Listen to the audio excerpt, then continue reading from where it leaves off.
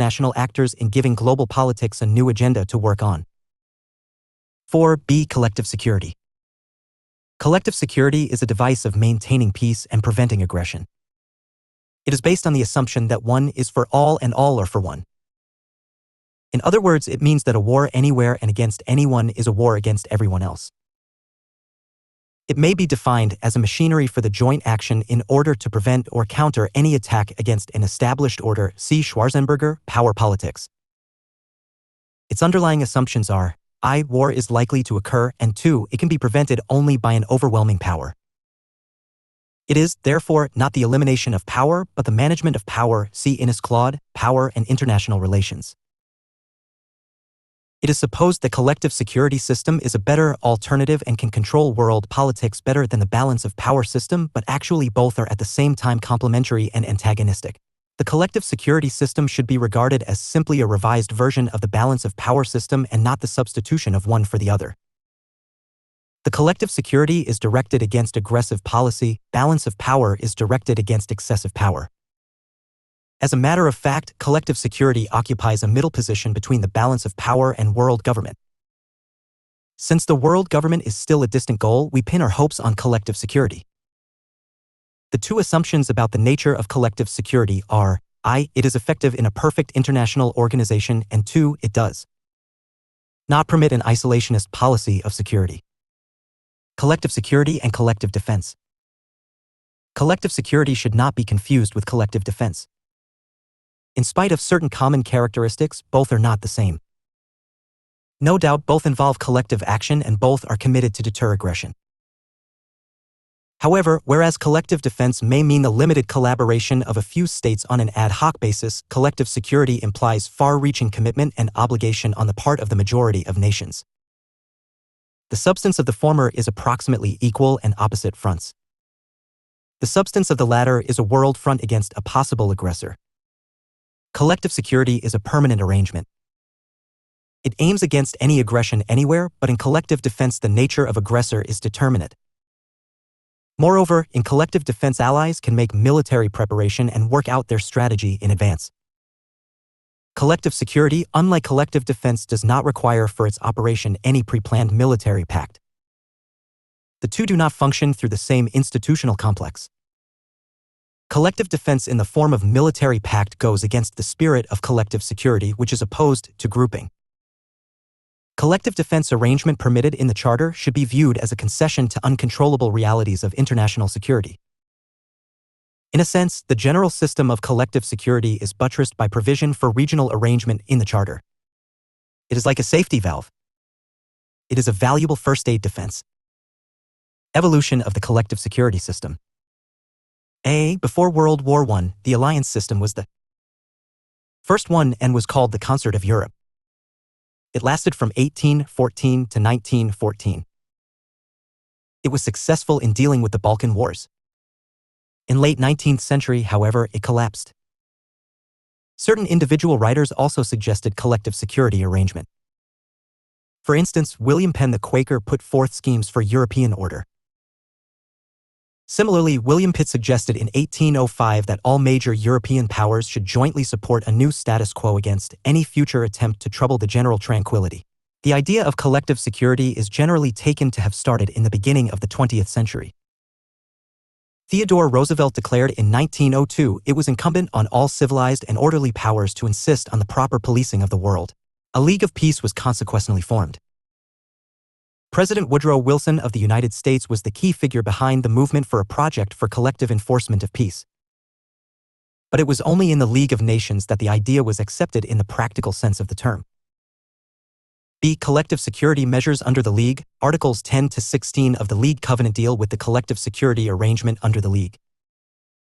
It was, however, severely handicapped as the United States, the Soviet Union, and Great Britain were not interested in the system. It also suffered a setback due to open defiance of Japan and Italy. Even France was not interested in universal security system. When Italy occupied the Greek island of Corfu, 1923, she pleaded that she did not intend to commit an act of war.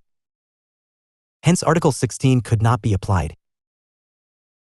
Again, on September 18, 1931, when Japan occupied central Manchuria, China, the Chinese government invoked Articles 10, 11, 15, and 16 of the Covenant. However, no action was favored by Britain because of the fear of Russian domination in the Far East if Japan became weak. All resolutions of the League were spurned by Japan.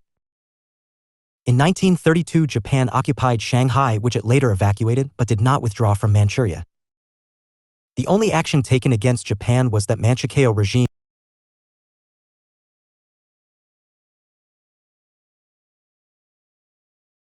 The only action taken against Japan was that Manchukuo regime was not recognized. Yet, there is no doubt about the fact that Japan violated the covenant besides the Paris Pact and the Nine-Power Treaty. It encouraged Italy and Germany also. German move of rearmament and aggression did not provoke any action from the League. The real test came in 1935 when Italy committed an aggression against Abyssinia. 51 members confirmed the Council's verdict that Italy resorted to war and violated Article 12. A committee of 18 members voted for ban on loan and credit. No military action was taken, only economic sanctions were applied. Germany had attacked Czechoslovakia and the League did nothing.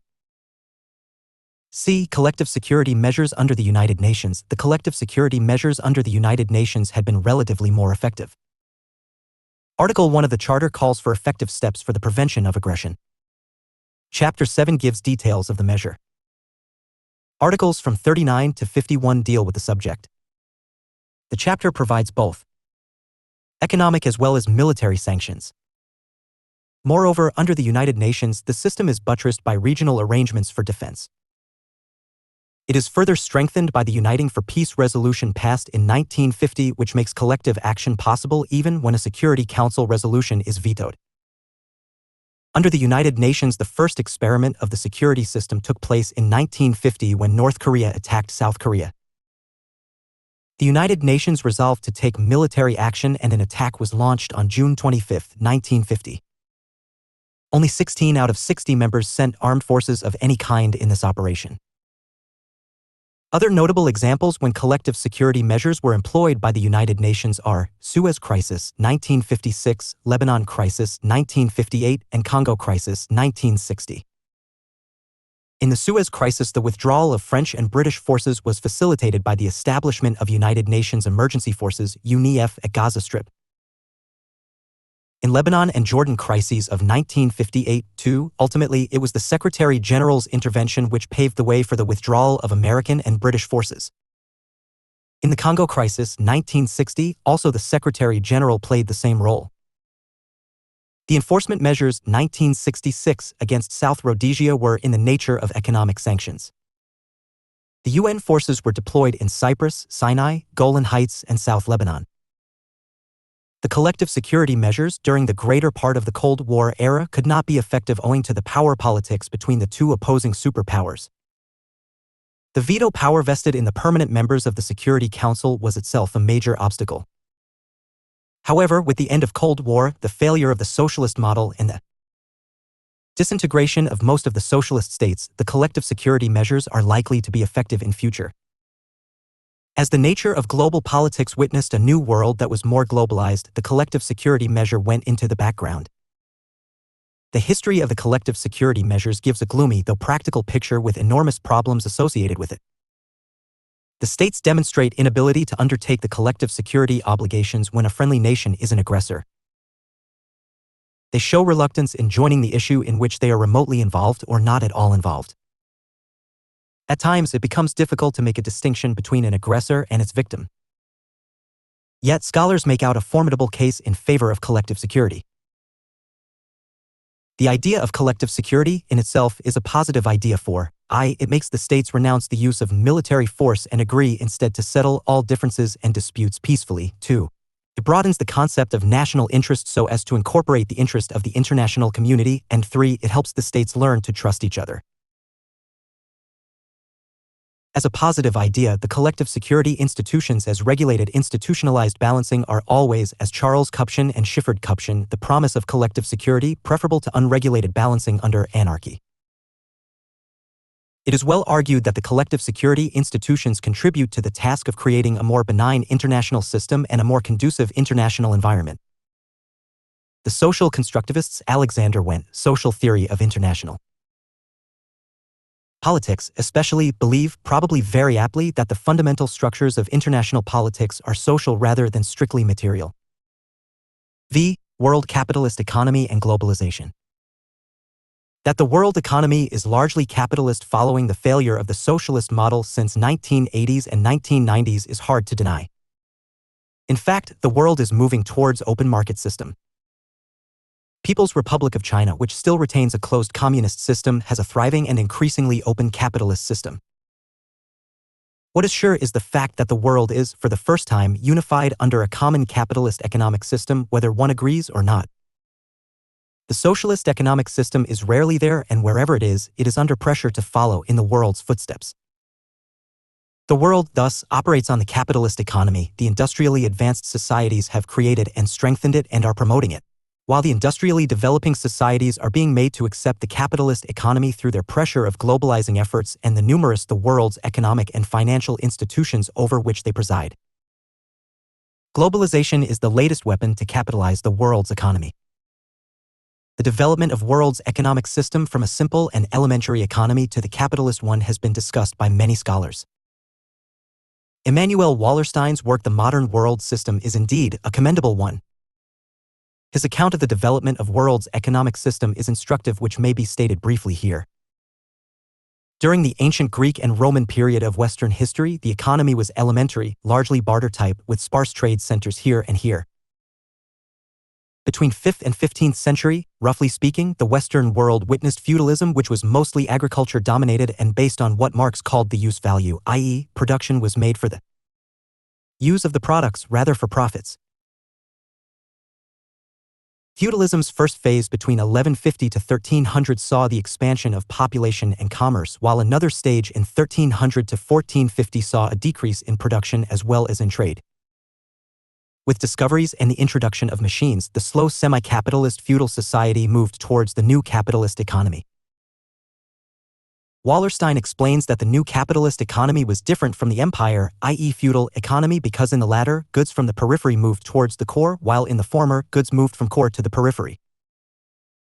Marx makes a distinction in a different way. Feudal economy was guided by CMC, i.e. commodity money commodity, while the new capitalist economy reigned through MCM, i.e. money commodity money. The new capitalist economy thrived on profit, maximum profit. The capitalist economy itself passed through numerous stages. Wallerstein divides the history of the capitalist world system into 4 stages, which for our purposes can be simplified and divided into 2 basic phases. Stages 1 and 2. This period follows the rise of the modern world system between 1450 and 1670.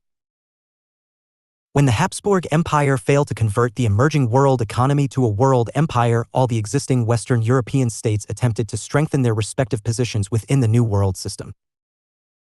In order to accomplish this move, most of the states consolidated their internal political, economic, and social resources by A. Bureaucratization. This process aided the limited but growing power of the king. By increasing the state power to collect taxes, the kings eventually increased state power to borrow money and thereby further expand the state bureaucracy. At the end of this stage, the monarch had become the supreme power and instituted what has been called absolute monarchy. B. Homogenization of the local population. To underline state involvement in the new capitalist system and encourage the rise of indigenous capitalist groups, many core states expelled minorities.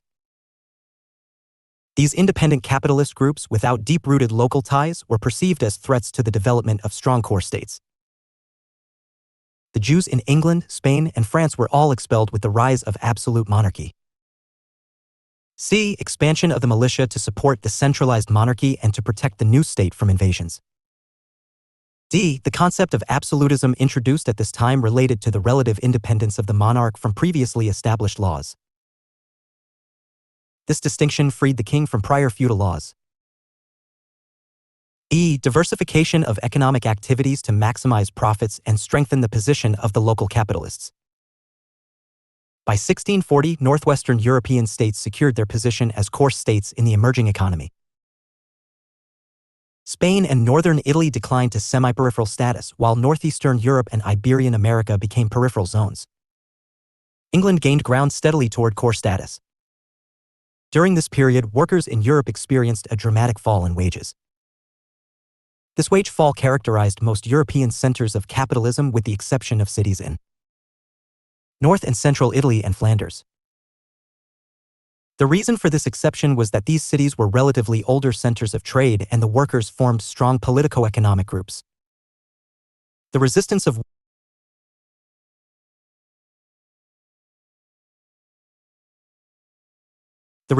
workers broke down the ability of employers to accumulate the large surplus necessary for the advancement of capitalism.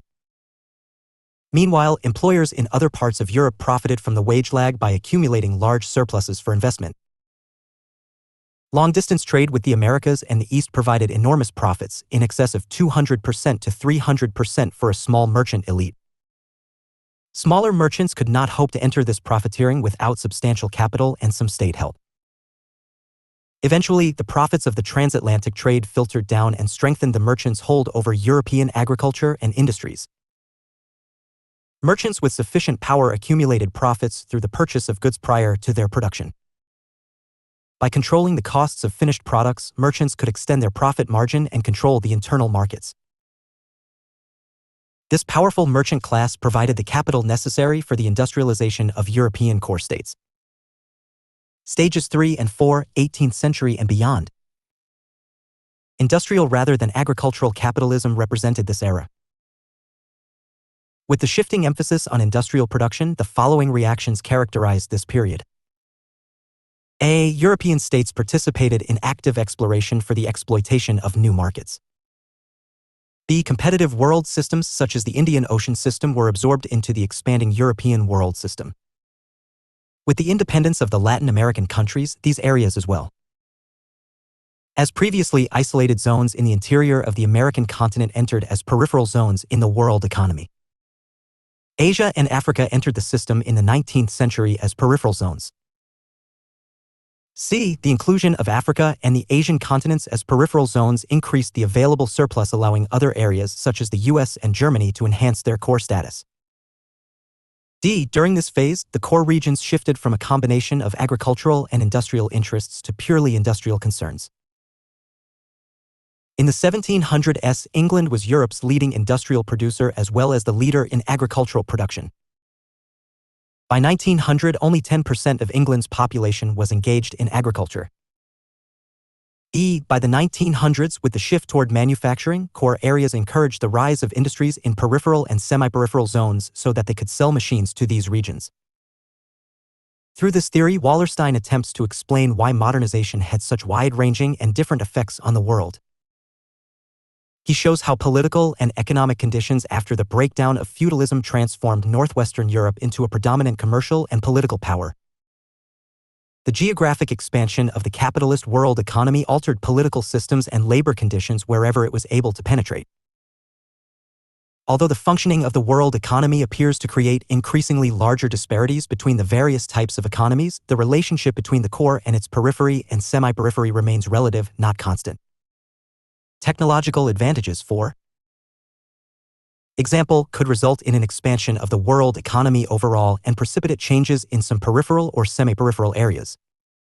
However, Wallerstein asserts that an analysis of the history of the capitalist world system shows that it has brought about a skewed development in which economic and social disparities between sections of the world economy have increased rather than provided prosperity for all. The capitalist economy, through the 19th and 20th centuries, moved towards colonialization of the vast areas of Asia and Africa. Imperialism thereafter reigned in the world, and the result was rivalries among the capitalist nations causing the two great wars. The post-World War IL was a period of Cold War, of suspicion, of arms race, small wars, and intense competition. The socialist economy, though appeared to challenge the capitalist economy initially, ultimately failed in the closing decades of the 20th century. The economic aspect of international politics outweighed its political aspect. The most telling demands of the developing world and global poverty on the one hand and the development of science, Technology and communication, on the other, saw the victory of the capitalist economy, with the ever-growing tendencies of globalization encompassing nearly the whole world. The world came in the grip of capitalist economy as it is today. The entire world is dominated by a single integral system of global capitalist production. The capitalist economy admits certain characteristics, notably private property system, free and open trade, lesser state intervention, reign of the market, dominance of profit motive, export initiatives, liberalized economy with states encouraging measures to boost business. Globalization measures have strengthened the capitalist economy by making borders soft, export-import regulations more accommodative, free flow of goods, personnel, technology, information, and the like. The capitalist economy, which dominates almost the whole of the world under the auspices of globalization, did attain laurels, for the triumph of capitalist economy was seen as the victory of neoliberalism. Since 1970s, the removal of capital control, thanks to globalization measures, the creation of new financial institutions and technological advances in communications have contributed to a much more highly integrated international financial system, benefiting in the process the capitalist economy. Accordingly, the volume of foreign exchange trading in the late 1990s has been approximately $1.5 trillion per day, an eightfold increase since 1986. By contrast, the global volume of exports, goods and services for all of 1997 was $6.6 trillion or $25 billion per day. In addition, the amount of investment capital seeking higher returns has grown enormously. By the mid-1990s, mutual funds, pension funds, and the like totaled $20 trillion, 10 times the 1980 figure. FDI expanded significantly in late 1980s, increasing much more rapidly than world trade and economic output. Throughout much of the 1990s, FDI outflows from the industriales to industrializing countries rose at approximately 15% annually. The transnational corporations, including the multinational corporations with loyalties towards their highly industrially advanced home nations, protect and promote the interests of the capitalist countries rather than those of the developing ones. These giant firms and their global strategies have become major determinants of trade flows and of the location of industries and other economic activities around the world. Who do the globalization measures benefit? Whom do the World Trade Organization rules benefit? Obviously, the answer is the advanced capitalist economies. For whose protection and promotion do the international financial institutions operate? Obviously, the answer is the capitalist nations. Markets always favor the prosperous and not the pauper. Critics of globalization foresee a capitalist economy characterized by highly industrially developed nations exploiting the developing nations and their economies. Believing that an open world economy would inevitably produce more losers than winners, the critics argue that unleashing market and other economic forces would result in immense struggle among the individual nations, economic classes, and powerful groups. Practice questions. 1. Explain the factors which promote national interest. 700 to 800 words. 2. Write a brief note on the concept of security. 2013, 200 to 250 words. 3. Define power as is understood in international relations. State its numerous elements. 2012, 700 to 800 words. 4. Is terrorism an essentially contested concept? What are the different manifestations of terrorism as a concept and as a practice? 5. Do you agree that the liberal theories are essentially Eurocentric and not imperialistic? 2012, 200 to 250 words. 6. Critically assess the nature of national security. 2014, 700 to 800 words. 7. The feminist approach to international relations is biased. 2014, 200 to 300 words. 8. State the evolution of the world capitalist economy. 200 to 250 words. 9. How would you relate the development of the world capitalist economy with the concept of globalization? 700 to 800 words. Changing international political order. Countries thereafter, the face of the international political order has undergone a substantial change. Newer powers are on the rise. The hegemony of the one-time superpower that was the United States of America is being challenged, if not threatened. Because of it, a newer bipolarity, both strategic and ideological in nature, is emerging. Though the arms race following the post-Cold War era has subdued, the threat of nuclear warfare looms large. The world has never been so near to the stockpile of nuclear weapons as it is today. Following World War I first and the disintegration of the socialist Marxist. Rise of the superpower. Superpowers, meaning. In its generic use, as the Oxford Concise Dictionary of Politics explains, the term superpower refers to those few states with power, defined by combining a series of variables together.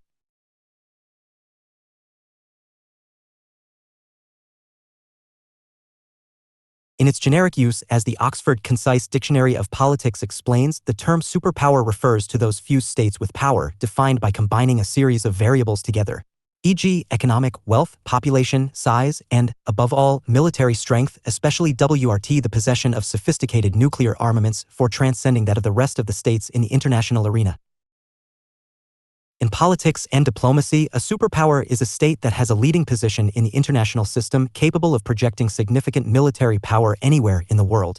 A leading professor of national security affairs, Alice Miller, defines a superpower as a country that has the capacity to project dominating power and influence anywhere in the world, and sometimes in more than one region of the globe at a time, and so may plausibly attain the status of global hegemony.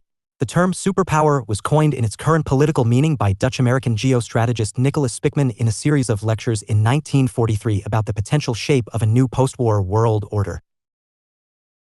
This formed the foundation for the book, The Geography of the Peace, which referred primarily to the unmatched maritime global supremacy of the United Kingdom and United States as essential for peace and prosperity in the world. A year later, William T.R. Fox, an American foreign policy professor, elaborated on the concept in the book The Superpowers, the United States, Britain, and the Soviet Union, Their Responsibility for Peace, 1944, which spoke of the global reach of a superempowered nation. Fox used the word superpower to identify a new category of power able to occupy the highest status in a world in which, as the war then raging demonstrated, states could challenge and fight each other on a global scale. According to him, there were, at that moment, three states that were superpowers: Britain, the United States, and the Soviet Union. The British Empire was the most extensive empire in world history, which was considered the foremost great power, and by 1921, held sway over 25% of the world's population and controlled about 25% of the Earth's total land area, while the United States and the Soviet Union grew in power after World War II. The characteristics which make a state a superpower are not clearly defined. And yet scholars have made attempts to point out some of these features. According to Lyman Miller, the basic components of superpower stature may be measured along four axes of power: military, economic, political, and cultural, or what political scientist Joseph Nye has termed soft. In the opinion of Kim Richard Nosal of Queen's University, generally this term was used to signify a political community that occupied a continental-sized landmass, had a sizable population, relative, at least, to other major powers, a superordinate economic capacity, including ample indigenous supplies of food and natural resources, enjoyed a high degree of non-dependence on international, and, most importantly, had a well-developed nuclear capacity, defined as second strike capability. Former Indian National Security Advisor Jyotindra Nath Dixit has also described the characteristics of superpowers. In his view, first, the state or the nation concerned should have sizable territorial presence in terms of the size of the population. Second, such a state should have high levels of domestic cohesion, clear sense of national identity, and stable administration based on strong legal and institutional arrangements. Third, the state concerned should be economically well-off and should be endowed with food security and natural resources, particularly energy and infrastructural resources in terms of minerals and metals. Such a state should have a strong industrial base backed by productive capacities and technological knowledge. Then the state concerned should have military capacities, particularly nuclear and missile weapons capabilities at least comparable to, if not of higher levels than, other countries which may have similar capacities. Professor Paul Duke says a superpower must be able to conduct a global strategy including the possibility of destroying the world, to command vast economic potential and influence, and to present a universal ideology. According to Professor June Teufel-Dreyer, a superpower must be able to project its power, soft and hard, globally. What makes a state a superpower? Why were the United States of America or the former USSR described as superpowers? Or how can the emerging powerful states such as Japan, China, India, Russia, or European Union as a collective body of states become a superpower? Numerous factors contribute to one's becoming a superpower. The United States of America has been a superpower because of reasons, for example, such as a strong federal liberal democracy, ties with countries in most part of the world, territorially a large nation with 9.37 million sq.km. Militarily, an advanced naval-based state with equally strong air and military force together with military alliances, NATO, SEATO, CENTO, etc., during the Cold War era. An economy which is the largest in the world, being almost self-reliant in agriculture, industry, and other fields, a vastly populated country, and the like.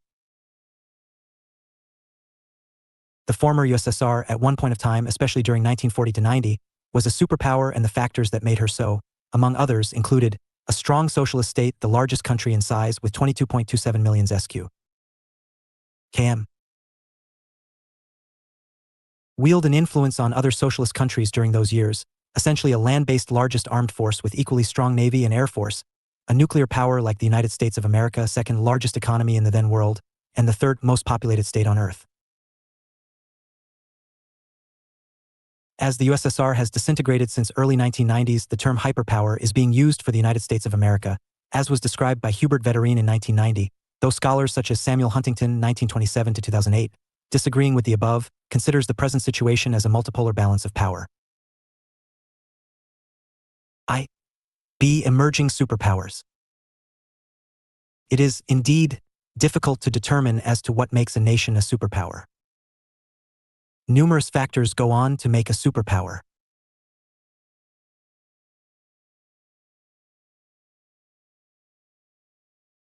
However, a strong economy, empowering militarily strength, a vastly populated and a large-sized territorial entity, an immensely dominant international position, a powerful commanding ideological base, and the like help establish a superpower. Commentators often tend to identify potential superpowers likely to be recognized as such in the 21st century.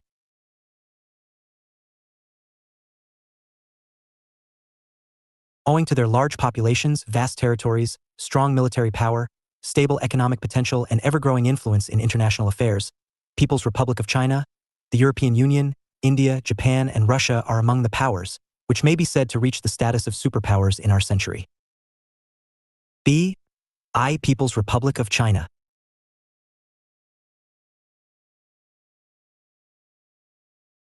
China's mammoth statistics, 2008, are as following.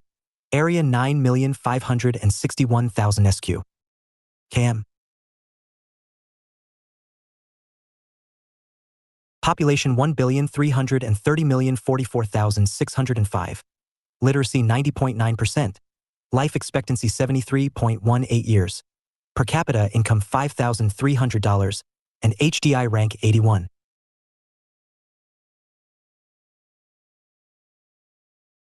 Xu Jiayao of Nottingham University has said that China will overtake the United States to become the world's largest economy by 2038 if current growth rates continue, and that China's GDP will overtake that of Japan by 2018, and has already overtaken Germany's in 2008. International relations analyst Parag Khanna states that by cutting massive trade and investment deals with Latin America and Africa, China has established its presence as a superpower along with the European Union and the United States. China's rise is demonstrated by its ballooning share of trade in its gross domestic product. He believes that China's consultative style has allowed it to develop political and economic ties with many countries, including those viewed as rogue states by the United States. He states that the Shanghai Cooperation Organization, founded with Russia and the Central Asian countries, may eventually be the NATO of the East. Another factor favoring China's rise is its government.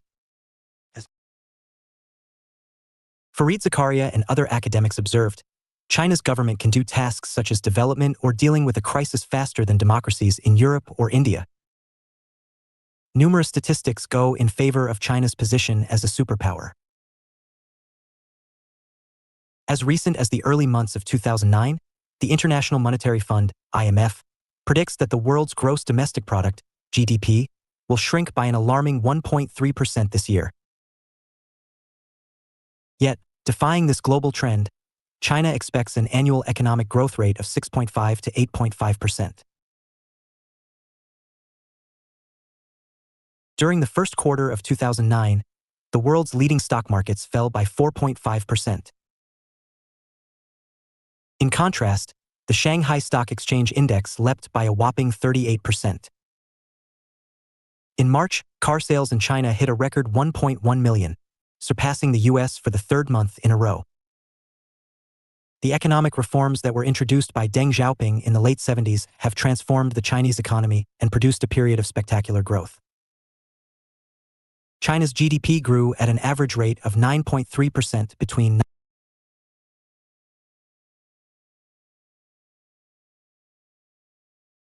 China's GDP grew at an average rate of 9.3% between 1979 to 93.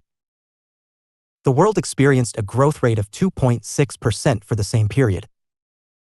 China's GDP has also quadrupled over a period of only 15 years. It has also improved its status as a trading nation, rising to 11th position from number 37 in 10 years. Another important fact is that China has accumulated a large foreign currency reserve and is second in the world to Japan. China has also taken advantage of foreign investment and is also rated second in the world after the US. It is important to realize that the above figures do not include any contribution from Hong Kong, which China regained possession of in July 1997. While China's performance has been impressive, it also has the potential to maintain this growth. It has a massive population, which represents not only a large domestic market but also a cheap labor source of a few 100 million people. It is also a country that is blessed with vast natural resources. The current economic problems in Asia have not had a major impact on China, though there are predictions of slower growth. However, it is expected that China may become the world's largest economy in terms of GDP by 2010. As a result of deteriorating peace conditions, China has set itself on a path of military modernization program. China's economic growth has been an important factor in the implementation of this program. However, due to the secrecy surrounding military matters, the actual size of military spending has been hard to determine. Officially, China's 1996 defense budget was US $8.7 billion. Independent estimates vary from US $8 billion to US $100 billion. Regardless of the independent estimates, the official Chinese defense budgets reveal a 200% increase from 1988. Even in its present form, China has the world's largest military. The People's Liberation Army (PLA) consists of over 2 million men and is complemented by the world's third-largest air force, consisting of 5,300 aircraft, and the world's largest small ship navy. Although these figures look impressive, there are major problems with obsolete equipment, poor training, and the transition to new doctrine. However, the future promises to be different. In an effort to modernize the People's Liberation Army Air Force (PLAF), China is developing or acquiring the rights to produce 6 new tactical aircraft models. China has already purchased Russian Su-27 aircraft and has also acquired the license to produce these aircrafts. This purchase will include advanced capabilities such as ECM pods, AA-10 Alamo, and AA-11 Archer missiles with helmet-mounted sights. It is also possible that the latest air-to-air missile, the AA-12, has been included. The first Chinese Su-27 aircraft will be built soon, with the total fleet expected to number over 250 aircraft. China is also developing a new F-10 single-seat aircraft that is based on the cancelled Israeli Lavi fighter aircraft. Both Israel and Russia are providing assistance in this project, and the F-10 is expected to be operational soon. A new light strike aircraft, the FB-7, is expected to be operational soon, and a light fighter, the FC-1, which is intended for export, is expected to be ready soon. China is in the process of developing a multi-role fighter known as the XXJ, which will have a stealth design. This aircraft is expected to enter service by 2015. The PLA Navy plan has received attention in the military modernization programmer, and the primary focus has been on force projection. China has introduced a new class of destroyers and frigates, which incorporates Western propulsion and weapons systems technology. While most of the efforts to modernize the military have been directed towards the PLAF and plan, the PLA has also received some attention. There have been improvements concerning small arms and artillery, however, the Army does not have modern tanks capable of challenging the latest Western technology. The primary development in the PLA has been the expansion of its elite troops. Known as Rapid Reaction Units (RRU), these troops are better trained and equipped than the regular Army. Capable of being deployed at short notice, this force of Marines and airborne soldiers may number as many as 500,000. The PLA plans to purchase Russian Il-76 transport aircraft, which will greatly enhance their troop mobility. China has also focused on its nuclear capability. The only missile currently capable of reaching North America is the DF-1, and China is estimated to have approximately 15 such systems. However, other systems are being developed. There have been attempts to acquire multiple independently targeted reentry vehicle (MIRV) technology through the acquisition of Russian SS-18 missile components. China has developed the 12,000 km range solid-fuel mobile DF-41 missile, which will allow rapid reaction and MIRV capability. China's history in the 20th century has been marked by occupation and civil war.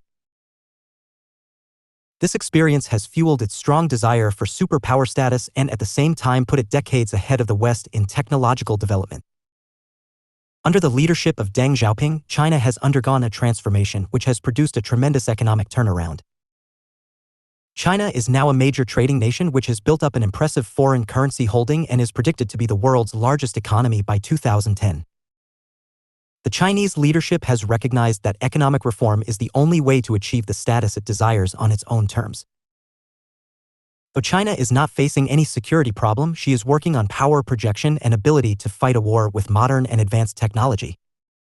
Jeffrey Murphy's superpower argues that while the potential for China is high, China too fragile to survive superpower status. As Susan Shirk in China, Fragile Superpower also thinks so. Other factors that could constrain China's ability to become a superpower in the future include limited supplies of energy and raw materials, questions over its innovation capability, inequality and corruption, and risks to social stability and the environment. China, George Friendman says, is geographically an isolated nation.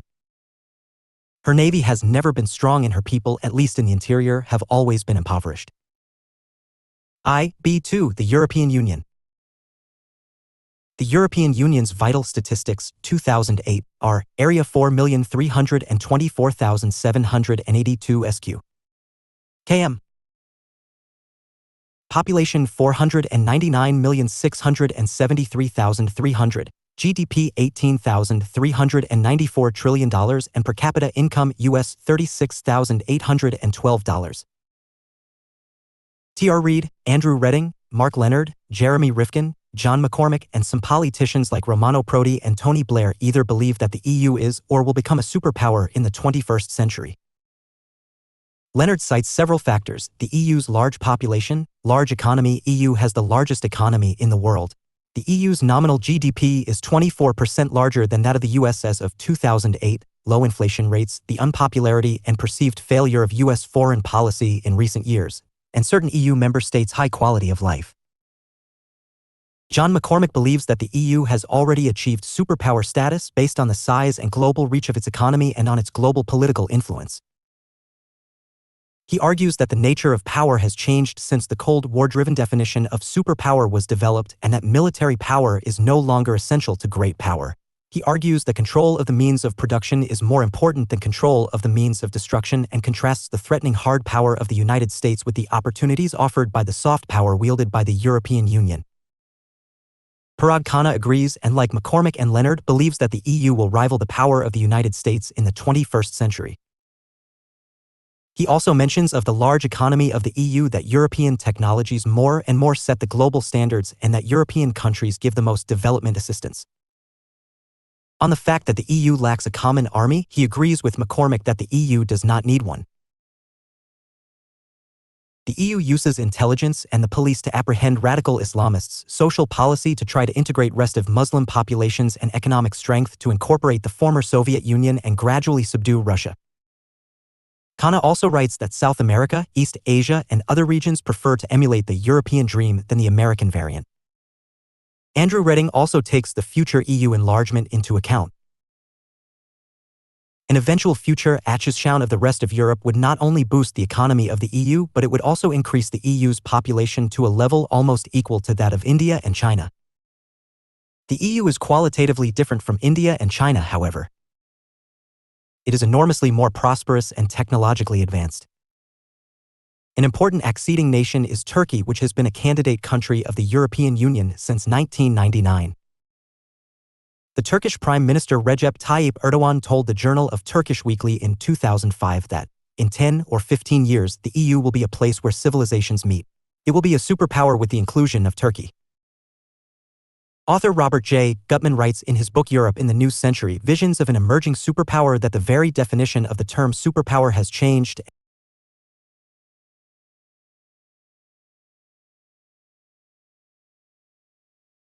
Author Robert J. Gutman writes in his book Europe in the New Century, Visions of an Emerging Superpower, that the very definition of the term superpower has changed, and that in the 21st century it doesn't only refer to states with military power but also to groups such as the European Union, which have strong market economy, young, highly educated workers who are savvy in high technology, and a global vision. Alexander Stubb, the Finnish Minister for Foreign Affairs, said on July 17, 2008 that he thinks the EU is and is not a superpower. While the EU is a superpower in the sense that it is the largest political union, single market, and aid donor in the world, it is not a superpower in the defense or foreign policy spheres. Factors constraining the EU's rise to superpower status include its lack of statehood in the international system, a lack of internal drive to project power worldwide, and nostalgia for the nation-state amongst some Europeans. To become an actual superpower in the coming years, Stubb urged the EU to approve and ratify the Lisbon Treaty, create an EU foreign ministry, develop a common EU defense, hold one collective seat at the UN Security Council and G8, and address what he described as the sour mood toward the EU prevalent in some European countries today. A large-scale study made by Mark Leonard and Ivan Krastev, chairman of the Center for Liberal Strategies, indicates that the EU is the most popular superpower. People across the world like to see the European Union become more influential. The study, which quizzed 57,000 people across 52 countries, found that the EU was unique among the four big powers, China, the EU, Russia, and the United States, in that no one wants to balance its rise. According to the European Council on Foreign Relations, which sponsored the research, 35% of world citizens want the 27-member bloc to grow in power. Britons were revealed to be the most ambivalent towards the EU's growing influence, with a positive balance of just 8%. The voice of the global opinion is very powerful. The author Anthony Barnett has even called the world opinion the second superpower. The European Union is another large economy together with the United States of America. It is also the biggest capitalist market as well.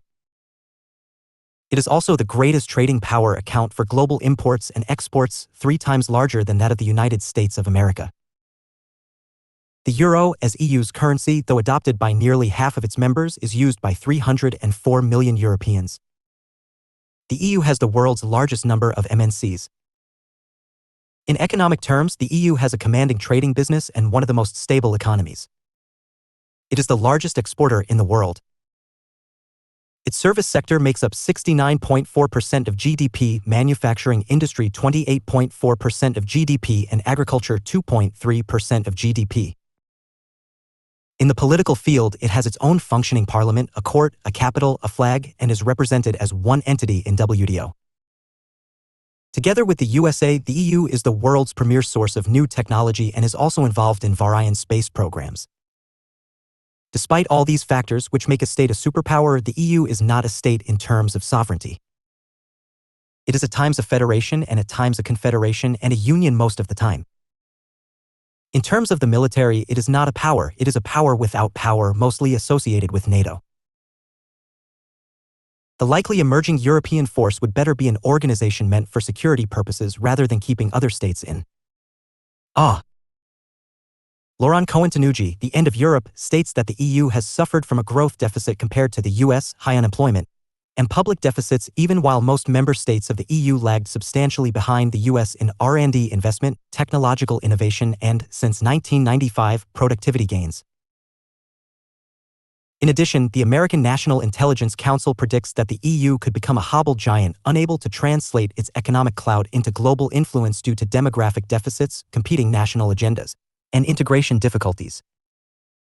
1. B3 India.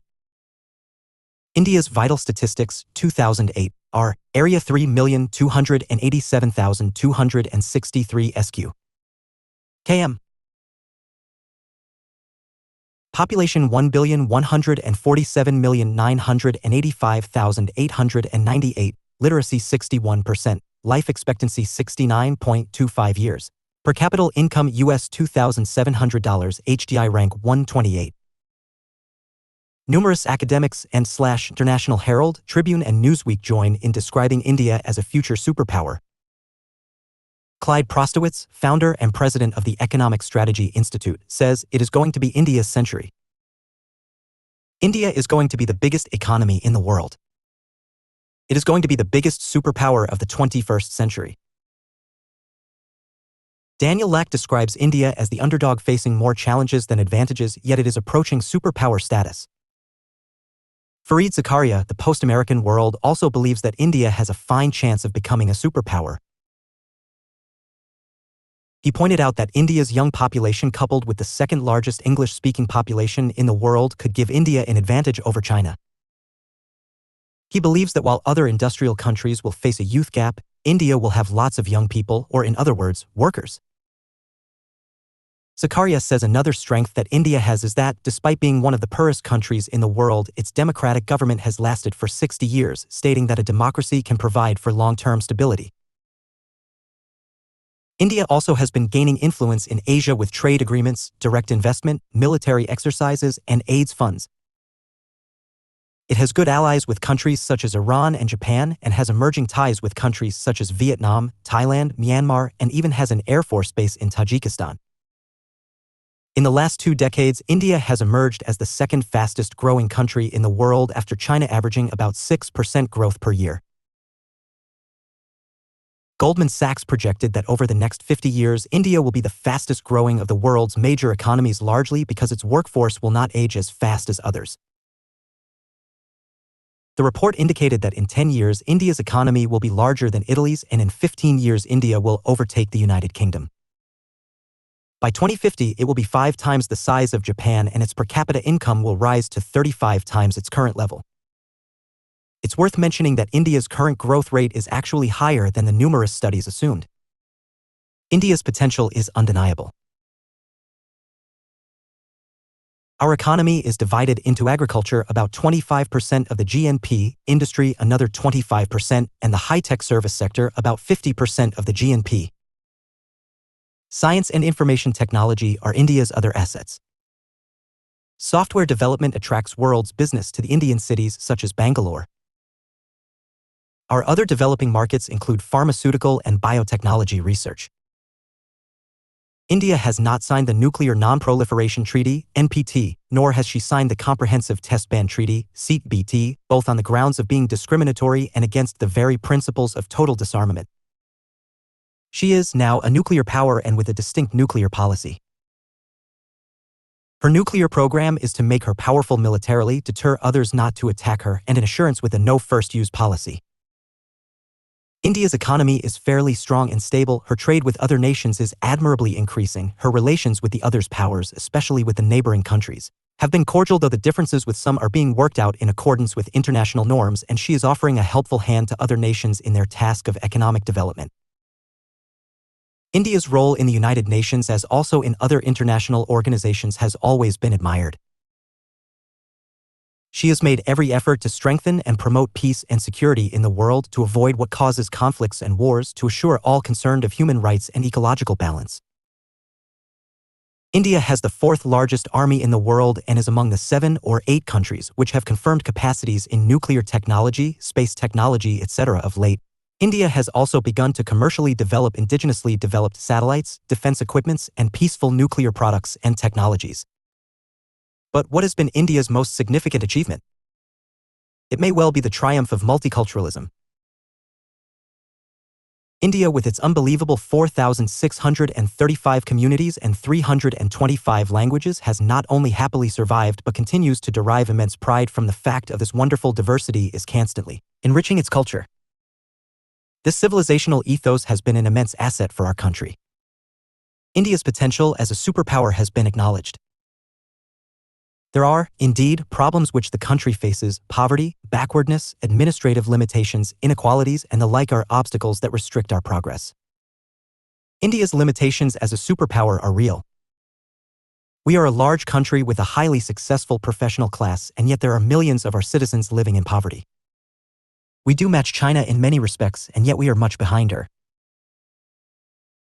Amy Choa, Days of Empire, agrees that while India's potential for superpower is great, it still faces many problems such as pervasive rural poverty, disease-filled urban slums, entrenched corruption, and egregious maternal mortality rates, just to name a few. B4. Russia.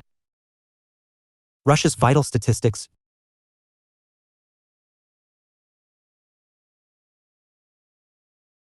Russia's vital statistics, 2008, are: area 17,075,000 sq km. Population 140,702,094, literacy 99.4%, life expectancy 65.94 years, per capita income US $14,600, and HDI rank 67. The Russian Federation is described as a potential superpower of the 21st century largely because of its fast-growing economy and the size of its military. According to Tevan Rosefield, Russia has an intact military-industrial complex and the mineral wealth to reactivate its dormant structurally militarized potential, and that supply-side constraints do not preclude a return to prodigal superpowerdom. The ABC News, in a report, says that Russia is once again indisputably the number 2 military power in the world, second only to the United States. Mike Ritchie of Energy Intelligence says Russia was always a superpower that used its energy to win friends and influence among its former Soviet satellites. Nothing has really changed much. They are back in the same game, winning friends, influencing people, and using their power to do so. Russia is often considered to be an energy superpower and a nuclear superpower due to its vast amounts of natural resources and large nuclear arsenal, mostly left over from the former Soviet Union. Russia is a superpower for many reasons as follows. 1. Russia has the world's largest nuclear weapon arsenal, 10 times greater than that of the USA. 2. Her economy is also stronger than that of the USA. 3. She's an energy supergiant of the 21st century. 4. She has every domain of power in ideological, diplomatic, and technological fronts, and 5. She has vast store of natural resources which she exports to numerous European and other countries. In 2004, Russia's real gross domestic product, GDP, grew by approximately 7.1%, surpassing average growth rates in all other G8 countries and making the country's 6th consecutive year of economic growth. Russia's economic growth over the last 5 years has been fueled primarily by energy exports, particularly given the boom in Russian oil production and relatively high world oil prices during the period. This economic growth is fueled mainly by oil and natural gas prices. As it stands, Russia is one of the largest exporters of crude oil in the world, second only to Saudi Arabia. Over 70% of Russia crude oil production is sent directly abroad for export, while the remaining 30% is refined locally. It also holds the world's largest natural gas reserves with 1,680 trillion cubic feet, nearly twice the reserves of the next largest country, Iran. There are significant obstacles to Russia gaining superpower status. In recent years, Russia's sphere of influence significantly shrunk owing in part to gains by the EU and NATO. Russia's currently shrinking and aging population is a major problem for the country. In addition, Russia is currently only the 8th largest economy in the world by nominal GDP, and by this parameter is approximately 10 times smaller than the EU economy and about 8 times smaller than the US 2008. However, by GDP, Russia is the 6th largest economy in the world. Russia is heavily reliant on resource extraction, especially fossil fuels, for its economy. B.V. Japan. Japan's vital statistics, 2008, are: area 377,765 sq km.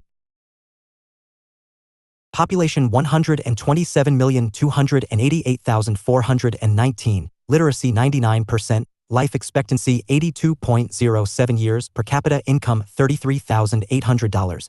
HDI rank 8. Economy is half that of China, yet she gets her GDP from population that is about 10 times less than China. Japan holds a significant lead in technology and her shipbuilding program is enormous. She has, for this reason, the second-best navy in the Pacific, centered around 4 helicopter-carrying destroyers, 9 guided missile destroyers, 34 destroyers, and 18 diesel-electric submarines. A large number of these ships, 2 guided missile destroyers, 13 of the destroyers, and 9 of the submarines, have entered service since 1995, making this a very modern force. Japan's Air Force is fairly modern and is built around the F-15J, a variant of the F-15C, and the F-2, a stealthier version of the F-16 with 4 additional hardpoints. The total number of the F-15J force is about 200 aircrafts, counting the combat-capable F-15DJ two-seater as well. Currently, 130 F-2s are authorized, 49 are presently in service, but the figure could likely go higher as the 92 F-4EJ Kai Phantoms are retired as well. This is smaller than the 380 Su-27/Su-30 MKKs in the Chinese Air Force, but Japan has a huge advantage in airborne early warning aircraft over China. Japan has a prosperous trade. She is the world's second-largest industrial economy and the United States' largest trading partner. The U.S.-Japanese bilateral economic relationship is strong and interdependent. Her trade with other countries too has placed the Japanese economy in an enviable position, especially trade with the Southeast Asian countries and the European nations. Her stable financial position has been her greatest asset. Ever since her surrender before the United States in 1945, Japan has taken a low-profile approach in military matters, choosing strictly a defensive posture. In fact, Japan's efforts in the 1980s to build a carrier were scrapped after political protests. Japan also has a very strict no nuclear weapons policy. That said, Japan reprocesses plutonium for its many nuclear power plants, which gives it the ability to make nuclear weapons if it needs to, and it does have a strong space launch capability. Many ICBMs have become the means to launch satellites and other vehicles into space. Japan could have a working nuclear weapons capability in a year should she decide so. In conclusion, one would like to assert that Japan has all the resources and potential of becoming a superpower. She has a well-developed economy and she can raise herself to be a great military power. But the only reason that Japan is not a superpower is that she has not chosen to pursue this course for herself. LL. Bipolarity. IL. A. Strategic and ideological bipolarity. Polarity, as a concept of international relations, describes the pattern of distribution of power in which one state finds herself as against the other in matters relating to political, economic, and military position. It is a varying situation of 2 states opposing and confronting each other and finding themselves at different poles. It amounts to holding on to one's own pole. Polarity does not imply 2 varying actors, it may also imply 2 groups of actors. Polarity is unipolar, bipolar, or multipolar. There may be a position of non-polarity. A unipolarity characterizes a full domination of one state over the all-known world. As a true unipolarity is nearly impossible, we may have example of regional unipolarity, i.e., a dominant influence of one state over the other states in a region. The Byzantine Empire between the 6th and the 15th centuries, the Ottoman Empire between 15th to the 17th centuries, the French Empire during the reign of Louis XIV and Napoleon, the British Empire from the end of the Napoleon Wars to the beginning of the 20th century are all examples of regional unipolarity where a particular state or empire exerts influence over the areas under its control. Bipolarity in international politics describes a distribution of power in which 2 states have the majority of economic, military, and cultural influence internationally or regionally. Often, spheres of influence would develop. For example, in the Cold War, most Western and democratic states would fall under the influence of the USA while most communist states would fall under the influence of the former USSR. The examples of bipolarity is a situation that existed between Great Britain and France during the colonial era and between the USA and the former USSR during the Cold War era. The bipolar system can be said to extend to much larger systems, also called the multi-state bipolarity, such as alliances or organizations which would not be considered nation-states but would still have power concentrated in two primary groups. In both world wars, much of the world, and especially Europe, the United States, and Japan had been divided into two respective spheres, one case being the Axis and Allies of World War II, 1939–45, and the division of power between the Central Powers and the Allied powers during World War, 1914–18. Neutral nations, however, may have caused what may be assessed as an example of tripolarity as well within both of the conflicts. Multipolarity in international politics describes a distribution of power in which more than two nation-states have nearly equal amounts of military, cultural, and economic influence. Opinions on the stability of multipolarity differ.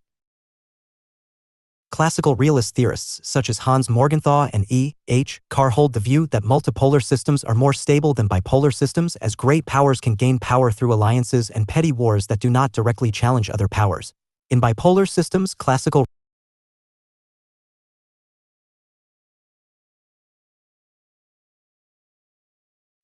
realist theorists such as Hans Morgenthau and E. H. Carr hold the view that multipolar systems are more stable than bipolar systems, as great powers can gain power through alliances and petty wars that do not directly challenge other powers.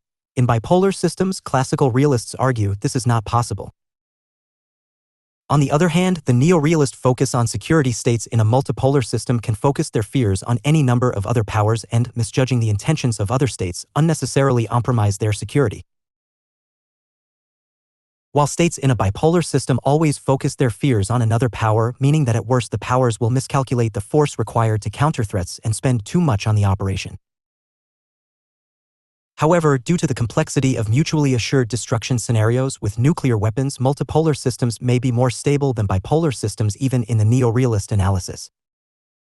This system tends to have many shifting alliances until one of two things happens. Either a balance of power is struck and neither side wants to attack the other, or one side will attack the other because it either fears the potential of the new alliance or it feels that it can defeat the other side. One of the major implications of an international system with any number of poles, including a multipolar system, is that international decisions will often be made for strategic reasons to maintain a balance of power rather than out of ideological or historical reasons. Whatever be the polarity system, the problem of the balance of power always remains a lively one, and the different regions of the world find themselves in one pole or the other. The reasons may be strategic or ideological or even both. The state, for purposes of fulfilling their interests, strategically align themselves with those which can help them attain their national objectives. They may also align with those which profess like ideologies. Often, strategic interests outweigh ideological interests. The differences between the two communist states, the former USSR and the People's Republic of China, during the 1960s was not as much ideological as were strategic. Nopolarity refers to an international system with numerous centers of power. No one center of power dominates. Centers of power can be nation-states, corporations, non-governmental organizations, terrorist groups, and the like. Power is found in many hands and at many places. Lil. Post-Cold War world theories. Usually, the post-Cold War world is described either unipolar or multipolar, though some even hint at the emerging bipolar order as well. Those who regard the world as unipolar hold the view that, following the disintegration of the USSR, only the United States of America is the real and meaningful superpower, influencing the entire world. Those who consider the present world situation as one that is preparing a ground for bipolar world argue that the cluster of states are moving into one or the other group. Those claiming that the world is multipolar fall into two schools of thought. One asserts that the concept of superpower is something of the past and that the USA and the USSR were the superpowers during the Cold War era. With Cold War having ended, this view argues that due to the complex economic interdependencies on the international scale and the creation of a global village, the concept of one or more states gaining enough power to claim superpower status is antiquated. The rival view is that even throughout the Cold War, neither the USA nor the USSR were superpowers but were actually dependent on the smaller states in their spheres of influences. It would not be out of place here to refer to some of the theories which help describe the post-Cold War world.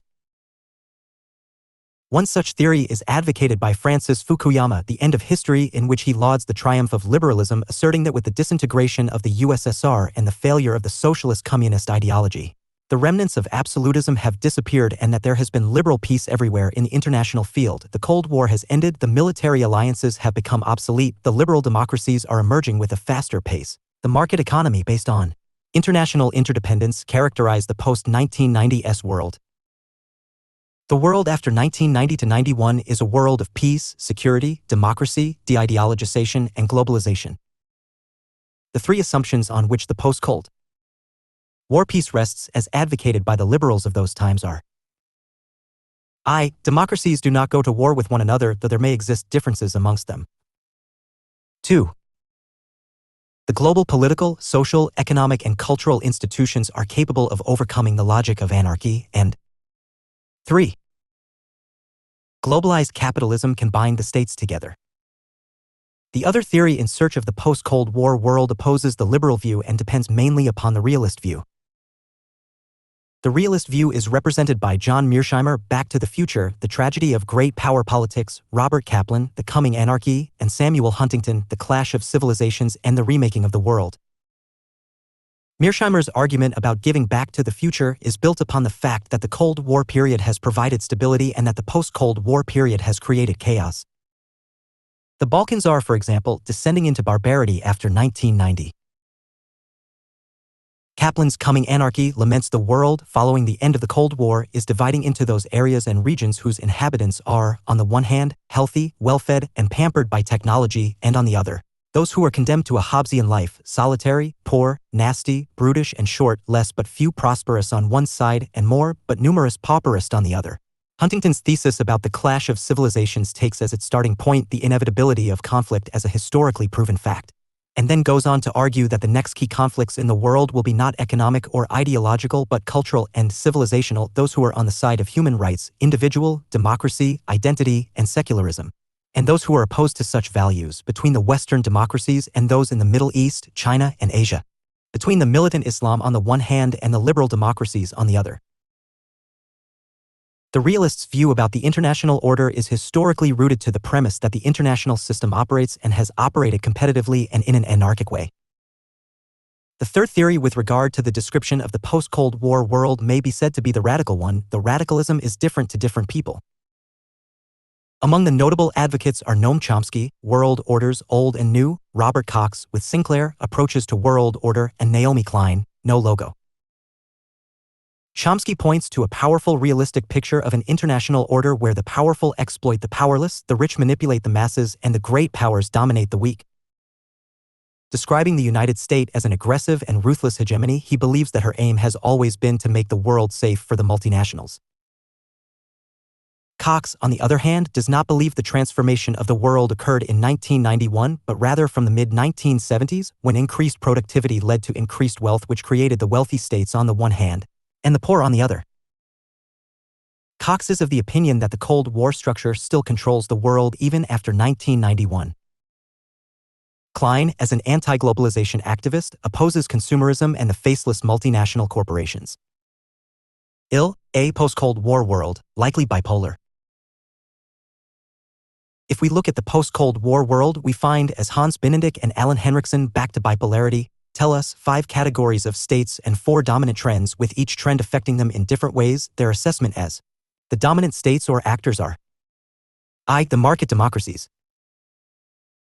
Their ideology has become the global model, and by the end of the decade, 117 of the world's 192 nations are characterized as democracies. The United States remained the leader of the adapting alliances of market democracies, and for a moment the international system appeared unipolar as the U.S. engagement policy made American influence felt globally. 2. States in transition constitute a second group that hopefully is moving toward market democracies. The most important of these transition states are China, Russia, and India. Their ultimate orientation may be the most important determinant of how the more mature system will look. 3. The third category of states consists of the so-called rogues or rejectionist states, notably Iraq, Iran, North Korea, Libya, Sudan, Cuba, and now Serbia. Containing their activities became the prime focus of the U.S. defense policy. 4. A fourth category includes the failing states Bosnia, Rwanda, Cambodia, Algeria, Somalia, and Haiti, to name just a few. Finally, non-state actors have begun to take on many state characteristics. Some support the market democracies, such as global companies, some prey on them, like international crime syndicates, and some seek to bring the market democrat down, for example terrorist organizations. We may call them transnational outlaws. For worldwide trends have had both positive and negative effects on these 5 categories of actors/states, pulling some together and pushing others apart. The general result has been an increasing degree of polarization in international politics. The rapid globalization of events is based on new information technology and has increased the pace of events in economics, politics, and military affairs. Economic globalization has brought unprecedented wealth to most market democracies, and it continues to attract transition states and empower transnational outlaws. But rogue states tend to reject the cultural and economic aspects of globalization.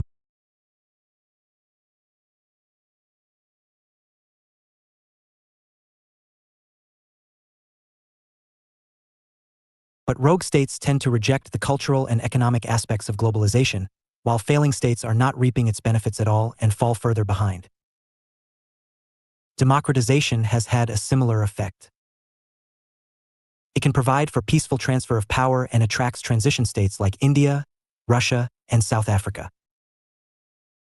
But it has deepened fissures within many failing states as ethnic, tribal, or religious groups simply vote for their group. Fragmentation has ironically been stimulated by globalization as groups seek to differentiate themselves in a globalized world and to maximize power at the local level. This devolution of power is a phenomenon found nearly everywhere in the world today, but it has a very different impact on different actors. In market democracies, it has led to generally positive outcomes such as greater power sharing with state governments in the United States and the concept of subsidiarity, decisions made at lowest possible level, in the European Union. In some market democracies with particularly difficult ethnic balances, e.g., Canada, Belgium, and Spain, the democratic process has provided safeguards for minorities and the means to resolve disputes.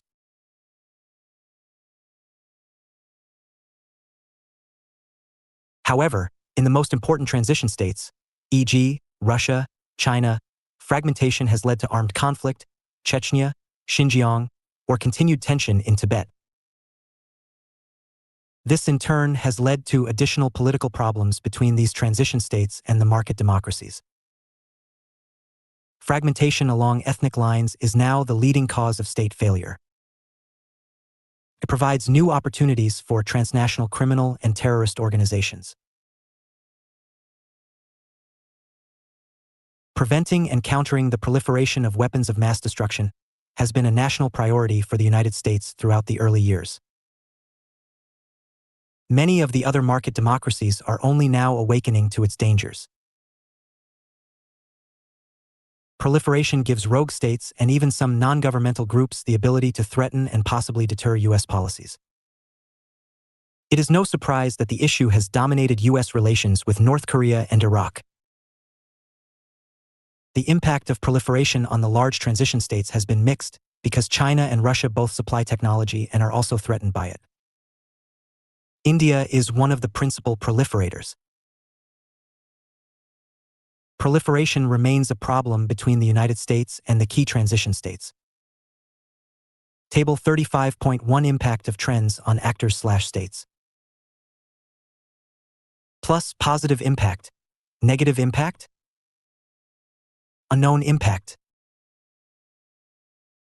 Given the evident polarizing impact of these 4 worldwide trends, one must ask whether post-Cold War world is also moving in the direction of eventual bipolarity. A look at recent relations among major powers tends to confirm this possibility. The table above illustrates current relationships among the 5 major global powers. The United States is adapting and reinforcing its security alliances with Europe and Japan. At the same time, the U.S. security relations with both Russia and China have been badly frayed during the past year. There are major differences with Russia over NATO expansion, missile defense, proliferation, and oil in the Caspian Sea. The war between NATO and Serbia has dramatically increased these tensions. There are also major differences with China over Taiwan, Tibet, missile defense, human rights, espionage, and economic policy.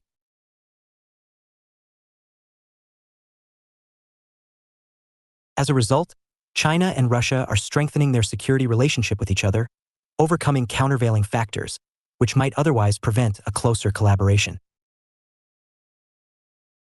The attraction of globalization that draws both states to the West risks being overwhelmed by policy differences with the West.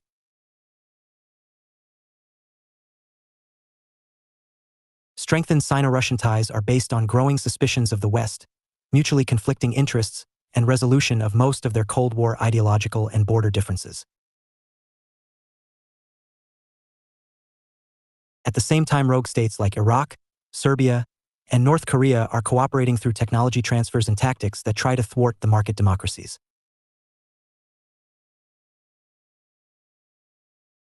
If a new polarization takes place in the post-Cold War world, the pattern of alignment that emerges might look similar to that of the Cold War, but this time it would be based more on interests than on ideology. It could be a schism between the technologically advanced haves, the market democracies, and have-nots, the rest. The United States and its allies could face an informal coalition of Russia, China, and rogue states, made even more dangerous by the rogues' ties to these two major powers. Such a new bipolar is not inevitable, but it is not that history may not repeat itself. Ideologically, it may not, strategically, it may. 4. Cold War, arms and nuclear threat. The Cold War phenomenon during the period following the Second World War was one of the most crucial periods of the 20th century. It was a period where there was no war in the real sense of the term, but there was, then, no peace either. In fact, it was a period of uncertainty, of suspicion, of incoming troubles, a period more near war than peace. It was during this period that all efforts at disarmament went into oblivion and there began an arms race. For a Cold War. Cold War is a situation of political hostility between countries using means short of warfare. Such a state had existed from 1945 until 1990 between two rival groups, one led by the United States of America and another by the former USSR. It is a situation characterized by intense economic, political, and military rivalries between the nations, short of conflict with hostile political policies and an atmosphere of strained relations between nations or groups of nations. The causes of Cold War are not to be found in the situation following World War IL, but one can trace them to the days of the Bolsheviks' victory in Russia in 1917.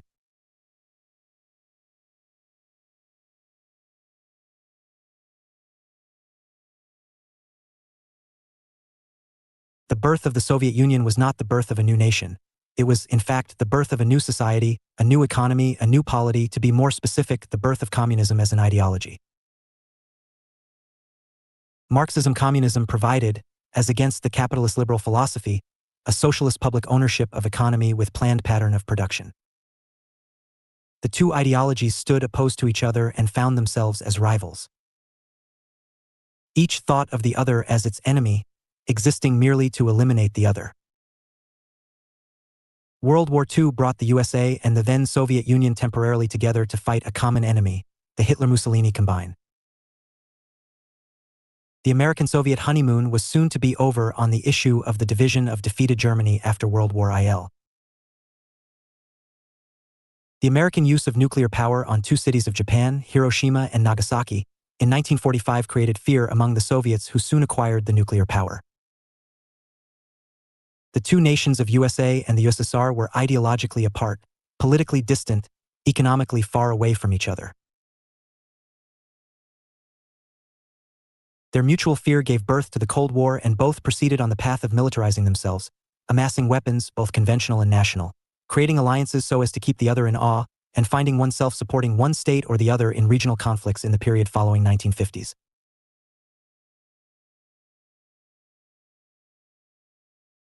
The first use of the term Cold War to describe post-World War II geopolitical tensions between the Soviet Union and its Western allies has been attributed to an American, Bernard Baruch.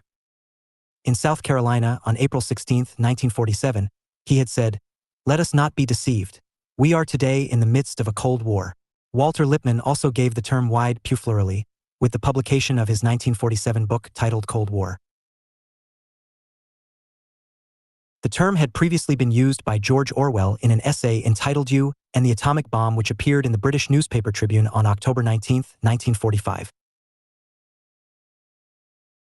However, while contemplating a world living in the shadow of nuclear war and warning of a peace that is no peace, which he called a permanent Cold War, Orwell did directly refer to that war as the ideological confrontation between the Soviet Union and the Western powers. In a 1946 newspaper column, Orwell also wrote, after the Moscow Conference last December, Russia began to make a Cold War on Britain and the British Empire.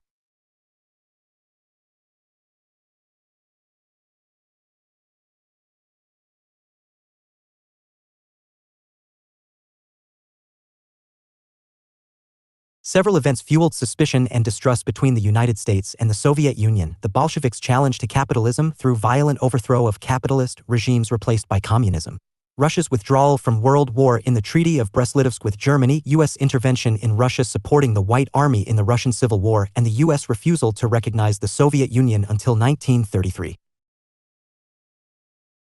Other events in the interwar period deepened this climate of mutual distrust, for instance the Treaty of Rapallo, the activities during the war, wartime differences between the Allies, especially the USSR, the Berlin blockade, the Korean War, and the like. The military alliances created by both the USA and the USSR had made the Cold War a reality. Any event that occurred thereafter was a testimony of what the Cold War can really mean: distrust, suspicion, hatred, charges and countercharges. Beginning with the end of World War II, the Cold War was unusual in the sense that thought the enmity between the rivals resembled that of outright war. The conflict remained within the rules of international law and in conditions of peace. The Cold War was cold because it did not take recourse to outright war at its core. Whatever ending date, 1963, 1972, or 1989 to 91, one chooses, the fact remains that the United States and the Soviet Union, along with their military alliances NATO and the Warsaw Pact, never entered into military conflict. Actual war was displaced to the periphery and carried out by proxies or by independent actors. The Cold War passed through different phases. The first phase, 1945 to 46 to 1953, was one where there were global realignments of major political powers. The period lasted till the death of Stalin. The major events during this period included the Truman Doctrine, Marshall Plan, the Berlin blockade and Berlin airlift, the Soviet Union's detonation of its first atomic bomb, the formation of NATO, the formation of West and East Germany, the Stalin Note for German reunification, the superpower disengagement from Central Europe, the Chinese Civil War, and the Korean War. The second phase stretched from 1953 to the Cuban Missile Crisis of 1962. It was a period of escalation of the Cold War crisis. First and second phases were marked by bipolar confrontation, but the differences lay in the leadership of the Soviet Union. Stalin was steadily firm in his approach, while Khrushchev made overtures of peace one day and would threaten war the next day. The major events during this period were change of leadership both in USA and USSR, Warsaw Pact, revolution in Hungary, raising the Berlin Wall, decolonization and the rise of Third World defense pacts with the Third World countries, revolutions in Latin America and Indochina, the Suez Crisis, Iran and Mossadegh, Sino-Soviet split, threat to Soviet influence in Eastern Europe, and the Cuban Missile Crisis. The third phase of the Cold War was from 1962 to 1973. It was marked by an erosion of power on both sides. Vietnam did this for the US, and conflict with China and other satellites did this for the USSR. It was the period of de-escalation and détente. The hallmark of this period was a short period détente from 1969 to late 1970s with the revival of hostilities once again. In the 1960s and 1970s, the Third World was increasingly divided between governments backed by the Soviets such as Libya and Syria and governments backed by the West such as Saudi Arabia and a growing camp of non-aligned nations. The rise of Western Europe, Japan and China challenged the bipolarity of the two superpowers. So, in order to maintain their dominant position, the two superpowers sought the help of each other, which led to a relaxation of the Cold War called détente. The fourth phase of the Cold War was from 1979 to 1985. It was marked with the revival of Cold War as a result of Soviet invasion of Afghanistan. This period is also known as the Second Cold War. It was marked with a change in the Western policy towards détente and a more confrontationist attitude towards the Soviet Union. The Soviet occupation of Afghanistan turned into a long guerrilla war. America supplied the Mujahideens of Afghanistan with weapons. America also supplied arms to the Nicaraguan Contras. In 1981, American F-14s shot down Soviet-made Libyan plane in the Gulf of Sidra. In 1983, the U.S. invaded Grenoble. In Eastern Europe, martial law was declared in Poland between 1981 and 1983. The Soviets shot down Korean Air Flight 007, a commercial airliner, in 1983. The fifth phase was from 1985 to 1991. It started with confrontation but concluded with the final end in December 1996. Main events of this period include changes in borders in Europe and Central Asia, creation of 24 new states, Chernobyl blasts in 1986 in USSR, the Autumn of Nations, and the final collapse of the Soviet Union. Ultimately, the Cold War ended officially. 4. B. Arms race. The term arms race, in its original usage, describes a competition between two or more states for real or apparent military supremacy. Each state competes to produce larger number of weapons, greater armies, or superior military technology in a technological escalation to gain supremacy. Nowadays, the term is commonly used to describe any competition where there is no absolute goal, only the relative goal of staying ahead of the other competitors. The arms race is closely linked with the situation of war, more so with the situation of Cold War. The period of Cold War as between the USA and the USSR during 1945 to 90 was a period of arms race, producing weapons of destruction so to have an advantage over the rival state. As arms race requires armaments of all types, states that indulge in Cold War have to spend a substantial lot of money. The more a state is financially sound, the more are its possibilities to attain weapons. The USA and the USSR began spending a good percentage of their budgets on amassing armaments. With the introduction of nuclear power, arms race was directed towards attaining such power. Arms race became the nuclear arms race. The German Jews were the first to work on the atomic weapons. Otto Hahn and Fritz Stiersman were the first to split the atom. But Americans Robert Oppenheimer, in Rice Fermi, Herbert York, Edward Teller, under the guidance of Major General Leslie Groves under the Manhattan Project costing $2 billion, produced the first 3 nuclear bombs on July 16, 1945 at Alamogordo, New Mexico. The fateful event was called the Trinity Test. Americans were the first to explode it on Hiroshima and Nagasaki so to put an end to the World War I. It forced the Soviets to accelerate their atomic program, and they did it on August 29, 1949 at the Semipalatinsk test site in Kazakhstan. The nuclear arms race had now begun. The other nations soon followed them. Britain did it in 1952, France in 1960, and China in 1964, India in 1974 and 1998, Pakistan in 1998, North Korea in 2006. The undeclared nuclear weapons states include Israel, while states alleged to have nuclear weapons programmers are Iran and Syria. The weapons of mass destruction include biological, chemical, nuclear, and radiological, and the countries which possess such weapons are said to be Albania, Algeria, Argentina, Australia, Brazil, Bulgaria, Canada, China, France, Germany, India, Iran, Iraq, Israel, Japan, Netherlands, North Korea, Pakistan, Poland, Romania, Russia, Saudi Arabia, South Africa, Sweden, Syria, Taiwan, United Kingdom, and United States. A brief description of the different phases of the nuclear arms race in the post-war period can be summed up as I. Period of U.S. monopoly, 1945 to 57. During this period, the United States first enjoyed a total monopoly until 1953 and thereafter nuclear superiority.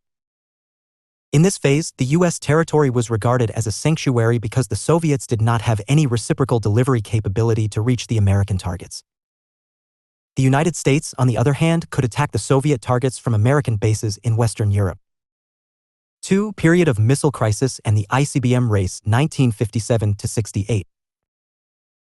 By the US during the first phase was broken when the Soviets successfully tested the ICBM in 1957, creating what has been called the missile crisis in America. The advent of ICBMs shifted the focus of the nuclear arms race to strategic weapons, i.e. intercontinental ballistic missiles, ICBMs, Sea-launched ballistic missiles, SLBMs, and strategic or intercontinental bombers, which provided the strategic tripod. In 1967, USSR tested what is called a fractional orbital bombardment system. This accelerated the qualitative dimension of the nuclear arms race further into space. 3. Period of MIRV and ICBM Race 1968–70. The third phase in the nuclear arms race began when the American delivery technology took a gigantic leap by introducing what is called the Multiple Independently Targetable Reentry Vehicle (MIRV) capability in their ICBMs in 1968. This meant that now one single ICBM could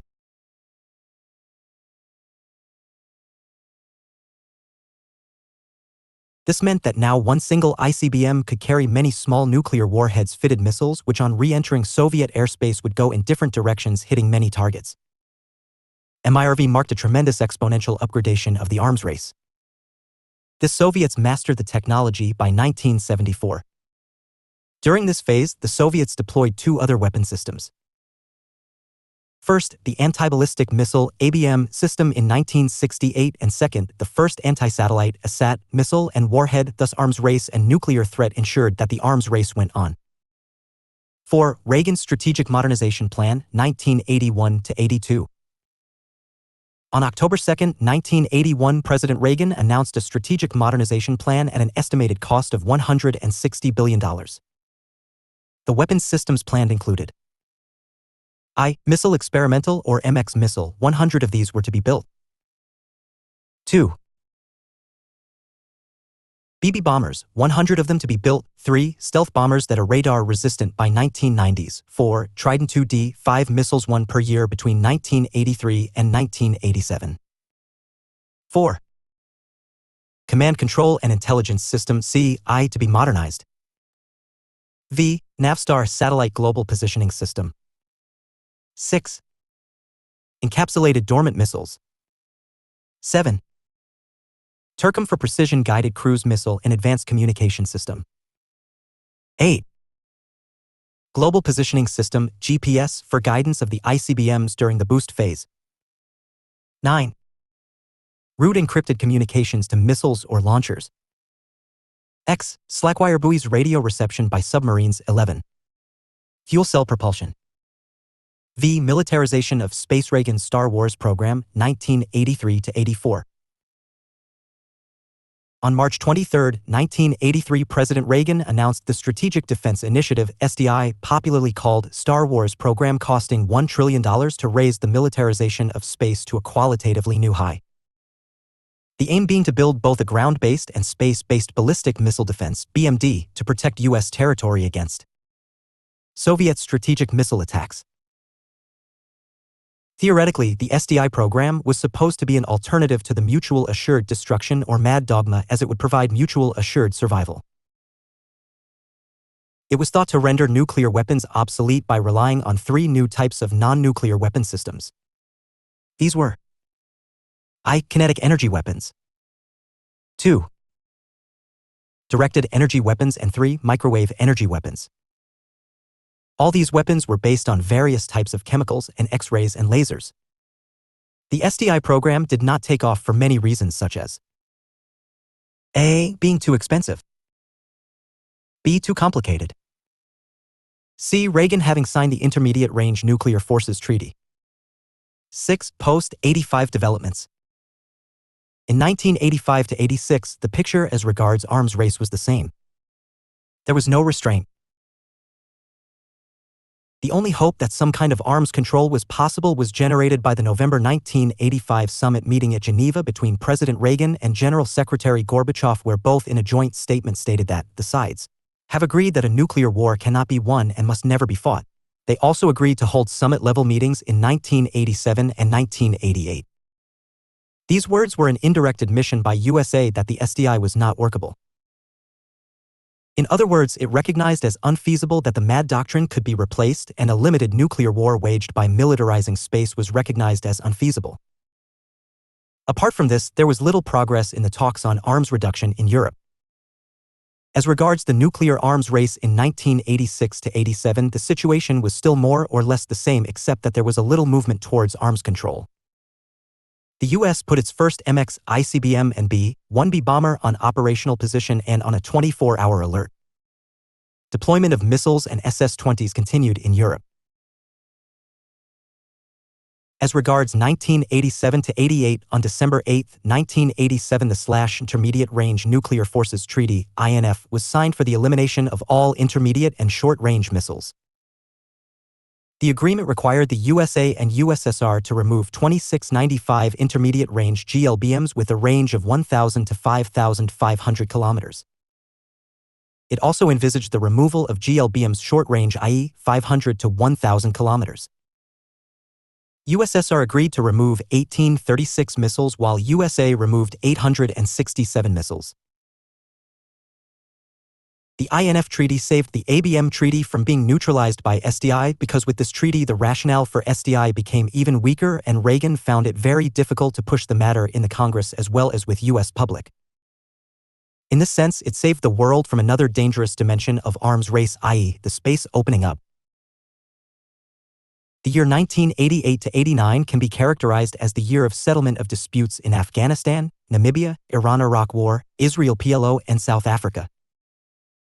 It was also the year Gorbachev announced at the UN unilateral reduction of Soviet troops and armaments. In Europe, amounting to 40% reduction of Soviet tank divisions and 50% of Soviet tanks deployed in GDR, Czechoslovakia, and Hungary. By the end of 1989, almost all Soviet allies in Eastern Europe and Central Europe except Romania and Albania were free. In August 1989, the first non-communist government was elected in Poland. By November 9, 1989, the Berlin Wall had crashed. Elections also took place in Hungary, GDR, and Czechoslovakia. On December 29, 1989, Václav Havel took over as the president of Czechoslovakia. At the Malta summit in December 1989, President Gorbachev showed readiness to regulate WEFRAME further and move ahead on the START process.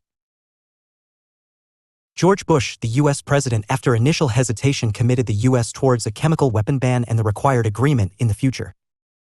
1990 was a year full of events. While Europe and the two superpowers were moving towards peace, the Gulf was in flames with the invasion of Kuwait by Iraq on August 2, 1990. Apart from this, in 1990, the Warsaw Pact was dissolved on March 3. On June 1, 1990, US and USSR signed a treaty on the destruction of and non-production of chemical weapons and on multilateral measures to ban chemical weapons. It was decided that by December 31, 1992, all chemical weapons in the world would be destroyed and only 5,000 tons of agents would be kept. Then, the membership of the Missiles Technology Control Regime, MTCR, expanded. On November 20, 1990, a joint declaration of Conventional Armed Forces, CFEF, was made forever reducing the nuclear threat in Europe. The disintegration of the USSR brought an end to the Cold War, controlling, in the process, the course of nuclear arms race. From a high of 65,000 active weapons in 1985, there were about 20,000 active nuclear weapons in the world in 2002.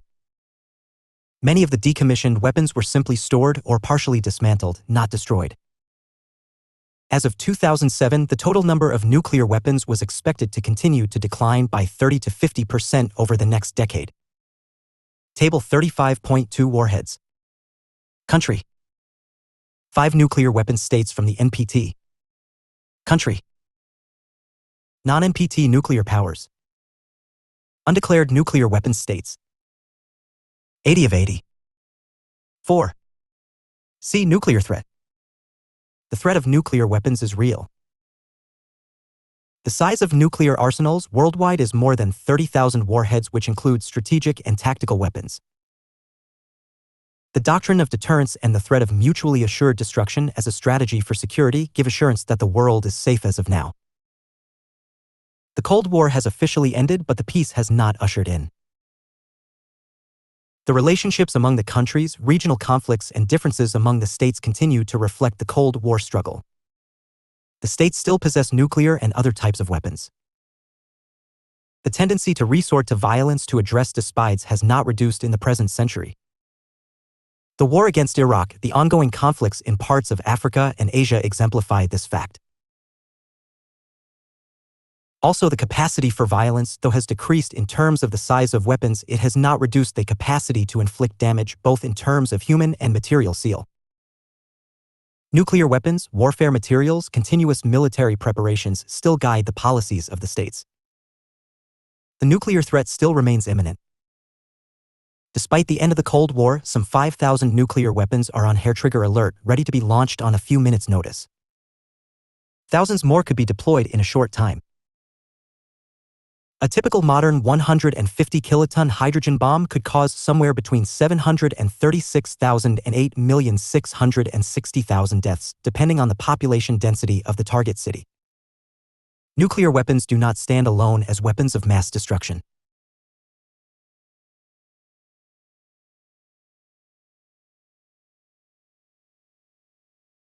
The nuclear capability of some states is the excuse used by others to develop or maintain biological and chemical weapons.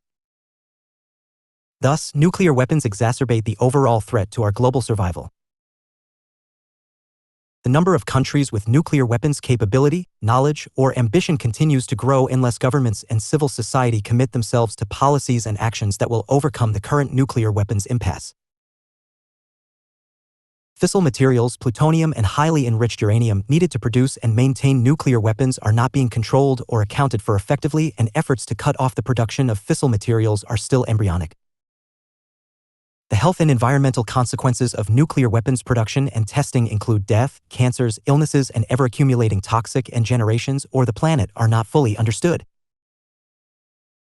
Arms control and disarmament progress have come to a virtual standstill despite a universal obligation to pursue and conclude complete nuclear disarmament. If the present stock of nuclear weapons is used, our world can be destroyed and doomed 20 times over. Practice questions. 1. Define superpower and describe the characteristics of a superpower.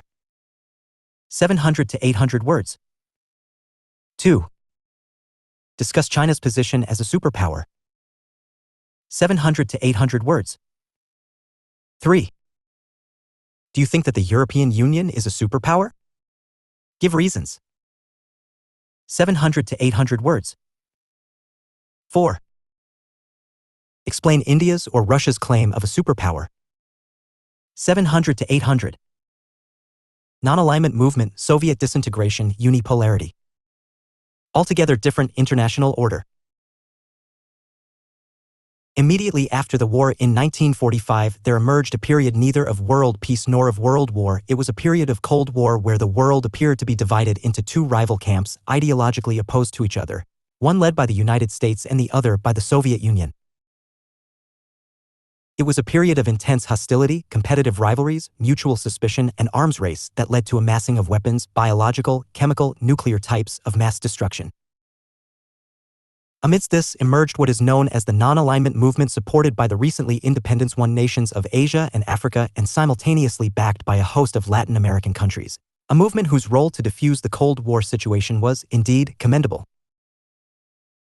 The Cold War came to an end with the failure of the socialist model and with the disintegration of the USSR as a single country in the early years of the 1990s. The rise of the USSR and the other socialist countries was a reality of great importance. Its 7th World War II and the world thereafter created in. Collapse was equally a matter of no less significance. Following the years in 1990s, the world entered into a unipolar system in which the American hegemony seemed supreme. Non-alignment movement. Non-alignment is not merely a foreign policy for countries like India, it is a movement as well. India played a pioneering role in making non-alignment a movement. Jawaharlal Nehru, the architect of India's policy of non-alignment, has played the role of a precursor 1947 to 55, the forerunner of the idea, progenitor 1955 to 61. A founder-father figure who gave shape to non-alignment and a pioneer 1961 to 64, who first showed the way to give the non-alignment movement, NAM, a direction and a goal. Non-alignment movement, general. Over the years, the NAM has developed itself as a concept of global politics, a foreign policy premise, a perspective of maximizing national interest of the newly liberated countries. It emerged initially as an assertion of independence. In foreign affairs, a process of weakening the power blocks, a symbol of defense against power domination. Throughout its life, it has successfully made a shift from status quo to change, from arms race to development, from fragmentation in blocks to an emerging unified world of independence, from confrontation to coexistence, from conditions of peace to values of peace, equality, justice, and humanism, from a polarized and bloc-oriented politics to a collective and universal movement of one world, one state politics. It is, in a way, a global trade union of the have-not states. It has responded well to 5 main challenges: decolonization, détente, development, disarmament, and democratization of international institutions like the United Nations. Certain stages of non-alignment can be identified. First stage between 1945 to 53, the period when bloc formations, arms built up, and Cold War situation began emerging. 2. Second stage, 1953 to 61, the period when bipolar politics dominated the whole world, a period of bloc confrontation and also a period when the spirit of peaceful coexistence, Panchsheel and Bandung Conference, paved the way for non-alignment. 3. Third stage between 1961 to 65, a period when Afro-Asian friendship received a setback owing to Sino-Indian and Sino-Soviet conflicts and regional conflicts in Asia. 4. Fourth stage between 1965 and 1971, a period which saw the differences and divisions among the bloc members as was witnessed by the rifts between Moscow and Beijing and between Washington and Paris. The period also witnessed a decisive shift in favor of non-alignment in Asia and Africa. Fifth stage between 1971 and 1976, a period when the détente process began, the USA and the USSR on the one hand, and the USA and China started coming closer. Sixth stage between 1976 and 1984, a period characteristic of alternating processes of cooperation and confrontation between the East and the West and culminating in a shift towards increase in arms race, a period which saw, on the positive side, the signing of the Helsinki Accord and the negotiations for SALT II treaties. Seventh stage between 1985 and 1989, a period which saw a dramatic turn from politics of confrontation to the politics of coexistence, of negotiations, and of cooperation. Eighth stage since 1989, a period of radically changed international scene when the Cold War situation began receding, the USSR collapsed as a single state, the unification of Germany, the end of apartheid in South Africa, the dismantling of the socialist Marxist model, a period when the non-alignment movement took upon itself the task of building a new international economic order, a strong United Nations, a terrorism-free world. Non-alignment movement NAM has a new role in the post-Cold War world. Its tasks are numerous, including a consensual approach to major global issues, global economic development, comprehensive test ban treaty, effective implementation of human rights provisions everywhere, population control for faster and more equitable economic development, combating environmental pollution and regional imbalance, and a cleaner/healthier world. While the NAM is an organization of united countries, much like the United Nations or NATO, it is unique in some respects, both in its organization and structure. First, it is non-hierarchical in nature in that there are no countries that contain veto power or have special privileges in certain areas. The chair is rotated officially at each summit. The administration of the organization falls to the responsibility of a rotating chair. Secondly, the organization does not have any sort of constitution as many similar organizations do. This was done out of recognition that with so many countries having so many varying viewpoints and priorities, any formal sort of administrative structure would increase divisiveness and eventually lead to the collapse of the organization. Membership in the organization has changed from the original requirements as well. As an organization, it has matured and international, political circumstances have changed, so too have the requirements. There is an obvious attempt to integrate the requirements of the NAM with the key beliefs of the United Nations. The latest requirements are now that the candidate country has displayed practices in accordance with respect for fundamental human rights and for the purposes and principles of the Charter of the United Nations. Respect for the sovereignty and territorial integrity of all nations. E. Recognition of the equality of all races and of the equality of all nations, large and small. E. Abstention from intervention or interference in the internal affairs of another country. E. Respect for the right of each nation to defend itself singly or collectively in conformity with the Charter of the United Nations. E. Refraining from acts or threats of aggression or the use of force against the territorial integrity or political independence of any country. Settlement of all international disputes by peaceful means in conformity with the Charter of the United Nations. E. Promotion of mutual interests and cooperation. E. Respect for justice and international obligations. I. Non-alignment, meaning and characteristics. Schwarzenberger, the scope of neutralism refers to certain concepts which seem as synonymous with that of non-alignment and which understood minutely make meaningful distinction. These concepts are isolationism, non-commitment, neutrality, neutralization, unilateralism, and non-involvement. Non-alignment is not isolation because the latter stands for policies of aloofness, whereas non-alignment is not standing aloof from policies which relate to world peace and security. Non-alignment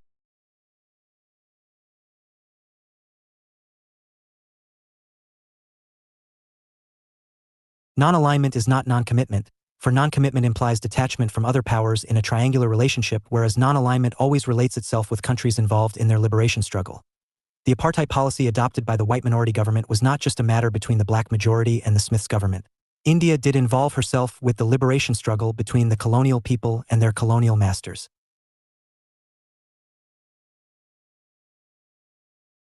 Non-alignment is not neutrality, for neutrality is formal, recognized and well-accepted neutral position of a country, whereas non-alignment is an informal, self-imposed status of a country which is not neutral either in times of peace and certainly not in times of war. Non-alignment is not neutralization, because neutralization is a permanently neutral position of a state, while non-alignment is not a once-for-all affair. Switzerland is a neutralized state. Non-alignment is not unilateralism, for unilateralism is a nation's own attempt to take a unilateral step to denounce all weapons without other doing it, something related mainly to unilateral disarmament. Non-alignment is a disarmament, but it is not merely and only disarmament. Non-alignment is not non-involvement, for non-involvement is a tolerant detachment or involvement at will, whereas non-alignment is involvement in world affairs, fully attached. Non-alignment is a policy of keeping out of military alliances. It is a policy framed in the context of Cold War. It is a denunciation and disassociation from the Cold War. It is a policy of living together, of peaceful coexistence, of live and let live. It is the strengthening of the forces of peace rather of war, avoiding military blocs, remaining away from collecting and amassing weapons. It is cooperation and not conflict, peace and not war.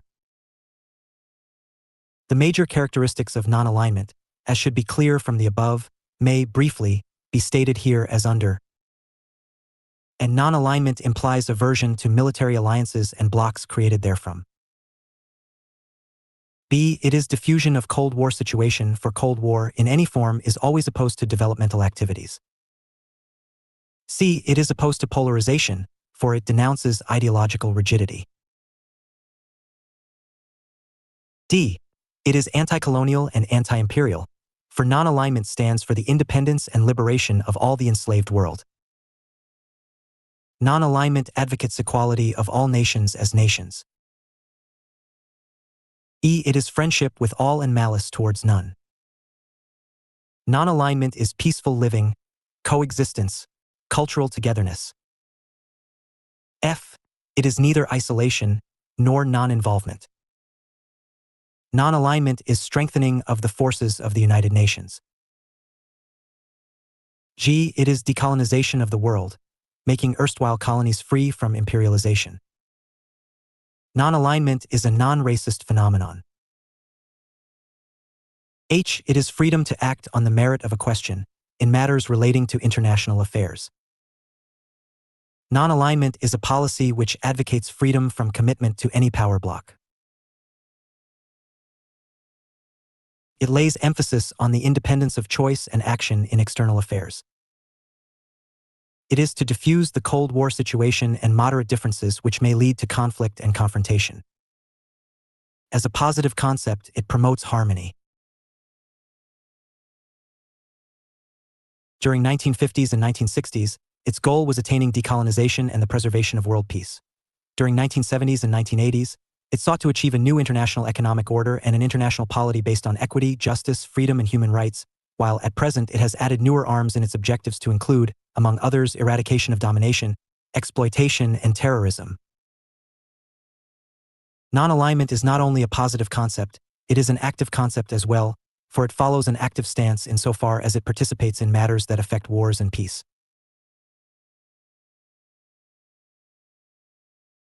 Zambian President Kenneth Kaunda elaborated on the goodness of this concept in 1964 in these words: "It is a determination to preserve independence, sovereignty, to respect such independence and sovereignty in other states, and to decline to take sides in the major ideological struggles. We will not hitch out carriage to any nation's engine and be drawn along their railway line." A. 2. Non-alignment, origin and evolution. The term non-alignment itself was coined by Jawaharlal Nehru during his speech in 1954 in Colombo, Sri Lanka.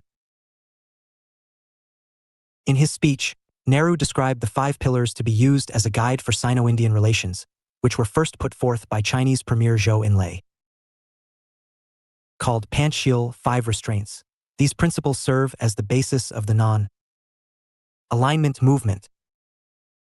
The 5 principles were: mutual respect for each other's territorial integrity and sovereignty, mutual non-aggression, mutual non-interference in domestic affairs, equality, and mutual benefit, peaceful coexistence. Significant development in regard to non-alignment movement occurred in the Asia-Africa Conference held at Bandung, Indonesia, in 1955, when 29 leaders of the 2 continents met with the aim of identifying and assessing world issues at that time and pursue joint policies in international relations. The principles that would govern relations among large and small nations, known as the 10 Principles of Bandung, were proclaimed at that conference. Such principles were adopted later as the main goals and objectives of the policy of non-alignment. The fulfillment of those principles became the essential criterion for non-aligned movement membership. It is what was known as the quintessence of the movement until the early 1990s. In 1960, in the light of the results achieved in Bandung, the creation of the movement of non-aligned countries was given a decisive boost during the 15th Ordinary Session of the United Nations General Assembly, during which 17 new African and Asian countries were admitted. A key role was played in this process by the then heads of state and government Gamal Abdel Nasser of Egypt, Kwame Nkrumah of Ghana, Jawaharlal Nehru of India, Ahmed Sukarno of Indonesia, and Josip Broz Tito of Yugoslavia, who later became the founding fathers of the movement and its emblematic leaders. 6 years after Bandung, the movement of non-aligned countries was founded on a wider geographical basis at the First Summit Conference of Belgrade, which was held on September 1st to 6th, 1961.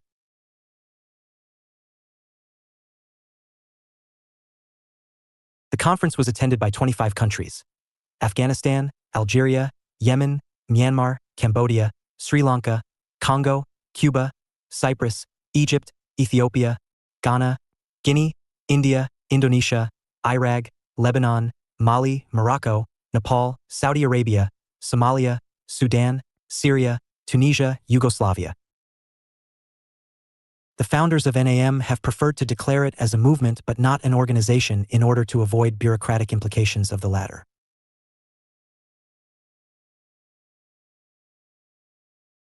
Thus, the primary objectives of the non-aligned countries focused on the support of self-determination, national independence, and the sovereignty and territorial integrity of states, opposition to apartheid, non-adherence to multilateral military pacts, and the independence of non-aligned countries from great power or blocs' influences and rivalries, the struggle against imperialism in all its forms and manifestations, the struggle against colonialism, neo-colonialism, racism, foreign occupation and domination, disarmament, non-interference into the internal affairs of states, and peaceful coexistence among all nations, rejection of the use or threat of use of force in international relations, the strengthening of the United Nations, the democratization of international relations, socio-economic development, and the restructuring of the international economic system, as well as international cooperation on an equal footing.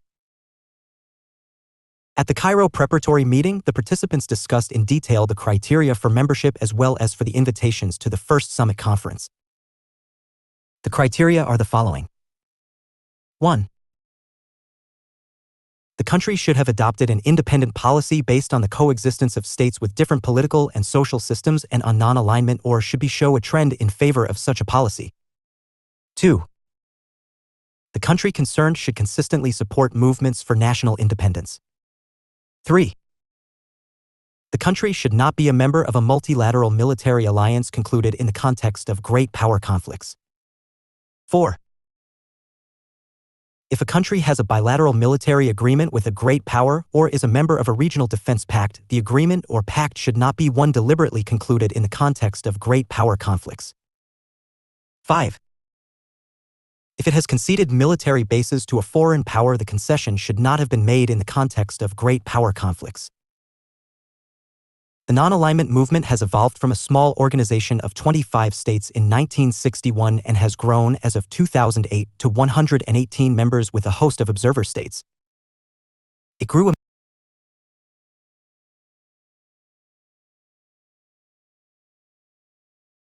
amidst the rival power groups, one headed by the United States and the other by the former USSR. Since the 1961 Belgrade meeting, a series of structured non-aligned summit-level meetings have been convened. The NAM's purpose, as declared in the Havana Declaration of 1979, is to ensure the non-alignment, independent sovereignty, territorial integrity, and security of non-aligned countries in their struggle against imperialism, colonialism, neocolonialism, apartheid, racism, including Zionism, and all forms of foreign aggression, occupation, domination, interference, or hegemony, as well as against great power and bloc politics. Continuity in the NAM has been provided by the compilation of declarations and resolutions from the 14 non-aligned summit-level meetings, the 15th to be held in Sharm el-Sheikh, Egypt, in 2009.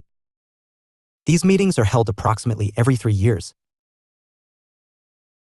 The Cairo Conference in 1964 mainly looked at economic development and cooperation, with a special emphasis on the role of the United Nations Conference on Trade and Development, UNCTAD.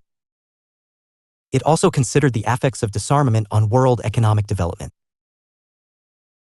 The Lusaka Conference in 1970 established the institution on a permanent basis. The summit focused on the preservation and strengthening of national development, sovereignty, territorial integrity, equality among states, and non-intervention in the internal affairs of states. With these preoccupations in mind, the conference called for the abolition of all forms of racial discrimination or apartheid. From the mid-1970s, economic issues became the major concern of the member nations, and a series of closely linked NAM and Group of 77, G77, meetings devoted to economic issues, and the establishment of the new International Economic Order were convened. During the 1973 Algiers Summit, the movement assigned economic cooperation a high place in its priorities without neglecting the political aspects of its mission. The conference expressed its concern over the deterioration in the economic conditions in the developing countries due to the widening gap between the countries of the North and the South. The existing economic order was identified as a legacy of colonialization. At this summit, the leaders of the NAM called for a revision of the global economic regime and championed the creation of a new international economic order, NIO, more favorable to the interests of developing countries. The members of the NAM, supported by the G77 developing countries, pushed for the adoption of the new international economic order at the 6th Special Session of the UN General Assembly in May 1974. The General Assembly subsequently adopted a declaration and action program for a new international economic order. The basic demands for a new international economic order centered on 7 pillars. These were: I. The creation of new commodity agreements to ensure fair prices in a fluctuating international market. 2. The right of the least developed countries, LDCs, to form producer associations. 3. Rules to regulate the activities of multi-non-alignment corporations. 4. Rules to regulate the activities of international financial institutions. V. Sovereignty of states over natural resources. 6. The transfer of technology, and 7. linking commodity export prices to the prices of manufactured exports from developed countries. The G77 also demanded changes in the terms of LDC's participation in the world economy. The joint call for a new international economic order illustrates the close relationship between the NAM and the G77. This relationship is based on the common economic and developmental interests of the developing countries of the Global South. To a large extent, the NAM has initiated or voiced politico-economic concerns which have then been taken up by the G77 in the UN system. A joint coordinating committee of the NAM and G77 (JCC) plays an important role in defining the economic agenda of the South. The Havana Conference in 1979 was dedicated to the assessment of the world economic situation and to the new international economic order. Castro adopted a heavy-handed approach to the NAM with the effect that much of the credibility and prestige of the movement waned during Havana's tenure, as Castro's severe approach did nothing to promote consensus NAM's decision-making process on a number of key political issues, including U.S. policies in the Middle East and Southern Africa. Egypt's membership in light of Camp David, the recognition of Kampuchea's Pol Pot, and the 1979 Soviet invasion of Afghanistan. At the New Delhi Conference in 1983, the members demanded an immediate prohibition of the use of threat of nuclear weapons pending the achievement of nuclear disarmament. The conference also stressed the need to create a new equitable and universal international monetary system. Following the fall of the Berlin Wall in 1989 and the tumultuous collapse of the political military fortress of communism in Eastern Europe, there were important debates on the continued relevance, utility, and existence of the NAM. Indeed, many critics and NAM skeptics were convinced that the turmoil at the end of the 1980s had tolled the death bell for a movement which had become ineffectual, powerless, passive, and disunited. The end of bipolarity itself heralded an end to the very reason why the NAM had been formed. However, the movement was not about to disband and proverbially close shop as with communism. Other sympathizers urged the NAM to reorient its energies to the emerging challenges of the post-Cold War world. The end of the East-West confrontation had brought to the fore the long-standing North-South tension and the aggravated plight of the Global South.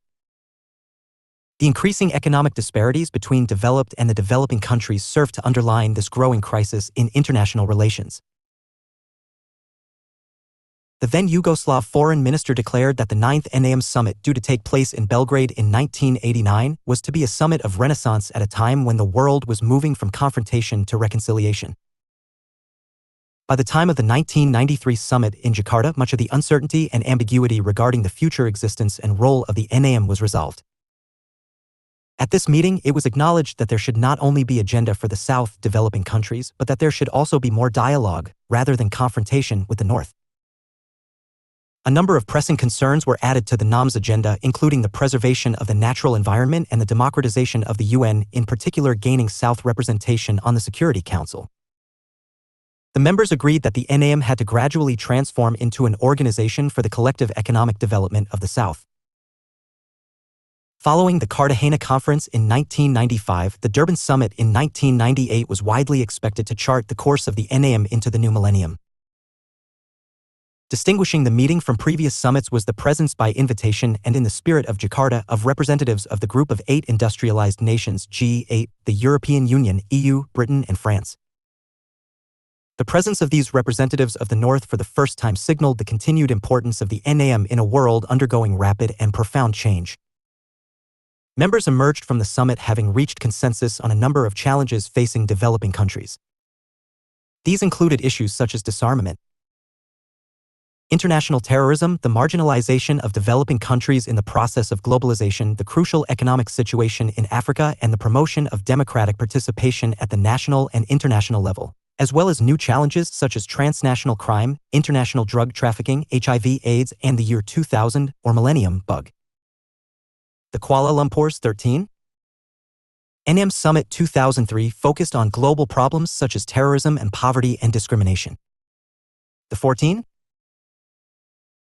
NAM Summit was held at Havana in September 2006, where the issues such as the South-South solidarity and rejuvenation of the movement, as also matters relating to the movement's methodology, were deliberated. The 15 NAM Summit was held in Egypt in 2009, and the 16 NAM Summit will be held in Tehran in 2012. Table 36.1. Dates and venues of the NAM summits to date. With a membership of 118 developing countries, the NAM has the potential to play a significant and important role in the post-Cold War world as the custodian of Southern interests. Issues that are now predominant on the movement's agenda include resolving the adverse effects of globalization, promoting South-South and North-South cooperation, resolving the external debt crisis, and ensuring that international trade and investment flows benefit developing countries. It also concentrates on UN Security Council reforms and questions of disarmament, nuclear, small arms, conventional arms, and landmines. The NAM is the largest forum outside of the UN where developing countries collectively address these great economic, social, and economic and developmental challenges of the ensuing millennium. IA 3. Non-alignment, role, achievements, relevance. Non-alignment is more than a policy of the states which are its members. It is a movement. The end of the Cold War, the breakup of Yugoslavia, its founder member, and the withdrawal of Malta and Cyprus from it have not made the movement irrelevant. That the non-alignment is a movement has been recognized by its opponents. As a movement, non-alignment is, now, more demanding, more radical, and more militant.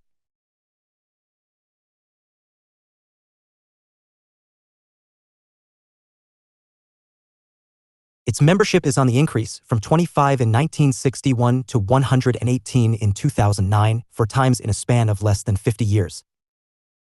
Its objectives have kept changing. It is now no more the voice of the colonial people, it is now the voice of the developing world. It is now no more an organization working to defuse the Cold War, but is one to seek disarmament and ordered economic system. It is no more the cry of the have-nots, but is the struggle of those who want justice, human rights, and equality for all in the international field. Though the non-aligned nations have differences among themselves, but they all stand up together against the discriminatory attitude of the more industrialized countries, whether it may be the dictates of the WTO or the World Bank. The Lusaka, the Algiers, and the Colombo summits have given the non-alignment activities the characteristics of a movement. The role of the non-alignment movement has been growing with the changing times. The non-aligned movement believes in the policies and practices of cooperation, especially those that are multilateral and provide mutual benefits to all those involved. Many of the members of the NAM are also members of the United Nations, and both organizations have a stated policy of peaceful cooperation, yet successes that the NAM has had in multilateral agreements have been accepted by all. The African concerns about apartheid were linked with Arab-Asian concerns about Palestine, and success of multilateral cooperation in these areas has been a stamp of moderate success for the NAM. The NAM has played a major role in various ideological conflicts throughout its existence, including extreme opposition to apartheid regimes and support of liberation movements in various locations including Zimbabwe and South Africa. The support of such movements stems from a belief that every state has the right to base policies and practices with national interests in mind and not as a result of relations to a particular power bloc. The non-aligned movement has become a voice of support for issues facing developing nations. In recent years, the U.S. has become a target of the organization. The U.S. invasion of Iraq and the war on terrorism, its attempts to stifle Iran and North Korea's nuclear plans, and its other actions have been denounced as human rights violations and attempts to run roughshod over the sovereignty of smaller nations. The movement's leaders have also criticized the American control over the United Nations and other international structures. While the organization has rejected terrorism, it condemns the association of terrorism with a particular religion, nationality, or ethnicity, and recognizes the rights of those struggling against colonialism and foreign occupation. The achievements of the non-alignment movement have not been small. It has successfully waged war against colonialism. It has continuously supported the national liberation movements and the organizations that led those movements. This support greatly facilitated the decolonization process in Asia and Africa. It also condemned racial discrimination and injustice and lent full support to the anti-apartheid movement in South Africa and Namibia. Another area in which the NAM made a significant contribution was towards the preservation of peace and disarmament. Its advocacy of peace, of peaceful coexistence, and of human brotherhood opposition to wars of any kind contributed to the diffusion of Cold War tensions and expanded areas of peace in the world, with less states joining military blocs. It also continuously strove for disarmament and for an end to the arms race, stating that universal peace and security can be assured only by general and complete disarmament under effective international control. The non-aligned states succeeded in altering the composition of the UN and consequently in changing the tenor of the interstate relations conducted through its organs. In the 40s and 50s, deliberations in the UN organs were entirely dominated by the superpower and their associate states. The emergence of non-alignment has changed this situation. It has created not only a new voting majority in the General Assembly but also a common platform from where the developing world can espouse its cause. It was the NAM that called for the establishment of a new international economic order, NIO. Despite their political sovereignty, the newly independent states remained economically unequal. They remained the same raw materials producing countries which sold their commodities to the developed world at a lower price and bought manufactured goods from them at a higher price. The tragedy was that they were and continue to be part of an oppressive economic system. In order to end this economic exploitation, the NAM stands for a restructuring of the international economic and monetary systems on the basis of equality, non-discrimination, and cooperation. It seeks North-South dialogue and South-South cooperation. Non-aligned movements' struggle for economic justice has demonstrated how realistic it is to divide the world between the North and the South rather than between the East and the West. It has proved that what concerns the majority of humanity is not the choice between capitalism and communism but a choice between poverty and prosperity. Preachings of non-alignment have made the developed world realize, to some extent, that deprivation of the poor world would someday affect adversely their prosperity too. This has, to a large extent, forced them to come to the negotiating table. Besides the general success in making the poor world's economic demands negotiable, non-alignment has won its battle for some specific issues also. For example, economic sovereignty over natural resources is now an accepted principle. Non-alignment has also succeeded in legitimizing the interventionist trade policy that the developing countries want to pursue. It has successfully turned world attention to the problem created by the role as played by multinationals, especially in the context of transfer of technology. It has also succeeded in pursuing the IMF to establish a system of compensatory finance which would help the developing states in overcoming their balance of payments difficulties. In the cultural field, the establishment of the pool of news agencies needs to be considered as an achievement. This is the first time in history that politically and economically weaker nations have been able to gather information and communicate with the outside world without the aid of the Western communication system. The NAM has not outlived its utility in a post-Cold War world. In fact, the indications are that the movement is becoming more popular and its importance is being widely recognized. If that had not been so, why should more countries would have sought the NAM membership? Mongolia was granted admission. Germany requested to be allowed to attend the session as a guest along with the Netherlands. To quote M.S. Rajan, non-alignment is a dynamic policy and retains its continuing relevance in world affairs by adapting itself to the changing international context and the needs of non-aligned community of nations. Peter Willits, another advocate of non-alignment, holds the view that whether it will be a bipolar, multipolar, or unipolar world, non-alignment will have a place in it as an independent foreign policy. The former Prime Minister P.V. Narasimha Rao, the pursuit of non-aligned foreign policy is ever more relevant today than ever before. Non-alignment basically consists of the espousal of the right of nations to independence and development, regardless of the bloc phenomenon. Whether there is one bloc or more at a given moment, the urge for a non-aligned country would continue to be to maintain its independence, to take decisions according to its merit, not tagging along itself in advance to others. Kofi Annan, the former UN Secretary General, had said in 2006 that the collective mission of the NAM is more relevant than ever. That the NAM has survived is a proof that it is still relevant. Indeed, there are no major problems now in existence which made the non-alignment emerge in the early 1950s and 1960s. Colonialism and imperialism are not there around, Cold War and bipolar world do not exist now. But this does not mean that there is no need for the non-alignment movement. With the world facing new problems and entering into a domain of newer challenges, the NAM has also risen to the occasion and made itself available to achieve newer goals. It continues to see a role for itself as, in its view, the world's poorest nations remain exploited and marginalized, no longer by opposing superpowers but rather in a unipolar world, and it is Western hegemony and neocolonialism that the movement has really realigned itself against. It opposes foreign occupation, interference in internal affairs, and aggressive unilateral measures, but it has also shifted its focus on the socio-economic challenges facing member states, especially the inequalities manifested by globalization and the implications of neoliberal policies. The non-aligned movement has identified economic underdevelopment, poverty, and social injustices as growing threats to peace and security. It is publicly committed to the major principles of sustainable development. It still demands the democratization of the United Nations system. It accepts the universality of human rights and social justice and is opposed to cultural homogenization. The NAM appeals for the protection of cultural diversity and the tolerance of the religious, sociocultural, and historical particularities that define human rights in a specific region. The world.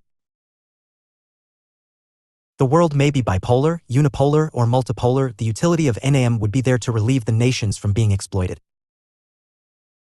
Until the sovereignty and territorial integrity of the states is not respected, use of force/violence/threat is not outlawed, the dignity of the human personality is not assured, the relevance of NAM would always be felt. The NAM's utility in the economic field is greater than in any other field. Its economic agenda is, indeed, demanding so to have a just and fair international economic order. The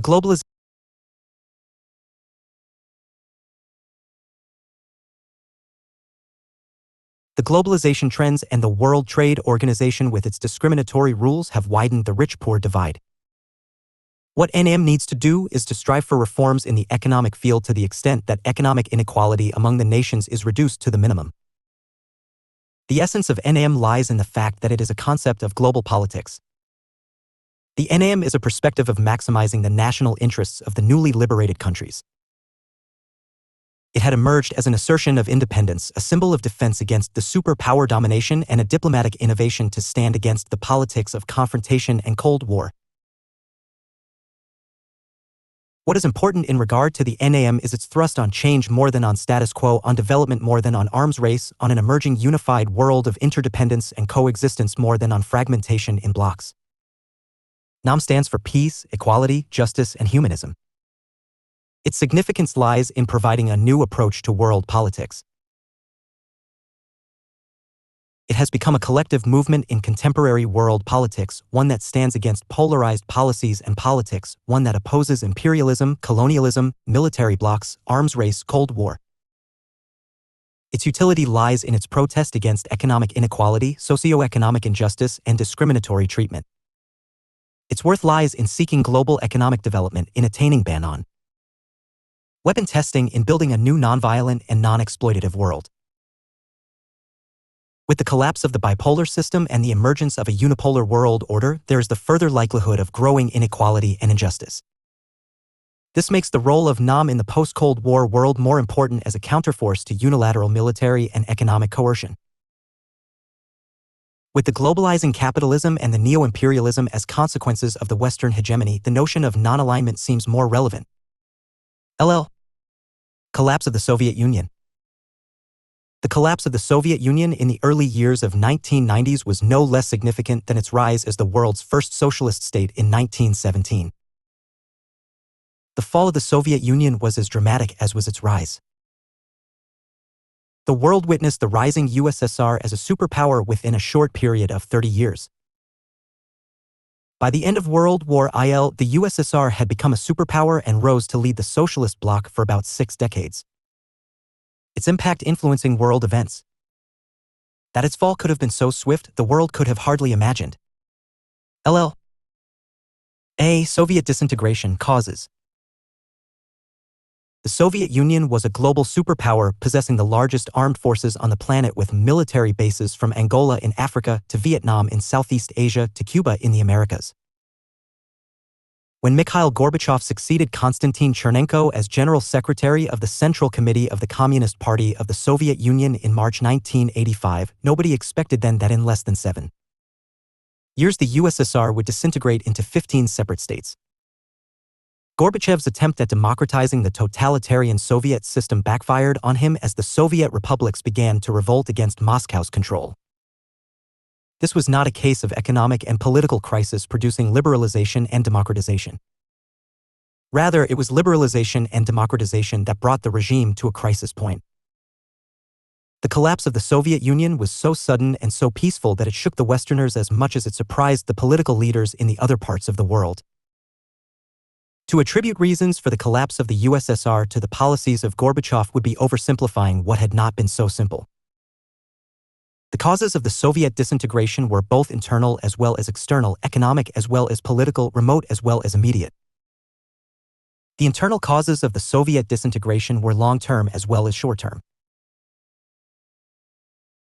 The long-term causes included structural weaknesses in the economy, inflexible central planning system, inability to modernize the economy, parties, communist, autocratic and dictatorial trends, growing capitalization. Among the short-term causes, one may include economic stagnation in 1970s and 1980s, poor harvests during 1970 to 80, Gorbachev's policies of glasnost and perestroika. The external causes of the country's collapse included the lack of Soviet leadership as against that of the Americans, the imposing foreign policy interfering in the internal matters of the socialist Eastern European nations, the inability of the Soviet economy to spend on militarily nuclear activities. Among the economic causes of the Soviet integration, the ever-weakening economy was a major factor, while among the political causes, the role of the Soviet political elite encompassing totalitarian powers. The remote causes of the collapse of the USSR can be traced to the days of Stalin and Khrushchev and Brezhnev. The immediate causes included, among others, Gorbachev-Yeltsin rivalries. There are thus numerous causes of the collapse of the Soviet Union. Declining Soviet economy. The socialist type of economy as was pursued by the Soviet Union in 1917 to 18 picked up, with initial handicaps, tremendously during 1930s. Between the 1930s and 1970s, the Soviet economy, directed by a central planning commission, geared for heavy industry and military production while agriculture remained collective. Technical education vastly expanded and manufacturing attaining 17.6% of the world. The Soviet Union was happily placed in many respects. It comprised 1/6 of the world's land, spread over the continents of Asia and Europe. Its population kept increasing despite the loss of 26 million people during World War I. Its population was 228 million in 1970. The country's usable land was equal to that of the USA and Canada combined, while its natural resources included oil, natural gas, iron, coal, lead, nickel, copper, zinc, and many others. She had the largest long-range fishing fleet and was the second in the production of gold and chromium in the world. This was the Soviet Union immediately after World War I. In the mid-50s, the USSR had become a highly advanced nation. She had nuclear power in 1949. In 1957, she was the first to send a satellite into space, and in 1961 the Soviet Union sent the first man into space. During this period, Soviet economy, as measured in gross national product, GNP, was growing at about 6% a year. In 1960, the Soviet Union was producing 12.5% of the world's goods from farm and factory, just under half that of the United States, 25.9%, and the European Economic Community, 26%. From 1960s, a shift began towards the production of consumer goods such as automobiles, electronic devices, pharmaceutical, civilian aircrafts. The GNP under Brezhnev and between 1966 and 1970 held around 5.3%. Then, during 1971 and 1975, the GNP fell, averaging 3.7 growths per year. And after 1975, the GNP fell to a growth of between 2.6 and 2.7% per year. The Soviet Union was not keeping up with sophisticated techniques in computers, softwares, and communications electronics, or the design and manufacturing of automobiles as were Taiwan and Korea. The Soviet Union lost its second-place standing in manufacturing, falling behind the losers of World War I, Japan and Germany, and falling behind Britain and Italy. With emphasis on consumer goods production as dictated by central planning, the USSR was unable to suit itself with the rapid changes in the technological development, especially with no money except one that was being invested by the government. On the other, though the Soviet government protected the manufacturing-produced plants from international competition, it could not do anything from within the country. The bureaucrats rather than the consumers guided as to what was to be produced. Military production was more readily available than commercial goods. By the 1970s, low morale of the Soviet Union's workforce was hurting its economy. Workers were given goals that seemed abstract or remote from tangible benefits. Common people were criticizing people in power for not responding to their needs. Common people still lived in cramped houses and were seeing little material progress for themselves. Cynicism was high among Soviet workers and alcoholism was prevalent. People were taking less pride in their work than people did in some other nations. Skilled workers were also demoralized. The massive effort in the Soviet Union in education to create a skilled workforce could not compensate for an economy that functioned poorly. Instead, education was producing poorly employed talent. The agricultural sector of the Soviet economy was also functioning inefficiently. Under Brezhnev, most farming remained collectivized, with 4% of the Soviet Union's arable land being farmed on the side as privately owned plots, with this 4% producing around 25% of the Soviet Union's agricultural output. Before World War I, Russia had been one of the greatest food exporters in the world, but now it had become one of the world's greatest importers of food. After decades of collective farming, agricultural workers in the Soviet Union had developed poor work habits. And with distribution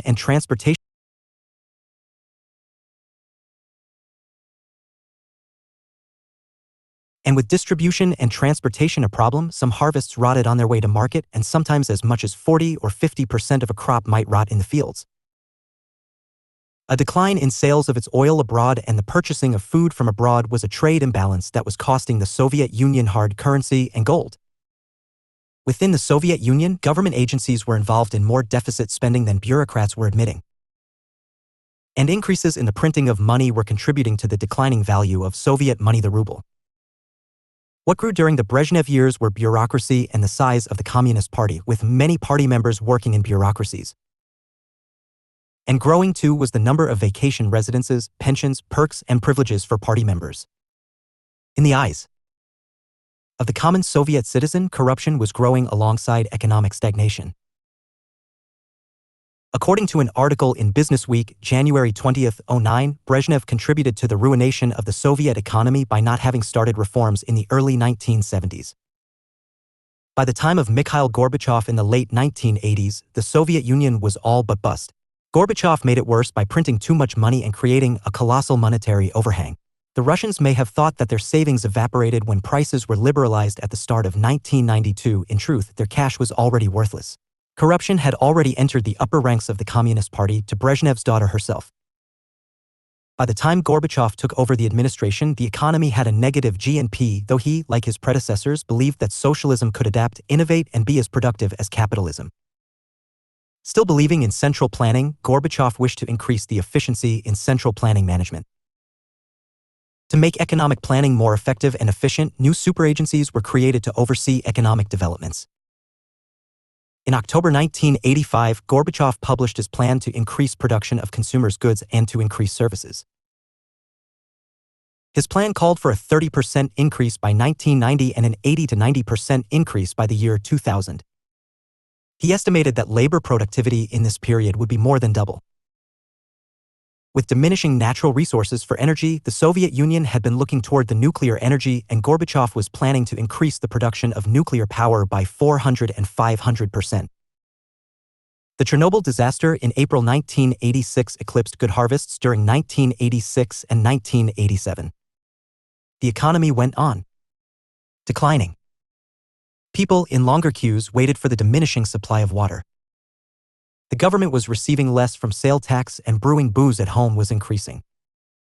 In response to reduced oil sales abroad, the government reduced the importation of consumer goods. This left Soviet citizens with less to buy and reduced revenues from sales taxes. The incomes of consumers had been rising, but with too little on the shelves for people to buy and too much money chasing too few goods, prices were rising.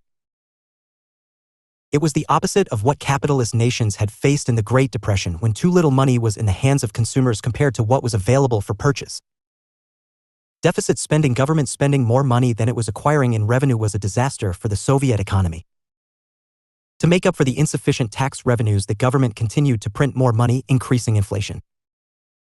People were putting the money they could not spend into state savings banks, a bad place for money during inflation and a waste in that it was money not being invested in worthy enterprises. There was no monetary policy but only bureaucratic dictates. Economic conditions were worsening for the people. There were rubles but they could hardly buy. There was no money in the treasury for competing the US in matters relating to production of newer nuclear weapons. Economy did not support defense in advancing years. The economy of the USSR was in such a bad shape that it could not hold the republics together once they chose to separate themselves. The occasional economic reforms proved unproductive. The law on state enterprises passed by Gorbachev did nothing to improve the economic conditions of the people. Large-scale strikes all over the republics in the closing years of 1980s. The pressure of keeping up arms race with the United States amidst declining economy, all these contributed to the disintegration of the USSR. II. Soviet leadership. Power corrupts. Lord Acton knew what he meant when he had said, "Power corrupts, absolute power corrupts absolutely." Even power corrupts ideologies, Marxism induced it. When the Bolsheviks, under Lenin, captured power, they had to establish socialism before they could enjoy the benefits of state power. Lenin was to seize power in the name of the dictatorship of the proletariat.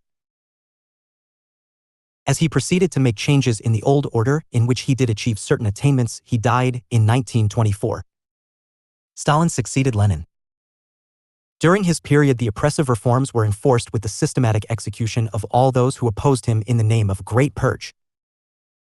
In Stalin was born a totalitarian autocrat, a ruthless authoritarian leader, and one who made his word, the word of the Communist Party, the word of the Communist Party as the word of the working class, and the word of the working class as the word of the whole society. With Stalin, the idea of personality cult took birth. The whole economy was taken over by the government, industries were nationalized and agriculture came under state control. All production was planned through policies framed by the government and the Communist Party and supervised by the Red Guards. Autocratic rule was at its best until March 5, 1953, when Joseph Vissarionovich Djugashvili, Koba, the man of steel, Stalin died. The power had already corrupted the party, the military, and the leader. The state and the party had become strong. The USSR emerged as a superpower, but the people had become weak with militarily production in abundance while there were food shortages all around. Nikita Khrushchev, 1894–1971, though condemned Stalin's actions as unnecessary and harmful, he attempted to downplay his own role in Stalinist atrocities. Although Khrushchev started a process of slight reforms, his efforts were dismissed partly because of massive shortage of grain and dairy products, and due partly of the fact that he had started to seize more power. However, his efforts to streamline party organizations produced chaos and conflict among party administrators. He was also blamed for the Russian defeat during the Cuban Missile Crisis, while doing very little in foreign policy. Khrushchev presented Russia with a new party program and pressed for reforms in industry, agriculture, and party organization. Of course, such efforts on his part also managed to alienate and antagonize a great many party officials. Hence, in October 1964, and while he was away from Moscow on vacation, Khrushchev's Politburo comrades removed him from power. After the ousting of Khrushchev, Leonid Brezhnev came to power. Under his administration, the majority of the decentralization of power was destroyed, bringing a centralized form of control back into effect. Khrushchev's denouncing of Stalin's policies was criticized, and slowly some of Stalin's political disciplinary policies were restored. Stalin was named a war hero. During this time, there was an inefficient use of land, labor, and resources, which resulted in an economic slackening. As a result, what was fact that the Communist Party had not lived up to what it had promised. Brezhnev died incompetent at the age of 75. His television speech would witness his jaw hanging while he would read the same page twice. Coming to power in 1985, Gorbachev sought to introduce reforms such as perestroika, organizational restructuring of the Soviet economy and governmental machinery, and G/Asnast, liberalizing society, with open discussion of social, economic, and political issues. The purpose of these reforms was to elevate the Soviet standard of living in order to reaffirm the citizenry's loyalties to the Communist Party and to enable the rebirth of the Soviet economy and ideal. State control was loosened and individual initiative encouraged. He expanded the authority of the Soviet presidency and transferred power from the Communist Party to popularly elected legislatures in the Union republics. In international affairs, he withdrew Soviet troops from Afghanistan, normalized relations with China, signed a series of arms control agreements with U.S. Presidents Ronald Reagan and George Bush. During this period of change, strong nationalist opinions started in the republics of the Soviet Union, causing major upheaval. In 1991, as the Soviet economy deteriorated, Gorbachev faced competing pressures from the hardline communists, from the free market reformers, and from nationalists and the secessionists seeking independence for their republics. Liberalization and democratization won for the USSR its disintegration. 2. 3. Gorbachev's role. Gorbachev factor in the disintegration of the USSR could hardly be either ignored or denied. His reforms such as perestroika and glasnost proved productive in arousing the more for the managers of the enterprises than for the common man. Private enterprise, when permitted, stood against the very tenets of Marxism-Leninism and proved a step towards capitalism. Classless society began to transform into class society. The new emerging capitalists started exploiting the situation, and the workers' commodities were either not available or were available at a cost 4 to 5 times their normal price. Economy got stagnated and virtually was on decline, while the erstwhile whole social welfare system seemed collapsing. Gorbachev's reforms did not work and only succeeded in hastening the collapse of the USSR.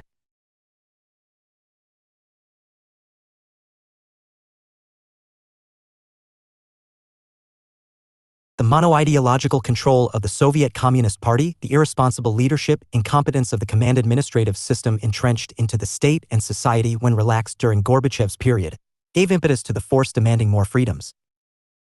In fact, his reforms undermined some of the principal features of socialist Russia.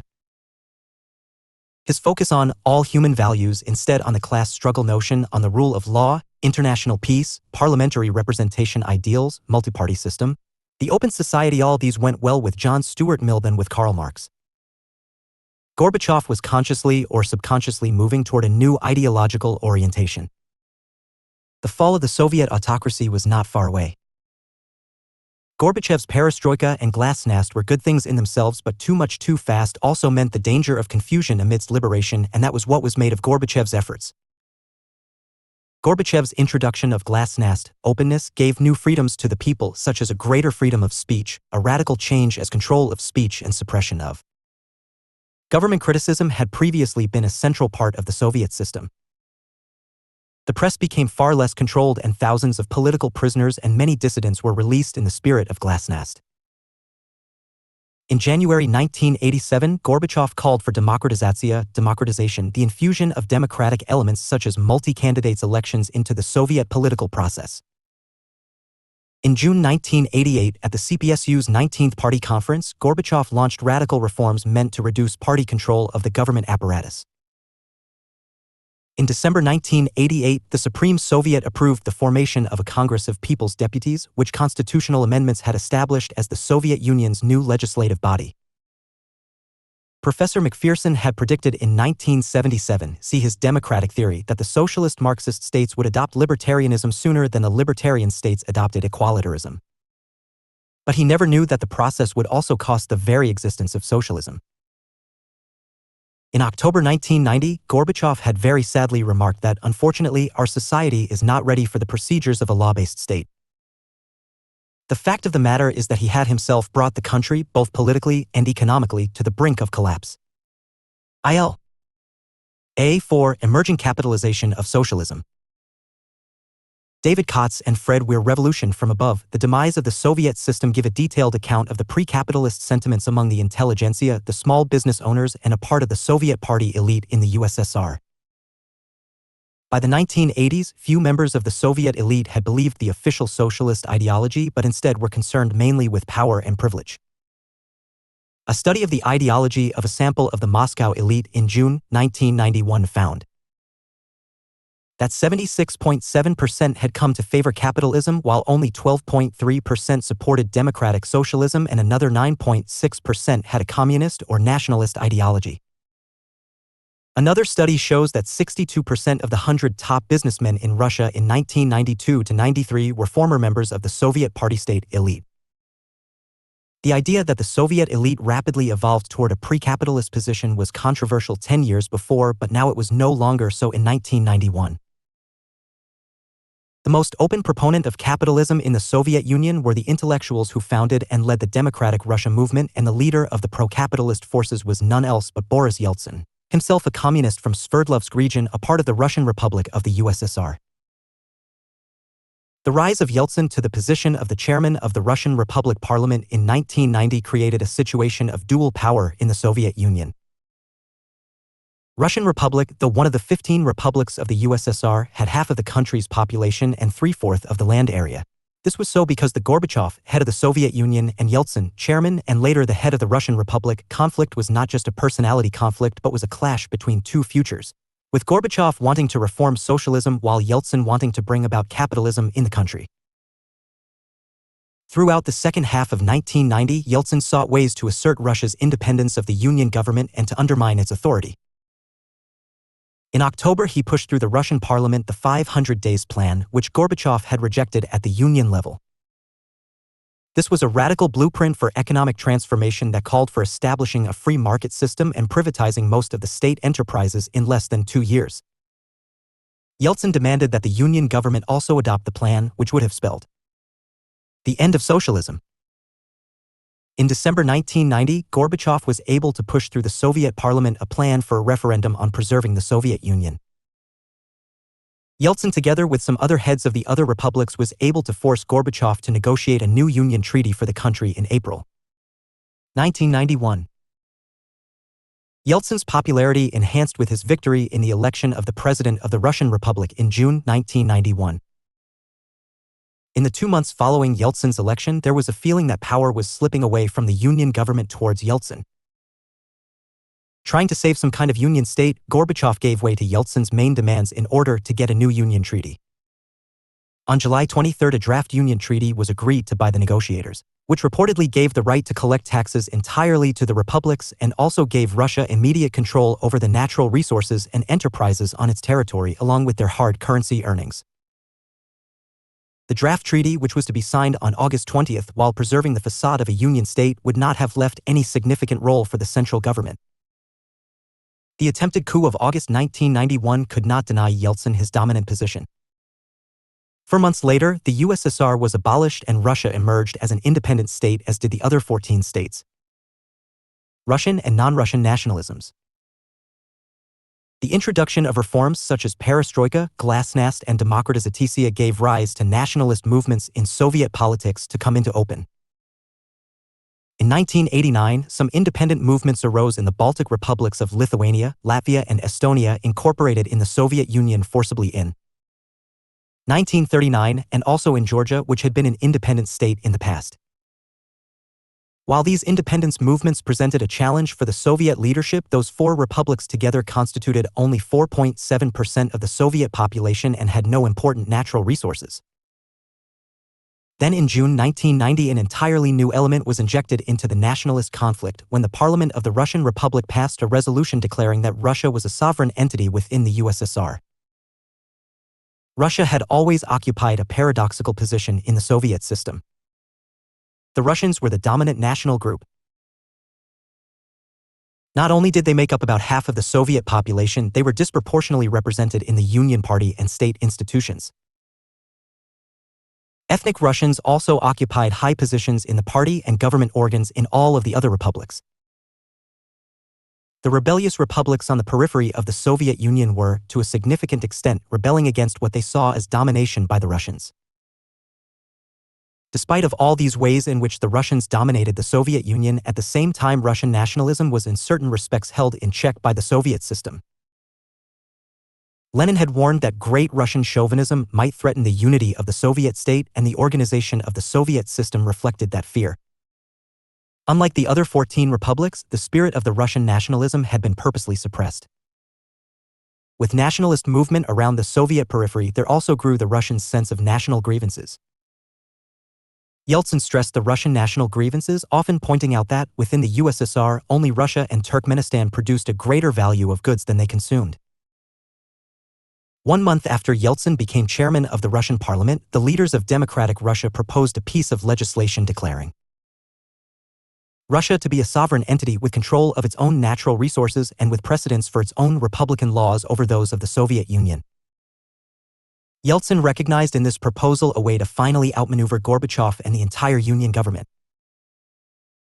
Although no basis for such a law could be found in the Soviet constitution, Yeltsin prevailed upon the Russian Republic Parliament to pass the sovereignty measure on June 8, 1990, by a vote of 544 to 271.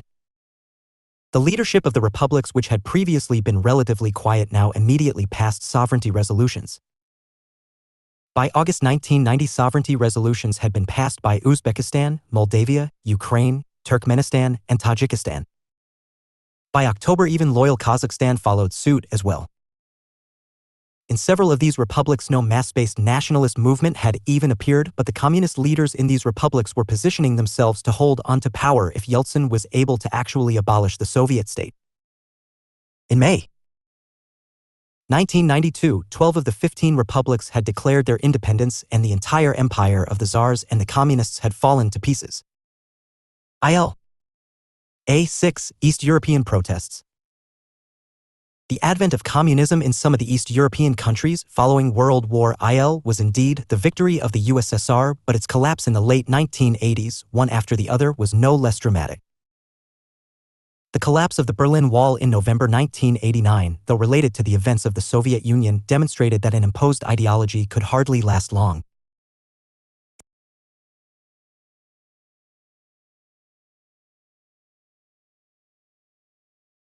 In all cases, except that of Yugoslavia, communism was imposed in numerous countries of East Europe such as Poland, East Germany, Bulgaria, Romania, Czechoslovakia, and Hungary. If these countries were held together, the major reason was the threat of the Soviet intervention, which loomed large during the greater period of the Cold War era. As and when socialism and the integrity of the Soviet bloc seemed at risk, as in Hungary in 1956 and Czechoslovakia in 1968, the USSR acted uncompromisingly. Though the Warsaw Pact, 1955, and Brezhnev Doctrine held the socialist bloc together, communism could hardly take roots in such East European countries, except that they found communism as an alien ideology and the Soviet Union as a dominant and repressive system. The Polish never found the Soviets as their friend. The East Germans were more intimate with West Germans than with the Soviet Russians. Romania's communism turned into the personal autocratic rule of Ceausescu. In Bulgaria, the communists maintained their authoritarian rule under Zhivkov. Czechoslovakia, like Poland and Hungary, never cherished Soviet communism. The East European communist rulers lost all faith in the Marxist-Leninist ideology and ruled their respective regions in the most ruthless manner. What was new was not that communism as a polity was oppressive, but that the crisis of and crisis in communism was systemic. What was happening in most of the communist regimes in East Europe in the 1980s was an indication that something more astonishing was yet to happen: the fall of the Soviet Union as a state. A7. External factor. US-USSR relations.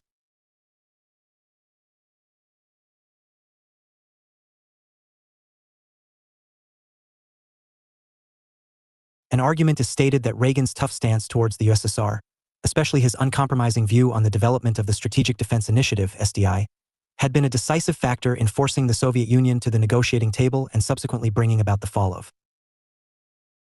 communism itself. The US was in a position to outspend the Soviet Union, particularly in nuclear arms, thereby compelling the USSR either to match the West and bankrupt itself or come to terms and negotiate real reduction in nuclear arms. Gorbachev chose the latter course and signaled the Intermediate Nuclear Forces (INF) Treaty in December 1987. He had announced the unilateral reduction in conventional armaments at the United Nations in 1988. He also signed the Strategic Arms Reduction Treaty, START, in July 1991. Reagan alone was not responsible for bringing Gorbachev to terms. In fact, without signing all these agreements, Gorbachev could not fund his domestic projects, nor he could have faced the challenges from within, especially the one posed by Boris Yeltsin. The deteriorating economic conditions of the USSR and the compulsions of Soviet internal politics, nationalists of the numerous republics, the Conservative Party military combines, the pro-capitalist democratic forces led by Yeltsin, etc., forced Gorbachev to take a comprising stance in policy towards the West in general and the USA in particular. That everything went against Gorbachev was his destiny, and that the fall of the USSR came about despite all his efforts to the contrary was what he could not avoid. That the Reagan factor was itself a solitary factor is too simple an external argument.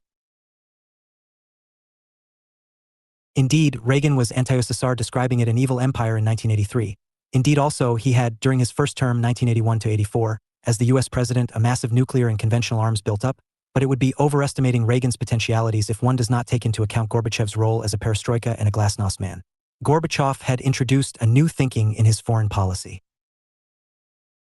He knew for sure that in an age of weapons of mass destruction, there was no reliable defense. In an age of amassing more and more weapons, there could be no security.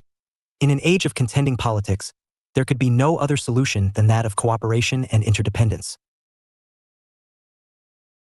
True to what he thought, Gorbachev announced the withdrawal of the Soviet troops from Afghanistan in 1989, committed himself to a nuclear disarmament by the year 2000, a unilateral reduction of Soviet armed forces by 500,000. To say that the Reagan factor brought Gorbachev to the negotiating table in matters relating to the reduction of arms race is as half a truth as is to say that Gorbachev's new thinking, corresponding to his domestic vision of perestroika and glasnost, brought him to Reagan's terms.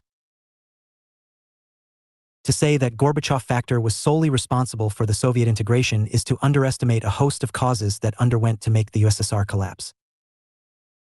LLL, unipolarity, American hegemony.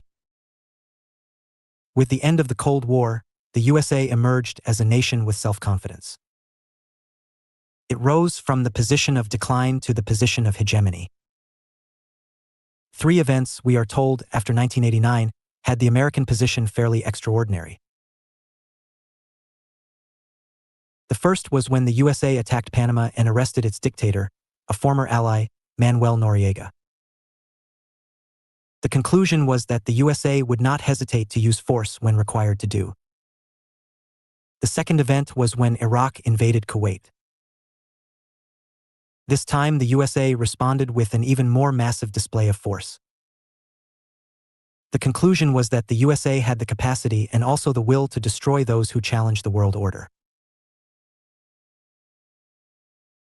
The third event was one relating to the disintegration of the USSR in late 1991, though the USA had no direct role in the collapse.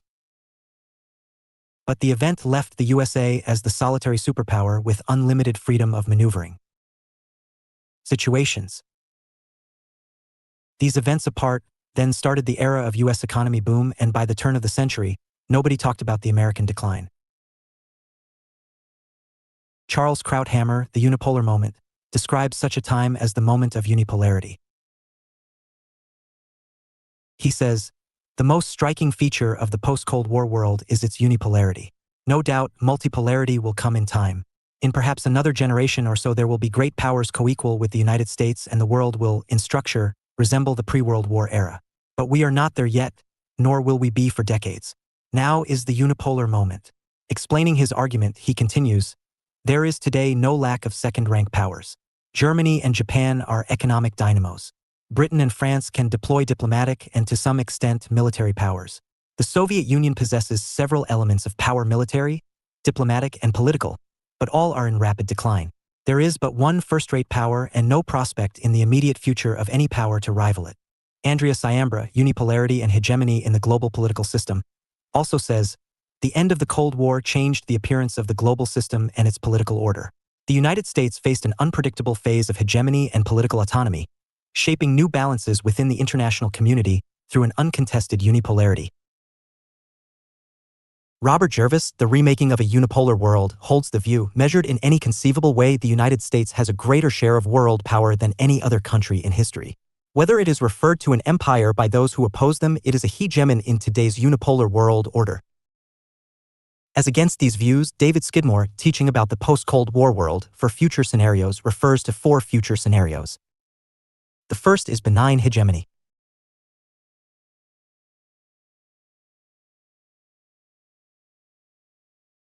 Skidmore says it is sound mathematics to suggest that if we subtract one superpower from a bipolar world, we are then left with a unipolar system. Some have indeed argued that the US is the world's sole remaining superpower and will remain so for some time.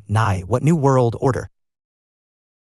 No other country possesses as impressive an accumulation of resources across the three major dimensions of national power: political, economic, and military. Accepting this premise, however, only moves us partly towards filling in a picture of the future of international politics. The interests of the dominant state, or partly, generally lie in furthering the cause of global integration and in suppressing fragmentationist impulses. An integrated world order provides the widest scope for the exercise of hegemonic power and facilitates the maintenance of global order through the influence of common rules and institutions of the hegemony's own design. This scenario is not altogether unfamiliar. It represents a universalization of the US-led Western alliance that together faced the Soviet bloc during the Cold War. The principal difference is that the former communist countries would be gradually integrated into this liberal world order rather than stand in opposition to it, and that mutual interest, rather than the presence of a common enemy, would constitute the glue underlying cooperation. The second future scenario is coercive hegemony. According to Skidmore, in this scenario, other states and non-state actors resist rather than willingly accede to US leadership. Insofar as the United States succeeded in salvaging an integrated world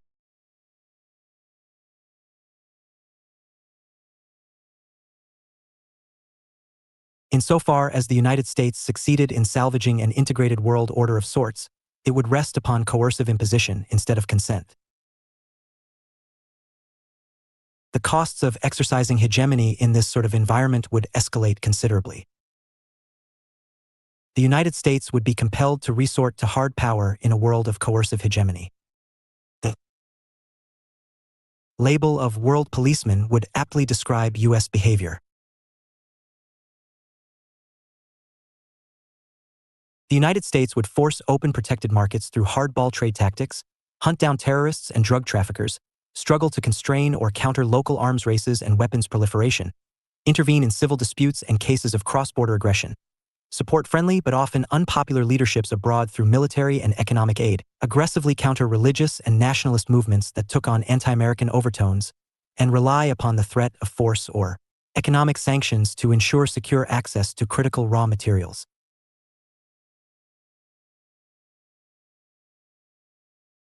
The third future scenario, according to Skidmore, is concert of great power. A third possibility is that multipolarity could coincide with the dominance of integrationist forces. Unlike Scenario 1, there would exist no hegemonic power to pay for collective goals or to oversee interstate coordination.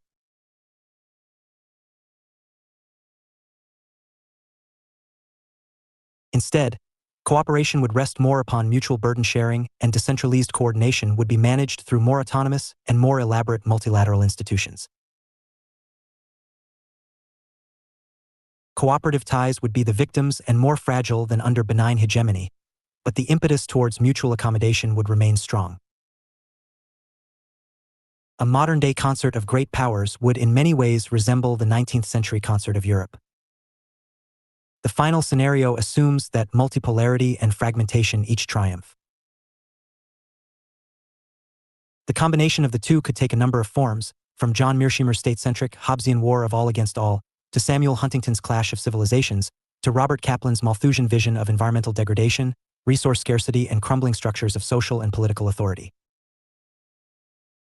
The changes in the world are changing with speed, and yet it cannot be denied that the USA has primacy over numerous upcoming nations. Germany, Japan, China, India, rearmed Russia appear to be economic heavyweights of future, but they cannot seem to be rivaling the United States. Huntington is, therefore, of the view that the post-Cold War world reflects a unimultipolar system with one superpower and several major powers. What is most clear is that the USA is the world's most capable state with global power projection, an expanding economy of the nuclear posture, along with the soft power attributes of ideology and technology. All the other great powers are limited or lopsided in one critical way or another. The USA's position does not resemble a power of first among equals, primus inter pares, as were Britain in the 19th century or France in the late 17th century. Her position, rather, resembles a great power in an international system of second-rank powers, Japan, Germany, Britain, France, Russia, China, or India. Her primacy over other powers has been accepted by all. The U.S. no longer faces a major threat to her security, General Colin Powell had remarked in 1991. "Am running out of demons, am running out of enemies. I'm down to Castro and Kim Il-sung. There are no challengers. Leave aside the non-state actors, either Osama bin Laden or Al-Qaeda, to U.S. primacy. With Germany and Japan playing the subordinate role within the American-led system and with Russia and China, still not ready to stand up to the USA and busy with their assertive regional policies. Weapon states such as North Korea, Iraq, and Libya are too young to challenge the USA, though they may possibly disturb her. Peace and stability of the world rest on the American power." The post-Cold War world reflects, one may thus conclude, the preferences and the interests of the United States, the world's preeminent state and the only superpower. The unipolar moment is likely to characterize international politics in the foreseeable future. A return to a competitive multipolar world is still decades off. Practice questions. 1. Explain the meaning of non-alignment both as a policy and as a movement. 700 to 800 words. 2. What are, in your view, the characteristics of non-alignment? 200. 250 words. 3. State briefly the origins of NAM and its evolution. 700 to 800 words. 4. What has been the role of NAM? Describe its achievements. 700 to 800 words. 5. Do you think that NAM is relevant in the post-Cold War era? Give arguments. 700 to 800 words. 6. Evaluate the causes of the collapse of the Soviet Union. 700 to 800 words. 7. How far was Gorbachev responsible for the demise of the USSR? 200 to 250 words. 8. Describe the economic and military causes of the fall of the USSR. 700 to 800 words. 9. Write a brief note on Gorbachev-Yeltsin rivalry. 200 to 250 words. 10. What is unipolarity? How do you explain the American hegemony in the post-Cold War world? 700 to 800 words. 11. Highlight the major features of the Non-Alignment 2.0 document. 2013 200. 250 words. 200-2500 words. International Economic System, WTO, CME, NIO. Relations completely without going into the details of not only events that are political but also events that are, by their nature, economic, geographical, and cultural. Understanding international economic systems, one may even describe it international political economy (IP), is a major key to the understanding of international relations. 3 strands of international economy as seen are /VV/E cannot appreciate or even understand the intricacies of international. I, the development from mercantilism to capitalism to globalization, a liberal strand leading to the world trade as have been enunciated by the World Trade Organization, WTO. 2. The trading bloc as maintained by the erstwhile Soviet Union, referred to as the Council for Mutual Economic Assistance, CME, also called as Comecon, now almost defunct with the demise of the Soviet Union. 3. The voice of the developing nations seeking a new international economic order, NIO, so as to promote their interests by improving their terms of trade and developing their developmental tasks as also building as modern and as advanced economy as is there in the industrially advanced nations. The mercantilist liberal perspective of world economy is different from the perspectives of both the Marxists and that of the developing nations. The mercantilist perspective regards the world economy as an arena of the interstate competition, one in which states seek to maximize their wealth and independence vis-a-vis other states. Order in the competition is obtained either through the balance of power or through hegemony. The liberal perspective regards world economy as having the potentiality of a global market in which free trade and free movement shape the policies of the governments and the economic actors and where the order is maintained by the invisible hand of the market. The Marxist perspective of world economy regards the global economy as an arena of capitalist competition in which opposing classes, say the capitalists and the workers, are in constant conflict and where order is obtained by submitting all the other classes at the altar of the possessing classes. The third world perspective of the world economy regards the world divided into countries of the northern hemisphere and those of the southern hemisphere, the former possessing most of the wealth and infrastructure, technology, etc.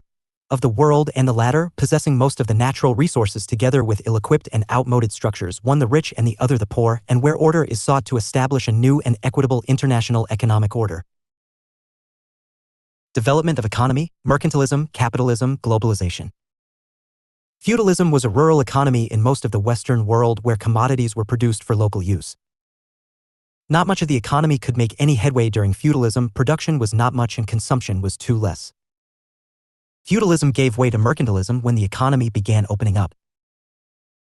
Mercantilism as an economic category was popular in the European countries between the 164th century and the greater part of the 18th century.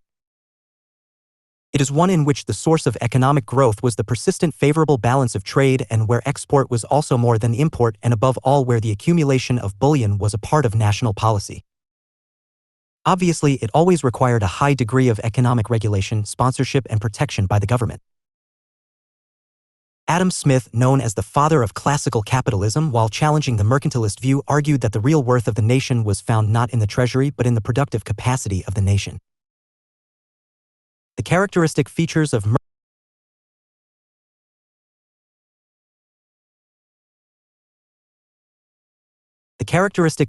mercantilism included more sale than what one buys, more export than import, more accumulation of gold and silver against which commodities were sold than the productive capacities, more state protection and sponsorship than individual freedom of initiative, production of goods more for use than for profit, more amassing of money than its circulation.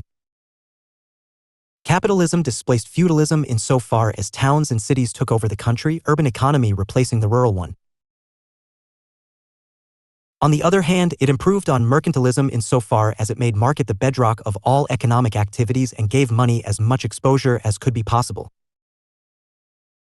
What distinguished capitalism from all earlier economic categories was the greater expansion of capital through the process of investing.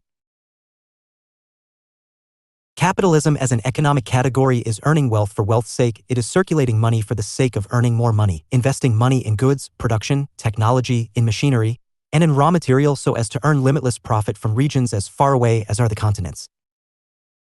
The investment is an attribute of capitalism both at the local level as well as at the national level. The more one invests, the more profit one attains, and a bigger capitalist one becomes. The classical notion of capitalism coming from Adam Smith and his associates was one of using one's capabilities to produce more wealth rather than sit on the stock of wealth. Adam Smith stood for economic freedom / laissez-faire, laissez-alter, give freedom to the businessman, he will free the world.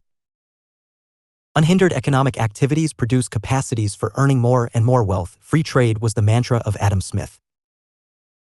This was the early capitalism, one that gave birth to corporate capitalism, cartels, syndics, and corporations together with nationwide banks, leading to oligopolitic economy.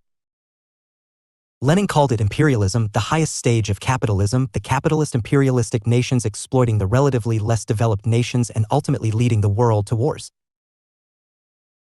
Capitalism did end up in imperialism, and what exploded in the process was not capitalism, but imperialism in the post-war period and socialism after the post-Cold War world. Globalization takes over and has its definite role in the world economy. Capitalism as a form of economy has its own characteristic features. It exists to maximize unlimited profit. It is based on private property system. It works through private ownership of means of production and for maximum profit through competition. It advocates free trade and is ruled through the laws of open and free market. It objects to globalization restrictions on individual initiative and individual liberties. Capitalism is a system of production in which human labor and its products are commodities that are bought and sold in the market, with the seller seeking maximum price and the buyer with giving minimum price. In the Marxist analysis, there are three characteristics of capitalism.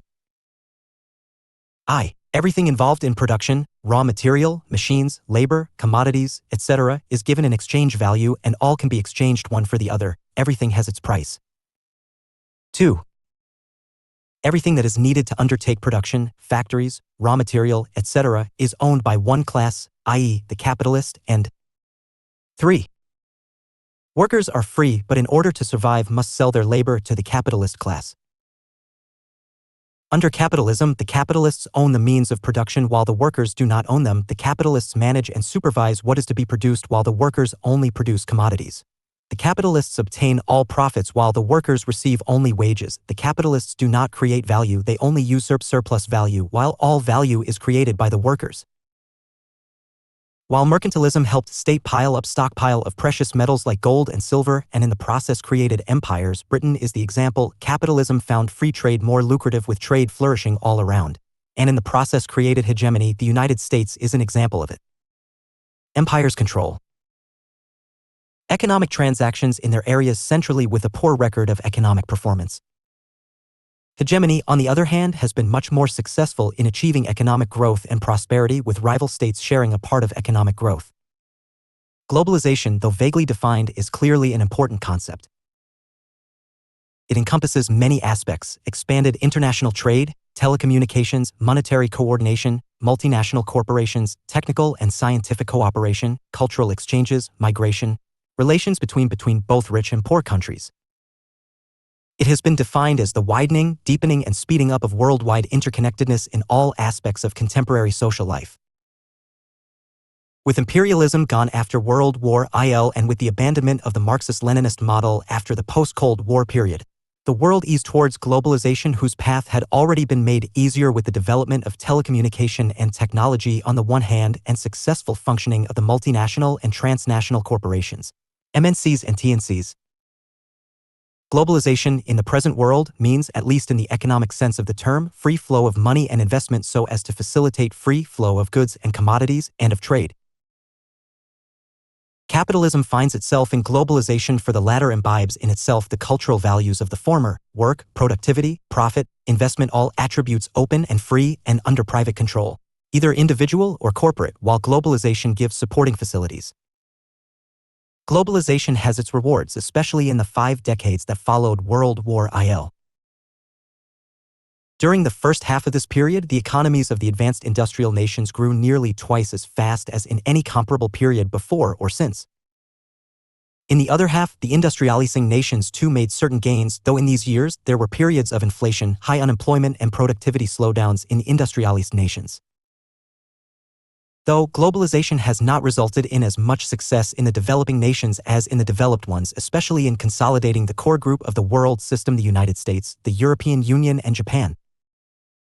In 2003 to 2005, for example, USA, EU, and Japan accounted for 54% of the world inflows of foreign direct investment and 75% of the world outflows. IA. From Bretton Woods to WTO. The international economic system is about the interplay of economics and politics in world affairs. Of the 3 strands, one is the world economy, which runs from capitalism to globalization. This post-war world economy has its roots in the planning for a new economic order, concentrating on trade regime, monetary regime, and investment regime. I. Bretton Woods System.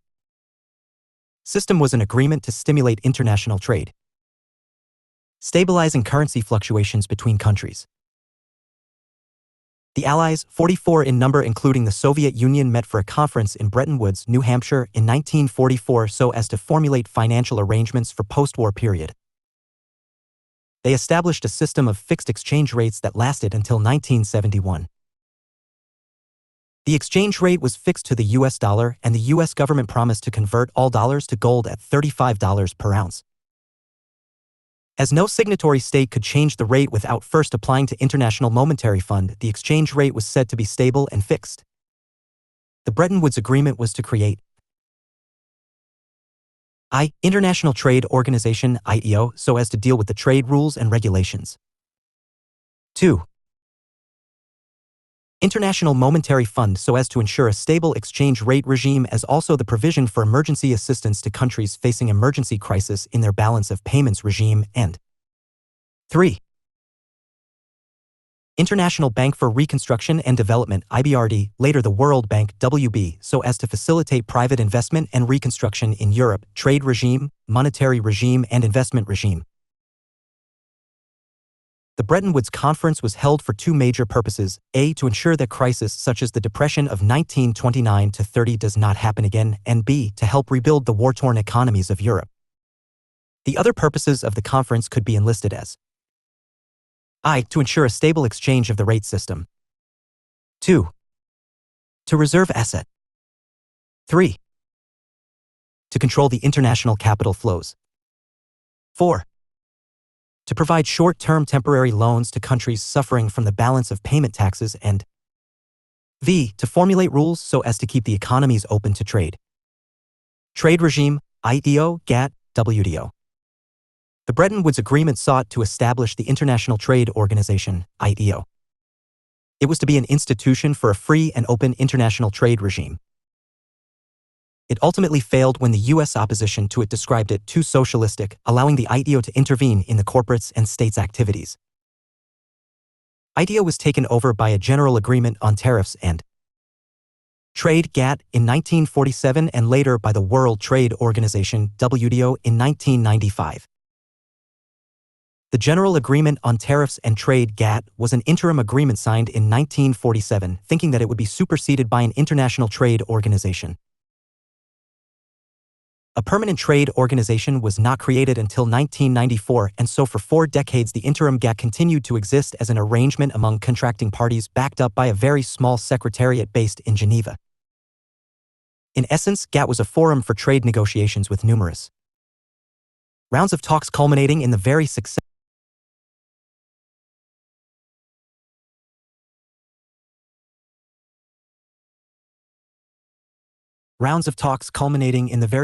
Kennedy Round of 1962-67 when breakthroughs were made in the reduction of trade barriers among industrialized countries. However, when protectionism flourished in the 1970s, GATT proved powerless to restrain powerful members such as the United States and European countries from restricting trade, e.g. the Multifiber Arrangement 1974 restricting textiles imports, and abusing the many exceptions and safeguards written into the agreement. GATT also functioned as a forum for dispute settlement, i.e. upholding trade rules.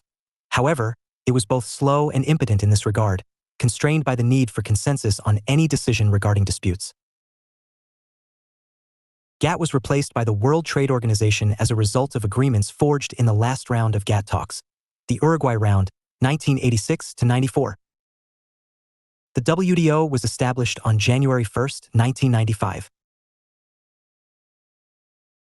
Its functions include administering WTO trade agreements, acting as a forum for trade negotiations, handling trade disputes, monitoring national trade policies, providing technical assistance and training for developing countries, cooperation with other international organizations. It is located in Geneva. Monetary regime, International Monetary Fund IMF. The IMF is to maintain international liquidity, helping states having insufficient foreign reserves by making short-term loans, enabling them to balance their books in the event of a shortfall in foreign currency reserves or other monetary assets.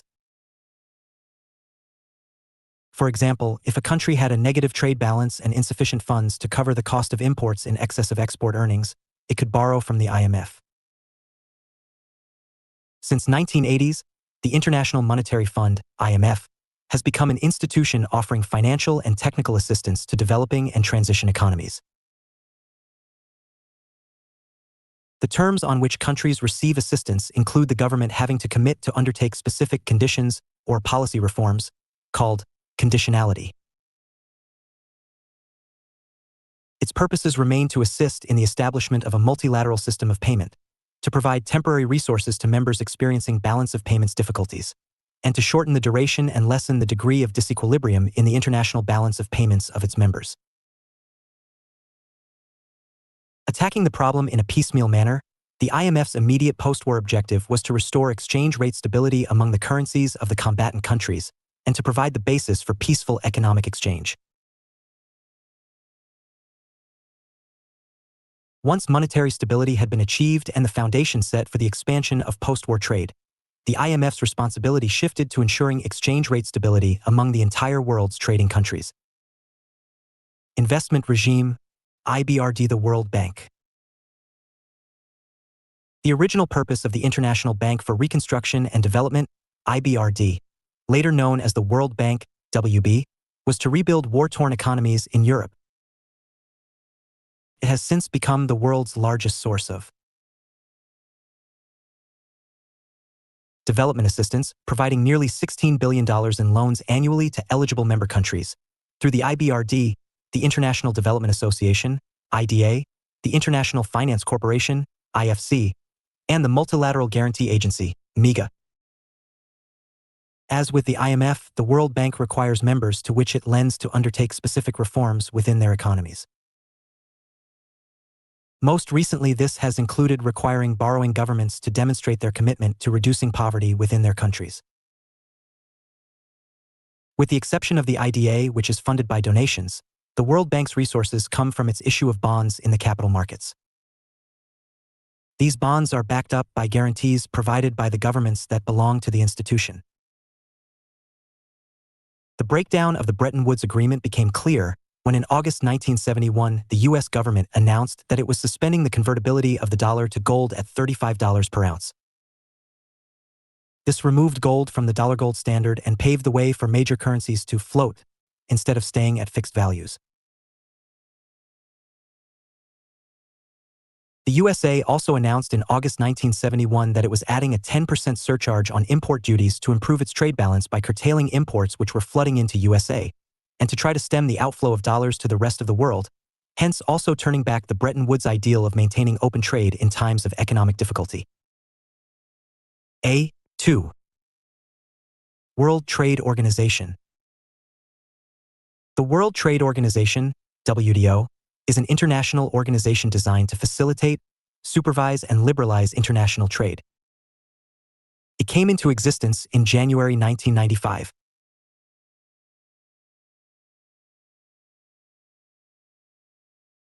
It is a successor to the General Agreement on Tariffs and Trade (GATT), which was created in 1947, and which itself was the one which followed the International Trade Organization established by the Bretton Woods system. The WTO, with its 153 members as of 2008 and covering 95% of world trade, deals with the rules of trade among nations. It is responsible for negotiating and implementing new trade agreements and supervises the member states to abide by its rules and regulations. It is currently working with its members on the Doha trade negotiation as launched in 2001. The objectives and functions of the WTO are: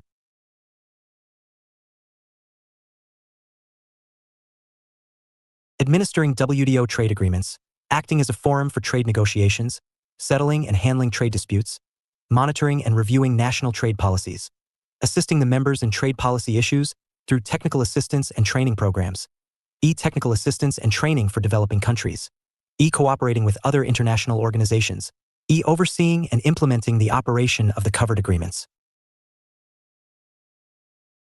Additionally, it is the WTO's duty to review and propagate the national trade policies, and to ensure the coherence and transparency of trade policies through surveillance in global economic policymaking.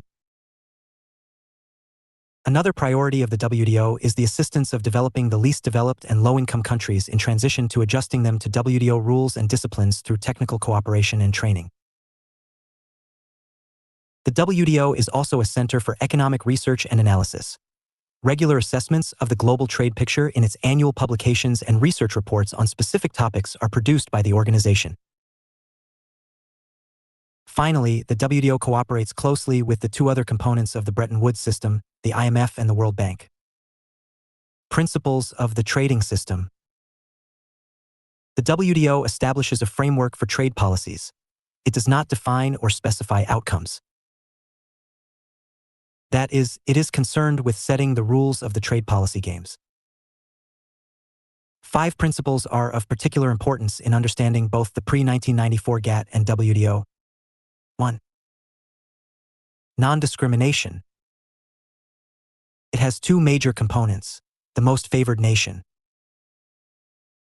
MFN rule, and the national treatment policy. Both are embedded in the main WTO rules on goods, services, and intellectual property, but their precise scope and nature differ across these areas. The MFN rule requires that a WTO member must apply the same conditions on all trade with other WTO members, i.e. a WTO member has to grant the most favorable conditions under which it allows trade in a certain product type to all other WTO members.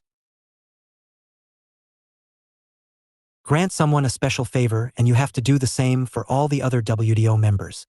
National treatment means that imported and locally produced goods are to be treated equally, at least after the foreign goods have entered the market, and introduced to tackle non-tariff barriers to trade, e.g. technical standards, security standards at all discriminating against imported goods. 2. Reciprocity. It reflects both a desire to limit the scope of free riding that may arise because of the MFN rule and a desire to obtain better access to foreign markets. A related point is that for a nation to negotiate, it is necessary that the gain from doing so be greater than the gain available from unilateral liberalization. Reciprocal concessions intend to ensure that such gains would materialize. 3. Binding and enforceable commitments. The tariff commitments made by WTO members in a multilateral trade negotiation and on accession are enumerated in a schedule list of concessions. These schedules establish ceiling bindings. A country can change its bindings, but only after negotiating with its trading partners, which could mean compensating them for loss of their trade. If satisfaction is not obtained, the complaining country may invoke the WTO dispute settlement procedures. 4.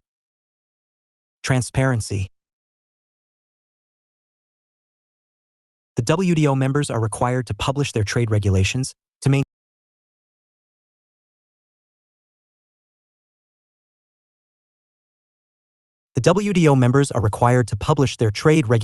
maintain institutions allowing for the review of administrative decisions affecting trade, to respond to requests for information by other members, and to notify changes in trade policies to the WTO. These internal transparency requirements are supplemented and facilitated by periodic country-specific reports, trade policy reviews, through the Trade Policy Review Mechanism, TPRM. The WTO system tries also to improve predictability and stability, discouraging the use of quotas and other measures used to set limits on quantities of imports. 5. Safety valves. In specific circumstances, governments are able to restrict trade.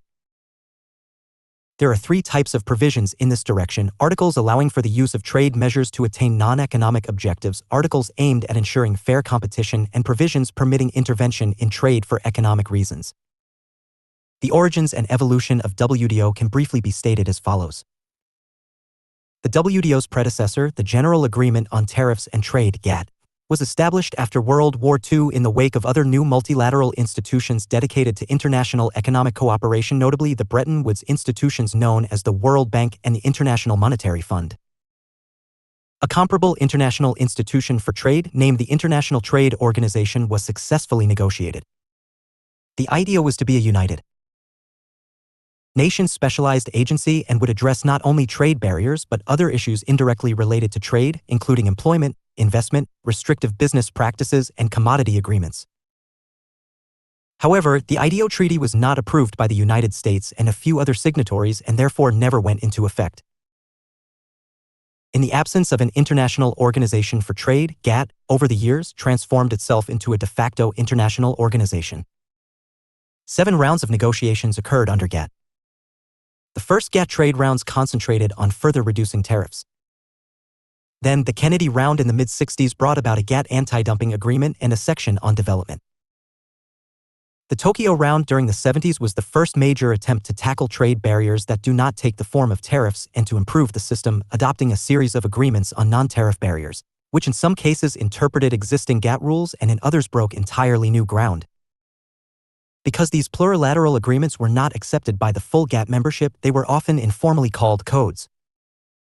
Several of these codes were amended in the Uruguay Round and turned into multilateral commitments accepted by all WTO members.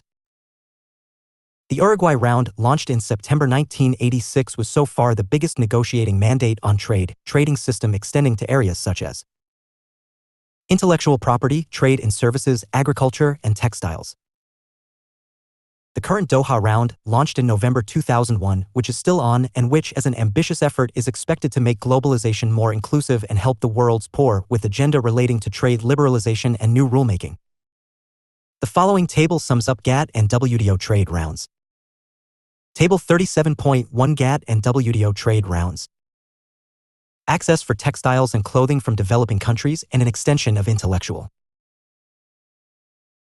property rights, transparency, patents, etc. Major agreements agreed upon by the WTO members run into around 60, usually concluded in the Uruguay round, 1986-94.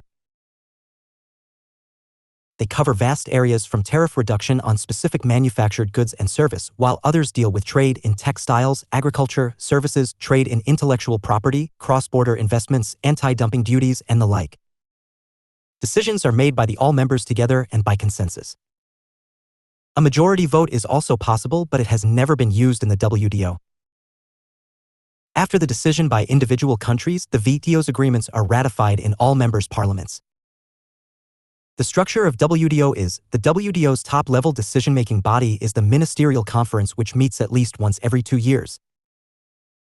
Below this is the General Council, normally ambassadors and heads of delegations in Geneva, but sometimes officials sent from members' capitals, which meets several times a year in the Geneva headquarters. The General Council also meets at the Trade Policy Review Body and the Dispute Settlement Body. At the next level, the Goods Council, Services Council, and Intellectual Property (TRIPS) Council report to the General Council. Numerous specialized committees, working groups, and working parties deal with the individual agreements and other areas such as the environment, development, membership applications, and regional trade agreements. Major agreements. Some of the major agreements are as follows.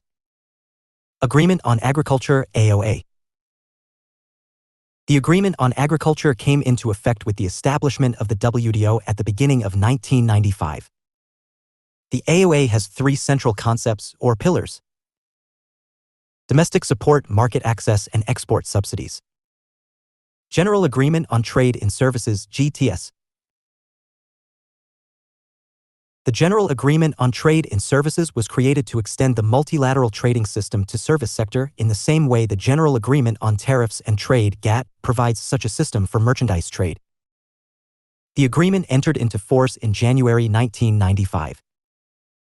Trade-related aspects of Intellectual Property Rights Agreement, TRIPS. The Agreement on Trade-related aspects of intellectual property rights sets down minimum standards for many forms of intellectual property, IP regulation.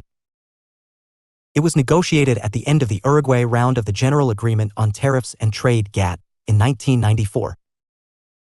Sanitary and Phytosanitary (SBS) Agreement. The Agreement on the Application of Sanitary and Phytosanitary Measures, also known as the SBS Agreement, was negotiated during the Uruguay round of the General Agreement on Tariffs and Trade, and entered into force with the establishment of the WTO at the beginning of 1995.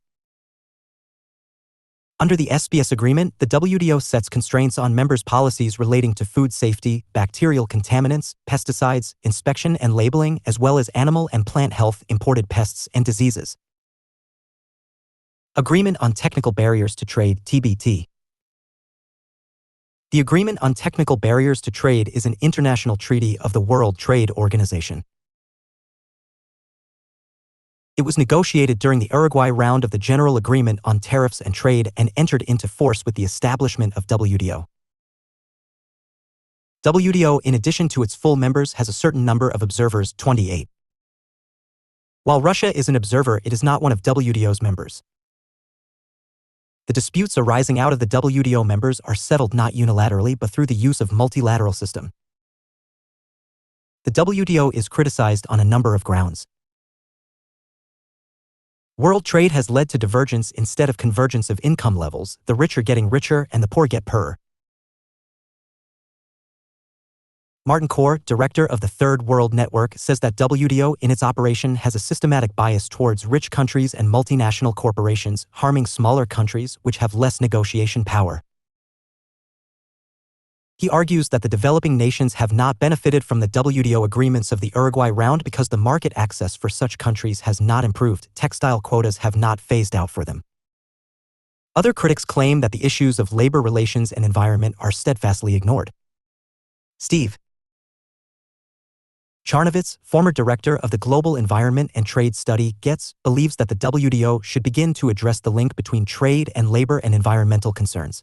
Further, labor unions condemn the labor rights record of developing countries, arguing that to the extent the WTO succeeds at promoting globalization, then in equal measure do the environment and labor rights suffer. Bhagwati is also critical towards rich country lobbies seeking on imposing their unrelated agendas on trade agreements. Therefore, both Bhagwati and Arvind Panagriya, professor at Columbia University, have criticized the introduction of TRIPS into the WTO framework, fearing that such non-trade agendas might overwhelm the organization's function. Other critics have characterized the decision-making in the WTO as complicated, ineffective, unrepresentative, and non-inclusive, and they have proposed the establishment of a small, informal steering committee, a consultative board, that can be delegated responsibility for developing consensus on trade issues among the member countries. The Third World Network has called the WTO the most non-transparent of international organizations because the vast majority of developing countries have very little real say in the WTO system. LL. Socialist economies and the Council for Mutual Economic Assistance.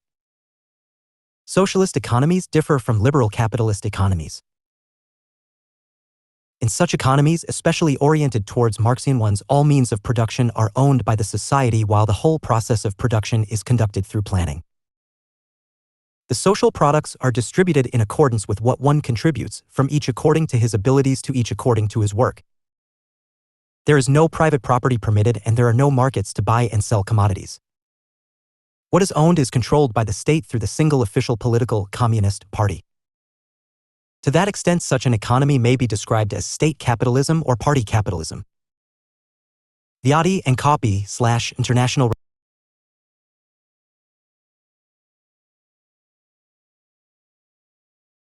The AudioBook and copy/international relations and world politics, right, instead of privately owned capital being at the core of the domestic political economies of these socialist Marxian countries. Capital was expropriated in the name of the people from private owners. It was concentrated in the hands of state authorities in centrally planned or controlled economies following a Leninist political design of democratic centralism within a ruling party apparatus. Continuing their argument, they say, the centrally planned and directed political economies of these regimes still remain, part of a worldwide capitalist political economy and retain, in their domestic political economies a capitalist reliance on markets, money and investment subject to state direction or control with a supporting commercial culture expressed in a Marxist-Leninist materialist ideology. State capitalism is not free market capitalism, but it bears the marks of capitalism all the same. With the establishment of communist regime after World War I in East European states as elsewhere, China particularly, and with growing dominance of EU-US politics and economy in most areas of the world, the Soviet Stalin sought to strengthen the Soviet bloc.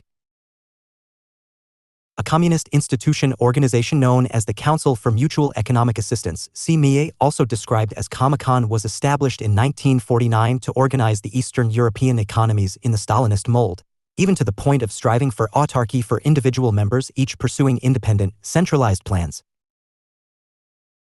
However, this proved unsuccessful, and in 1958 Comecon was reorganized by Khrushchev. The goal of autarky was abandoned, but the mutual trade among the members of the Soviet bloc was fostered. After the collapse of Soviet Union in 1991, the CMEA or Comecon members began scrambling to join up with the world economy. The Commonwealth of Independent States, CS, may hopefully become an economic coordinating body for a free trade area in the region. The decision to establish the Council for Mutual Economic Assistance, CMEA, was announced in a joint communiqué issued by Bulgaria, Czechoslovakia, Hungary, Poland, Romania, and the Soviet Union in January 1949. Albania joined in February 1949, East Germany in 1950, Mongolia in 1962, Cuba in 1972, and Vietnam in 1978. Albania ceased participation in 1961. Comecon or CMEA members were united by their commitment to Marxism-Leninism, Soviet-style central planning, and economic development. Comecon served as an organizational counterweight first to the Marshall Plan and then to the European Iron and Steel Community and its successor, the European Economic Community. The Soviet Union dominated Comecon. From 1949 to 1953, Stalin used Comecon primarily to redirect members' trade from outside Comecon to within Comecon and to promote substitution of domestic production for imports from outside Comecon. The Comecon economic integration function was stepped up in 1956, the year of the Soviet invasion of Hungary, with the establishment of 8 standing commissions, each planning for a different economic sector across the member countries. Notable real achievements included partial unification of electric power grids across East European members, coordination of rail and river transport in Eastern Europe, and the construction of the Friendship Pipeline to deliver Siberian oil to Eastern Europe. In 1971, the Comecon initiated a compromise comprehensive program for socialist economic integration as a counterweight to integration within the European Economic Community. The Comecon continued planning various integration and coordination efforts through the 1970s and 1980s. In 1985 to 86, these efforts culminated in the Comprehensive Program for Scientific and Technical Progress to the year 2000. With the loss of Soviet control over its East European trading partners, Comecon tried to survive as a purely coordinating body but was finally formally disbanded in June 1991. Lil.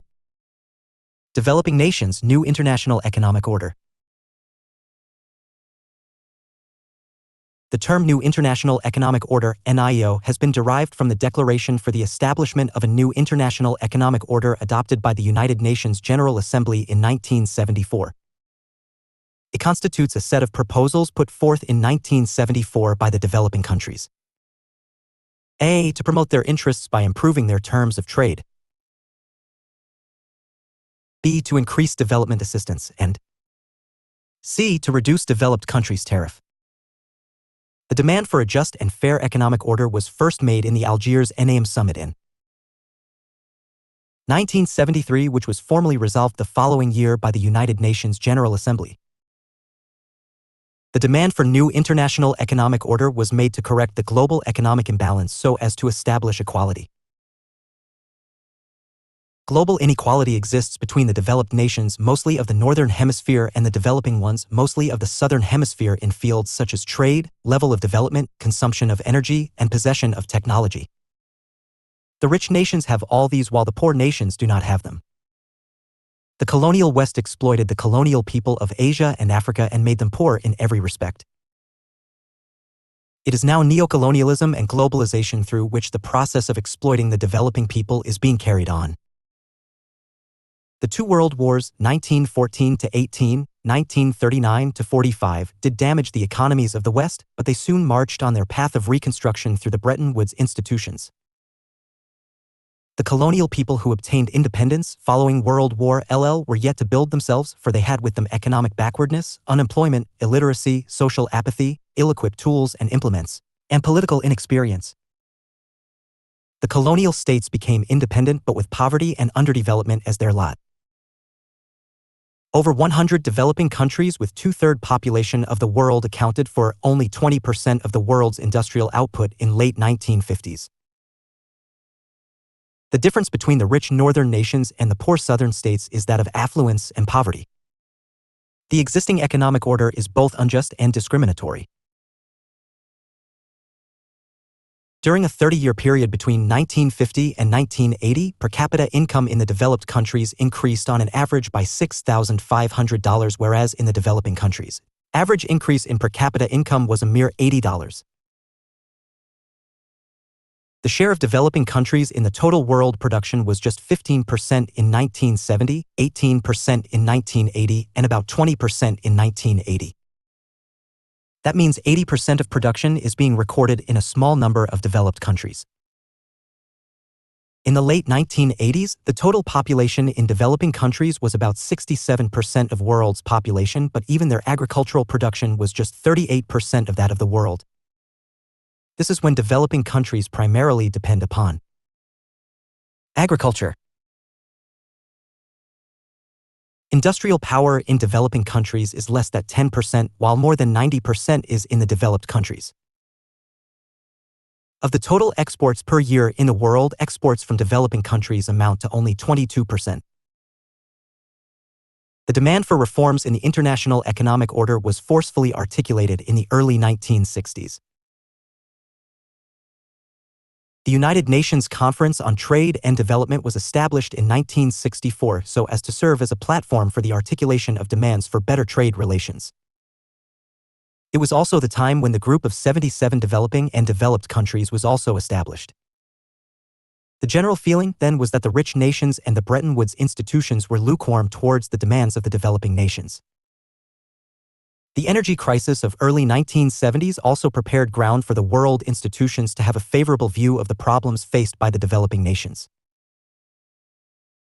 These included institutions such as the United Nations Development Programme, UNDP, International Development Association, IDA, and the UNCTAD. The UNDP, composed of 17 agencies, was established for the development of production in and purchasing power of nearly 125 developing countries. The IDA was set up to provide loans for development projects on easy terms. After the Lusaka Summit 1970 of the NAM, the developing countries presented their case in the UN General Assembly in 1970 on the occasion of consideration of Second Development Decade. The developing countries sought for higher rate of development with the help of United Nations system. Meanwhile, the Group of 77 continued to deal with the issues related with an economic system based on equality and justice. The Algiers NAM Summit of 1973 sought the special session of the United Nations General Assembly for considering the demand for the establishment of the new International Economic Order, NIO. The sixth special session of the General Assembly adopted a resolution on May 1, 1974 and gave a call for a new international economic order. It was resolved that we, the members of the United Nations, solemnly proclaim our united determination to work urgently for the establishment of a new international economic order based on equity, sovereign equality, interdependence, common interest, and cooperation among all states, irrespective of their economic and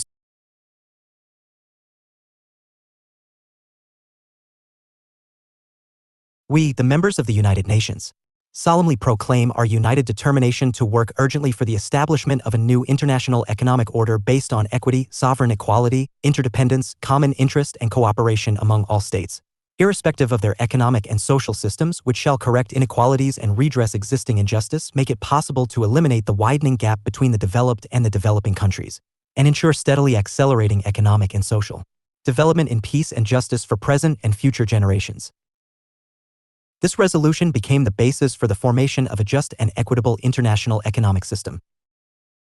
A reference may be made here to Article 55 of the United Nations Charter, which makes the United Nations responsible for creation of proper conditions of economic progress and development. It says, creation of conditions of stability and well-being which necessary for peaceful and friendly relations among nations. The United Nations shall promote a. higher standards of living, full employment, and conditions of economic and social progress and development, and b. solutions of international economic, social health, and related problems. The concept of new international economic order is not based on donor-donee relationship. It does not seek charity from the developed countries. There is a growing realization that economic problems of developing states need to be solved only through aid and assistance. North-South relations have to be transformed into a mutually beneficial relationship. New international economic order seeks a new relationship between the developed and the developing countries on the basis of mutual reciprocity, give and take, in which ultimately the developed countries will also stand to gain. NIO is not a mere reiteration of UNCTAD resolutions. It seeks to create a futuristic and forward-looking scenario.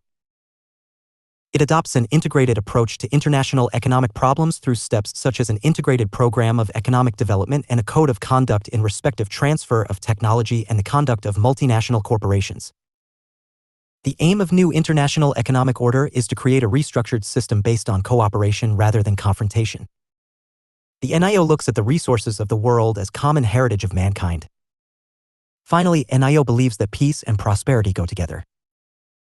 So long as the developing countries continue to be deprived, there can be no real and lasting peace in the world. Thus, NIO is essential for international peace and security. It is a message for a world based on social justice and free from exploitation. It seeks to ensure adequate transfer of technology to the developing countries to ensure all-round development, discouraging brain drain by providing better opportunities within the country to the young intellectuals, scientists, doctors, etc. The NIO seeks more favorable conditions of trade for the developing countries. It wants a system in which buffer stocks would be ensured and the South-South cooperation will include economic and technological cooperation. The developing countries are trying to emphasize under NIEO that the IMF and World Bank decision-making would be fair and just towards them. A conference was held in Paris in 1975 to work out cooperation between the developed and the developing countries. The idea of the conference was to devise a mechanism for the introduction of new international economic order.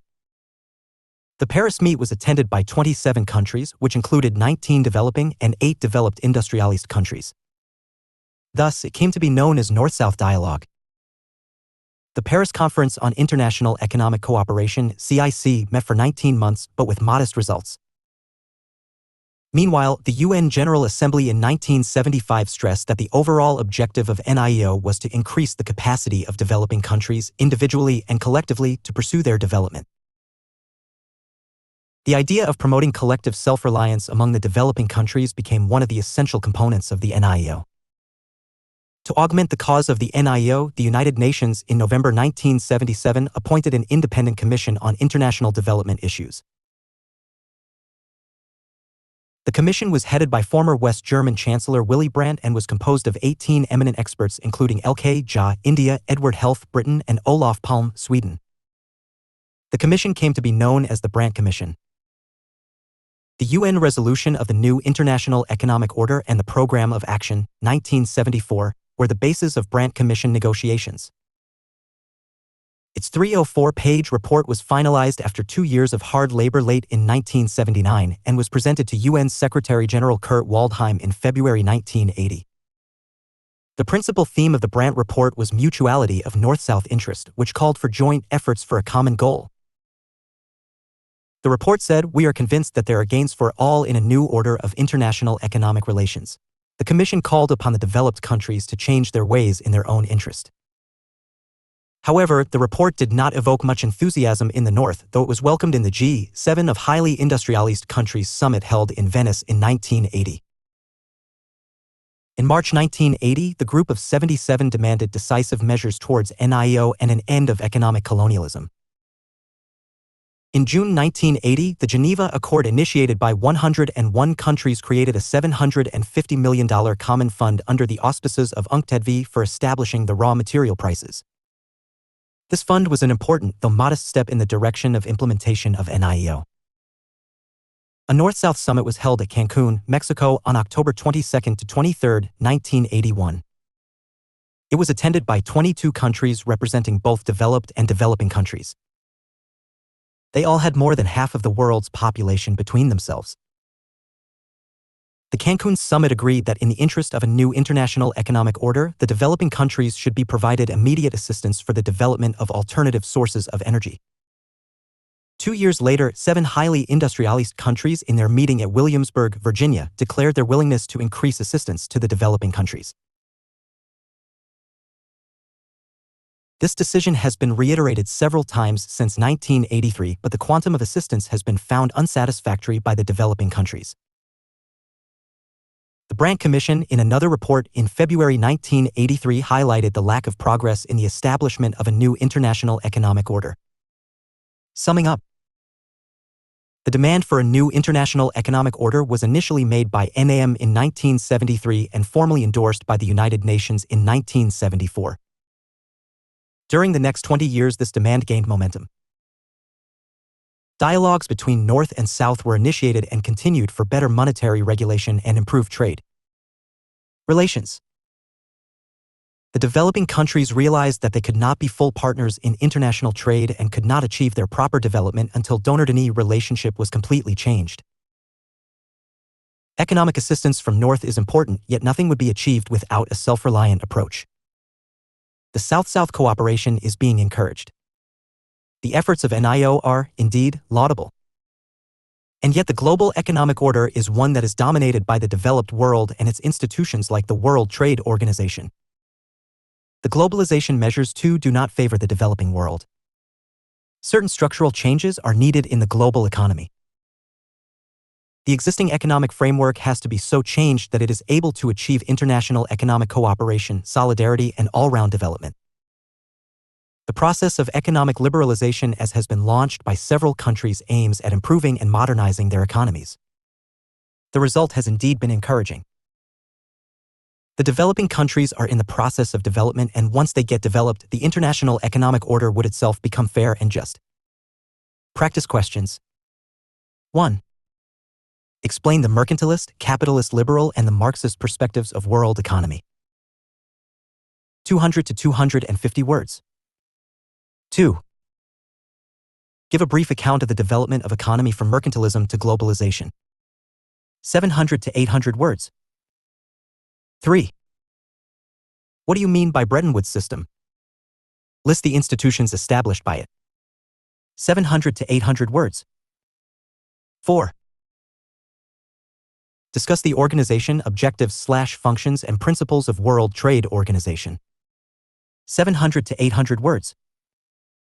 5. Write a brief note on Council for Mutual Economic Assistance, CMEA. 200 to 250 words. 6. Explain the rationale behind the new International Economic Order, NIO. 700 to 800 words. 7. Sketch the leadership role of India in WTO. 2013, 200. 250 words. 8. Discuss the main factors that have contributed to the gradual transformation of the world from billiard ball model to cobweb model. 2014, 700 to 800 words. 9. How do you explain the growing importance of the multinational corporation and civil society in contemporary international politics? 2014, 700 to 800 words. 10. Identify the major changes in the international political economy.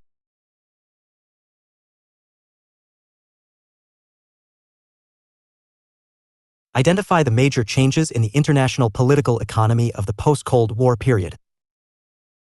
2013, 200 to 250 words. The United Nations system exists with its system a whole range of specialized agencies covering almost every aspect of human life. The United Nations as an international organization. All these together make the world safe for world peace, if not for democracy. There was the League of Nations in the 1920s, but the world could not be made safer, and World War I had occurred in 1939. Then there emerged the United Nations in 1945, and the world had a sigh of relief.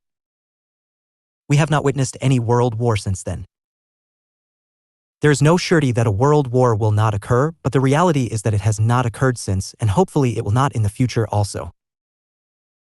War did not occur when there were all chances of war during, say, the Cold War period. Opposing armies and armaments stood confronting each other.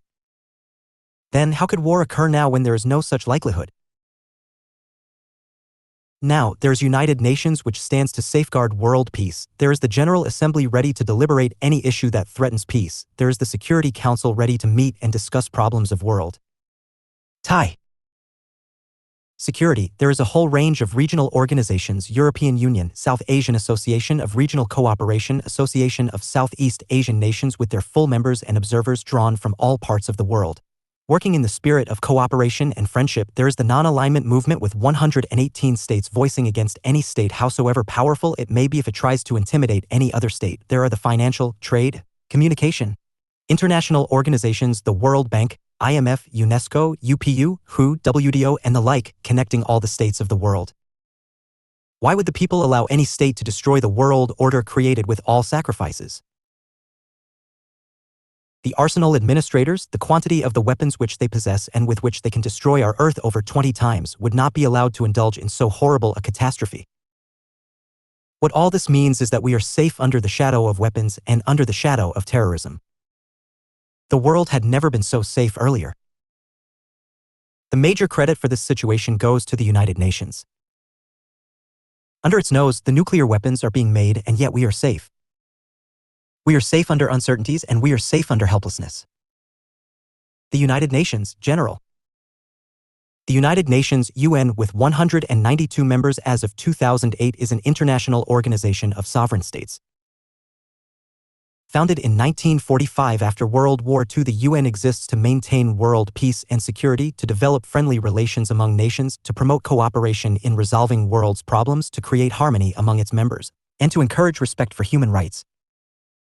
The purposes of the UN find space in Article 1 of the Charter, and these are: to maintain international peace and security, to develop friendly relations among nations, to achieve international cooperation in solving international problems of an economic, social, cultural, or humanitarian character, and in promoting and encouraging respect for human rights and for fundamental freedoms, and to be a center for harmonizing the actions of nations in the attainment of their common interests. Article 2 of the Charter refers to the principles on which the UN functions. These are: Vi. All the members of the UN are sovereign and are equal. All have to fulfill in good faith the obligations assumed by them as specified in the Charter. All the members agree to settle their national disputes by peaceful means and in a manner that the world peace and security are not endangered. All the members would refrain from the threat as use of force against the territorial integrity and political independence of the other states. All the members would assist the UN in any action that it takes in accordance with the Charter and shall refrain from giving assistance to any state against the UN, and the members would not interfere in the internal affairs of any other member state or any other state which is not a UN member. Member states of UNO. Following is the list of the 192 member states of the United Nations with dates on which they joined the organization: Afghanistan, November 19, 1946, Barbados, December 9, 1966. Albania, December 14, 1955, Belarus, October 24, 1945. Algeria, October 8, 1962, Cambodia, December 14, 1955. Andorra, July 28, 1993, Cameroon, September 20, 1960. Angola, December 1, 1976, Canada, November 9, 1945. Antigua and Barbuda, November 11, 1981, Cape Verde, September 16, 1975. Argentina, October 24, 1945, Central African Republic, September 20, 1960. Armenia, March 2, 1992, Chad, September 20, 1960. Australia, November 1, 1945, Chile, October 24, 1945. Austria, December 14, 1955, China, October 24, 1945. Azerbaijan, March 2, 1992, Colombia, November 5, 1945. Bahamas, September 18, 1973. Bahrain, September 21, 1971, Costa Rica, November 2, 1945. Bangladesh, September 17, 1974, Côte d'Ivoire, September 20, 1960. Croatia, May 22, 1992, Ethiopia, November 13, 1945. Cuba, October 24, 1945. Cyprus, September 20, 1960. Czech Republic, January 19, 1993. Qatar, September 21, 1971. Democratic People's Republic of Korea. September 17, 1991. Democratic Republic of the Congo 20. September 1960. Denmark, October 24, 1945, Greece, October 25, 1945. Comoros, November 12, 1975. Fiji, October 13, 1970. Finland, December 14, 1955. France, October 24, 1945. Gabon, September 20, 1960. Gambia, September 21, 1965. Georgia, July 31, 1992. Germany, September 18, 1973. Ghana, March 8, 1957. Djibouti, September 20, 1977, Dominica, December 18, 1978, Dominican Republic, October 24, 1945, Ecuador, December 21, 1945, Egypt. October 24, 1945, Equatorial Guinea, November 12, 1968, Eritrea, May 28, 1993, Indonesia, September 28, 1950, Grenada, September 17, 1974, Guatemala, November 21, 1945, Guinea, December 12, 1958, Guinea-Bissau, September 17, 1974, Guyana, September 20, 1966, Haiti. October 24, 1945, Honduras, December 17, 1945, Hungary, December 14, 1955, Malaysia, September 17, 1957, Maldives, September 21, 1965, Mali, September 28, 1960. El Salvador, October 24, 1945. Estonia, September 17, 1991. Iceland, November 19, 1946. India, October 30, 1945. Iran, Islamic Republic of Malta, December 1, 1964. October 24, 1945. Iraq, December 21, 1945. Reland, December 14, 1955. Israel, May 11, 1949. Italy, December 14, 1955. Jamaica, September 18, 1962. Japan, December 18, 1956. Jordan, December 14, 1955. Kazakhstan, March 2, 1992. Kenya, December 16, 1963. Mongolia, October 27, 1961. Kiribati, September 14, 1999. Korea, Republic of, September 17, 1991. Kuwait, May 14, 1963. Marshall Islands, September 17, 1991, Mauritania, October 27, 1961, Mauritius, April 24, 1968, Mexico, November 7, 1945. September 1991, Moldova, Republic of, March 2, 1992. Micronesia, Federated States of 17. Monaco, May 28, 1993.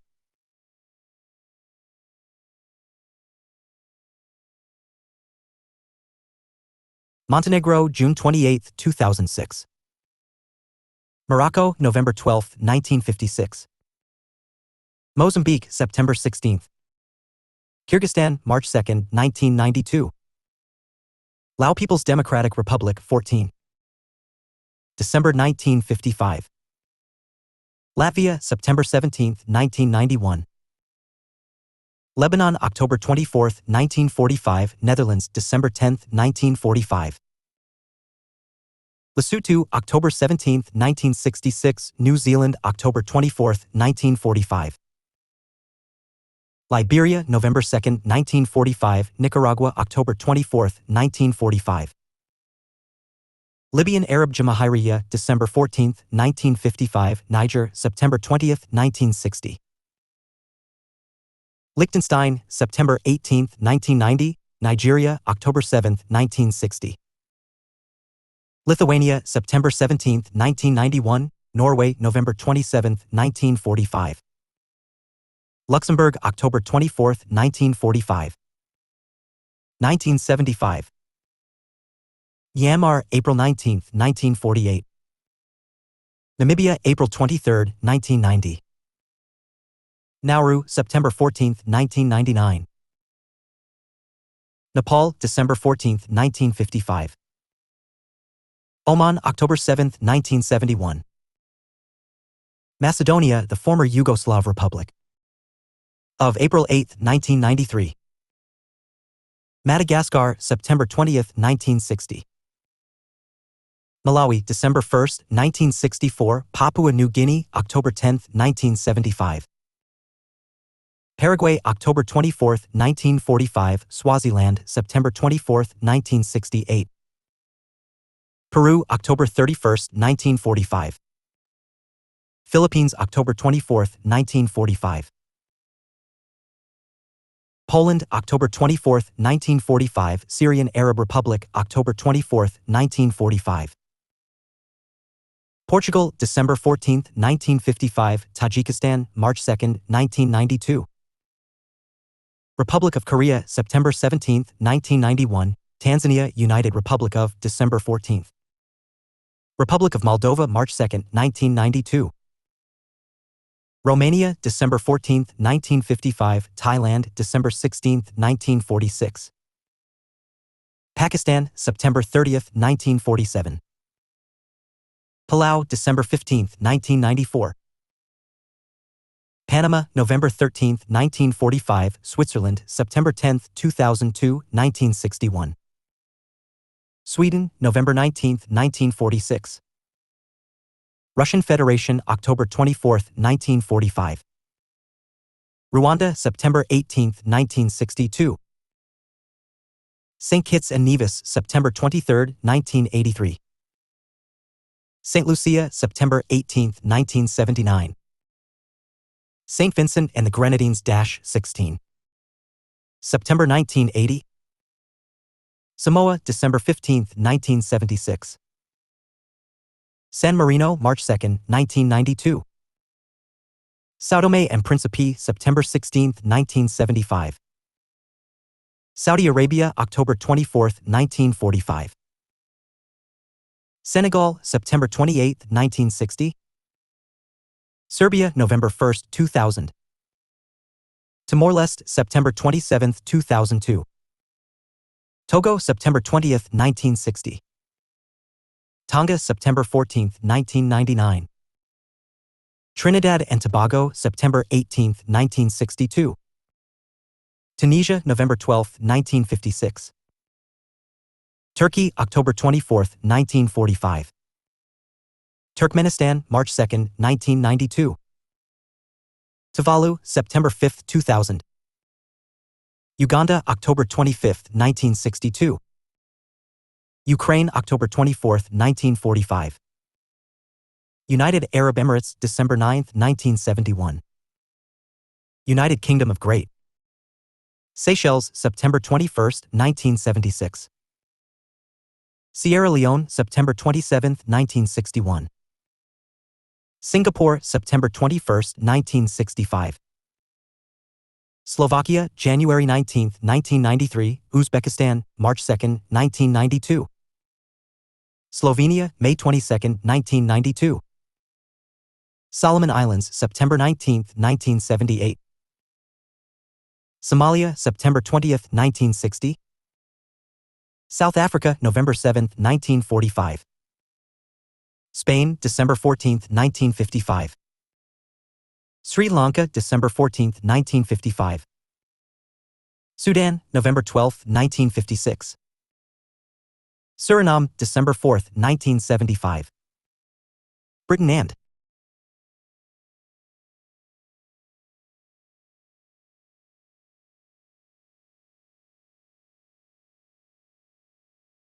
Northern Ireland, October 24, 1945. United States of America, October 24, 1945. Uruguay, December 18, 1945. Vanuatu, September 15, 1981. Venezuela Bolivarian Republic of 15. November 1945. Vietnam, September 20, 1977. Yemen, September 30, 1947. Zambia, December 1, 1964. UN membership is open to any country willing to further the UN objectives and abide by its rules. Each country, no matter how large or small, has an equal voice and vote. Each country is also expected to pay dues to support the UN. According to Article 4, the admission of a new state in the UN is affected by a decision of the General Assembly on the recommendations of the Security Council. The League of Nations 1920-39 having failed in its objectives of maintaining peace and security, the important leaders of the world began visualizing the formation of a new international organization even during the course of World War I. The U.S. President Roosevelt and the British Prime Minister Winston Churchill announced the Atlantic Charter in 1941, in which they pledged to work toward a system to keep world peace and promote cooperation. In 1942, representatives of the Allies, the World War II coalition of 26 nations fighting against Germany, Italy, and Japan, signed a declaration by United Nations accepting the principles of the Atlantic Charter. The declaration included the first formal use of the term United Nations, a name coined by President Roosevelt. A year later, 4 of the Allies, the United States, the United Kingdom, the Soviet Union, and China, agreed to establish a general international organization. The 4 countries met in 1944 at the Dumbarton Oaks Estate in Washington, D.C., and drafted a charter for the new organization. They called the new league the United Nations, but they still could not agree to certain details such as membership and voting rights. The four countries met again in early 1945 at a summit known as Yalta Conference in Yalta, Ukraine. There, they called for a conference of nations to complete their work. On April 25, 1945, the United Nations Conference on International Organization convened in San Francisco with delegates from 50 countries attending. The delegates worked for 2 months to complete a charter for the UN that included its purpose, principles, and organizational structure. The charter contained a formal agreement committing all the world's nations to a common set of basic rules governing their relations. The UN officially came into existence on October 24, 1945, with 51 member countries, the 50 represented at the conference, and Poland, which had not been able to send a delegate. B. Structure of the United Nations. Though there are 6 principal organs of the United Nations: the General Assembly, the Security Council, the Economic and Social Council, the Trusteeship Council, the International Court of Justice, and the Secretariat.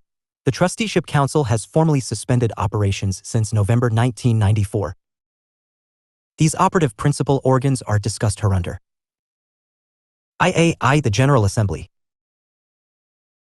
The General Assembly is composed of all the member states of the United Nations, each with 1 vote, though the members' delegation consists of a number of officials. It undertakes all major decisions, routine matters with a simple majority vote, while the important decisions require a 2/3 majority. The General Assembly is like a global town hall, providing a powerful means to the member states the opportunity to put forward their views on matters relating to the UN Charter. The Assembly debates issues, discusses matters, and makes recommendations on any item covered by the UN Charter, though it cannot force its decisions on member states. The General Assembly meets annually in a regular session, which runs between mid-September and mid-December.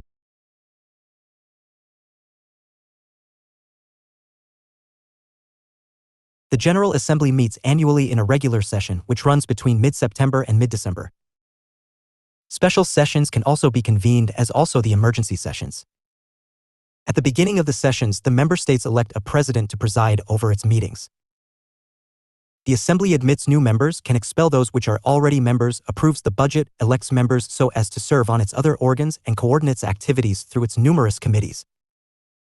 The General Assembly is like the Parliament of the nations, and as such is a forum for discussion of any matter that is related to international peace and security. Increase in its number from 51 in 1945 to 192 till 2006 indicates that it has supported the end of imperialism and colonialization. The Assembly represents the world. Through its numerous committees, the Assembly has been able to take stock of numerous issues that have confronted the world. The fact that it has discussed matters like peace and security, disarmament, social, cultural, and humanitarian issues, economic development, and the like indicates that the Assembly has made itself a debating society and a forum to express concerns affecting the future of mankind.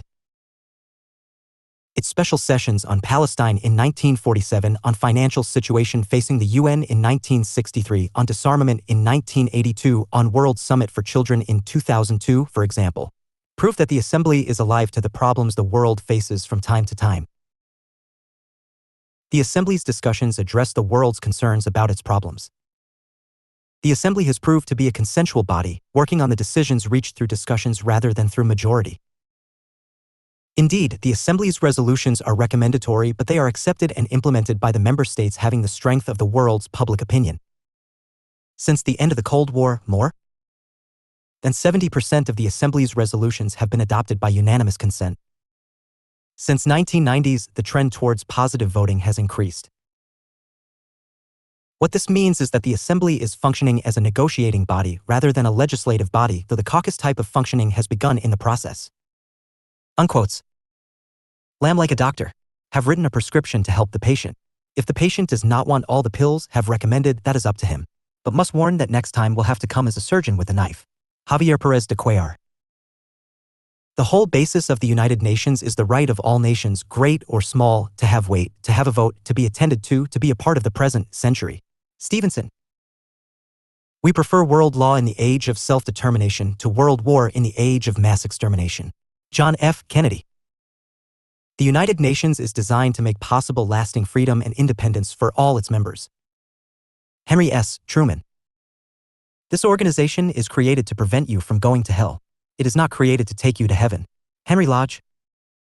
The basic rule of human nature is that powerful people speak slowly and subservient people quickly.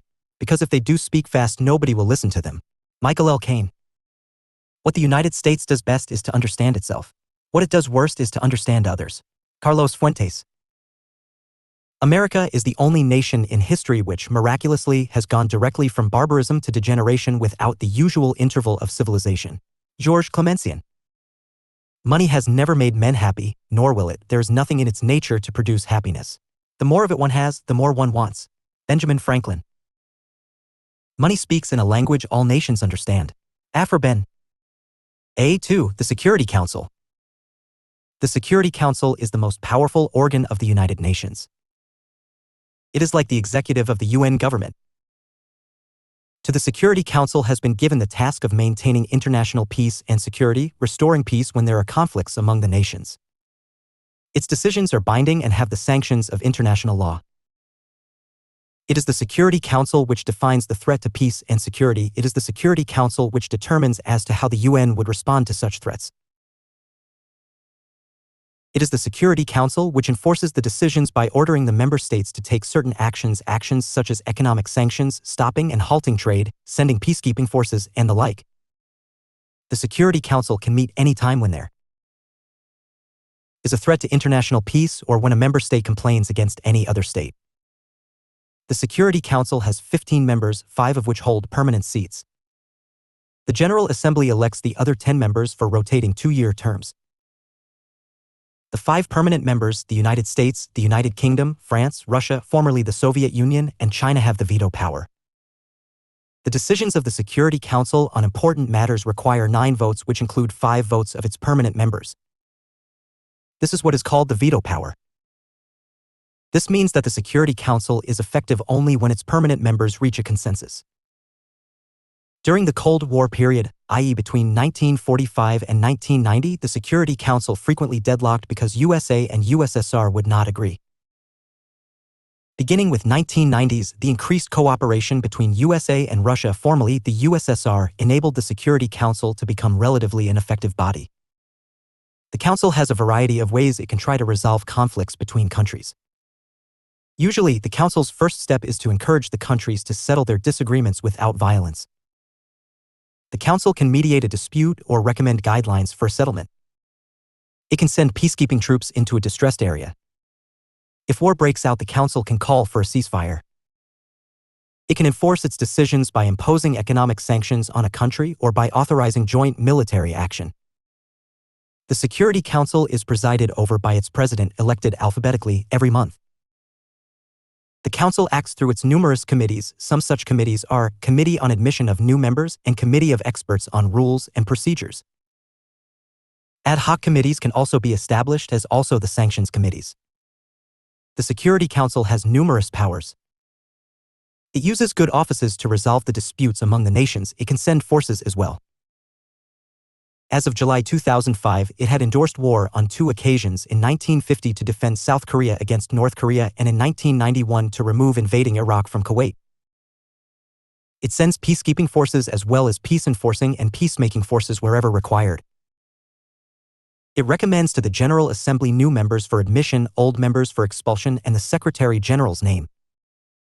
The Security Council recommends the methods for adjudicating disputes, devises strategies to control armaments, i.e., recommending disarmaments, and the like. A3. Economic and Social Council. The Economic and Social Council, ECOSOC, works under the authority of the General Assembly so as to coordinate the economic and social work of the UN. ECOSOC has 54 members elected by the General Assembly for 3-year terms, 1/3 retiring every year. The ECOSOC coordinates studies and recommends actions on international topics such as medicine, education, economics, and social needs. It promotes higher living standards, full employment, respect for human rights, and economic and social progress. It oversees the work of a large number of UN programs and agencies. It operates mainly through various standing committees, functional commissions, and regional commissions. There are 5 regional commissions that supervise as to how the UN programs in a particular region are working together. There are 10 functional commissions that deal with topics such as population growth, narcotics trafficking, human rights, and the status of women. Other committees work on topics relevant to several UN programs such as crime prevention, public finance, natural resources, science and technology, and geographical names. The ECOSOC coordinates the work of many specialized agencies that provide a variety of social, economic, and related services. The agencies operate independently but work with other programs in the UN. These agencies include the World Health Organization (WHO), the World Bank, the International Monetary Fund, the United Nations Educational, Scientific and Cultural Organization (UNESCO), the International Labour Organization (ILO), and the Food and Agriculture Organization (FAO). The ECOSOC also works closely with the private sector and with more than 2,000 non-governmental organizations. IA4 Trusteeship Council. The Trusteeship Council was established by the United Nations so as to supervise 11 trust territories to be administered by 7 member states. It was to ensure that adequate steps were taken to prepare the said territories for self-government. By 1994, all the trust territories were made independent either as separate states or by joining the neighboring countries. Palau, for example, was the last such territory which was administered by the United States of America. Though not in operation, the Trusteeship Council now has 5 permanent Security Council members. IAV, the International Court of Justice. The International Court of Justice, also known as the World Court, is the judicial organ of the United Nations. It has 15 judges elected by the General Assembly and the Security Council for a period of 9 years, 1/3 retiring every 3 years. It is located at The Hague, the Netherlands. The participation of the state as a party to any conflict is voluntary. But if it agrees to participate, it is obligatory on the part of the concerned state to agree to its decisions.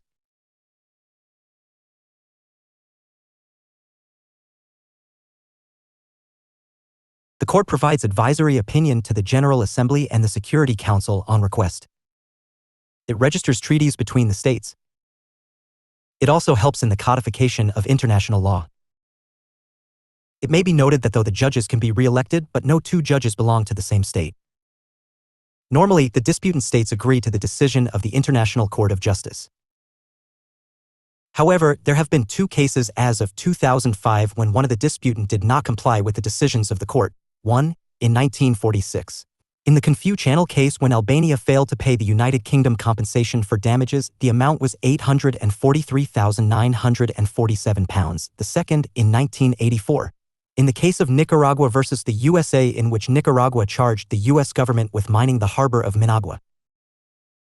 Between 1946 and 2005, about 100 cases were referred to the World Court and the decisions were made in 89. The rest are still pending with the court. A6. The Secretariat. The Secretary General. The Secretariat is the administrative organ of the United Nations. It supervises the UN's administration, programs and policies and executes day-to-day operations. It is headed by the Secretary General, who acts as the UN spokesperson. The Secretary General oversees the daily operations of the UN and plays a major role in setting the UN's agenda in international security affairs. The Secretary General can bring to the Security Council any matter that might threaten world peace. He has the authority to serve as a neutral mediator in international conflicts and to bring hostile parties together to negotiate. His personal attention to a problem can often help bring about a resolution. For example, in the 1990s, Secretary General Boutros Ghali personally mediated conflicts in Somalia, the former Yugoslavia, and elsewhere. In the 1980s, Secretary General Javier Pérez de Cuellar mediated conflicts in Central America. The Secretary General also works to build consensus among the 5 permanent members of the Security Council, knowing that without it the Council cannot act. The Secretary General is formally chosen by the General Assembly. The Secretary General must first be nominated by the Security Council and win the consent of all 5 of its permanent members. The Secretary General serves a 5-year term which may be renewed. The Security Council can nominate a candidate from any country, but it is an unwritten tradition that the position rotates geographically, with a Secretary General chosen from a new region after every 2 terms. In 1997, the General Assembly created the post of Deputy Secretary General to assist in the management of the Secretariat. The Secretary General appoints the Deputy Secretary General. Kofi Annan of Ghana was elected by the General Assembly to be Secretary General from 1997 through 2001.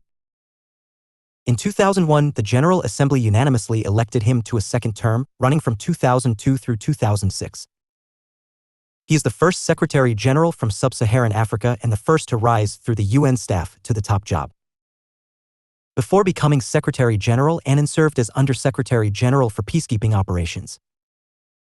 Annan's immediate predecessor, Boutros Ghali of Egypt, was Secretary General from 1992 through 1996. He tried to expand the UN's role as peacekeeper and peacemaker. He was outspoken with the Security Council, a trait that got him into trouble with its members, particularly the United States. For example, he scolded the Council for giving him big projects without enough money to carry them out. In 1996, the United States vetoed his candidacy for a second term. In 2007, Ban Ki-moon, former Foreign Minister of South Korea, was elected the Secretary General. The Secretaries General have come from various regions of the world, but it is an unwritten rule that they never should come from one of the most powerful countries. This tradition is a response to concerns that a Secretary General selected from such a country would not be perceived by other nations as objective or neutral. There is also a fear that such a selection would give the world's most influential nations that much more power. The early Secretaries General included Trygve Lie of Norway, who served from 1946 to 1953, Dag Hammarskjöld of Sweden, 1953 to 1961, U Thant of Burma, now Myanmar, 1961 through 1971, Kurt Waldheim of Austria, 1972 to 1982, and Javier Pérez de Cuellar of Peru, 1982 through 1991. The United Nations, functions and role. The United Nations (UN) performs the same functions as listed in its charter. It provides to its members world peace. It helps them to develop and prosper, thereby improving the lives of their citizens. In addition to it, the UN provides a forum for countries to promote their views and settle conflicts without violence. It allows countries to cooperate to solve world problems such as poverty, disease, and threats to the environment. It serves as a symbol of international order and global identity. It works to address economic and social problems in developing countries. The UN helps coordinate the work of hundreds of agencies and programs, both within its own organization and outside it. IBA, Maintenance of International Peace and Security. United Nations has three primary ways to maintain international peace and security. All directly involve the Security Council. Under Chapter 6 of the UN Charter, the UN can assist in the peaceful resolution of international disputes. This authority has evolved into the use of unauthorized peacekeeping forces. 2. Under Chapter 7 of the Charter, the UN can authorize military action to enforce its resolutions. And 3. The UN can serve as a forum for international deliberations on long-term solutions to pressing security issues such as arms control and terrorism. Peacekeeping is the non-aggressive use of military force to help nations in conflict reach a settlement. The UN Charter does not mention peacekeeping forces, although Chapter 6 of the Charter does establish guidelines for peaceful resolution of international conflicts. The UN's first peacekeeping effort took place in the Middle East in 1948. The UN sent unarmed observers to help maintain the truce negotiated after 5 Arab countries attacked Israel earlier in the year. The UN first used armed peacekeepers during the Suez Crisis of 1956 when England, France, and Israel fought Egypt for control of the Suez Canal. The peacekeepers oversaw the withdrawal of the French, British, and Israeli troops and acted as a buffer between the warring parties. Today, the UN's peacekeeping forces play a neutral role, working to calm regional conflicts in several ways. They can go into an area of conflict as observers, making sure agreements reached between opposing sides are being followed. They can provide a buffer between warring parties by physically interposing themselves in the middle. They can negotiate with military officers on both sides, providing a channel of communication. They can also monitor ceasefires, supervise elections, and provide humanitarian aid. The Security Council grants authority for peacekeeping missions, usually for several months, although the Council can reauthorize missions for many years. The UN does not have its own army, so the Security Council borrows forces for each mission from the military and police personnel of member countries. The Security Council also chooses a single commander, and the forces operate under UN command. The forces operate only if the parties in conflict agree to their presence. Thus, the success of a peacekeeping mission depends upon the cooperation of the opposing parties. Peacekeeping forces are funded by special fees paid by UN members. The General Assembly must approve the funds. Today, lack of funds is the single greatest constraint in the use of peacekeeping forces. As peacekeeping operations have expanded, they have required more and more money. UN peacekeepers won the Nobel Peace Prize in 1988 in recognition of their successes. In the early 21st century, the UN had nearly 90,000 troops from 112 countries carrying out peacekeeping missions in regions such as South Asia, the Middle East, Eastern Europe, and Africa. For example, in 2007, the UN Security Council authorized a peacekeeping force of 26,000 for the Darfur region of Sudan. In addition to peacekeeping missions, the United Nations can also authorize peace enforcement operations. Unlike peacekeeping missions that help willing parties maintain an existing peace agreement, peace enforcement operations seek to repel international aggression using military force if necessary. Under Chapter 7 of the UN Charter, the Security Council may authorize member countries to take military action in response to international breaches of the peace. The UN's founders initially envisioned Chapter 7 as the teeth in the UN Charter. An early example of the UN's role in peace enforcement came in 1950 when North Korea invaded South Korea. The UN Security Council condemned the invasion and authorized a multinational force led by the United States to repel the attack. The UN again authorized a peace enforcement mission in 1990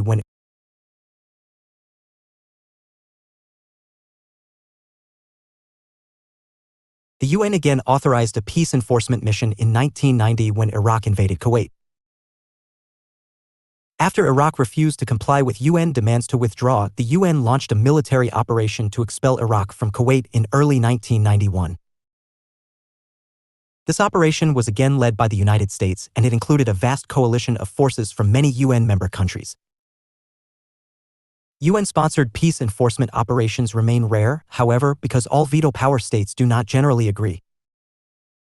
The UN Charter authorizes the Security Council to plan for worldwide disarmament and arms control. To help achieve those goals, the UN has sponsored arms control negotiations in Geneva, Switzerland, for decades. The General Assembly also held a special session on disarmament in June 1982. None of these UN activities have had much direct effect on actual arsenals. Instead, during the Cold War, the most important arms control agreements were reached by countries negotiating directly with each other, particularly by the United States and Soviet Union. At that time, arms control was dominated by the nuclear arms race between the superpowers. The United States and the Soviet Union reached several important agreements, and then other countries signed on. Examples include the 1963 Limited Test Ban Treaty, the 1967 Outer Space Treaty, the 1968 Non-Proliferation Treaty, and the 1990 Conventional Forces in Europe Treaty. In some instances, the General Assembly ratified these agreements, but in none of these cases did the UN play a major role. After the 1991 Persian Gulf War, the UN agencies sought to inspect Iraq's secret nuclear weapons program. After Iraq had failed to cooperate, USA in March 2003 led a military assault on Iraq. However, US forces failed to find any evidence that Iraq had weapons of mass destruction, and subsequent investigations revealed that much of the pre-war intelligence about Iraq's weapons programs was flawed. IB-2 Economic and Social Development. The United Nations promotes economic and social development worldwide. It engages itself in numerous activities so as to achieve such a goal. It operates on a principle that economic and social development would bring about lasting world peace. The UN Charter calls on the UN to promote full employment for all, higher standards of living, and economic and social progress. As a result, the UN devotes a major proportion of its staff and budget to economic development programs worldwide. The General Assembly has recognized the need to restructure international economic relations to help developing countries and has recommended a series of steps aimed at reducing the gap between wealthy and poor countries. United Nations major achievements. It deployed around 54 peacekeeping forces as of the early years of 21st century, 18 missions still in operation. Peacemaking efforts through negotiations in Cambodia, Namibia, El Salvador, Eritrea, Nicaragua, South Africa, Kosovo, East Timor. Enabled people in over 45 countries to adopt and promote democracy. Promoted development through economic assistance and annual grants more than $10 million, UNDP in cooperation with over 170 countries. UNICEF sends more than $800 million a year for child health care in about 140 member states. Promotion of human rights all over the world, especially women's rights in around 100 nations. Promotion of environments, Agenda 21, especially efforts at sustainable development. Helped minimize threat of nuclear war, prevents nuclear proliferation, inspection on regular basis in over 90 nations. Strengthened international law, the World Court helped settle disputes. Over 30 million refugees received help from UN sources. Helped eliminate apartheid. Assisted in eliminating hunger, poverty, diseases, focus on rural development. Attempts at curbing global warming, natural disasters. The UN operates many programs to promote economic development and provide assistance to the developing countries. One of those programs is the United Nations Conference on Trade and Development, UNCTAD. Many developing countries rely on income from trade to support their economic development efforts. UNCTAD was founded in the 1960s to help negotiate international trade agreements that stabilize prices and promote trade with developing countries. During 1970s, the General Assembly included these goals in its call for a new international economic order to promote growth in developing nations. The other UN efforts with regard to economic development relate to UNDP, i.e. United Nations Development Program. Thousands of projects are funded by it. It is the world's largest international agency providing development and financial assistance. The United Nations helps finance development through the World Bank. The World Bank was established in 1944 to help in the first instance the European nations recover their economy and after 1950s, the developing nations. The World Bank grants loans to member states to finance specific projects and in the process encourages foreign investing. A related agency, the International Monetary Fund, IMF, established around the same time as the World Bank, encourages a stable and an orderly pattern of monetary exchange rates among nations. Promotion of health is another area devoted to social development. The World Health Organization, WHO, is a leading UN specialized agency which addresses global health concerns. Its goal is to improve health through a number of global health programs. The WHO epidemiologists help track outbreaks of new diseases and epidemics. For example, the WHO was instrumental in diagnosing and containing the spread of severe acute respiratory syndrome, SARS, in 2003. The WHO also helps deliver basic immunizations to underserved populations. One of the greatest accomplishments of the WHO was the eradication of smallpox, a viral disease that once devastated humans around the globe. The UN has also taken action to combat the worldwide epidemic of acquired immunodeficiency syndrome, AIDS. In 1995, it established the Joint United Nations Program on HIV/AIDS, UNAIDS, to coordinate the international response to the disease. In 2000, the United States led a special session of the Security Council to address the global threat from AIDS, and the General Assembly held a special session on AIDS the following year. Sessions such as these focus global attention on the disease and help to win commitments of resources to the UNAIDS program.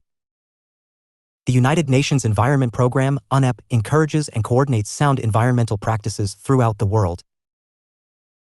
It grapples with ways to approach environmental problems on an international level, provides expertise to member countries, monitors environmental conditions worldwide, develops environmental standards, and recommends alternative energy sources. An agenda for peace. In the early 1990s, after the end of the Cold War, the UN agenda for peace and security expanded quickly. Secretary-General Boutros Boutros-Ghali outlined the more ambitious role for the UN in his seminal report, An Agenda for Peace. The report described interconnected roles for the UN to maintain peace and security in the post-Cold War context. These included preventive diplomacy, involving confidence-building measures, fact-finding, and preventive deployment of UN-authorized forces. Peacemaking, designed to bring hostile parties to agreement essentially through peaceful means. However, when all peaceful means have failed, peace enforcement authorized under Chapter 7 of the Charter may be necessary. Peace enforcement may occur without the consent of the parties. Peacekeeping, the deployment of a UN presence in the field with the consent of all parties. This refers to classical peacekeeping. Post-conflict peacebuilding, to develop the social, political, and economic infrastructure to prevent further violence and to consolidate peace. UNEP's work is guided by principles adopted at the 1992 UN Conference on Environment and Development, also known as the Earth Summit. The summit, which took place in Rio de Janeiro, Brazil, was the largest such conference ever held, attracting more than 100 national leaders. It was the third international environmental conference hosted by the UN. The first UN Environment Conference took place in Stockholm, Sweden, in 1972. It adopted general environmental principles such as the idea that one country's actions should not cause environmental damage to another.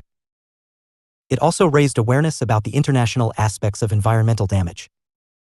A second conference was held in Nairobi, Kenya, in 1982. Nairobi is the headquarters of the UN Environment Programme. In 2002, UNEP sponsored the World Summit on Sustainable Development in Johannesburg, South Africa. This conference sought to help developing countries undergo industrialization without harming the environment. The United Nations operates a host of other economic and social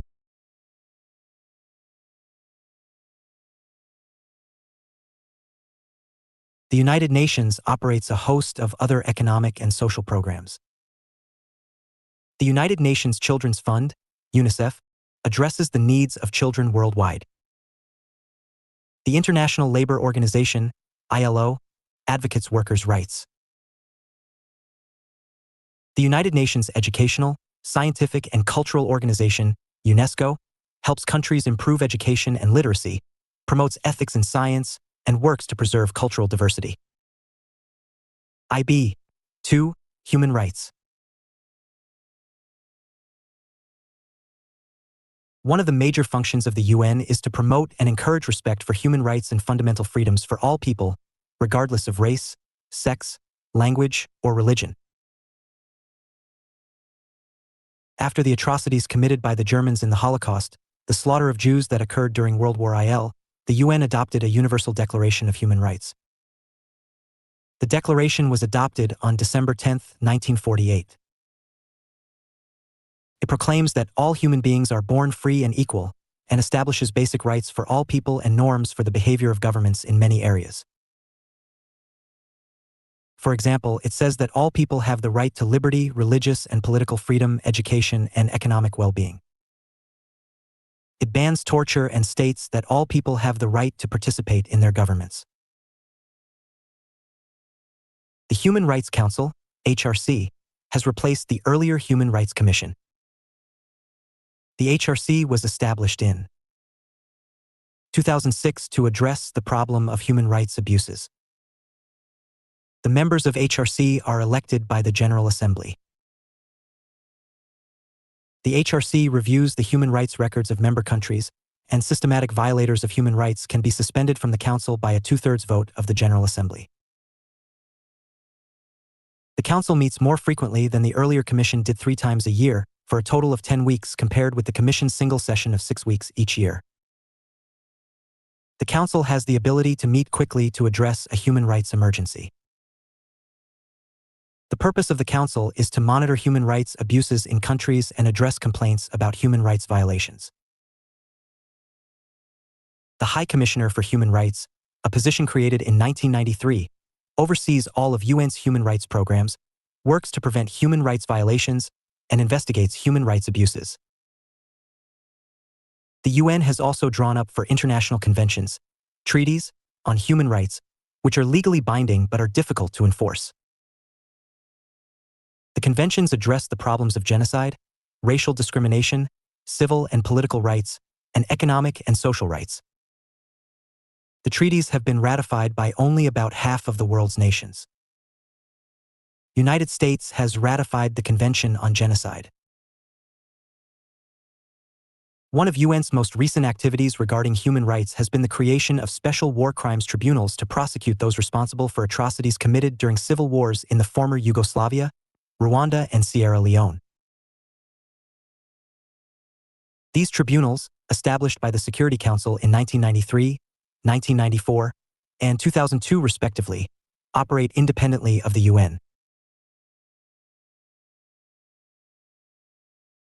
The UN also played an important role in the creation of the International Criminal Court, ICC, to prosecute war criminals, although the ICC is not a UN organ.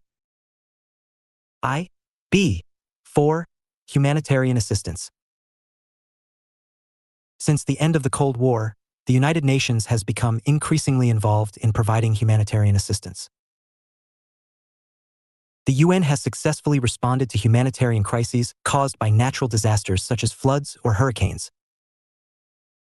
Conflicts and wars may create refugee crises, as and when people flee their homes for fear of persecution or harm.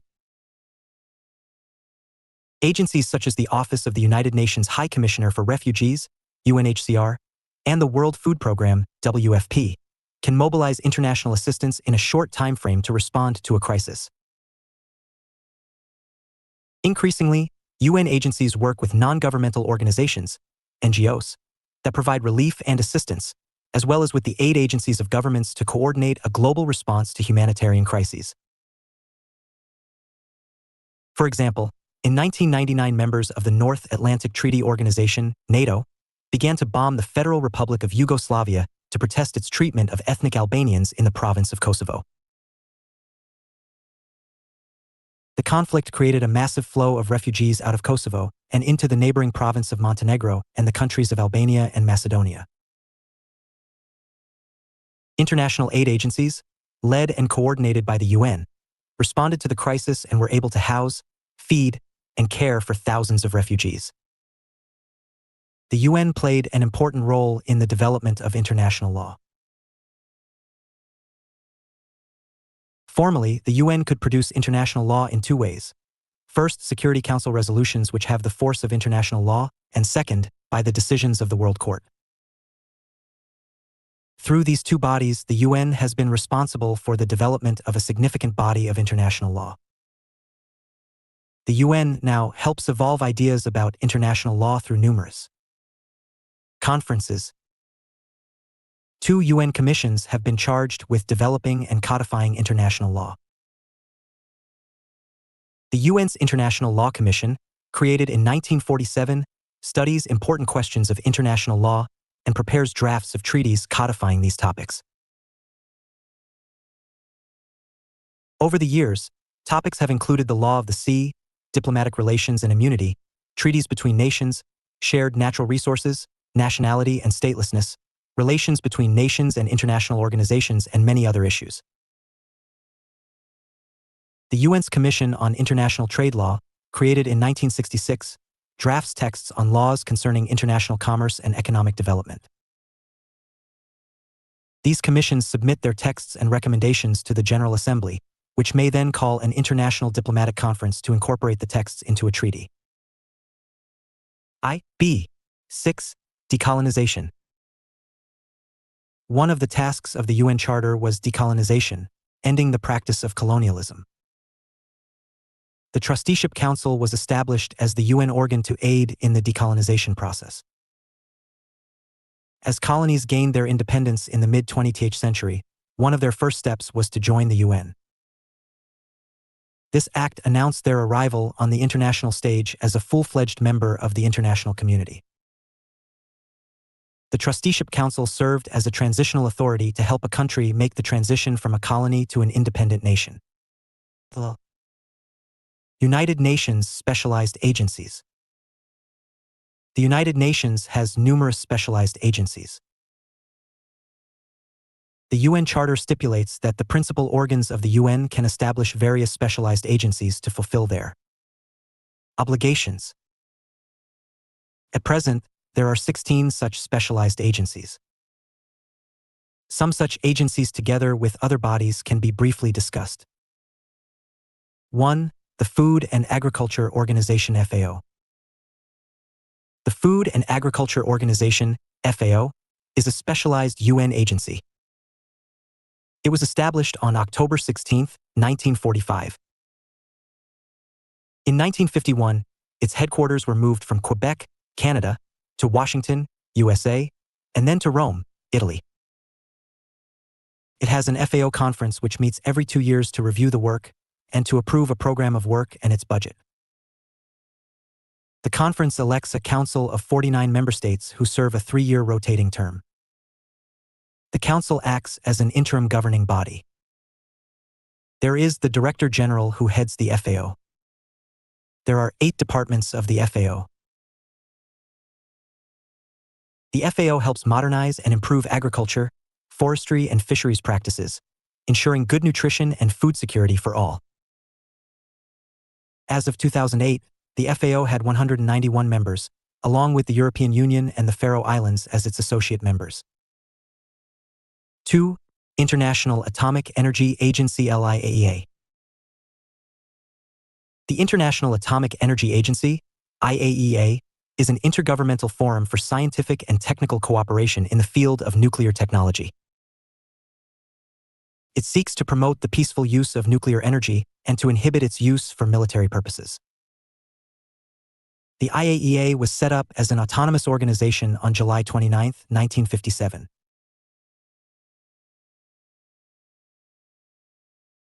Prior to this, in 1953, U.S. President Dwight D.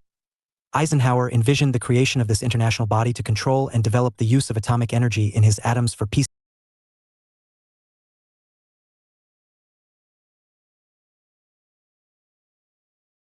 Prior to this, in 1953, U.S. President Dwight D. Eisenhower envisioned the creation of this international body to control and develop the use of atomic energy in his Atoms for Peace speech before the UN General Assembly. The organization and its director, General Mohammad Ebaradi, were jointly awarded the Nobel Peace Prize announced on October 7, 2005. Its current membership is 144 countries. 3. International Civil Aviation Organization (ICAO). The International Civil Aviation Organization (ICAO) was founded in 1947. It codifies the principles and techniques of international air navigation and fosters the planning and development of international air transport to ensure safe and orderly growth. Its headquarters are located in the Quartier International de Montréal of Montreal, Canada. The ICAO Council adopts standards and recommended practices concerning air navigation, prevention of unlawful interference, and facilitation of border crossing procedures for international civil aviation. In addition, the ICAO defines the protocols for air accident investigation followed by transport safety authorities in countries signatory to the Convention on International Civil Aviation, commonly known as the Chicago Convention. 4. International Labour Organization (ILO). The International Labour Organization is the specialized agency of the United Nations which seeks the promotion of social justice and internationally recognized human and labor rights. It was founded in 1919 and is the only surviving major creation of the Treaty of Versailles, which brought the League of Nations into being and became the first specialized agency of the UN in 1946. The ILO formulates international labor standards in the form of conventions and recommendations, setting minimum standards of basic labor rights, freedom of association, the right to organize and collective bargaining, abolition of forced labor, equality of opportunity and treatment, and other standards regulating conditions across the entire spectrum of work-related issues. It provides technical assistance primarily in the fields of vocational training and vocational rehabilitation, employment policy, labor administration, labor law and industrial relations, working conditions, management development, cooperatives, social security, labor, statistics, and occupational safety and health. It promotes the development of independent employers and workers' organizations. Within the UN system, the ILO has a tripartite structure with workers and employees participating as equal partners. The four strategic functions of ILO are: E. Promote and realize fundamental principles and rights at work. E. Create greater opportunities for women and men to secure decent employment and income. E. Enhance the coverage and effectiveness of social protection for all. And E. Strengthen tripartism and social dialogue. There is the International Labor Conference and a governing body where the employees and the workers are equally represented. The executive chief heads the ILO. 5. International Telecommunication Union (ITU). The International Telecommunication Union (ITU) was established to standardize and regulate international radio and telecommunications. It was founded as the International Telegraph Union in Paris on May 17, 1865.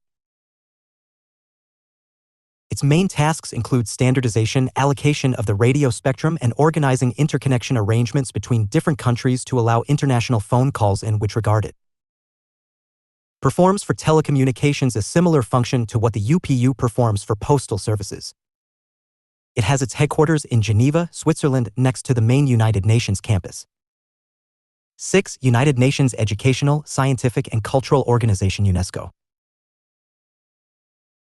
UNESCO, United Nations Educational, Scientific and Cultural Organization, is a specialized agency of the United Nations established in 1945. Its stated purpose is to contribute to peace and security by promoting international collaboration through education, science, and culture in order to further universal respect for justice, the rule of law, and the human rights and fundamental freedoms proclaimed in the UN Charter. The UNESCO works to E. Develop and promote universal principles and ideas based on the need to protect the vulnerable and disadvantaged. E. Recognize and safeguard diversity and human rights, and promote empowerment and participation in the emerging knowledge society through universal access, capacity building, and sharing of knowledge. The UNESCO functions as a laboratory of ideas, anticipating and defining emerging challenges within its mandated spheres of education, science, culture, information, and communication. It plays a pivotal role in gathering and sharing available information, knowledge, and best practices within these spheres. The UNESCO serves as a central forum for examining and identifying the ethical and intellectual issues of our time, working towards universal agreements on these issues, benchmarking targets, and mobilizing international opinion. At the heart of the UNESCO's mission and activities is a global vision of a culture of peace based upon observance of human rights, sustainable development, mutual respect, and the alleviation of poverty. 7. United Nations Industrial Development Organization (UNIDO). The United Nations Industrial Development Organization (UNIDO, French/Spanish acronym ONUDI) is a specialized agency in the United Nations system headquartered in Vienna, Austria. The organization's primary objective is the promotion and acceleration of industrial development in developing countries and countries with economies in transition, and the promotion of international industrial cooperation. UNIDO believes the competitive and environmentally sustainable industry has a crucial role to play in accelerating economic growth, reducing poverty, and achieving the Millennium Development Goals. The organization, therefore, works towards improving the quality of life of the world's poor by drawing on its combined global resources and expertise in the following three interrelated thematic areas: E. Poverty reduction through productive activities, E. Trade capacity building, and E. Energy and environment. 8. World Health Organization (WHO). The World Health Organization, WHO, is one of the original agencies of the United Nations, its constitution formally coming into force on the first World Health Day, April 7, 1948, when it was ratified by the 26th member state. Prior to this, its operations, as well as the remaining activities of the League of Nations Health Organization, were under the control of an interim commission following an international health conference in the summer of 1946. The WHO coordinates international efforts to monitor outbreaks of infectious diseases such as SARS, malaria, swine flu, and AIDS. The WHO also sponsors programs to prevent and treat such diseases. It supports the development and distribution of safe and effective vaccines, pharmaceutical diagnostics, and drugs. After over 2 decades of fighting smallpox, the WHO declared in 1980 that the disease had been eradicated, the first disease in history to be eliminated by human effort. The WHO aims to eradicate polio within the next few years. The organization has already endorsed the world's first official HIV/AIDS toolkit for Zimbabwe from October 3, 2006, making it an international standard. In addition to its work in eradicating disease, the WHO also carries out various health-related campaigns, for example, to boost the consumption of fruits and vegetables worldwide and to discourage tobacco use. LLL independent bodies under United Nations. Some of the independent bodies working under the guidance of the United Nations are as under. 1. United Nations Development Programme UNDP. The UNDP was founded in 1965 to combine the expanded Program of Technical Assistance and the United Nations Special Fund. In 1971, the two organizations were fully combined into the UNDP. The UNDP is an executive board. General Assembly. Some of its functions are democratic governance. UNDP supports national democratic transitions by providing policy advice and technical support, improving institutional and individual capacity within countries, educating populations about and advocating democratic reforms, promoting negotiation and dialogue, and sharing successful experiences from other countries and locations. UNDP also supports existing democratic institutions by increasing dialogue, enhancing national debate, and facilitating consensus on national governance programs. Poverty reduction. UNDP helps countries develop strategies to combat poverty by expanding access to economic opportunities and resources, linking poverty programs with countries' larger goals and policies, and ensuring a greater voice for the poor. UNDP also works at the macro level to reform trade, encourage debt relief and foreign investment, and ensures that the poorest of the poor benefit from globalization. Crisis prevention and recovery. UNDP works to reduce the risk of armed conflicts or disasters and promote early recovery after crises have occurred. UNDP works through its country offices to support local government in needs assessment, capacity development, coordinated planning, and policy and standard setting. Examples of UNDP risk reduction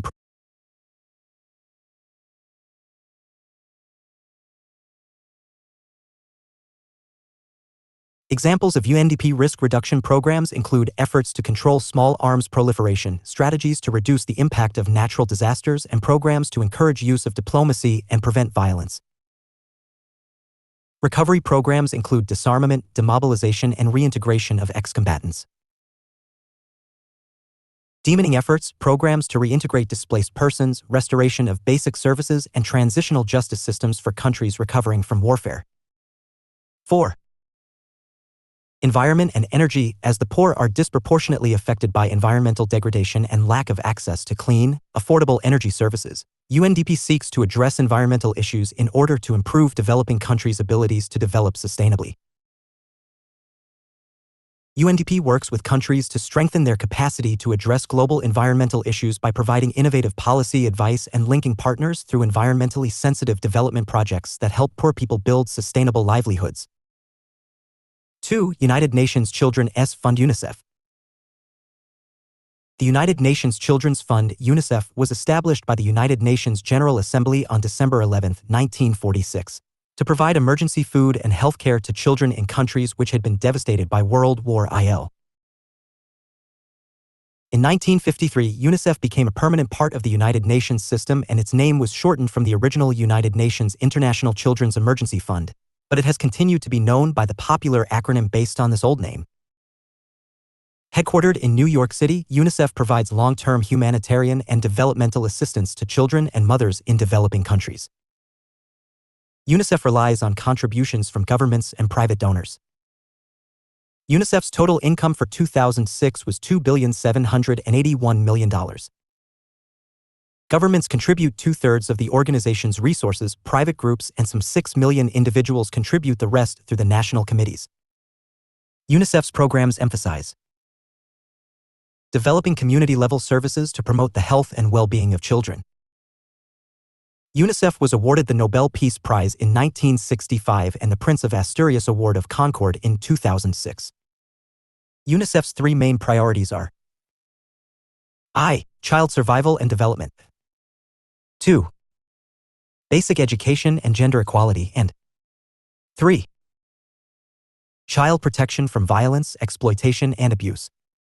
4. United Nations, strength and limitations. The United Nations has made a major contribution to world peace, though there have not been many accomplishments with regard to its political activities. Indeed, there has been no Third World War, and the credit must go to the United Nations, yet the conflicts among the nations have also been there. We usually remember failures and forget about the successes. The state-to-state conflicts in the later half of the 20th century have been less in number than such conflicts in the first half of that century. We remember Rwanda but forget successful operations in El Salvador. We focus on Kosovo but forget Cyprus. If the UN peacekeeping missions have failed, why should there have been more and more requests for peacemaking, peacebuilding, and peacekeeping missions? Colonialism and imperialism would not have ended without the United Nations. More than 80 nations with more than 750 million people would not have been freed from the clutches of colonial rule without the United Nations. An annual collection of $700 million in supplies for the children would not have been collected without the efforts of UNICEF. Safe water, sanitation programs, elimination of diseases in over 100 countries would not have been a success without the World Health Organization. The world economy would not have improved and developed without the World Bank, the International Monetary Fund, and the World Trade Organization. Who would do the work of UNESCO to foster cooperative scientific and cultural programs? Who would provide the cooperative framework for ensuring safe air travels if we did not have the UN's Civil Aviation Agency? Who would do the work of the International Postal Union, which arranges cooperative agreements for international mail delivery? What agency would provide the coordination agreements that put the www in the World Wide Web if we did not have the International Telecommunications Agency? And yet, the United Nations has its weaknesses. The ideals and the objectives of the United Nations have been lofty, but it lacks the corresponding means to achieve them. The sovereign rights of the member states were acknowledged on grounds of equality for each and all, but there were states, veto power states, which were made more than equal. The United Nations was constituted in such a way that the world came to be dominated by 5 powerful states. The beginning of the United Nations was rooted in artificial soil, and it was made to work on the selfish whims of certain powers. The United Nations was never a representative body of the world when it came into existence.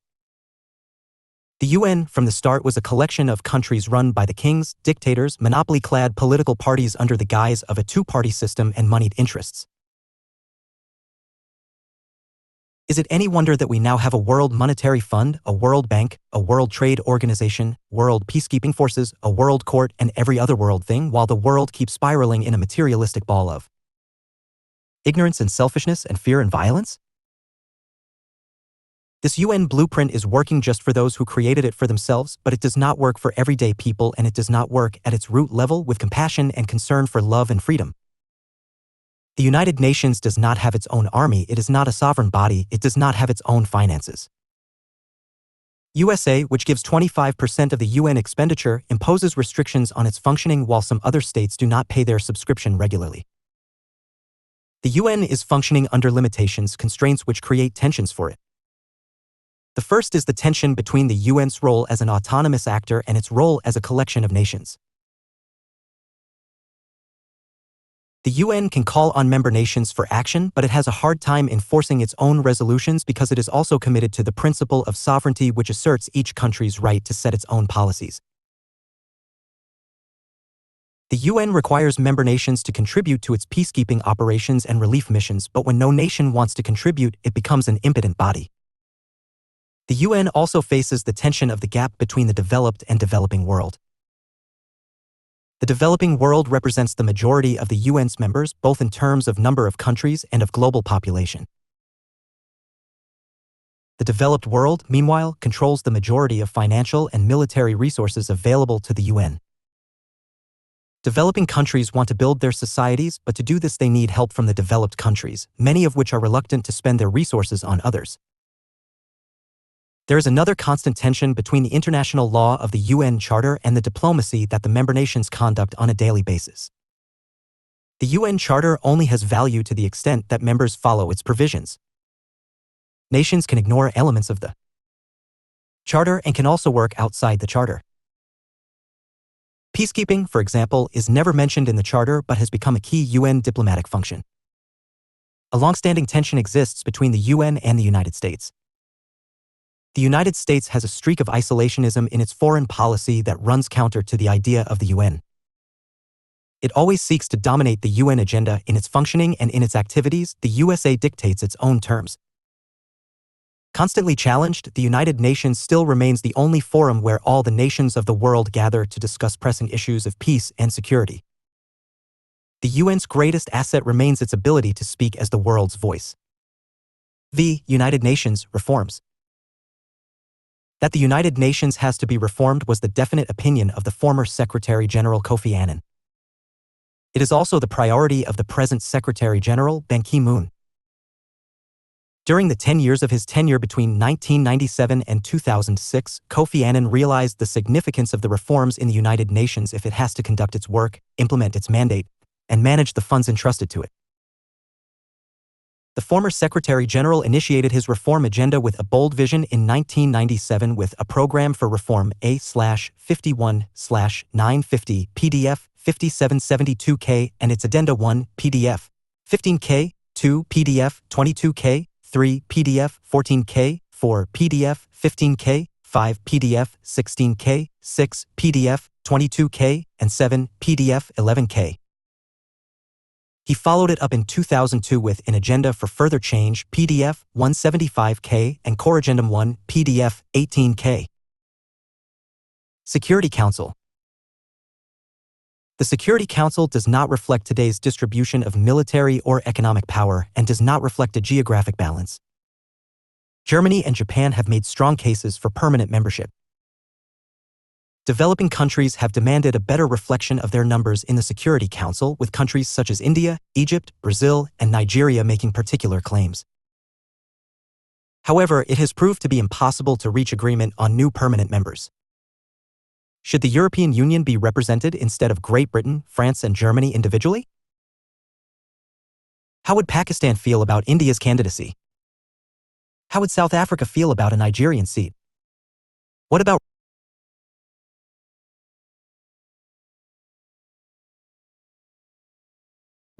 representation by an Islamic country? These issues are not easy to resolve. Likewise, it is very unlikely that the P5 countries will relinquish their veto.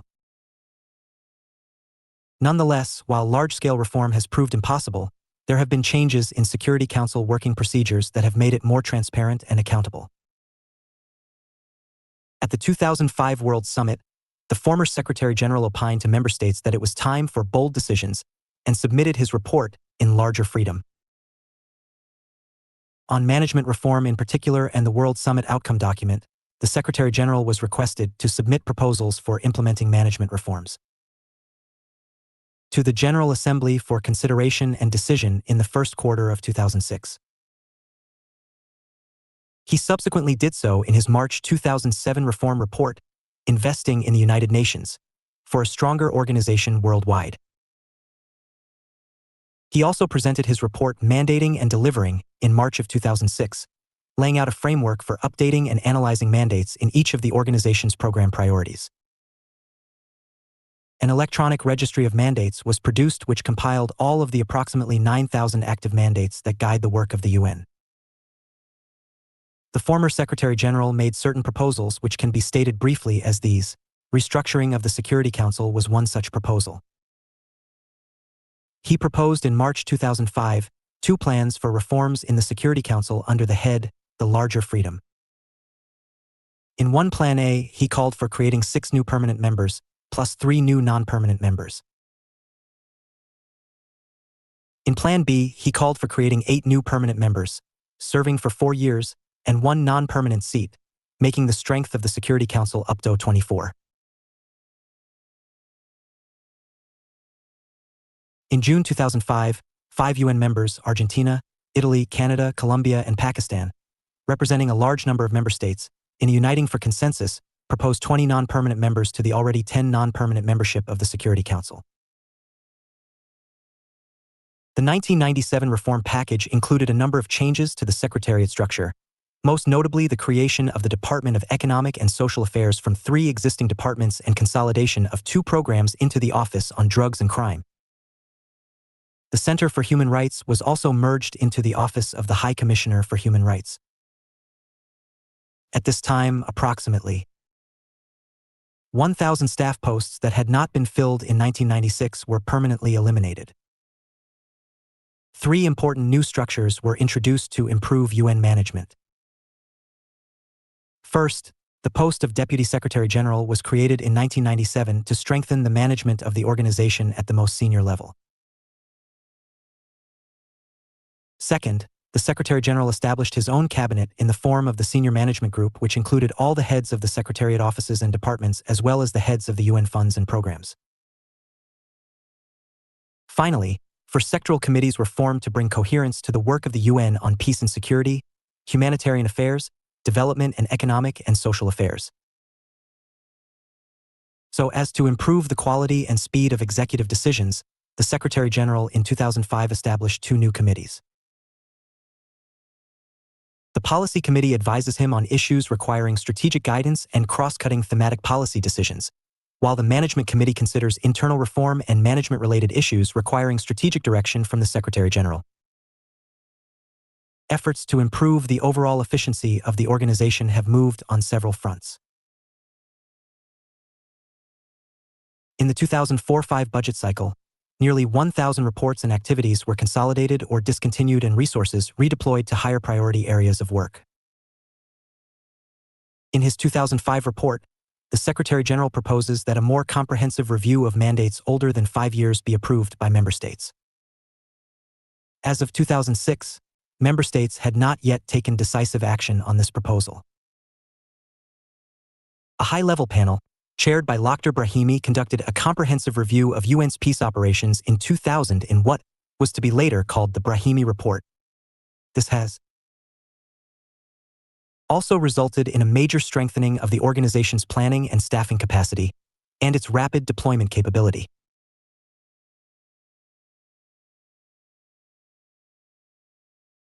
The 2005 World Summit Outcome Document, emphasizing the need for a coordinated, coherent and integrated approach to post-conflict peacebuilding and reconciliation, and recognizing the vital role of the United Nations in that regard, decided to establish a peacebuilding commission as an intergovernmental advisory body. This commission was to be supported by a peacebuilding support office, which was duly created by the Secretary General in May 2006. The Peacebuilding Support Fund, with a target of $250 million and designed to support the activities of the Peacebuilding Commission, had $140 million pledged at the time of launching it in October 2006. In support of international efforts to combat terrorism, the Secretary General presented his report, Uniting Against Terrorism, in May 2006. This report presented elements for a counterterrorism strategy that builds on the so-called 5DS of the strategy presented by the Secretary General in Madrid in March 2005. The 5DS are dissuading people from resorting to terrorism or supporting it, denying terrorists the means to carry out an attack, deterring states from supporting terrorism, developing state capacity to defeat terrorism, and defending human rights. This significant institutional reform builds on the Secretary General's first term. A push was made to mainstream human rights, particularly into the peacekeeping and development work of the organization. The Office of the High Commissioner for Human Rights established several sub-offices in the field to enhance its response and monitoring capacity. More assistance is now provided to countries to build human rights institutions and to assist them in compliance with treaties. The Secretary General also appointed a special advisor on the prevention of genocide and pressed the Security Council to ensure proper protection of civilians in armed conflict. Member states agreed to the significant strengthening of the High Commissioner's office in 2005. World leaders agreed to the creation of the Human Rights Council to succeed the Human Rights Commission. By May 2006, the General Assembly elected the first 47 members of the new Human Rights Council. No institution claims to be perfect at any point of time. There is always room for improvement in every institution. The United Nations is, in this regard, no exception. All the Secretaries General from Triglav Lai down to the present Ban Ki-moon have made suggestions for reforms in the UN. Kofi Annan's efforts in this connection are really praiseworthy. The reforms suggested from time to time relate to fields such as infrastructure, administration, finances, programs, and the like. We propose to point out the UN reforms in two broad categories. One, the general proposals for reforms, and other particular ones. The general proposals for reforms in the United Nations may be briefly stated as under 1. Democratization of the United Nations system be undertaken on regular basis. 2. Representation, accountability, transparency, and participation of all the state actors and the legitimate non-state actors be ensured. 3. The organization be made rich enough so as to bear its financial burden itself. 4.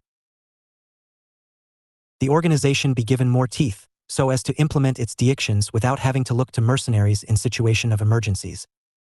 5. The organization be shaped in a manner that it looks like a confederation, taking upon itself the tasks that are global in nature. 6.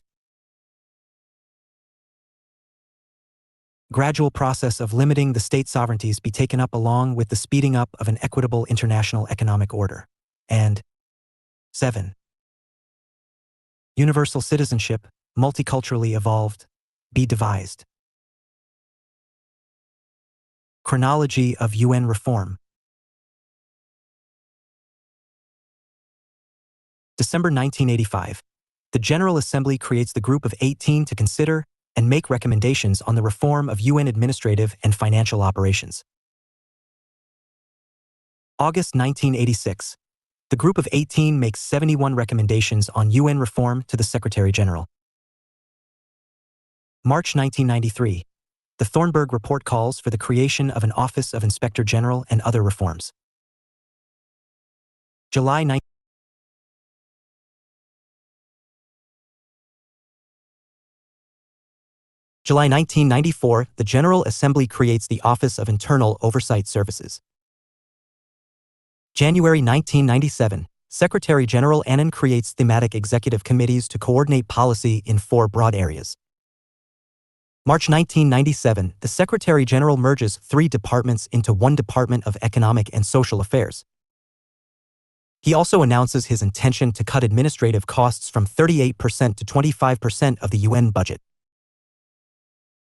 July 1997, UN Secretary General Annan issues Renewing the United Nations, a program for reform. December 1997, the General Assembly approves the first set of reform measures that Secretary General Annan put forward. March 1998, the post of Deputy Secretary General is created and charged with overseeing reforms. January 1999, Kofi Annan proposes a global compact with corporations. August 2000, the reform recommendations of the Panel on UN Peace Operations Brahimi Report are published. 2000, the Millennium Declaration is adopted. December 2000, the Secretary General endorses results-based budgeting. It also lowers the ceiling in the scale of assessment to no more than 25% for any member. July 2002, the UN Ombudsman is appointed. November 2003, the Secretary General appoints the high-level panel to make recommendations on UN reforms to address world security challenges. June 2004, the Cardoso Report recommends more active involvement of global civil society in UN affairs. December 2004, the high-level panel makes its recommendations on UN reforms to address security. Challenges in the world calling for a broader interpretation of collective security. March 2005, in his report /End Larger Freedom, the Secretary General proposes enlargement of the Security Council, creation of a peace-building commission, replacement of the Commission on Human Rights with a smaller Human Rights Council elected by 2/3 vote of the General Assembly, and major charter revisions. The particular proposals for UN reforms relate to addressing the immediate concerns so as to make the general proposals feasible as early as possible. Some of the particular suggestions for UN reforms may be stated as under. I. The procedural and functional aspects of the UN General Assembly be made open, transparent, democratic, representative, and accountable. 2. The UN General Assembly to explore and improve its relationship with civil society at all levels of its functioning. 3. The UN General Assembly to act in such a way that it becomes a negotiative, legislative, and deliberative body where the decisions are taken consensually. 4. Administration be devised in a manner that efficiency, transparency, accountability are visibly expressed. 5. The UN partnerships need to be ever-expanding, democratically governed, and participatory in nature. VII. The Security Council to be expanded in a manner that it is geographically and population-wise made representative. VILI. The rotation of permanent membership of the Security Council can be temporarily given a chance. SHE. The concept of collective responsibility be introduced in the working of the Security Council. XII. The UN be authorized to impose taxes as suggested by Paul Hawken. The ecology of commerce attacks on missiles, planes, tanks, guns would provide UN with its entire budget. 13. XIV. 15. The veto power, as presently stated, be exercised without any consideration of power politics. The distinction between the permanent and the non-permanent members be abolished. The UN be given the responsibility of addressing its concerns to problems such as global warming and other environmental issues. The UN be entrusted with the task of ensuring disarmament, including the diffusion of nuclear and non-nuclear weapons, and threats such as terrorism be tackled globally by organizations like the United Nations. Making the right to information available to world citizens and institutions. The UN programs should incorporate tasks that are global in nature while connecting them with those that are local, regional, and national. Practice questions. 1. Why was the United Nations formed? 200 to 250 words. 2. How is the General Assembly composed? Describe its functions. 200. 250 words. 3. Discuss the working, functions, and role of the UN Security Council. 700 to 800 words. Or, bring out the objectives of India seeking a seat in the Security Council. 2013, 200 to 250 words. 4. Write short note on Economic and Social Council. 200 to 250 words. 5. Write short note on International Court of Justice.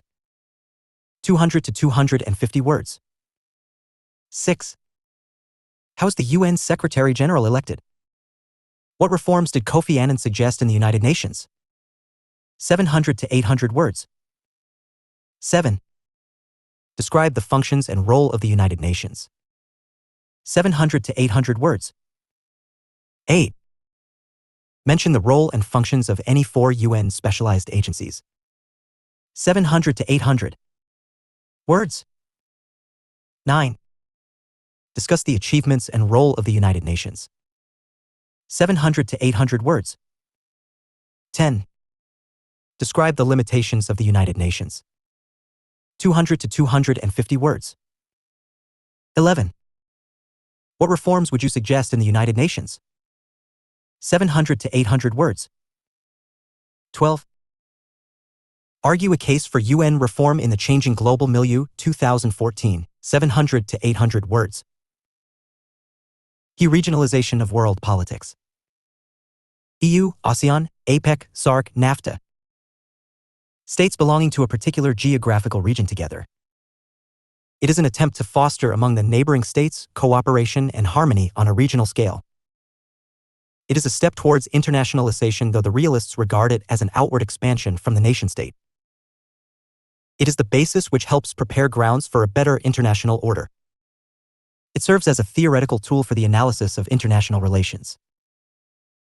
As a dynamic process, regionalization is a continuing process of forcing regions as geopolitical units into organized political cooperation within a particular group of states and/or as regional communities. Our regionalization is the process of bringing a host of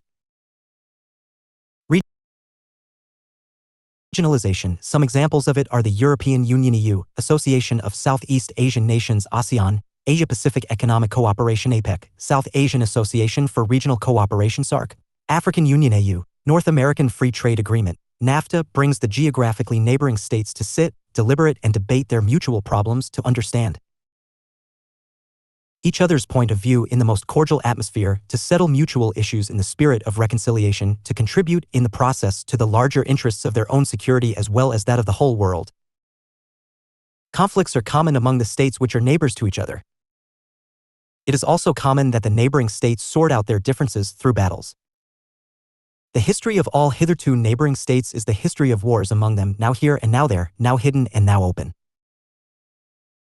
Regionalization is an endeavor to help make erstwhile enemies into friends, friends in trade, friends in facing natural calamities, friends in combating terrorism, and friends in all domains of cooperation. Regionalization may take either the path of integration as the European Union or the path of cooperation such as the regional organizations like ASEAN, APEC, SAARC, and NAFTA. The process can be cooperation in the initial stages and integration in later ones. The evolution of Coal and Steel Organization and the European Atomic Energy Community into European Economic Community, later European Community, and then European Union, was a gradual process of integration, while the other regional organizations stated above are moving towards cooperation. There are, thus, substantial differences between the European Union as an example of regional integration and other regional organizations as examples of the process of cooperation. Thomas Christensen, European Integration and Regional Cooperation in Bayliss and Smith, eds. The Regionalization of World Politics, refer to the following differences. Table 39.1 Differences between regional integration in Europe and regional cooperation in other continents.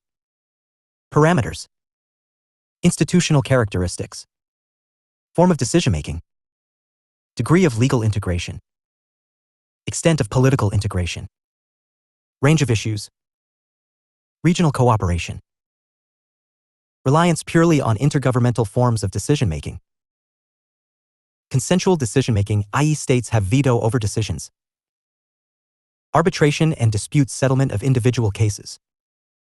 Concentration on economic cooperation among states. Emphasis on trade, investment.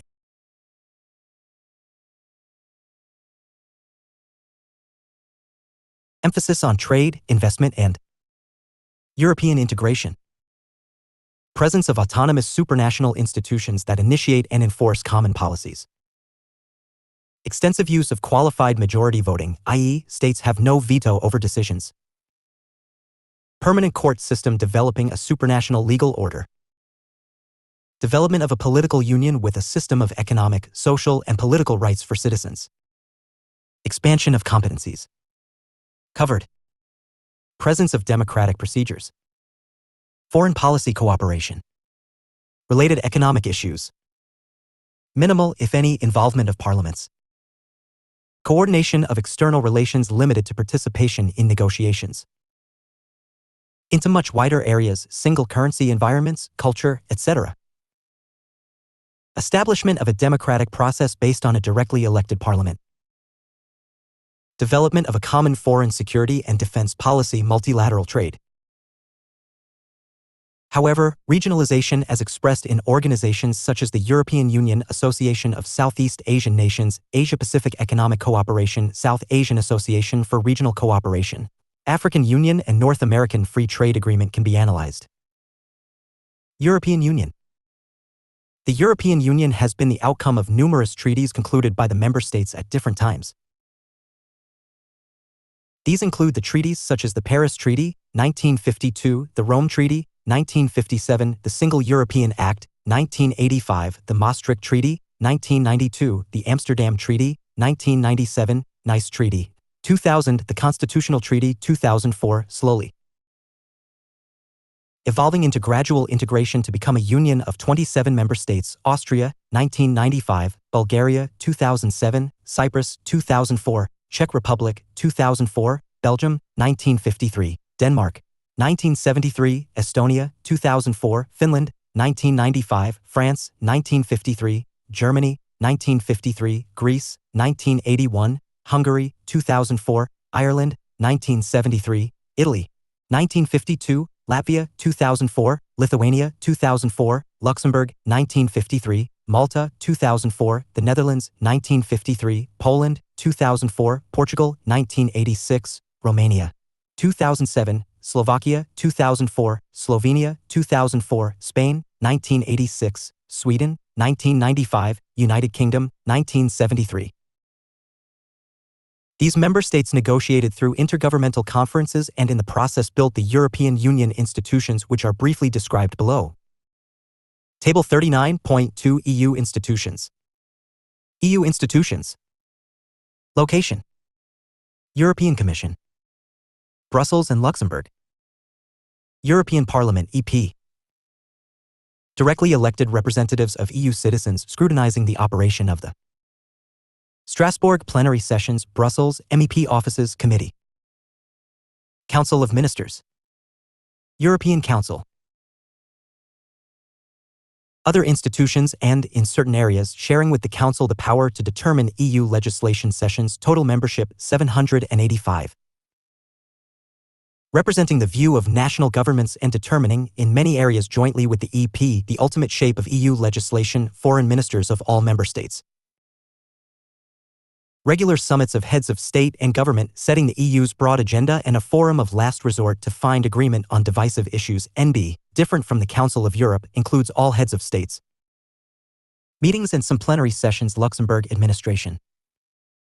Brussels, some meetings in Luxembourg. City in the member state holding the presidency. European Court of Justice. European Central Bank. Committee of the Regions. The EU's highest court, 15 judges for a 6-year term, ruling in disputes on matters of EU law between member states and EU institutions, as well as providing preliminary rulings on request from national courts in cases involving private persons. Luxembourg. Central bank responsible for setting the interest rates and controlling the money supply of the single European currency, the euro. Frankfurt am Main. Advisory Committee of 317 members representing the interests of local and regional authorities in the EU, strength 344 members. Brussels. Economic and Social. Advisory Committee of 317 members representing the interests of labor, employers and consumer organizations in the EU, strength 344 members. Brussels. Court of Auditors. The EU's Audit Office responsible for auditing the revenue and the expenditure under the EU budget, 1 member from each state. The integrative institutions built as the components are the result of gradual process.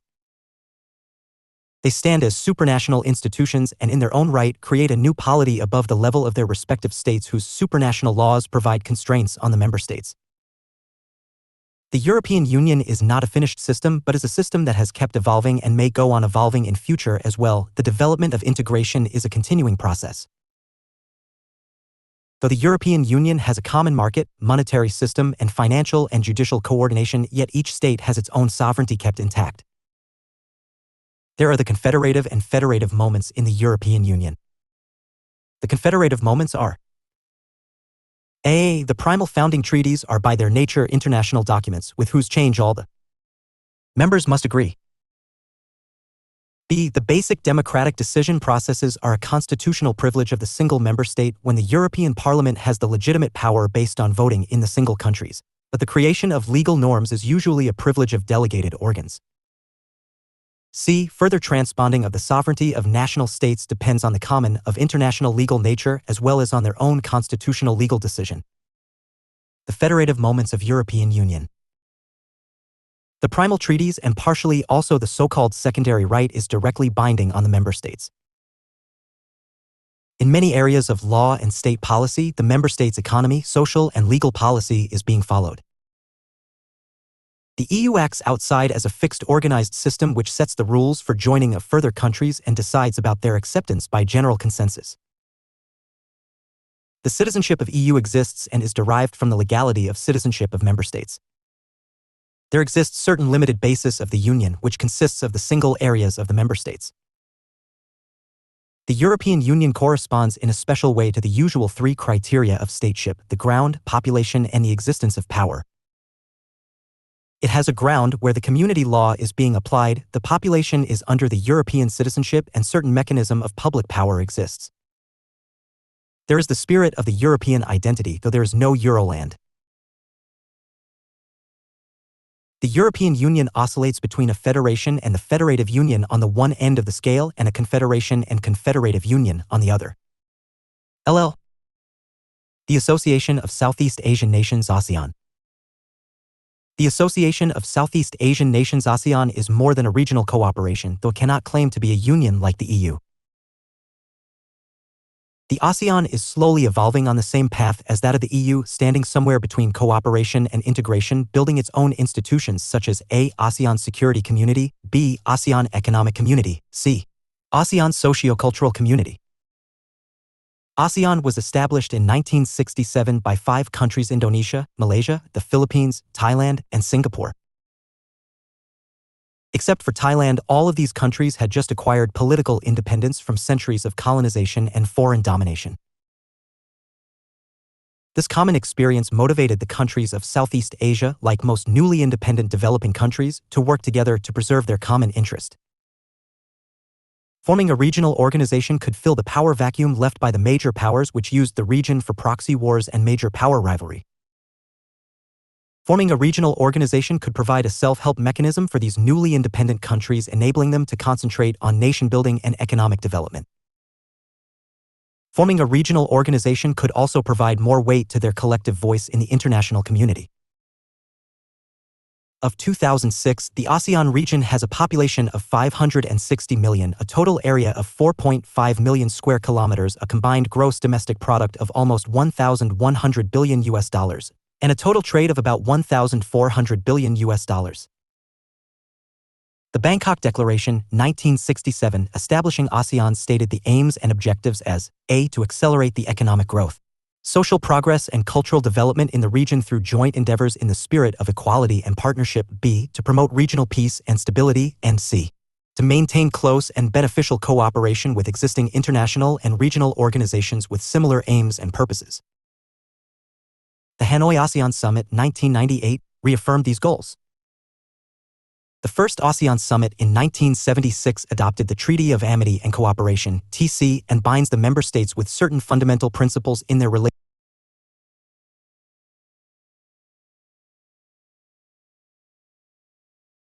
The first ASEAN Summit in 1976 adopted the Treaty of Amity and Cooperation, TC, and binds the member states with certain fundamental principles in their relations with one another. These principles are A. Mutual respect for the independence, sovereignty, equality, territorial integrity, and national identity of all nations. B. The right of every state to lead to its national existence free from external interference, subversion, or coercion. C. Non-interference in the internal affairs of one another. D. Settlement of differences or disputes by peaceful manner. E. Renunciation of the threat or use of force. And F. Effective cooperation among themselves. The attainment of economic integration has been the objective of the 1992 Framework Agreement on Enhancing ASEAN Economic Cooperation. For attaining such an objective of the ASEAN Free Trade Area, AFTA, the ASEAN Common Effective Preferential Tariff Scheme has been launched as the AFTA's main mechanism. The ASEAN works through a system of committees. It has 21 ministerial bodies, 29 committees of senior officials, and 120 technical or working-level organs. All of them meet regularly so as to formulate, implement, monitor, and review policies and projects. The highest decision-making organ of ASEAN is the meeting of the ASEAN heads of government, which takes place every 3 years. The areas covered by ASEAN include education, environment, social welfare, science and technology, culture and information, youth, transnational crime, trade, investment, agriculture, transport, tourism, energy, finance, political matters, and security. ASEAN seeks to empower civil society.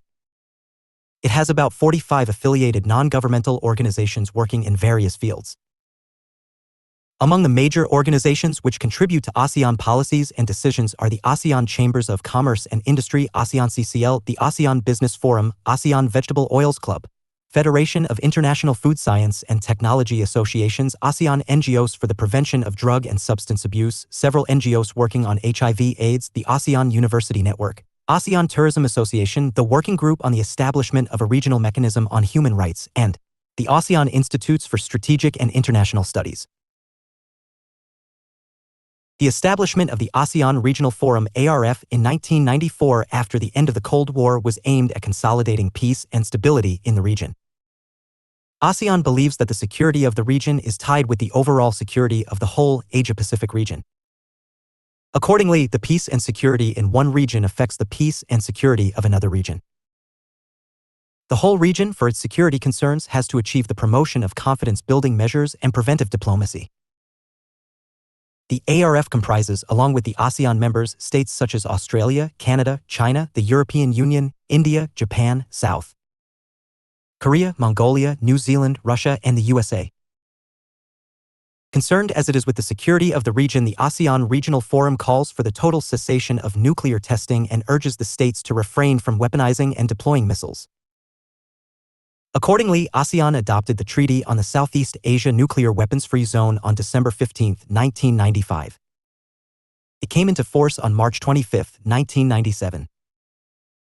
Consultations are underway on the accession of the nuclear weapon states to the protocol of the SCNWFC Treaty.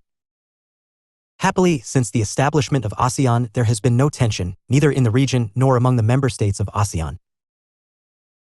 ASEAN plus 3, China, Japan, and the Republic of Korea ROK continue to expand and deepen in the areas of security dialogue and cooperation, transnational crime, trade and investment, environment, finance and monetary areas, agriculture and forestry, energy, tourism, health, labor, culture and the arts, science and technology, information and communication technology, social welfare and development, youth and rural development and poverty eradication. There are now 13 ministerial-level meetings under the ASEAN plus 3 process. The bilateral trading arrangements have been or are being forged between ASEAN member countries and China, Japan, and RK. These arrangements serve as the building blocks of an East Asian free trade area as a long-term goal. ASEAN continues to develop cooperative relations with its dialogue partners, namely Australia, Canada, China, the European Union, India, Japan, RK, New Zealand, the Russian Federation, the United States of America, and the United Nations Development Program. ASEAN also promotes cooperation with Pakistan in some areas of mutual interest. Consistent with its resolve to enhance cooperation with other developing regions, ASEAN maintains contact with other intergovernmental organizations, namely the Economic Cooperation Organization, the Gulf Cooperation Council, the Rio Group, the South Asian Association for Regional Cooperation, the South Pacific Forum, Asian African Sub-Regional Organization Conference, APEC, Asia-Europe Meeting ACM, and the East Asia Latin American Forum ELAF.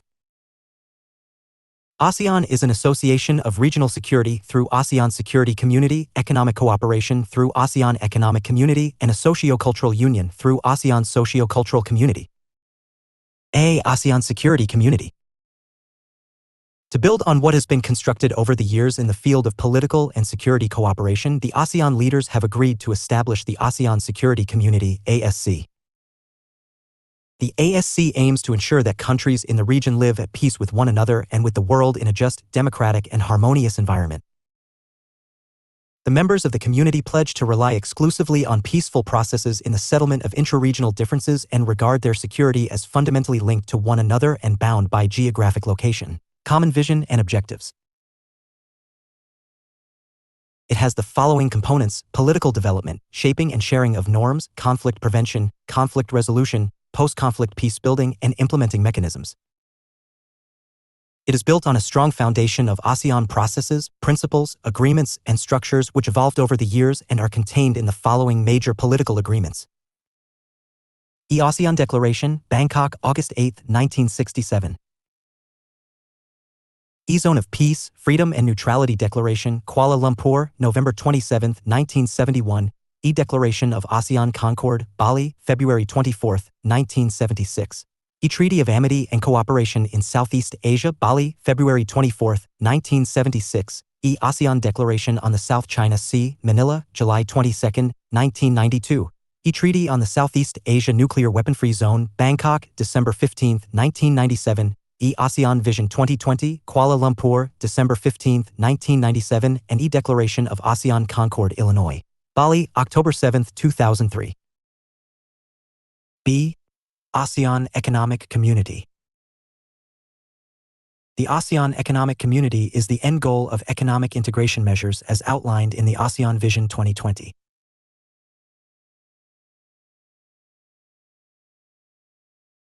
Its goal is to create a stable, prosperous, and highly competitive ASEAN economic region in which there is a free flow of goods, services, investment, and a freer flow of capital, equitable economic development, and reduced poverty and socio-economic disparities by year 2020.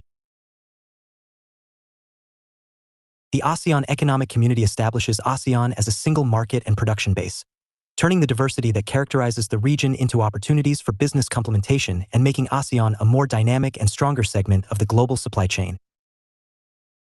ASEAN's strategy shall consist of the integration of ASEAN and enhancing ASEAN's economic competitiveness.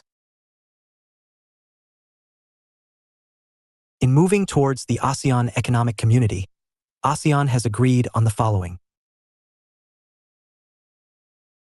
Institute new mechanisms and measures to strengthen the implementation of its existing economic initiatives, including the ASEAN Free Trade Area (AFTA), ASEAN Framework Agreement on Services (AFAS), and ASEAN Investment Area (AIA). Accelerate regional integration in the following priority sectors by 2010: air travel, agro-based products, automotives, e-commerce, electronics, fisheries, healthcare, rubber-based products, textiles and apparels, tourism, and wood-based products. Facilitate movement of business persons, skilled labor and talents, and strengthen the institutional mechanisms of ASEAN, including the improvement of the existing ASEAN dispute settlement mechanism to ensure expeditious and legally binding resolution of any economic disputes. Launched in 1992, the ASEAN Free Trade Area (AFTA) is now in place. It aims to promote the region's competitive advantage as a single production unit. The elimination of tariff and non-tariff barriers among member states is expected to promote greater economic efficiency, productivity, and competitiveness. As of January 1, 2005, tariffs on almost 99% of the products in the inclusion list of the ASEAN 6, Brunei Darussalam, Indonesia, Malaysia, the Philippines, Singapore, and Thailand, have been reduced to no more than 5%. More than 60% of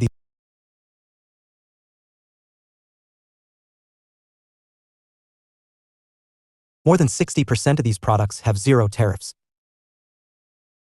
The average tariff for ASEAN 6 has been brought down from more than 12% when AFTA started to 2% today. For the newer member states, namely Cambodia, Laos PDR, Myanmar, and Vietnam, CLMV, tariffs on about 81% of their inclusion list have been brought down to within the 0.5% ranges. In addition to the above, the other integration-related activities of ASEAN include financial and monetary integration, transport network, railways, air link, telecommunication cooperation, and numerous others. See ASEAN Socio-Cultural Community. The ASEAN Socio-Cultural Community envisages a Southeast Asia bonded together in partnership as a community of caring societies and founded on a common regional identity. The community would foster cooperation in social development aimed at raising the standard of living of disadvantaged groups and the rural population, and shall seek the active involvement of all sectors of society, in particular women, youth, and local communities. ASEAN would ensure that its workforce shall be prepared for and benefit from economic integration by investing more resources for basic and higher education, training, science and technology development, job creation, and social protection. ASEAN would further intensify cooperation in the area of public health, including in the prevention and control of infectious and communicable diseases. The development and enhancement of human resources is a key strategy for employment generation, alleviating poverty and socio-economic disparities, and ensuring economic growth with equity. To sum up, one may say that ASEAN began with a modest start. It was preceded by the Association of Southeast Asia (ASA) and is going to attain heights of political security, economic cooperation, and a socio-cultural identity of its own. It is an example of a high degree of regional collaboration. System showing signs of regional integration. LLL. Asia-Pacific Economic Cooperation (APEC). Asia-Pacific Economic Cooperation (APEC) is the largest and the most diverse trans-Pacific forum. Known as the Pacific Rim countries bordering the Pacific Ocean from North and South America to Asia to Oceania. APEC is a body of economies in the Asia-Pacific region formed to foster economic cooperation and trade with a view to enhancing international trade. Its members work together to reduce trade barrier, open investment opportunities, ease the exchange of goods, services, resources, and technical know-how, and strengthen economic and technical cooperation amongst themselves. APEC member economies include the major economies of the region and the most dynamic and fastest-growing economies in the world. The 21 economies together constitute more than half of the world's annual output and almost half of the world's total merchandise trade, constituting about 2/5 of the world's population. Founded in 1989, the founding members of APEC were Australia, Brunei, Canada, Indonesia, Japan, Republic of Korea, Malaysia, New Zealand, the Philippines, Singapore, Thailand, and the United States, all in 1989.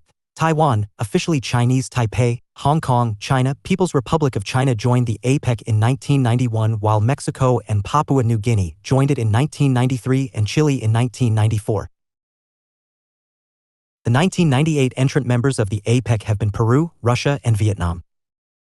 Others trying to seek its membership are India, Pakistan, Laos, Bangladesh, Colombia, and Ecuador. Adopted a declaration which envisions elimination of all trade and investment barriers by 2010 for the wealthiest nations and 2020 for the poor ones.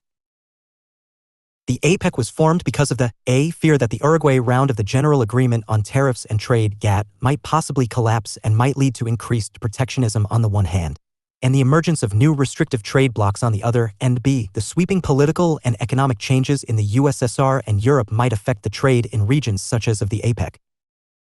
The Seoul Declaration, 1991, outlined the following objectives of the APEC. To sustain the growth and development of the region for the common good of its people and, in this way, to contribute to the growth and development of the world economy. To enhance the positive gains, both for the region and the world economy, resulting from increasing economic interdependence, to include encouraging the flow of goods, services, capital, and technology. To develop and strengthen the open multilateral trading system in the interest of Asia-Pacific and all other economies. And to reduce barriers to trade in goods and services and investment among participants in a manner consistent with GATT principles where applicable and without detriment to other economies. APEC is a loose consultative body driven by consensus. It has no legalizing agreement, as does the North American Free Trade Agreement. It is not even a trade bloc.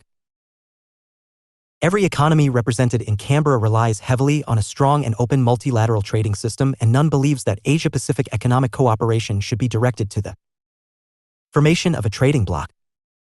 The founders declared, the APEC members have resolved to pursue free and open trade and investment in Asia-Pacific in a manner that will encourage and strengthen trade and investment liberalization in the world as a whole. Thus, the outcome of trade and investment liberalization in Asia-Pacific will not only be the actual reduction of barriers among APEC economies, but also between APEC economies and non-APEC economies. The APEC is a consultation and is not a negotiation forum. All the commitments made by APEC member economies are voluntary and depend on what an economy is willing to give on the basis of its economic status. The association operates by consensus. Its chairmanship rotates yearly. It works through a series of working groups, committees, ministerial meetings, and senior officials meetings, with all decisions to be decided in a somewhat ad hoc fashion. While the technical matters are handled by its 10 working groups and 4 committees, the bulk of APEC's work program is planned and executed by national bureaucrats residing in their own capital cities, in cooperation with their counterparts in other national governments. While the APEC possesses a small secretariat in Singapore, its administrative role is managed by the national bureaucrats in their respective places. The APEC's organizational structure is given in Figure 39.1. The APEC is unique in many respects. Unlike the European Union, it is merely an arrangement of promoting trade and economic cooperation. It is not like ASEAN insofar as it neither seeks regional security nor socio-cultural identity. It is not SAARC because it does not extend to areas other than the economic ones.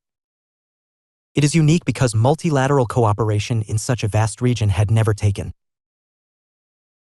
Any roots, it is one where the three Chinas, Taipei, Hong Kong and Beijing, find their membership, and unlike WTO, the APEC has no treaty obligations.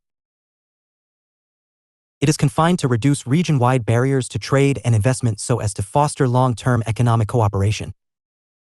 APEC is a process and not an organization. It is a framework and not an institution. Its decisions. Figure 39.1 APEC, Organizational Structure.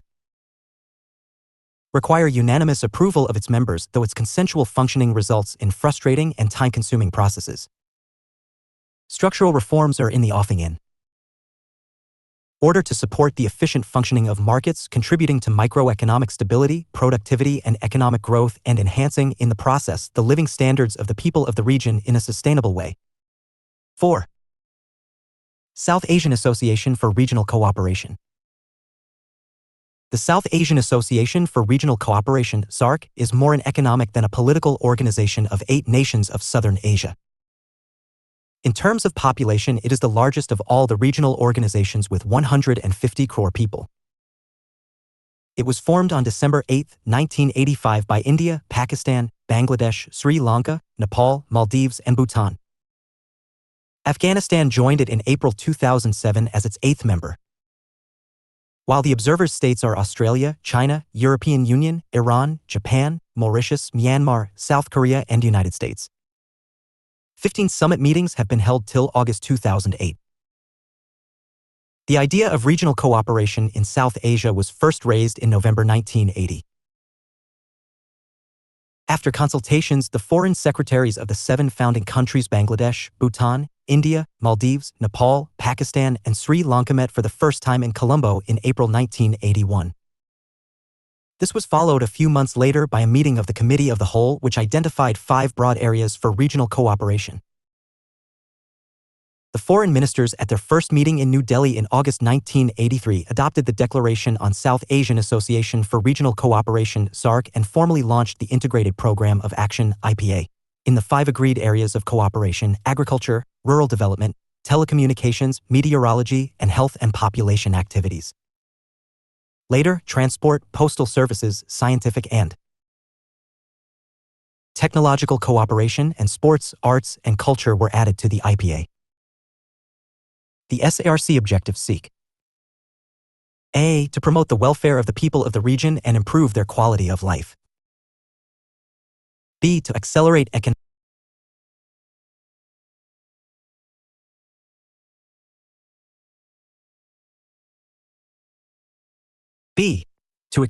economic growth, social progress, and cultural development. C. To promote and strengthen collective self-reliance. D. To encourage mutual assistance in the economic, social, cultural, technical, and scientific fields. E. To cooperate with other developing countries and also with other regional and international organizations. And F. To strengthen cooperation among themselves in international fora. The principles of SARC are: A. Regional cooperation to be based on mutual respect for the principles such as of sovereignty, equality, territorial integrity, and political independence. B. Such a cooperation has not to be a substitute for bilateral and multilateral cooperation, but has to complement them. And C. Such a cooperation has to be independent of bilateral and multilateral obligations. The SARC machinery includes the following: A. Meetings of heads of state or government. Meetings are held at the summit level, usually on an annual basis. To date, 14 summits have been convened: Dhaka, 1985, Bangalore, 1986, Kathmandu, 1987, Islamabad, 1988, Male, 1990, Colombo, 1991, Dhaka, 1993, New Delhi, 1995, Male, 1997, Colombo, 1998, Kathmandu, 2002, Islamabad, 2004, Dhaka, 2005, New Delhi, 2007, and Colombo, 2008. The heads of state or government during the 9th SAARC summit agreed that a process of informal political consultations would prove useful in promoting peace, stability, amity, and accelerated socio-economic cooperation in the region. B. Council of Ministers. The council comprising the foreign ministers of member states generally meets twice a year. The council may also meet in extraordinary circumstances by agreement of member states.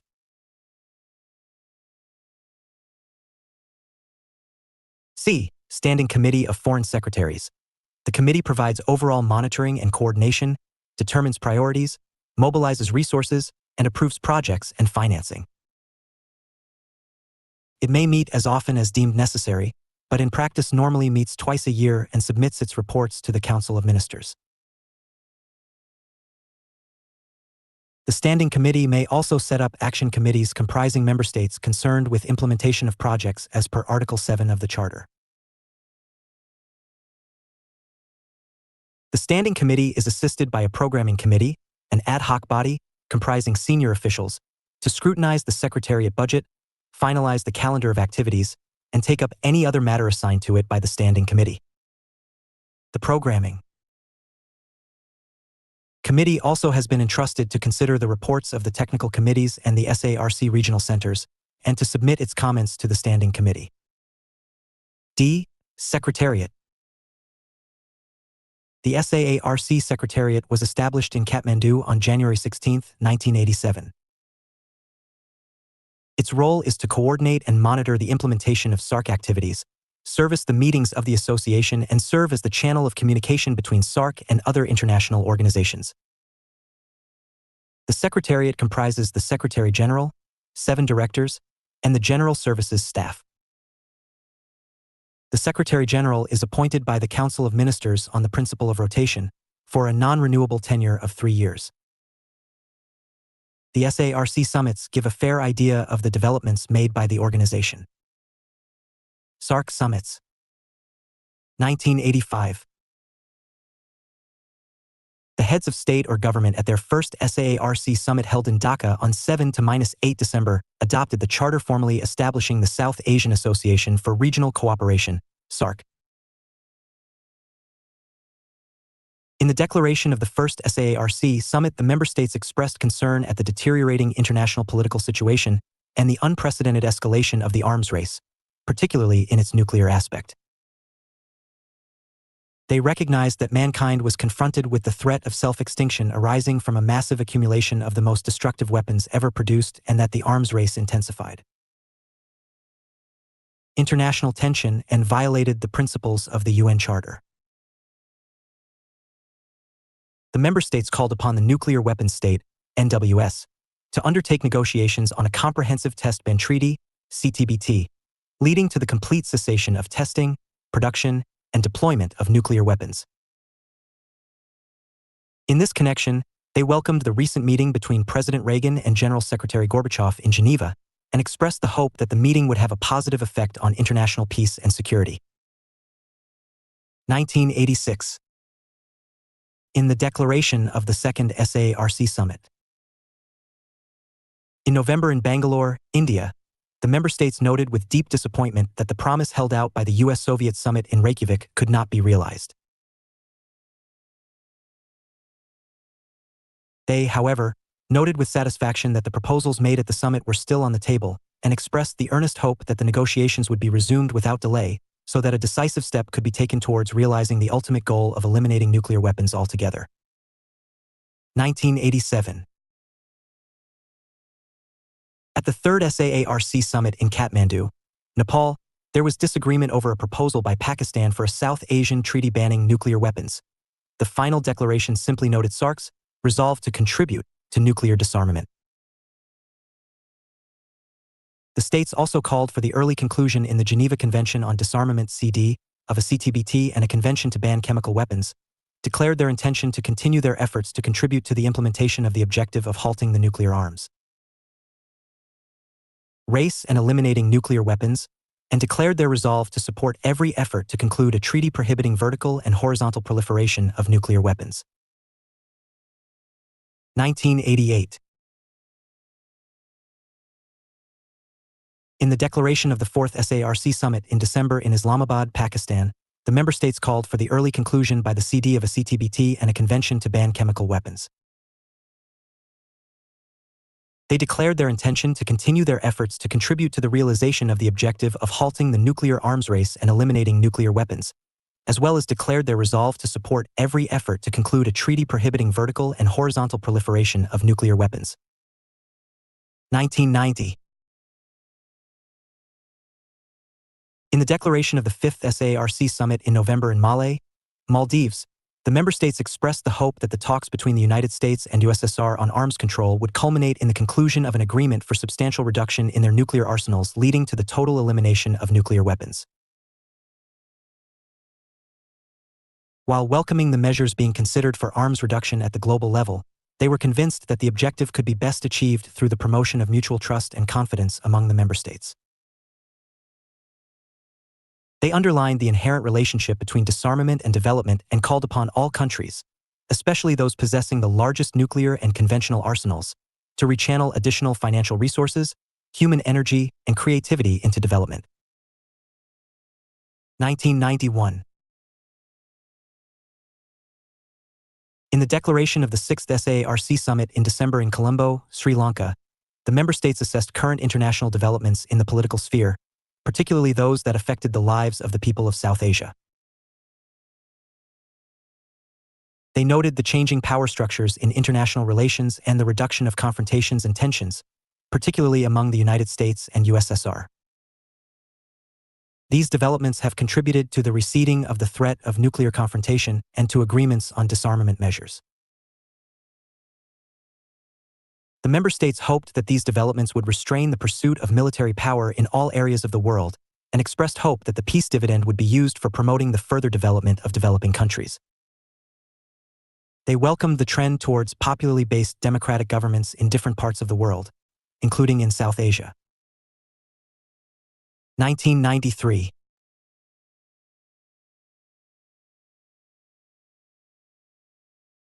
In the declaration of the 7th SARC summit in April in Dhaka, Bangladesh, the member states noted a number of recent positive developments in the area of nuclear, chemical, and conventional disarmament, including the agreements on bilateral arms reductions between the United States and Russia. They expressed their hope that the implementation of the far-reaching arms reduction agreed to in the Washington Agreement of June 1992 and START II signed in Moscow in January 1993 would be successfully carried out. The member states urged all the NWS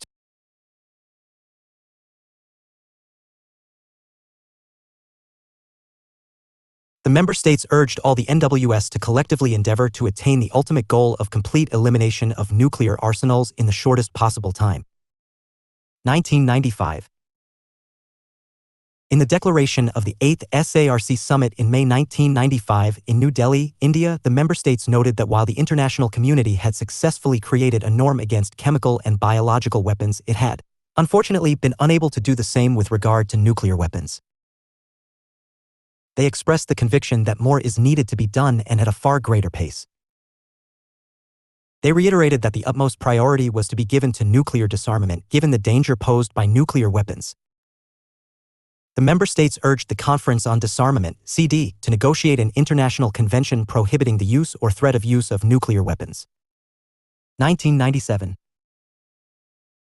In the declaration of the 9th SARC summit in May in Malé, Maldives, the member states recognized the need for the international community to pursue nuclear disarmament as a matter of highest priority. In this regard, they recognized the need to start negotiations through the CD and to establish a phased program for the complete elimination of nuclear weapons within a specified framework of time, including a nuclear weapons convention. 1998. In the declaration of the 10th SARC summit in July in Colombo, Sri Lanka, the member states were of the view that stability, peace, and security in South Asia could not be considered in isolation from global security environment. They noted that the great power rivalry which the non-aligned movement NAM had consistently opposed no longer posed a serious threat and the danger of a global nuclear conflagration had abated. However, some states still sought to maintain huge arsenals of nuclear weapons, and the NPT and the Comprehensive Nuclear Test Ban Treaty (CBT) had neither led to any progress towards nuclear disarmament nor prevented proliferation. The member states underscored their commitment to the complete elimination of nuclear weapons and the need for promoting nuclear disarmament on a universal basis under effective international control. 2002. The 11th SARC summit was convened in Kathmandu on 4 to 6 January. In the summit declaration, the heads of state or government were of the view that stability, peace, and security in South Asia should be promoted together with efforts to improve the global security environment. They underscored their commitment to general and complete disarmament, including nuclear disarmament on a universal basis under effective international control. They agreed that global non-proliferation goals could not be achieved in the absence of progress towards nuclear disarmament, and in this context called upon all nuclear weapon states, NWS, whether party or non-party to the Non-Proliferation Treaty, NPT, to engage constructively through a transparent and credible process of negotiations at the Conference on Disarmament, CD. The leaders also recognized the linkage between disarmament and development. At the 23rd session of the SARC Council of Ministers, it was felt that the suppression of terrorism was the commitment of SARC members. 2004. The 12th SARC meeting was held in Islamabad from 4 to 6 January. At the summit, the leaders sought increasing regional cooperation in areas such as economics, poverty alleviation, technology, development and environmental issues, and terrorism prevention. They signed the additional protocol to the SARC Regional Convention on the Suppression of Terrorism approved days earlier by the Council of Ministers. It was to enter into force 30 days after the final instrument of ratification was deposited. 2005. The 13th Annual SARC Summit was held in Dhaka from 12–13 November. The summit dealt specifically with areas such as poverty alleviation, economic cooperation, counterterrorism, disaster management, and the implementation of SAFTA. The Islamic Republic of Afghanistan was welcomed as the 8th member of SARC. China and Japan were accorded observer status. Member countries adopted the 53-point Dhaka Declaration aimed at focusing regional cooperation in South Asia to accelerate growth and progress. They expressed their determination to unite in their efforts to prevent and combat terrorism, noting United Nations Security Council Resolution 1373 in this regard. 2007. The 14th summit held on 3 to 4 April welcomed the Islamic Republic of Afghanistan as a full-fledged member of SARC. China, Japan, European Union, Republic of Korea, United States of America, and Iran were welcomed as observers. At the summit, the members also discussed implementation strategies of the SARC Development Fund, a SARC food bank, and the South Asia University. 15th Summit and SARC problems. The 15th SARC Summit was held at Colombo on August 2 to 3, 2008. The leaders reaffirmed their commitment to the principles and objectives of the SARC Charter. The leaders also emphasized regional cooperation. They noted that increased access to energy was important for economic development. They also felt worried about environmental problems, especially global warming. They emphasized their commitment to SAFTA and urged the steady progress towards the SARC Social Charter. SARC has its own regional problems because of the conflicts among the SARC nations themselves. This is one reason that the region is experiencing obstacles with regard to trade agreements. Over the years, SARC members have expressed their unwillingness on signing a free trade agreement. Though India has several trade pacts with Maldives, Nepal, Bhutan, and Sri Lanka, similar trade agreements with Pakistan and Bangladesh have been stalled due to political and economic concerns on both sides. India has been constructing a barrier across its borders with Bangladesh and Pakistan. In 1993, in Dhaka, SARC countries signed an agreement to gradually lower tariffs within the region. 11 years later, at the 12th SARC Summit at Islamabad, SARC countries devised the South Asia Free Trade Agreement, SAFTA, which created a framework for the establishment of a free trade area covering 1.5 billion people. This agreement went into force on January 1, 2006. Under this agreement, SARC members would bring their duties down to 20% by 2007. The Agreement on SARC Preferential Trading Agreement, SAPTA, was signed in 1993 and which came into force in 1995, with the SARC members desiring to promote and sustain mutual trade and economic cooperation through the exchange of concessions. The establishment of an intergovernmental group IGG to formulate an agreement to establish a SAFTA by 1997 was approved in the 6th Summit of SAARC held in Colombo in December 1991. The basic principles underlying SAFTA are: 1. Overall reciprocity and mutuality of advantages so as to benefit equitably all contracting states, taking into account their respective level of economic and industrial development, the pattern of their external trade and tariff policies and systems. 2. Negotiation of tariff reforms step by step, improved and extended in successive stages through periodic reviews. 3. Recognition of the special needs of the least developed contracting states and agreement on concrete preferential measures in their favor. And 4. Inclusion of all products, manufactures, and commodities in their raw, semi-processed, and processed forms. So far, 4 rounds of trade negotiations have been concluded under SAFTA covering over 5,000 commodities. The SAFTA SAARC Free Trade Agreement requires India, Pakistan, and Sri Lanka to bring down their duties down to 20% in the first 2 years pending their ending in 2007.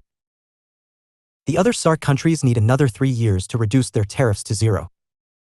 More than 2 decades have passed since SAARC was established. 15 summits and numerous meetings of the SAARC executive bodies have been held, all leading to results which can only be termed modest. SAARC has not yet moved from its declaratory phase, a talking shop that makes declarations but achieves little of substance, as the Indian Prime Minister Dr. Manmohan Singh had very aptly remarked. While in other parts of the world regionalization has been accepted as an assured route to peace and prosperity, intra-regional interdependence and economic collaboration, examples EU and NAFTA/APEC, very little progress has been made with regard to SARC. The SARC interregional trade accounts for barely 5% as compared to over 60% for EU and 55% for NAFTA. As a region, SAARC counts very little in the world, less than 1% of the share of global trades, just 1.5% of the world gross product, having about 45 crore of the world's poorest people and almost half of the world's illiterates within the SAARC nations. There are reasons, plausible ones. Intra-regional political tensions exist, occasional conflicts occur here and there. Perennial lack of trust shrouds our conduct, and the periodic hiccups in relations between the neighbors in the region are some factors responsible for the slow progress of SARC. It is well argued that SAARC was established without any sincere, collective, and definite vision. There was hardly any strong political will among its members. The SAARC members could hardly subsume short-term narrow objectives for the long-term regional good. A top-down concept foisted from above without any preparation.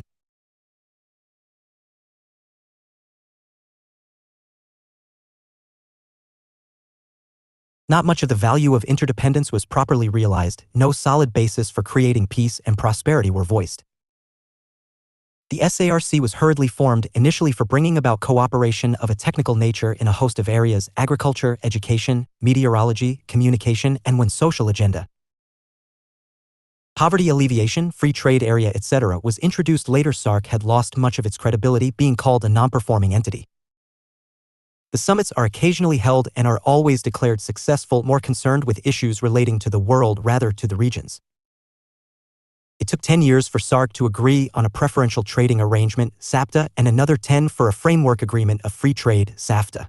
Although the 9th Male Summit in 1997 had mandated that a SAARC free trade area should be achieved by 2001. The promises and high-sounding phrases are coined and announced, but the SAARC leaders are quick to move to other declarations.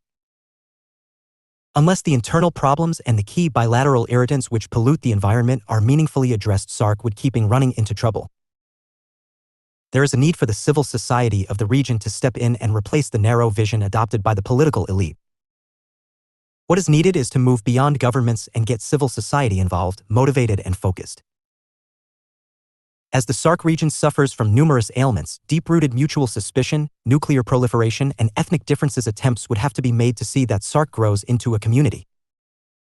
The whole region is economically poor, socially backward, politically inexperienced, and culturally differentiated. The region needs a solid basis to start on its path of development, and the leadership, more of civil society than of the state, needs to address itself to the objectives which can assure them a bright future. What SARC requires is to throw off its shackles of history, or at least recent history, and move into a future of common living and a community feeling. The whole region is poor and SAARC needs to build economic cooperation among its members. SAARC needs the will, motivation, direction, vision, and common as well as mutual benefits to move ahead. SAARC's role has not been dismal. It has not done what it should have, but this does not mean that it has lost its utility or that it has lost all its relevance. Its existence has enabled the South Asian political leaders to meet occasionally and carry on discussions to address their mutual problems. It has given them a platform to sit, deliberate, and discuss their mutual issues, which has helped them resolve some of their differences. SAARC has developed understanding among the leaders of the region and created a feeling of reconciliation and friendship. India and Pakistan have come closer. India-Sri Lanka talks have brought the Tamil problem close to some understanding. The Indo-Bangladesh differences have been resolved to some extent, as is also true for the Indo-Nepal relations of mutual understanding. The SARC social agenda is showing good results. The agreement on SARC preferential trading arrangement, SAPTA, was signed in 1993 and 4 rounds of trade negotiations have been concluded. With the objective of moving towards a South Asian Economic Union, SAU, the Agreement on South Asian Free Trade Area, SAFTA, was signed during the 12th Summit in Islamabad in January 2004. SAFTA may enter into force soon. The association has carried out regional studies on trade, manufactures and services, environment and poverty alleviation, SAFTA, and customs matters. SAARC's movement is indeed slow, but there is a movement nonetheless.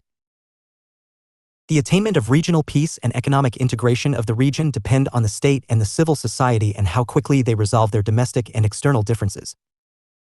V. North American Free Trade Agreement, NAFTA. The North American Free Trade Agreement, NAFTA, is one of the important treaties of the world. It is a treaty between Canada, Mexico, and the United States that was concluded to foster trade among the 3 countries. It governs the entire spectrum of North American trade whose roots have hemispheric cooperation at a scale never seen before. The NAFTA as a trade bloc came into force on January 1, 1994, superseding the Canada-United States Free Trade Agreement, CUFTA, between the United States and Canada. NAFTA has been since updated with 2 major additions, the North American Agreement for Economic Cooperation, NEC, and the North American Agreement for Labor Cooperation, NALC. There has been another addition designed to foster cooperation on issues of national security. It is the Security and Prosperity Partnership of North America, SPPNA. The NAFTA did away a large number of tariffs on goods among the 3 countries, USA, Canada, and Mexico.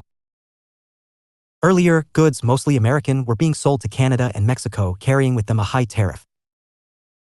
Canada and Mexico used to pay the tariff which they would prefer to avoid by not buying the American goods. As a result of NAFTA, all such tariffs were eliminated and free trade on goods among these 3 countries began on large scale. Like EU, NAFTA is an economic union that fosters greater trade and cooperation among USA, Canada, and Mexico. However, unlike EU, NAFTA is not a political union insofar as it does not institute institutions like those of the EU. NAFTA was formed with the following objectives. A. To grant the signatories the status of the most favored nation, MFN. B. To eliminate custom barriers and facilitate cross-border trade in goods and services. C. To guarantee free, fair, and equitable competition in the free trade zone. D. To substantially increase investment opportunities in the 3 member states' nations. E. To provide for the protection and adequate application of intellectual property rights in each country. F. To adopt efficient implementation, joint administration, and dispute settlement procedures. G. To improve trilateral cooperation so as to extend the benefits of NAFTA, and H. To establish a framework for further trilateral, regional, and multilateral cooperation to expand NAFTA's benefits. NAFTA has its own history. It is the world's largest free trade area in terms of GDP. As of January 1, 2008, all tariffs among the 3 countries have been eliminated. Between 1993 and 2007, trade tripled from $297 billion to $930 billion. NAFTA was signed by U.S. President George H.W. Bush, Mexican President Salinas, and Canadian Prime Minister Brian Mulroney in 1992. It was ratified by the legislatures of the 3 countries in 1993. The U.S. House approved it by 234 to 200 votes on November 17 and the Senate by 60 to 38 votes on November 20. It was signed into law by President Bill Clinton on December 8, 1993 and put into force on January 1, 1994. Although it was started by President Bush, it was a priority of President Clinton's and its passage is considered one of his first successes. The impetus for NAFTA actually began with President Ronald Reagan, who campaigned on a North American Common Market in 1984 when the Congress passed the Trade and Tariff Act. This is important because it gave the president fast-track authority to negotiate free trade agreements while only allowing Congress the power to approve or disapprove, not change negotiating points. The Canadian Prime Minister, Mulroney, agreed with Reagan to begin negotiations for the Canada-US Free Trade Agreement, which was signed in 1988, went into effect in 1989 and is now suspended due to NAFTA. Meanwhile, the Mexican President, Salinas, and President Bush began negotiations for a liberalized trade between the two countries. Prior to NAFTA, the Mexican tariffs on U.S. imports were 250% higher than U.S. tariffs on Mexican imports. In 1991, Canada requested a trilateral agreement which then led to NAFTA. In 1993, concerns about liberalization of labor and environmental regulations led to the adoption of 2 addendums to NAFTA. Opinions are divided in the USA with regard to the NAFTA factor. Those who favor NAFTA argue that the removal of costly and delaying trade barriers would lead to easier and swifter trade. One estimate is an increase in U.S. income to the tune of about $500 billion annually. 2. The volume of the U.S. sale would also increase. 3. The manufacturing cost of goods would be lowered with the use of less expensive materials acquired through free trade. And 4. The U.S. free trade would benefit the poorer and non-industrialized nations through increases in the purchases of their materials and labor services by the USA. Those who are opposed to NAFTA argue free trade has caused more U.S. job losses than gains. In a book, Take This Job and Ship It, Byron Dorgan says, in this global economy, no one is more profoundly affected than the American workers. In the last 5 years, we have lost over 3 million U.S. jobs that have been outsourced to other countries, and millions more are poised to leave. 2. Many free trade agreements have been bad deals for the USA. In June 2007, the Boston Globe, for example, reported about a pending new agreement. Last year, South Korea exported 7,000 cars to the United States while the U.S. car makers sold 6,000 in South Korea, attributing more than 80% of a $13 billion U.S. trade deficit with South Korea. It is said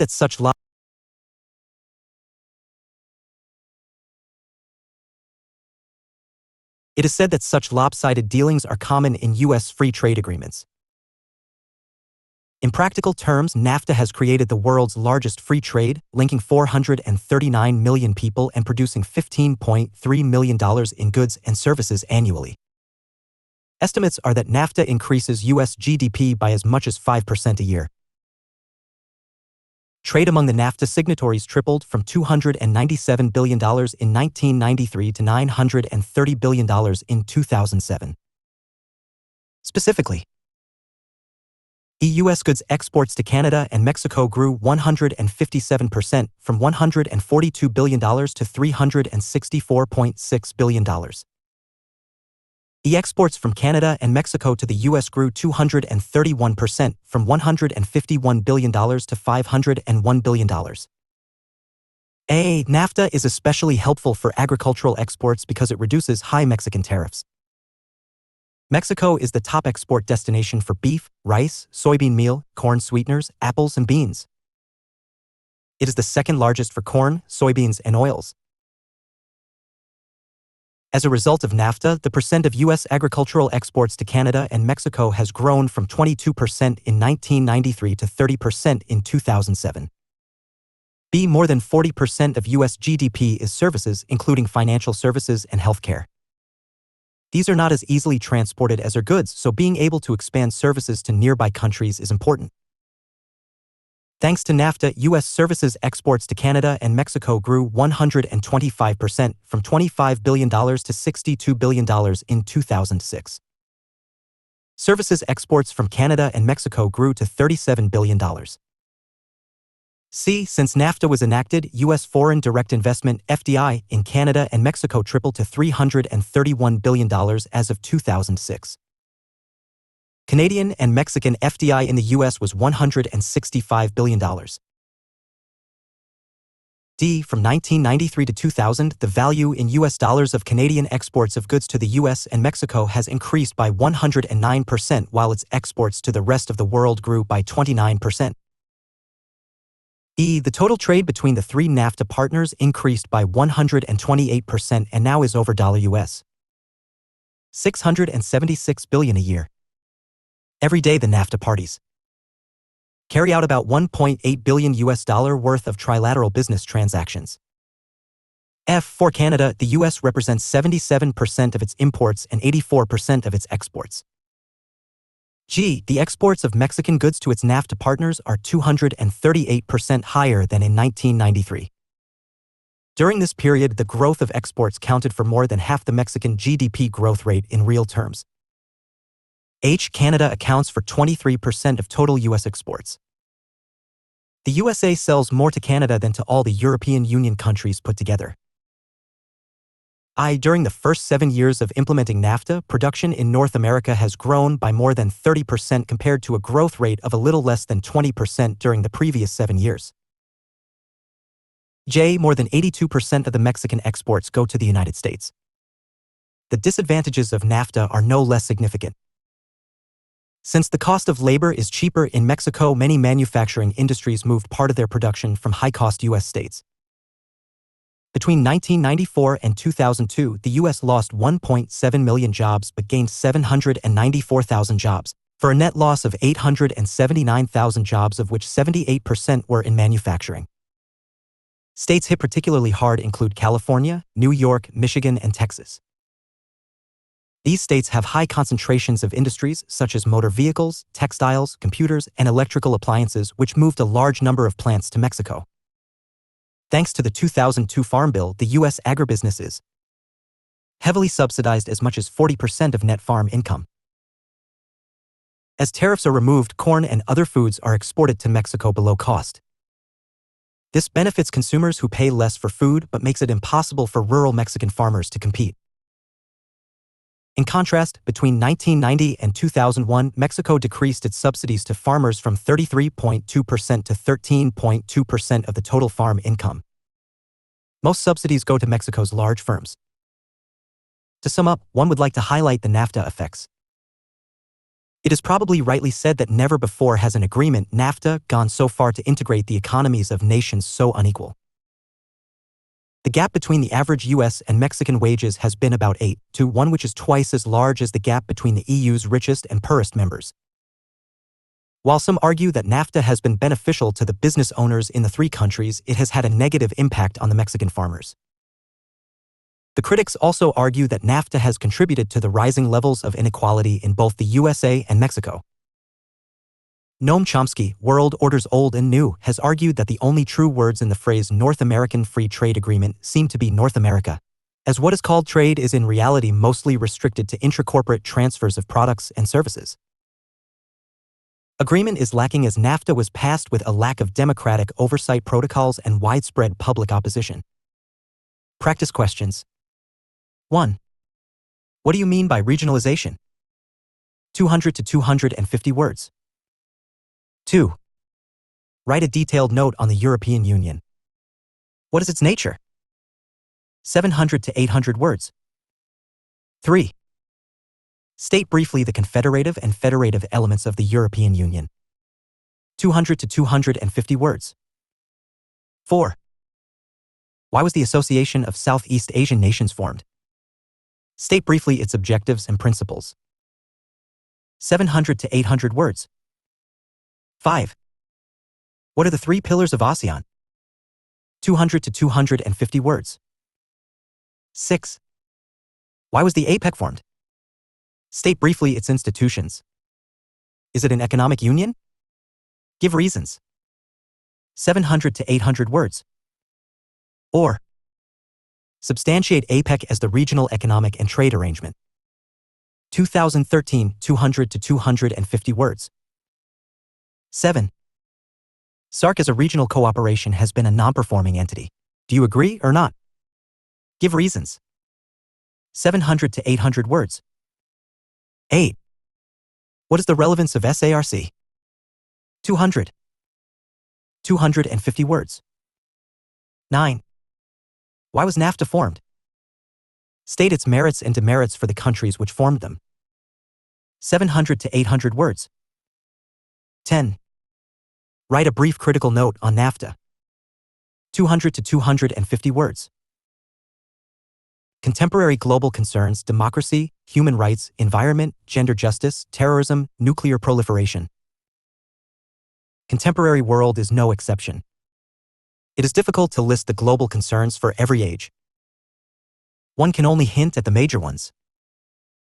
Individual abuse of humans by humans is one such global concern. It is a slow death day by day, and for decades, women are usually abused physically, mentally, and intellectually. Men are also abused when exploited by their employers. Its forms vary from verbal to physical, mental, sexual, financial, and psychological. Genocide may be described as another global concern.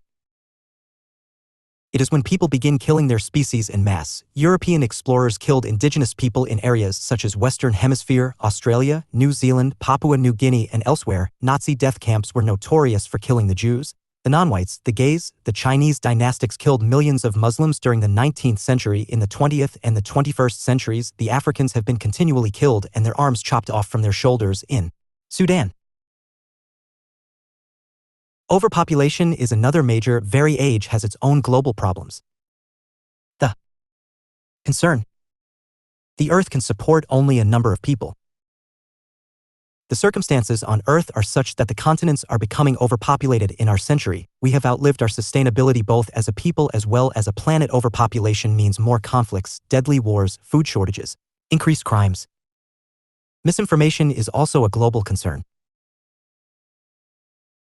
With the popularization of electronic and print media, falsehood has reached alarming proportions. It is said that during the 1950s and 1960s people used to lie. But 50 years later they are talked into believing what some media people want them to believe. Immigration is becoming a problem globally. The Mexicans come into the USA through inadequately controlled borders. The Bangladeshis enter India through routes illegally framed. Large numbers of people are moving from one nation to another all over the world in search of better opportunities. Terrorism is real. It is a global curse. The USA and India have suffered terroristic attacks. So has Pakistan, while the Middle East is almost explosive. Terrorism is rampant everywhere. No country is safe. The contemporary global concerns are numerous. Some of the major concerns need our attention.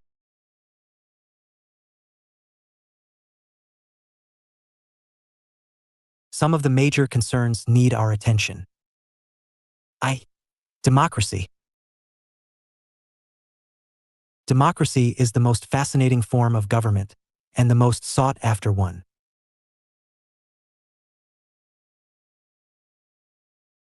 The modern age, being the democratic age, has witnessed ever-growing and ever-evolving aspects of its never-ending essence. We all claim to be democratic, and yet we all are always short of it.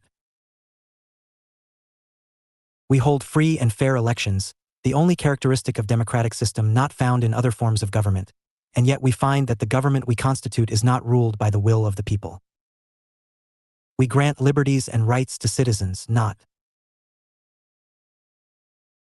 bestowed in any other form of government, and yet we find that the freedom we enjoy is hardly exercised to influence our rulers. We speak, but we are not heard. We are made equal through law and the Constitution, having been assured of non-discrimination, a quality not found in any other form of government, and yet the system we evolve makes some are more privileged than others. Democracy is never a perfect system of government, and yet it is the best of all systems known to the mankind. As compared to other forms of government, democracy is more educative, more representative, more participatory, more liberal, more libertarian, more equalitarian, more responsive, more responsible, more transparent. 62% democratic nations. Freedom House and American Autonomous Body claims so, i.e., 120 of the world's 192 states. No one nation is as democratic as the other. Democracies differ in degrees, and no one can claim to be a complete democracy. In fact, there is none so. Democracy is one of our global concerns. Democracy in the sense that an individual is her own ruler is neither practicable nor feasible and not even is desirable, especially when the states are vastly populated and are geographically large. The only form of democracy which prevails in the world today is indirect democracy, or what is termed as the representative democracy. Representative democracy works through a mechanism. Structurally, the government is to be decentralized both vertically and horizontally. The system of universal adult franchise, free and fair elections through foolproof electoral laws, rule of law, free and fair media, impartial judiciary, democratic traditions such as judicious majority and responsible minority, deliberations at mass scale, tolerance, majoritarianism, well-organized sound party system, and the like. Foundation-wise, there has to be social and economic equality, social and economic security, socioeconomic justice, socially well-versed educated citizenry. Those who elect representatives have to be people with sense of duty, common sense, honest, while those who rule on behalf of the people should be justice-loving, above-board, people with faith in democratic values and political experience. Procedural democracy and substantive democracy have to go together.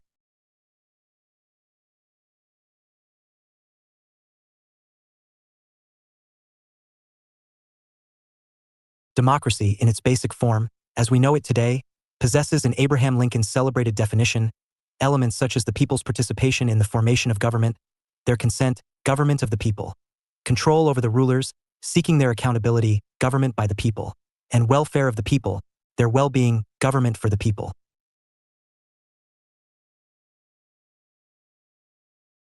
Democracy in the West evolved first as government by the people, people gaining rights and liberties, controlling the powers of the rulers.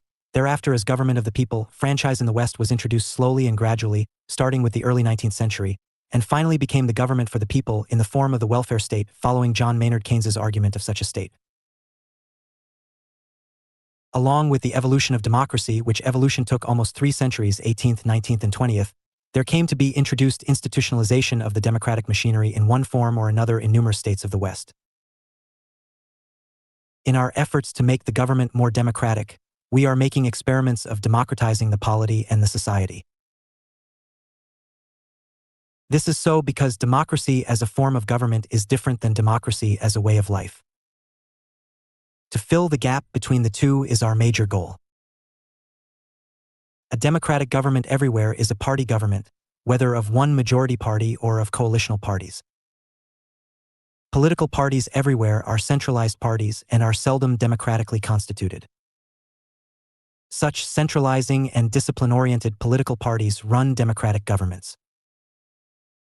Are not such political parties, whether in the name of ideology or in the name of party discipline, a curse for democracy? Do they not vitiate the democratic system both during and after elections, inside and outside legislatures? The electoral system and the election procedure make mockery of democracy. Political parties place before the people candidates whom the voters do not select. The voters elect the representative who is always loyal to the political party, which allots him/her the party ticket, and not the electorate whom he/she is supposed to represent. Citizens are usually apathetic in casting their votes, and it is seldom that the turnout is above 50%. The candidate declared elected out of the total valid votes is invariably the one who is chosen by the minority. Indeed, the U.S. presidential candidate has to attain the majority, more than percent, of the total votes polled by members of the Electoral College, but the members of the Electoral College themselves are those whom the electorate's turnout elects them, which turnout percentage is hardly 50%. The French president, when elected, has to have a clear majority, but how many French citizens come forward to vote? Here too, the turnout is seldom 50% of all electorate. What is this democracy where the participation of the citizens in all types of elections has a low turnout? What is this democracy where the candidates elected are those whom the minority practically supports? What is this democracy where the representative of a constituency becomes the delegate of the political party, which grants him/her the party ticket? What is this democracy where the representative infrequently visits his/her electorate and seldom seeks to know their views on public matters? Under such circumstances, it cannot be assumed that the government elected by the people really governs on the will of the people. Decentralization is a key feature of any domestic polity. Federalization ensures vertical decentralization, giving the federal government functions of national importance, to the provincial government functions of regional importance, and to the local government functions of local importance. Such a division of power is an essential element of the democratic system.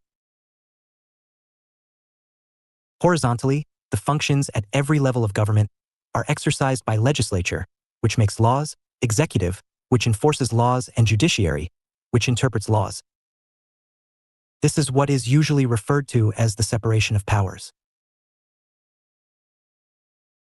To avoid centralization, which eats away the vitality of democracy, decentralization is usually resorted to. Decentralization ensures democracy, but it is only one factor and not the only factor. And then the existence or absence of the separation of powers is no guarantee that there exists democracy.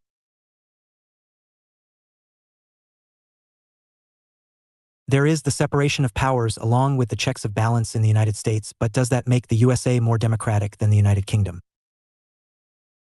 There is fusion of power in the United Kingdom, but does that make the United Kingdom less democratic than the United States? A vast nation with a federal form and presidential system, like the USA, is as democratic as is Switzerland, a small mountainous state with the federal form together with a semi-presidential and semi-parliamentary system. The People's Republic of China, with the largest population of the world and unitary system, claims to be people's democracy as much as the United Kingdom does. With a small population,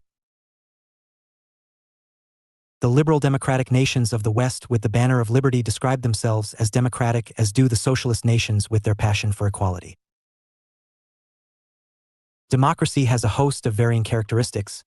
There are a few of them in some states and other few in some other states.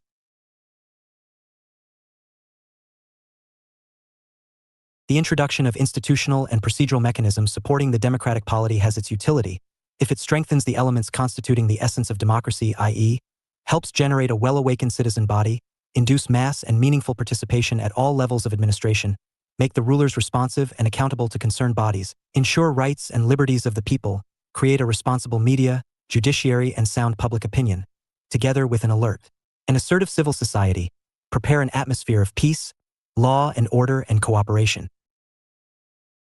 Most countries claim to be democratic, though they vary in degree.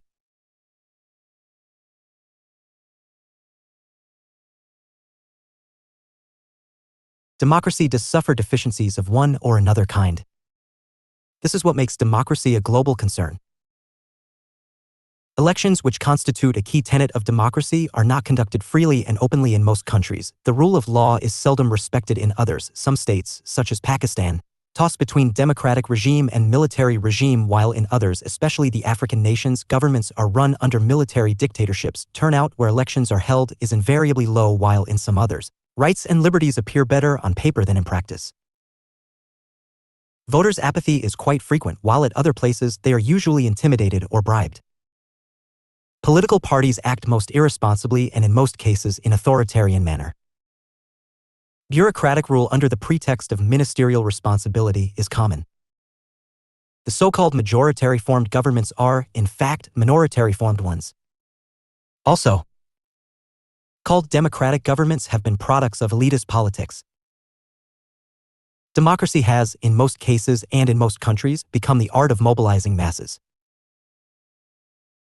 Money in lesser socializing nations professing democracies matters more than merit. Those who have money have more legislators in their pockets. Ideologies create autocratic regimes with dictatorial tendencies. While direct democracies have been impracticable, representative systems have hardly been representative in the real sense of the term. Manipulation works more than influence. LL. Human rights. Human rights are those entitlements which human beings have them as human beings. They are essential because they help us develop our personality. They are universal because they belong to all human beings everywhere. They are fundamental to our genuine living. They are A. Civil and political, rights to life, liberty, security, freedom from arbitrary arrest, a fair trial, freedom of movement, of choosing our government and ruling ourselves. B. Economic and social, equality and non-discrimination, access to opportunities, adequate wages. C. Minority rights, rights to the protection of one's ethnicity and culture, developmental and environmental, healthy environment, sustainable development. Human rights have the sanction of numerous treaties. They constitute the very strength of moral principles as well, though it is difficult to enlist them universally valid moral truth for all. Time to come. Culturally, also, human rights conflict with numerous cultures and are described as Western-oriented. The Iranian representative in 1981, labeling the human rights emanating from Judeo-Christian tradition trespassing the Muslim law. Singapore and Malaysia consider these rights different from Asian values. These criticisms apart, the significance of human rights can hardly be either denied or ignored. The human rights situation in the world is not what should cheer anybody. Despite the fact that over 100 governments have agreed to outlaw some of human rights violations, torture still exists. Female genital mutilation is still regarded a tradition in different parts of African societies. Terrorists, in any part of the world, violate human rights. Governments also curb rights in the name of security. Amnesty International, in its report in 2004, noted some setbacks to human rights values. It says, violence by armed groups and increasing violations by governments have combined to produce the most sustained attack on human rights and international humanitarian law in 50 years. This was leading to a world of growing mistrust, fear, and division. Amnesty International strongly condemned armed groups responsible for atrocities representing a significant new threat to international justice. But it is also frightening that the principles of international law and the tools of multilateral action which could protect us from these attacks are being undermined, marginalized, or destroyed by powerful governments, said Irene Khan, Secretary General of Amnesty International. Governments are losing their moral compass, sacrificing the global values of human rights in a blind pursuit of security. This failure of leadership is a dangerous concession to armed groups. The war on terror and the war in Iraq has encouraged a new wave of human rights abuse and diverted attention from old ones. While many governments are openly pursuing repressive agendas, while governments have been obsessed with the threat of weapons of mass destruction as in Iraq, they have allowed the real weapons of mass destruction, injustice and impunity, poverty, discrimination and racism, the uncontrolled trade in small arms, violence against women and abuse of children to go unaddressed. Over the years, the assaults on political rights and the fundamental right to life, either by the individuals or by governments, are on the increase. Some of the greatest violations of the right to life are massacres, starvation of populations, and genocide. Genocide is commonly referred to as the intentional extermination of a single ethnic, racial, or religious group. Killing group members, causing them serious bodily or mental harm, imposing measures to prevent birth, or forcibly transferring children are all other ways to bring about the destruction of a group. Genocide is the most offensive crime against humanity. Sexual assaults which involve sexual mutilation, sexual humiliation are common. Women and girls are often raped. Trafficking of women is a form of sexual slavery and is a part of institutionalized sexual violence against women in both wartimes and in peacetimes. Torture is another human rights violation used in many countries. It is usually used as a method to extract confessions or information. Today, it is increasingly used as means of suppressing political and ideological dissent or for punishing political opponents who do not share the ideology of the ruling group. In addition to torture, tens of thousands of people detained in connection with conflicts disappear each year and are usually killed and buried in secret. Government forces take people into custody, hold them in secret locations, and then refuse to acknowledge responsibility for their whereabouts or fate.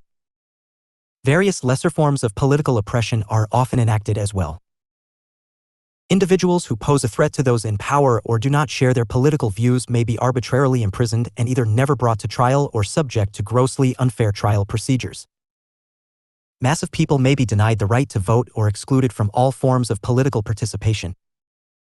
Or measures restricting people's freedom of movement may be enforced. These include forcible relocations, mass expulsions, and denials of the right to seek asylum or return to one's home. Capital punishment is a legalized denial of human rights. Political oppression leading to discrimination has been violation of human rights in history in general and in South Africa in particular. The system of apartheid has been the gravest example of human rights violation. Accordingly, certain individuals are held to be inferior and are not regarded as full human beings. Though such a racist regime no more exists, examples of racial discrimination are often brought to light. Human rights violations are too numerous and are of too many types. These violations pollute the whole system and create a world where inhumanity reigns. They prove beyond doubt that we still live in subhuman societies. We need to observe the international humanitarian law. LLL. Environment. Environmental issues are neither new nor insignificant. Human interaction with environment has served people in numerous ways while human beings have exploited the environment to the fullest extent. Over much of human history, the environmental impact of overexploitation or pollution has been quite noticeable. As early as 1896, the Swedish scientist Svante Arrhenius had predicted that human activities interfere with the way the sun interacts with the Earth, resulting in global warming and climate change. His prediction has come true, and climate change is now disrupting global environmental stability. It was only during the 1960s that international concerns about pollution and preservation of natural environment began to develop. Richard Carson, Silent Spring, not only stimulated concern about the widespread use of DDT and other pesticides, but also helped launch modern environmental movement. Environmental problems which caught the concern of the people of this globe were numerous, and the major among them which came to be identified are pollution, water, air and land, ozone layer depletion, global warming, and loss of biodiversity. The United Nations Conference on the Human Environment, also known as the Stockholm Conference, was convened under the United Nations auspices in Stockholm, Sweden, from June 5–16, 1972. It was the UN's first major conference on international environmental issues and marked a turning point in the development of international environmental politics. The conference was opened and addressed by the Swedish Prime Minister Olof Palme and Secretary General Kurt Waldheim to discuss the state of the global environment. Attended by representatives of 113 countries, 19 intergovernmental agencies, and more than 400 intergovernmental and non-governmental organizations, it was widely recognized as the beginning of modern political and public awareness of global environmental problems. The meeting agreed upon a declaration containing 26 principles concerning the environment and development, an action plan with 109 recommendations, and a resolution. The action plan spanned 6 broad areas: human settlements, natural resource management, pollution, educational and social aspects of the individual, development and the environment, and international organization. The resolution was related to various institutional and financial arrangements, establishing themes and practices which remained central to international environmental politics in the following years.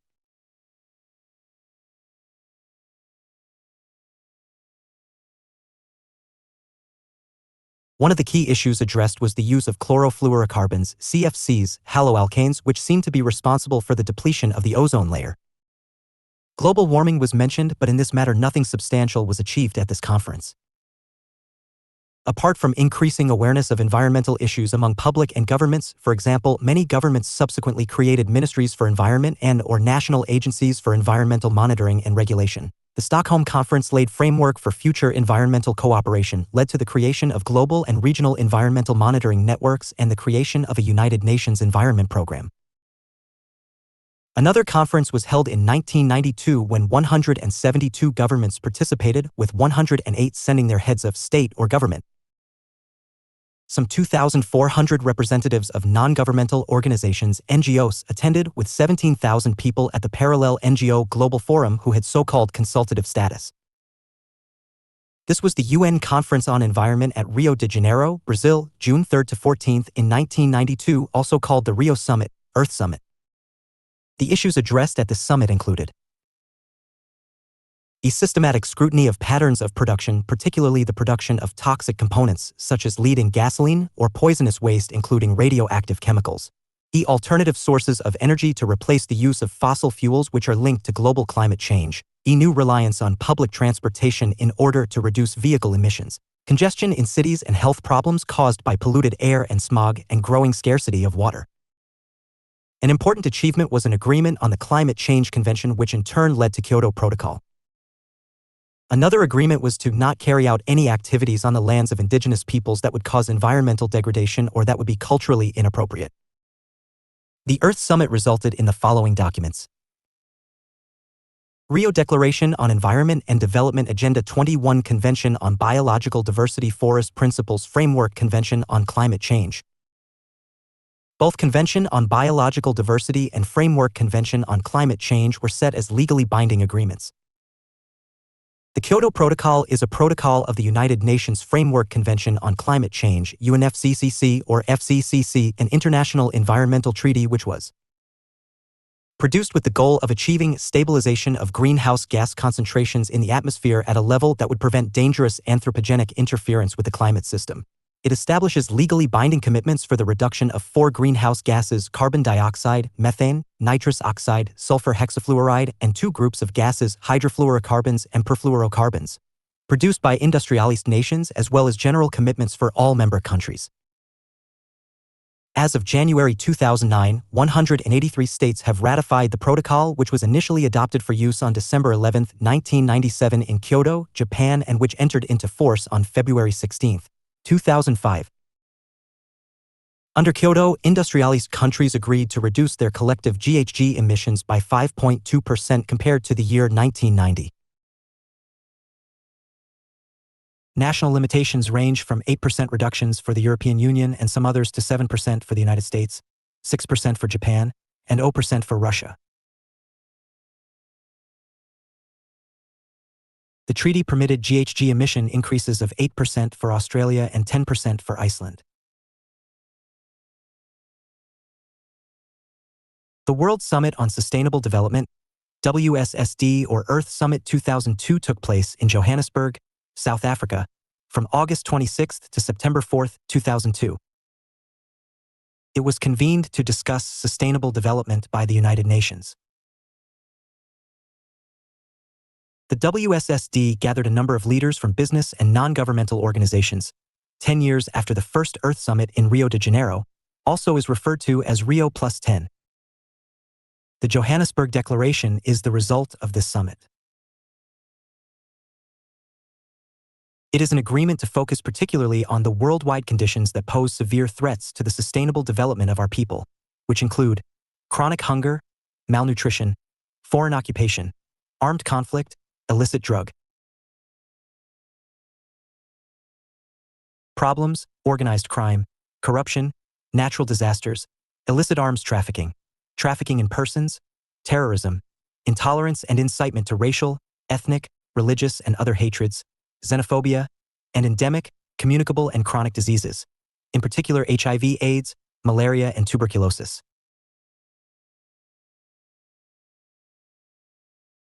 One of the most important characteristics of environmental degradation is that it affects all mankind on a global scale without any regard to any particular country, region, or race.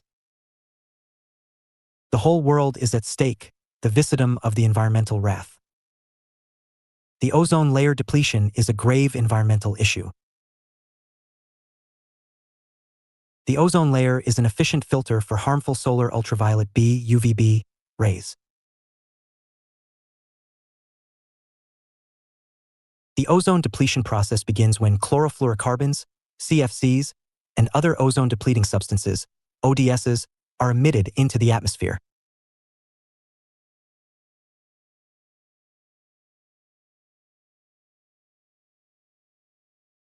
As the strong UVB rays break apart the ODS molecules, CFCs, carbon tetrachloride and methyl-chloroform release chlorine atoms and methylobromide release bromide atoms, and both of these destroy ozone, leading to its deflecting with the effects on the following. Effects on human and animal health. Increased penetration of solar UVB radiation is likely to have high impact on human health with potential risks of eye diseases, skin cancer, and infectious diseases. Effects on terrestrial plants, forests, and grasslands.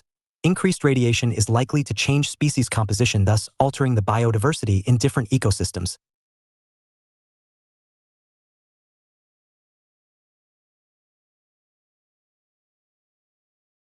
It could also affect the plant community indirectly, resulting in changes in plant form, secondary metabolism, etc. Effects on aquatic ecosystems.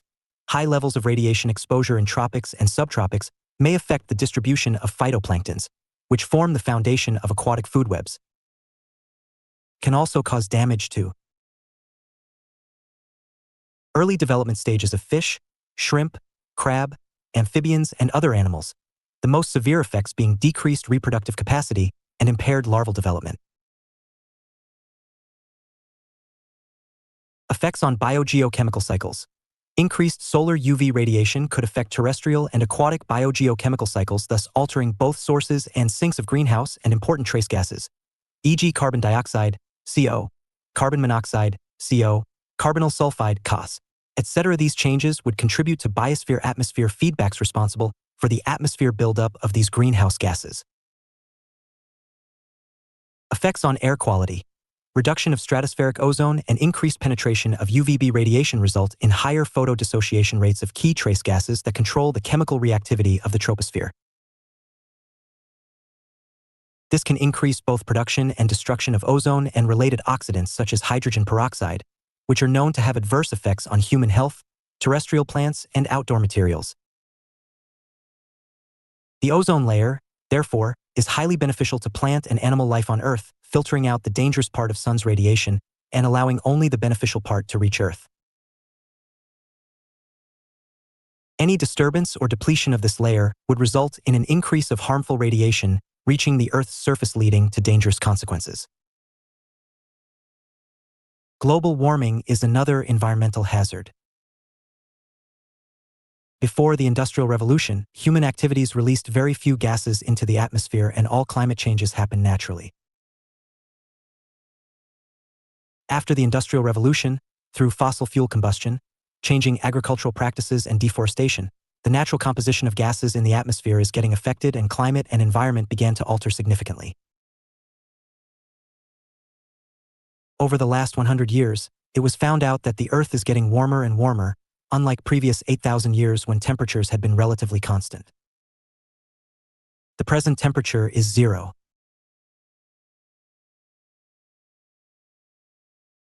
to 0.6 degrees Celsius warmer than it was 100 years ago. The key greenhouse gases, GHG, causing global warming are carbon dioxide.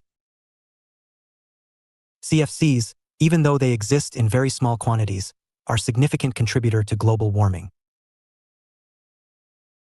Carbon dioxide, one of the most prevalent greenhouse gases in the atmosphere, has two major anthropogenic, human-caused sources: the combustion of fossil fuels and changes in land use.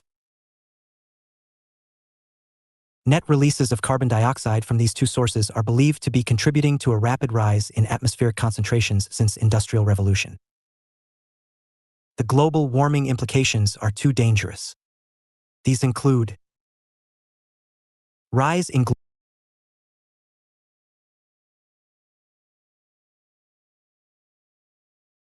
global temperature. Observations show that global temperatures have risen by about 0.6 degrees Celsius over the 20th century. There is strong evidence that most of the observed warming over the last 50 years has been caused by human activities. Climate models predict that the global temperature will rise by about 6 degrees Celsius by the year 2100.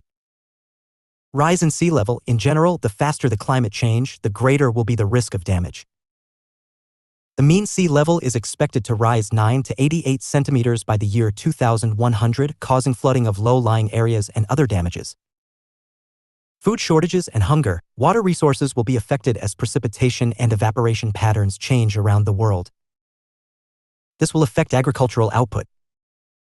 Food security is likely to be threatened and some regions are likely to experience food shortages and hunger.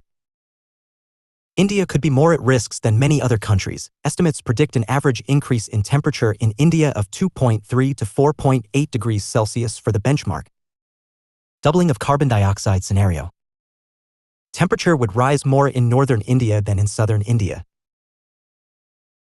It is estimated that 7 million people would be displaced, 5,700 kilometers of land and 4,200 kilometers of road would be lost, and wheat yields could decrease significantly. Pollution is another environmental problem. It is one of the greatest dangers the world is facing. It is something that adds to the ecosystem and one that is detrimental to the ecosystem. Air pollution is responsible for respiratory diseases which ultimately cause a large number of deaths.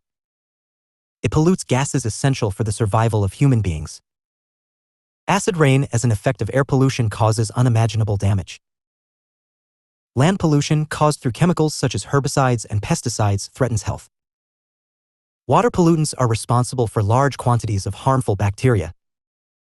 Biodiversity boosts ecosystem productivity where each species, however small, has an important role to play. It is believed that human activity is changing biodiversity and causing massive extinctions. The World Resource Institute reports that there is a link between biodiversity and climate change. Rapid global warming can affect ecosystems' chances to adapt naturally. Over the past 150 years, deforestation has contributed an estimated 30% of the atmospheric buildup of CBD. It is also a significant driving force behind the loss of genes, species, and critical ecosystem services. Climate change is affecting species already threatened by multiple threats across the globe.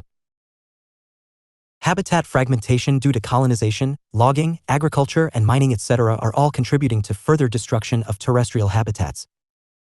Individual species may not be able to adapt. Species most threatened by climate change have small ranges, low population densities, restricted habitat requirements, and patchy distribution. Ecosystems will generally shift northward or upward in altitude, but in some cases they will run out of space as 1 degree Celsius change in temperature correspond to a 100 kilometers change in latitude, hence, average shift in habitat conditions by the year 2100 will be on the order of 140 to 580 kilometers. Sea level may rise, engulfing low-lying areas causing disappearance of many islands and extinctions of endemic island species. Droughts and wildfires may increase. An increased risk of wildfires due to warming and drying out of vegetation is likely. 4. Gender justice. Gender is a code word for women, and gender justice refers to justice to be assured to womenfolk. That women constitute 52% of the world's population outnumbering men does not ensure that they are considered equals to men, though the equality feminists, largely the liberals, seek an end to women's exclusion from power and employment. That men and women are born equally free and independent members of the human race and are equally endowed with intelligence and ability does not ensure that they are equally entitled to the free exercise of their rights, though the Marxist socialist feminists seek an end to the system of class society. The fact of interdependence and cooperation of men and women is furiously denied by the radical feminists who seek the radical transformation of the role that both sexes have been playing so far and redefinition of everything around. Gender exploitation is still common. Women in many parts of the world are still regarded as second-class citizens relegated to the four walls of the house, leading what is called a private and personal life away from the public. They are not paid salaries and wages which men obtain for the same type of work. Their domestic work goes unpaid. Their work environment has not improved but has regressed. They are sold into slavery.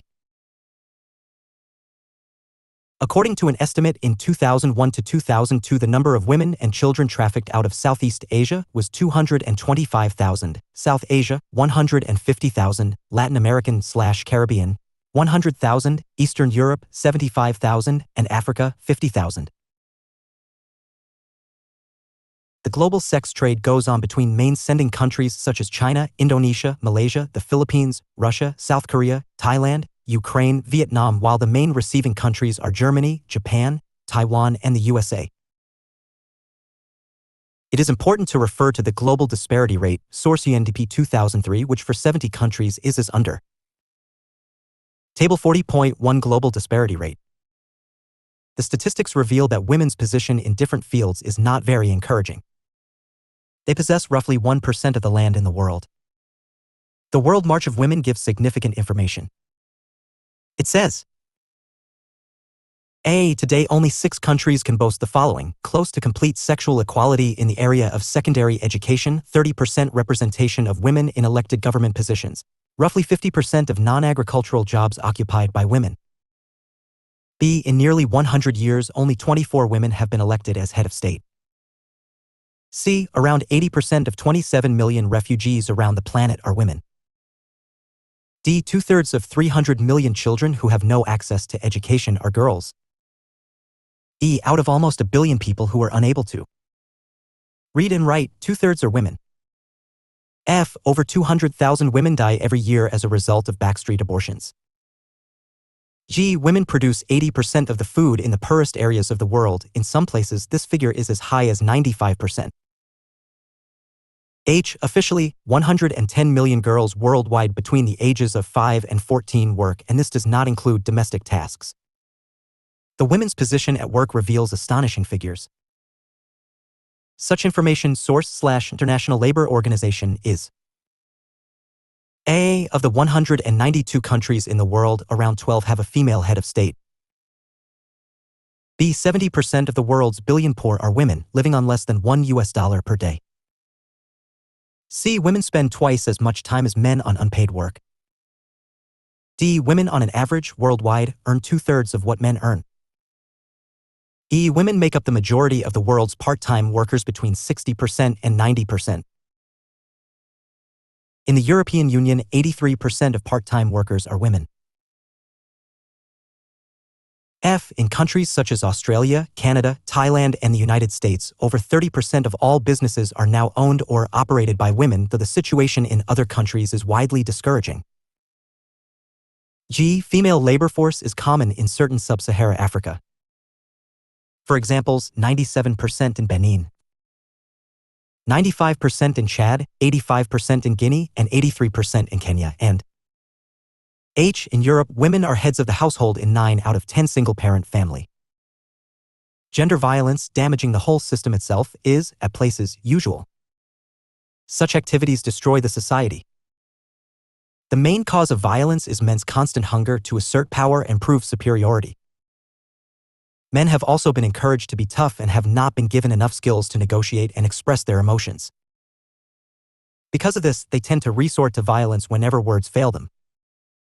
Men who are not aggressive and violent to their women are ridiculed in some cultures. Gender-based violence is supported by the patriarchal system, which perpetuates the belief that women are inferior and should be subordinate to men. Because of their low economic status, women are often forced to remain in abusive relationships. The trafficking of women and children has also become a global form of slavery and affects rich and poor families. This issue makes women vulnerable to HIV infection. The women's movements over the world have been assertive.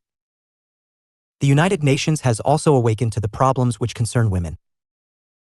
Women activism has had an impact on the international conferences relating to them.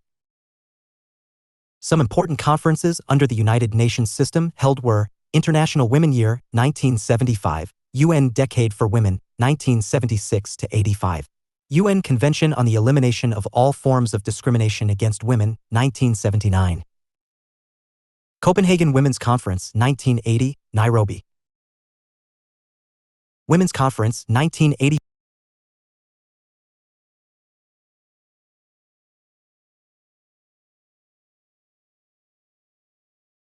Women's Conference, 1985. UN General Assembly Declaration on the Elimination of Violence Against Women, 1993. Cairo International Conference on Population and Development, 1994. Beijing Women's Conference, 1995. Beijing's, New York, 2000, and Durban World Conference Against Racism, 2002. V. Terrorism.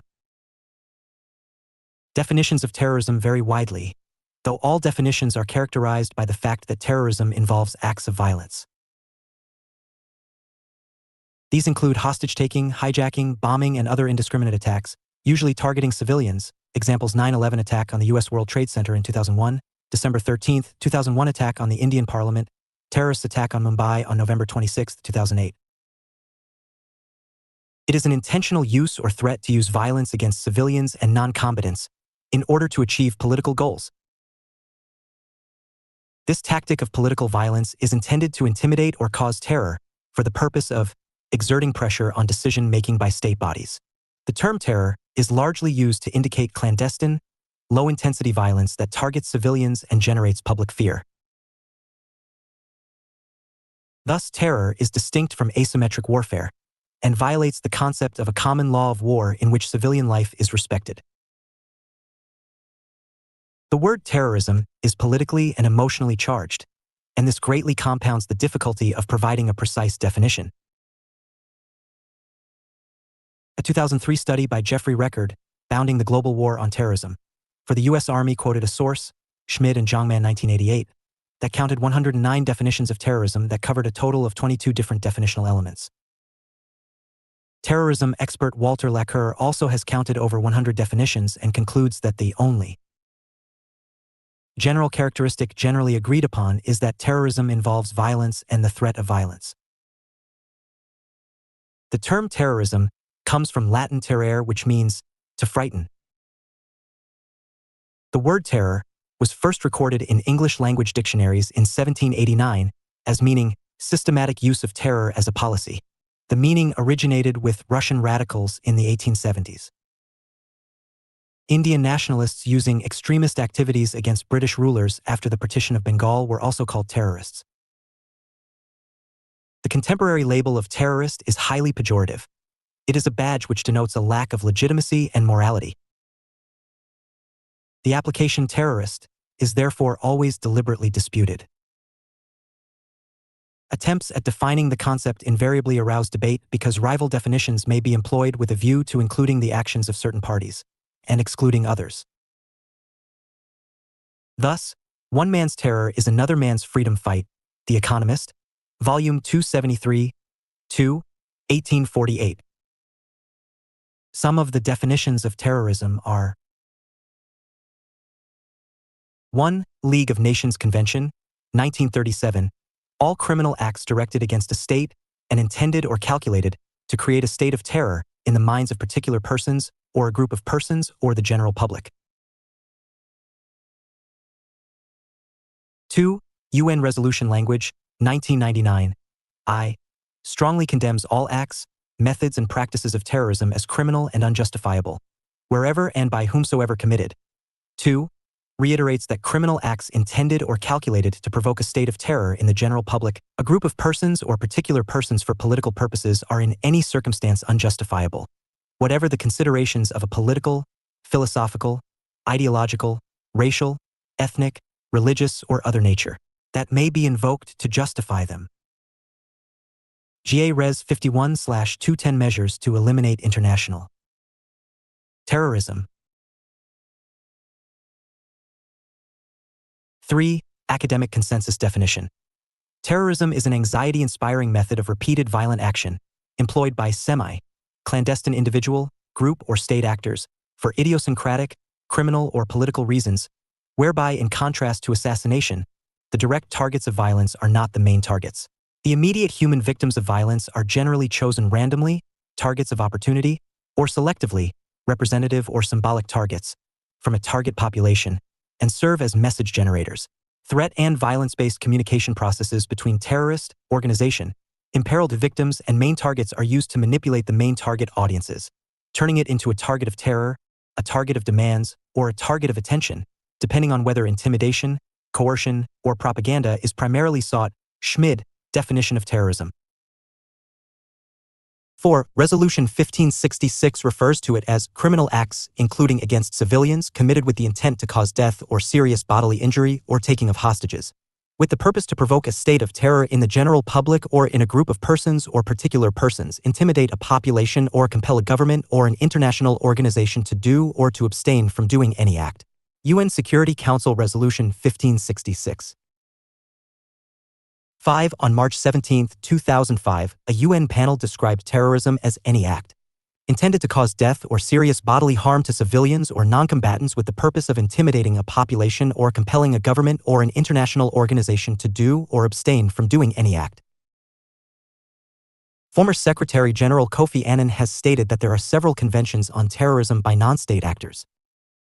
They A. Define a particular type of terrorist violence as an offense under the convention, such as bombing, financing, etc. B. Require state parties to penalize that activity in their domestic law. C. Identify certain bases upon which the parties responsible are required to establish jurisdiction over the defined offense. D. Create an obligation on the state in which a suspect is found to establish jurisdiction over the convention offense and to prosecute if the party does not extradite pursuant to other provisions of the convention. Andrew Burns suggested in 2002 that these conventions, all of which are described by the United Nations as part of anti-terrorist measures, share three principal characteristics. A. They all adopted an operational definition of a specific type of terrorist act that was defined without reference to the underlying political or ideological purpose or motivation of the perpetrator of the act. This reflected a consensus that there were some acts that were such a serious threat to the interests of all that they could not be justified by reference to such motives. B. They all focused on actions by non-state actors, individuals, and organizations, and the state was seen as an active ally in the struggle against terrorism. The question of the state itself as terrorist actor was left largely to one side, and C. They all adopted a criminal law enforcement model to address the problem under which states would cooperate in the apprehension and prosecution of those alleged to have committed these crimes. The European Union employs a definition of terrorism for legal/official purposes which is set out in Art. 1 of the Framework Decision on Combating Terrorism, 2002. This provides that terrorist offenses are certain criminal offenses set out in a list comprised largely of serious offenses against persons and property which, given their nature or context, may seriously damage a country or an international organization where committed with the aim of seriously intimidating a population, or unduly compelling a government or international organization to perform or abstain from performing any act, or seriously destabilizing or destroying the fundamental political, constitutional, economic or social structures of a country or an international organization. The United States Law Code defines the term terrorism to mean a premeditated, politically motivated violence perpetrated against non-combatant targets by subnational groups or clandestine agents. At another place, it is defined as activities that involve violent or life-threatening acts that are a violation of the criminal laws of the United States or of any state and appear to be intended I. to intimidate or coerce a civilian population. 2. To influence the policy of a government by intimidation or coercion, or 3. To affect the conduct of a government by mass destruction, assassination, or kidnapping. Some scholars have defined terrorism as follows.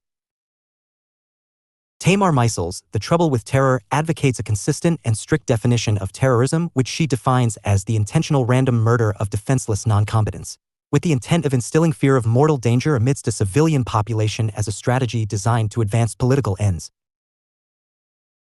Karsten Bachstedt, Jihadist terrorist use of strategic communication management techniques. Terrorism is defined as a political violence in an asymmetrical conflict that is designed to induce terror and psychic fear, sometimes indiscriminate, through the violent victimization and destruction of non-combatant targets, sometimes iconic symbols. Such acts are meant to send a message from an illicit clandestine organization. The purpose of terrorism is to exploit the media in order to achieve maximum attainable publicity as an amplifying force multiplier in order to influence the targeted audiences in order to reach short- and mid-term political goals and/or desired long-term end states. David Rodan, Ethics 114.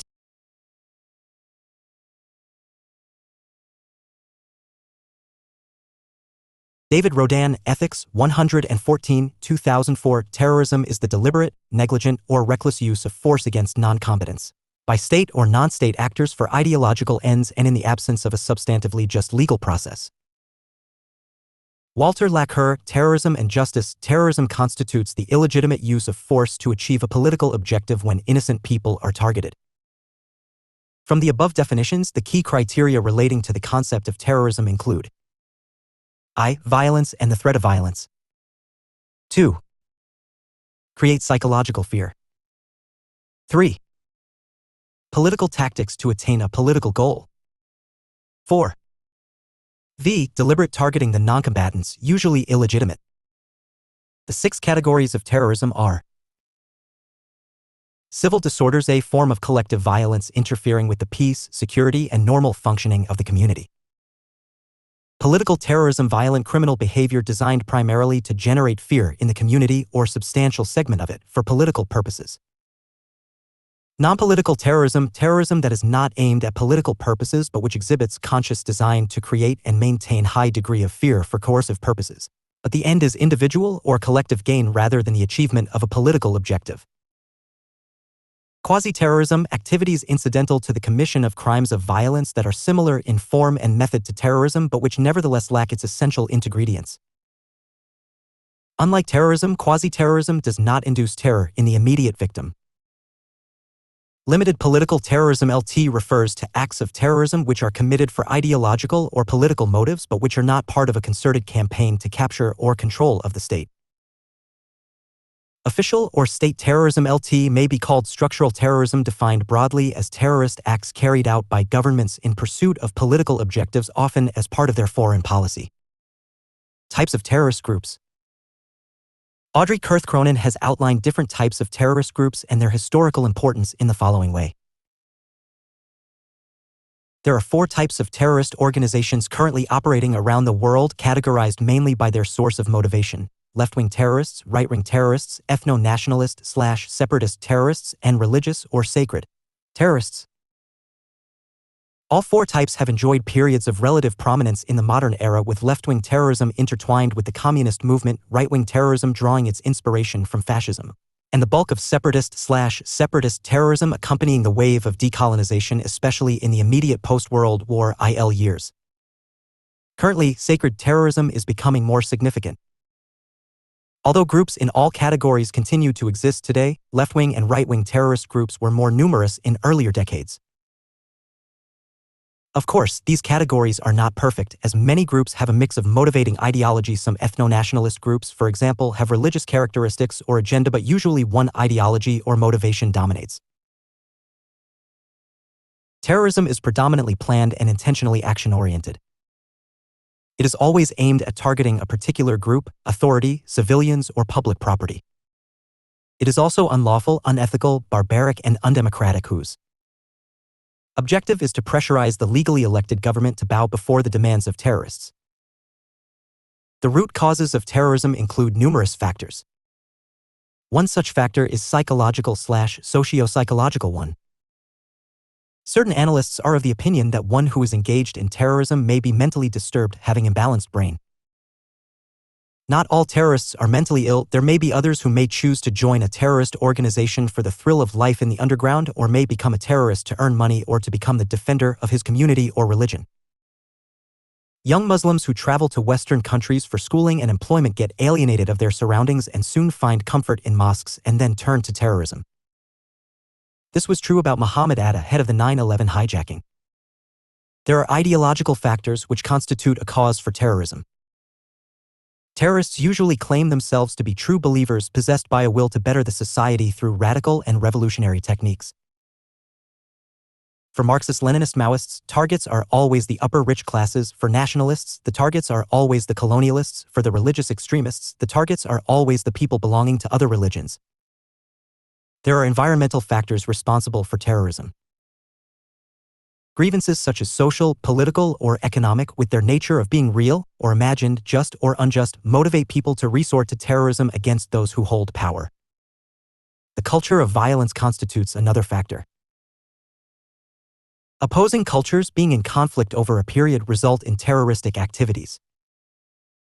Chechnya and Iraq are examples of cultures of violence, the former fighting against the Russians, the latter against the Westerners. Terrorism has no easy solution.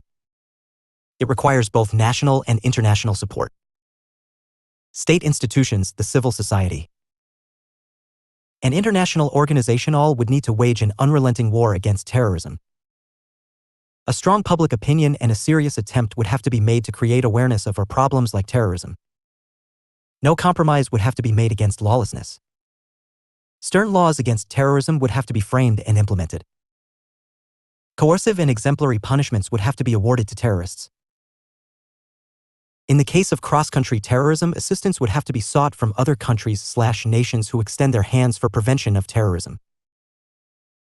World public opinion needs to be geared against those countries that are assisting such barbaric acts. Such countries need to be isolated and, if necessary, strong pressure to be built by other peace-loving countries by breaking off the relations with them and also by putting financial barriers against them.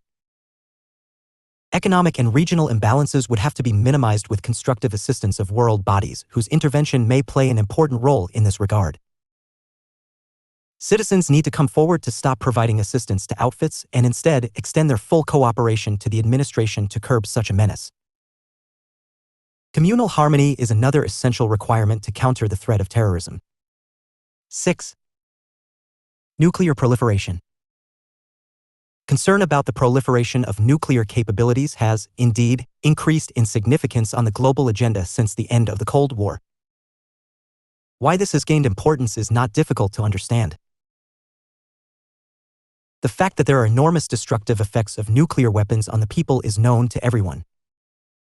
The world knows the bombings of the Japanese cities, Hiroshima and Nagasaki, at the end of World War I.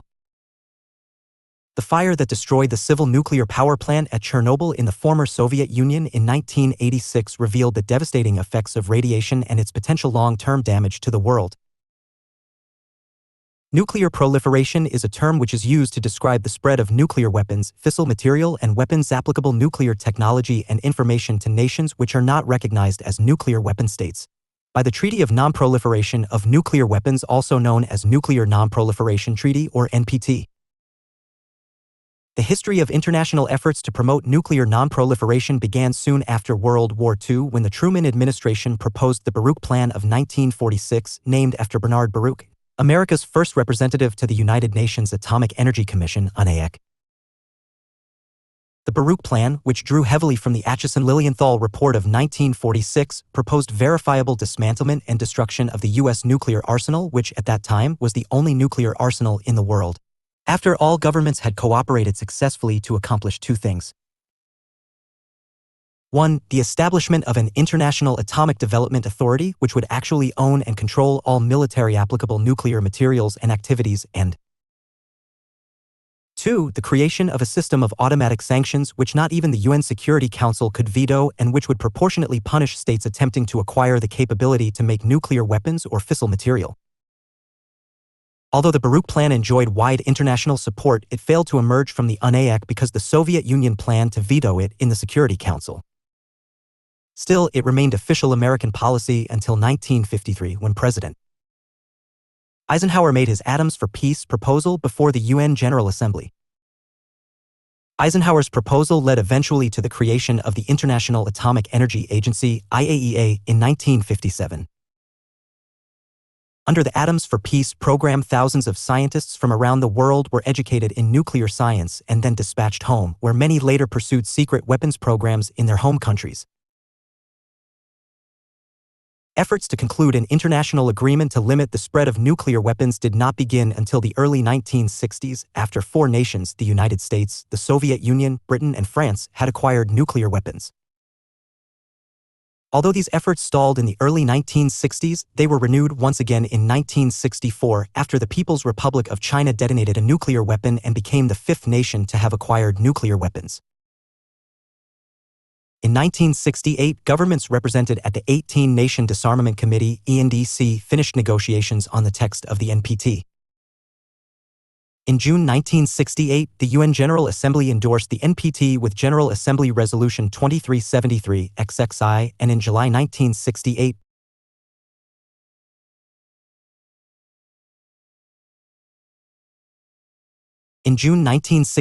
the UN General Assembly endorsed the NPT with General Assembly Resolution 2373 XXI, and in July 1968, the NPT opened for signature in Washington, D.C., London, and Moscow. The NPT entered into force in March 1970. Since the mid-1970s, the primary focus of non-proliferation efforts has been to maintain and even increase international control over the fissile material and specialized technologies necessary to build such devices, because these are the most difficult and expensive parts of a nuclear weapons program. The main materials whose generation and distribution is controlled are highly enriched uranium and plutonium. Other than the acquisition of these special materials, scientific and technical means for weapons construction to develop rudimentary but working nuclear explosive devices are considered to be within the reach of industrialist nations. Since its founding by the United Nations in 1957, the International Atomic Energy Agency, IAEA, has promoted two, sometimes contradictory, missions. On one hand, the agency seeks to promote and spread internationally the use of civilian nuclear energy. On the other hand, it seeks to prevent, or at least detect, the diversion of civilian nuclear energy to nuclear weapons, nuclear explosive devices, or purposes unknown. The IAEA now operates a safeguard system as specified under Article I of the Nuclear Non-Proliferation Treaty, NPT, of 1968, which aims to ensure that civil stocks of uranium, plutonium, as well as facilities and technologies associated with these nuclear materials are used only for peaceful purposes and do not contribute in any way to proliferation or nuclear weapons programs. The main arguments of the Waltz thesis. 1. Nuclear weapons have spread rather than proliferated because these weapons have proliferated only vertically as the nuclear weapon states have increased their arsenals. 2. Nuclear weapons have spread horizontally to other states only slowly.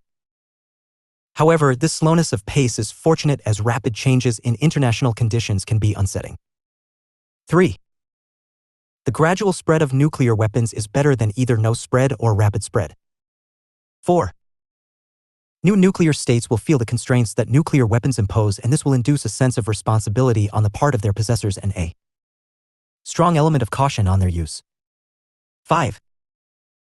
The likelihood of war decreases as deterrent and defensive capabilities increase. Nuclear weapons, responsibly used, make wars hard to start. At present, there are 189 countries which are signatories to the Nuclear Non-Proliferation Treaty, and these also include the 5 nuclear weapons states: China, France, Russia, the United Kingdom, and the United States. Notable non-signatories to the NPT are Israel, Pakistan, and India. The latter two have since tested nuclear weapons, while Israel is considered by most to be an unacknowledged nuclear weapons state. North Korea was once a signatory but withdrew in January 2003. The legality of North Korea's withdrawal is debatable, but as of October 9, 2006, North Korea clearly possesses the capability to make a nuclear explosive device. There are arguments for and against nuclear proliferation. Those who favor proliferation hold the view that the spread of nuclear weapons would increase international stability, as General Pierre-Marie Gallois, The Balance of Terror, Strategy for the Nuclear Age, thinks. Kenneth Waltz, The Spread of Nuclear Weapons, and John Mearsheimer, The Tragedy of Great Power Politics, also advocate some forms of nuclear proliferation, while Waltz argues for total proliferation, Mearsheimer for selective proliferation. Those who are opposed to nuclear proliferation argue that war is disastrous economically and that the economic cooperation, as is evident in the European Union, has made war unthinkable. Another argument against nuclear proliferation offered is that most states do not feel safely guarded in the event of the use of nuclear devices and hence express the uselessness of nuclear weapons. There is also an argument that nuclear war, if it occurs, would bring unimaginable havoc. The facts show otherwise. Proliferation, history and military experts argue, can be slowed but never stopped and has not stopped so far. The fact of the matter is that proliferation begets proliferation. Scott Sagan, in his article, Why Do States Build Nuclear Weapons?, describes proliferation as a result of a strategic reaction. If one state produces a nuclear weapon, it creates a domino effect within the region. States in the region begin to acquire nuclear weapons so as to balance or eliminate the security threat. Sagan says every time one state develops nuclear weapons to balance its main rival, it also creates a nuclear threat to another region, which then has to initiate its own nuclear weapons program to maintain its national security. History clearly shows that nuclear proliferation has been the result of a chain of actions and reactions. The story of action-reaction about non-proliferation and proliferation can be stated in the following chronological order. Source: Howlett's article, Nuclear Proliferation as Summarized. Intention to withdraw from the NPT following allegations concerning its nuclear program. 1996, the Comprehensive Test Ban Treaty, CTBT, opens for signature. Nuclear weapons make the cost of war frighteningly high and thus discourage states from starting a war that might lead to the use of such weapons. These weapons have helped maintain peace between the great powers and have discouraged other possessors from undertaking military adventures. Their further spread, however, would cause widespread fear. The effects of nuclear weapons are numerous. It is because of this that the United Nations Commission for Conventional Armaments in 1948 introduced a new category of weapons of mass destruction, WMD, to distinguish nuclear weapons from conventional ones. The WMD included atomic explosive weapons, radioactive material weapons, lethal chemical and biological weapons, and any other capable of destructive effects. Such weapons produce their energy in A. blast, B. heat or thermal radiation, C. nuclear radiation. Nuclear testing has revealed a fourth effect, i.e. electromagnetic pulse, EMP, one that causes acute disruption to electronic equipment. These weapons cause extensive damage to human population, as in Hiroshima and Nagasaki, and another at Chernobyl power plant. Nuclear explosion is never anything less than genocide. People die instantly, and those who survive are no better than dead. The extent of such explosion does not recognize international borders, nor even the continents. Train tracks would also carry the charge, as well as telephone wiring. All these things would have a nearly simultaneous surge of energy sent through them, igniting gas containers such as fuel storage tanks, propane tanks, and so on. Whatever doesn't blow up would at least stop working. Other electronic devices and electrical systems may be destroyed by the EMP effect. Practice questions. 1. How is democracy a global concern in the contemporary world? Explain. 700. 800 words. 2. Why is democracy a fascinating form of government? Compare it with other forms of government. 200 to 250 words. 3. Why it is said that democracy is always an evolving type of system. 200 to 250 words. 4. Write a detailed note on the status of the human rights violations. 700 to 800 words. 5. Spell out the major environmental problems and their effects. 700 to 800 words. 6. Write a brief note on global warming or Kyoto Protocol. 200 to 250 words. 7. What do you mean by gender justice? Explain it fully. 700 to 800 words. 8. Define terrorism and give its major causes. 700 to 800 words. 9. How do you classify terrorism? Explain. 200 to 250 words. 10. Write a detailed note on nuclear proliferation. 700 to 800 words. 11. Is India's nuclear doctrine a viable one? 2013, 200 to 250 words. 12. Identify the role and place of gender in the global economy. 2013, 200 to 250 words. 13. State the place of gender justice in global political agenda. 2013, 200 to 250 words. India's foreign policy and its role in NAM. Peace and stability in the region as well as in the world, so as to enable her to attain security and socio-economic development of her people. With the objective of protecting and promoting our national interest, our foreign policy is characterized by the autonomy of making our own decisions ourselves, commitment to the Panchsheel, and equity in the conduct of international relations. India's foreign policy seeks to promote an atmosphere of the foreign policy, in general, is the policy of a country towards other countries and towards the world as a whole.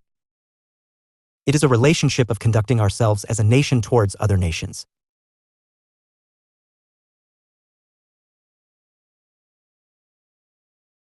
International relations constitute a web of relationships among nations expressed through the instrument of foreign policy. What is a foreign policy? Foreign policy, as George Modelsky, The Theory of Foreign Policy, says, is the system of activities evolved by communities for changing the behavior of other states and for adjusting their own activities to the international environment. It is a systematic system of deliberately selected national interests. F. H. Hartman, The Relations of Nations.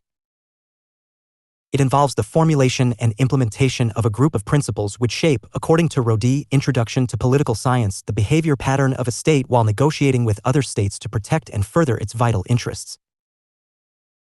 According to Paddleford and Lincoln, the dynamics of international politics, the states decide through foreign policy as to what course they would pursue in world affairs within the limits of their strength and the realities of the external environment. Foreign policy gives a direction to the states, thereby creating a sense of purpose that the states seek to pursue. Its main object is to translate the theory of national interest into practice. It has a positive dimension insofar as it aims at adjusting the behavior of other states by changing it. It has a negative dimension insofar as it endeavors at adjusting by not altering behavior. On the basis of what constitutes foreign policy, one may include A. Policymakers. B. Interests and objectives. C. Principles of foreign policy. D. Means of foreign policy. Professor Mahendra Kumar, Theoretical Aspects of International Politics, defines foreign policy as a thought-out course of action for achieving objectives in foreign relations as dictated by the ideology of national interest. The foreign policy of a state has a number of determinants. They are usually stated as A. General determinants, B. Internal determinants, and C. External determinants. Among the general determining factors of a state's foreign policy, one may refer to 1. State sovereignty and integrity. Every foreign policy is formulated with a view that a country's sovereign existence is not threatened. 2. Interdependence. It is another general factor through which a state's foreign policy seeks mutual benefits. 3. Protection and promotion of national interest. This is also an important factor of the formulation of a state's foreign policy. 4. Compulsions. These can be both internal and external. The internal determining factors are I. The geographical location of the state. 2. The size of population, which dictates the nature of the foreign policy. 3. The historical roots that help formulate the contours of a state's objectives. 4. Availability or paucity of natural resources which shape a country's foreign policy, and V. Ideological, economic, developmental, and militarily factors that also help direct a country's foreign relations. The external determining factors influencing the formulation of a nation's foreign policy include A. A particular international situation at a specific time. B. The involvement of international organizations. C. General world conditions, and D. World public opinion. It may, therefore, be concluded that foreign policy involves the interplay of a wide variety of determinants. It is necessary here to state that foreign policy determinants are never fixed and permanent. As and when there occur changes, so occur the determinants, and so also are determined the goals and objectives of foreign policy. LL. India's foreign policy and its determinants. Though foreign policy formulation is a dynamic process, a change of government may not change the basic principles of the foreign policy. However, once formulated, the foreign policy is not the same for all time. As changes occur with time in the life of nations, there also occur changes in the nature of the foreign policy. Foreign policy, it may be noted, is an amalgamation of a variety of objectives, some more important and some less, some latent and some apparent, some urgent and some remote, some explicit and some implicit. Hence, with the change in situations, there may be a change of emphasis with regard to these objectives. Decolonization, for example, was an objective of India's foreign policy in the years following 1947. But the emphasis on the new international economic order became an important objective of our foreign policy during 1970s.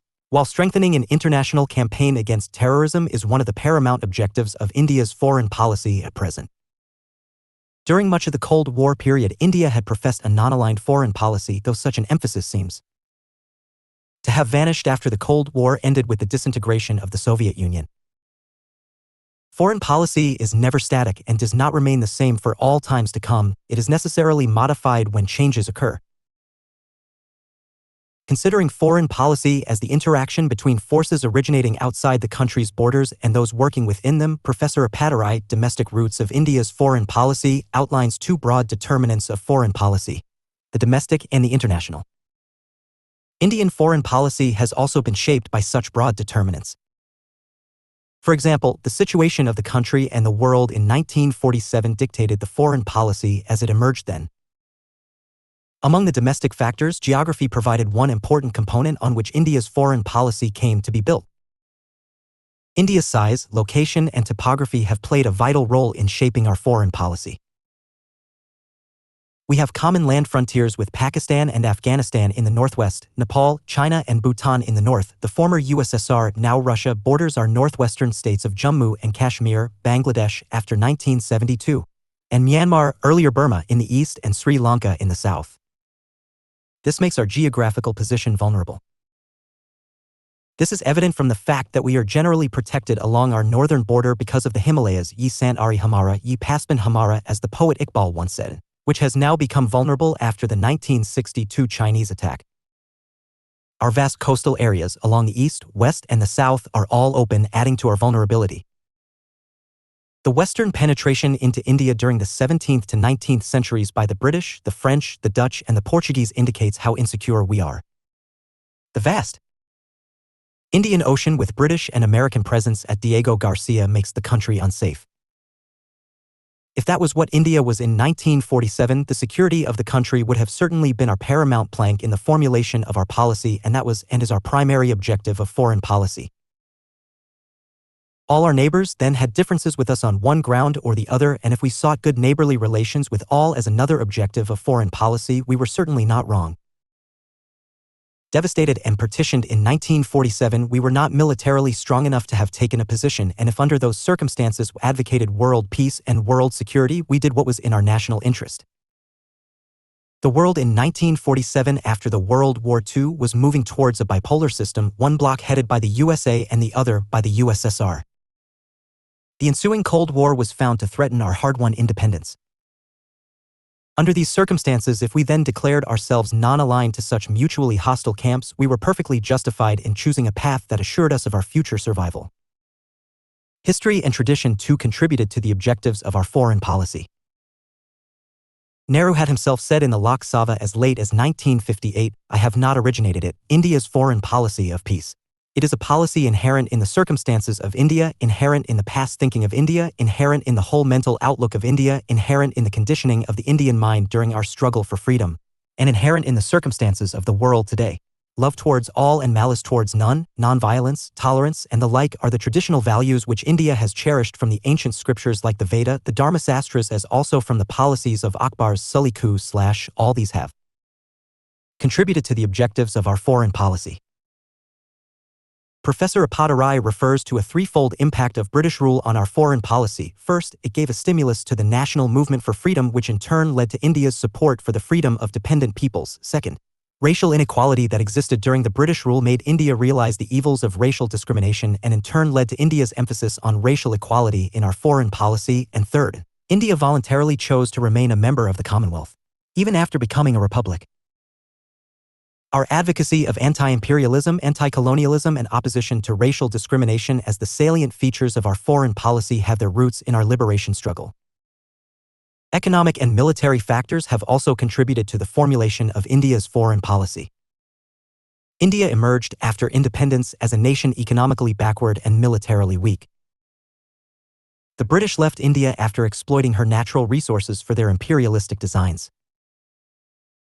Rural India had a weak agricultural base with outmoded techniques, economic backwardness, indebtedness, while urban India was sparsely industrialized, with illiteracy, ill health, lumpen infrastructure being our lot at the time when we gained independence. Militarily, India was not only weak, she was defenseless.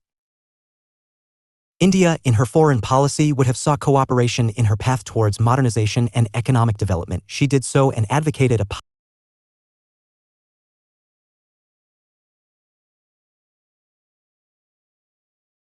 India, in her foreign policy, would have sought cooperation in her path towards modernization and economic development.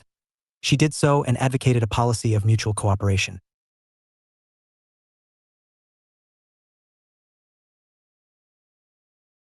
In matters relating to defense, she attempted to attain self-reliance with assistance from the developed nations.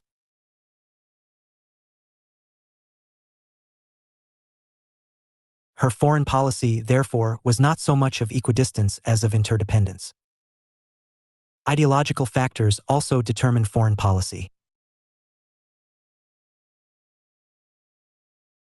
In India's context, liberalism as the philosophy of the West and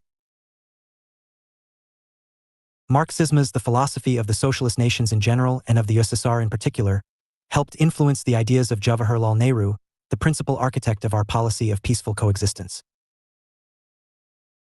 Nehru was a passionate follower of the Soviet model of development, but was also equally impressed by the liberal ideology which valued individual initiative. The liberal as well as the Marxist elements in Nehru developed through Professor Lasky, under whose influence Nehru grew during his political adolescence. India's foreign policy has the Laskian elements to some extent in the form of the policy of non-alignment, which had in it the synthesis of liberalism and Marxism.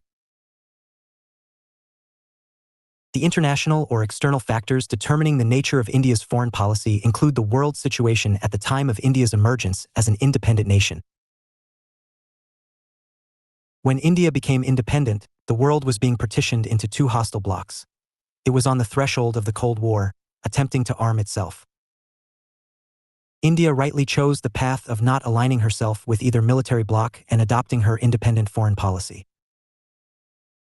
In an age of imperialism and colonization, India preferred to support the freedom struggle being waged in any part of the world. In the context of the above determinants, the then objectives of the Indian foreign policy as it came to be formulated had the following features. 1. Non-alignment stands for, as Professor M.S. Rajan, Studies in India's Foreign Policy, says, absentation from power politics, love for peaceful coexistence, and for active international cooperation with all states aligned and non-aligned. It is an assertion of autonomy in the international system dominated by a bipolar world. 2. Panchsheel or peaceful coexistence is another objective of the foreign policy of the Nehruvian times. This involves 5 principles that include I. Mutual respect for each other's territorial integrity and sovereignty. 2. Mutual non-aggression. 3. Mutual non-interference in each other's internal affairs. 4. Equality and mutual benefits. And V. Peaceful coexistence. 3. Anti-imperialism has been a matter of faith with India's foreign policy makers. India fought against the British imperialism during the freedom struggle and ever since her independence. She advocated freedom for the dependent people in the enslaved parts of the world. 4. Opposition to racial discrimination constitutes an important objective of our foreign policy. Nehru sought an end to the apartheid policy which prevailed in Africa in general and South Africa in particular. 5. Support to the United Nations was Nehru's faith insofar as he thought of the United Nations as a means for establishing peace and security in the world. Nehru's foreign policy was closely linked to its objectives of international peaceful order. 6. The foreign policy of independent India seeking promotion of world peace was aimed so as to help devote her time and energy for socio-economic development, which Nehru had thought of as an important obligation of the leadership.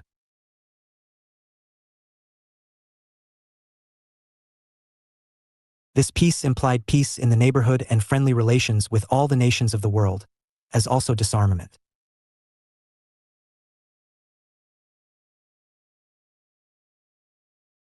In a nutshell, the then Indian foreign policy spoke for non-alignment, decolonized world, promotion of global disarmament, peaceful settlement of disputes, and economic development. LLL. Phases of India's foreign policy.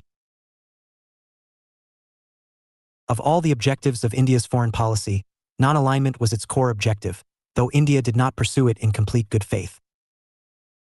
In practice, India rarely pursued an independent foreign policy. Nehru was generally more opposed to the United States than to the USSR. He had profound misgivings about American capitalism and thought of the Soviet-planned economic development as being relatively appropriate to the Indian situation. His successors, especially his daughter Indira Gandhi, who professed non-alignment, nonetheless collaborated openly with the Soviet Union. She criticized the USSR, though reluctantly, when the latter interfered in Czechoslovakia and Afghanistan.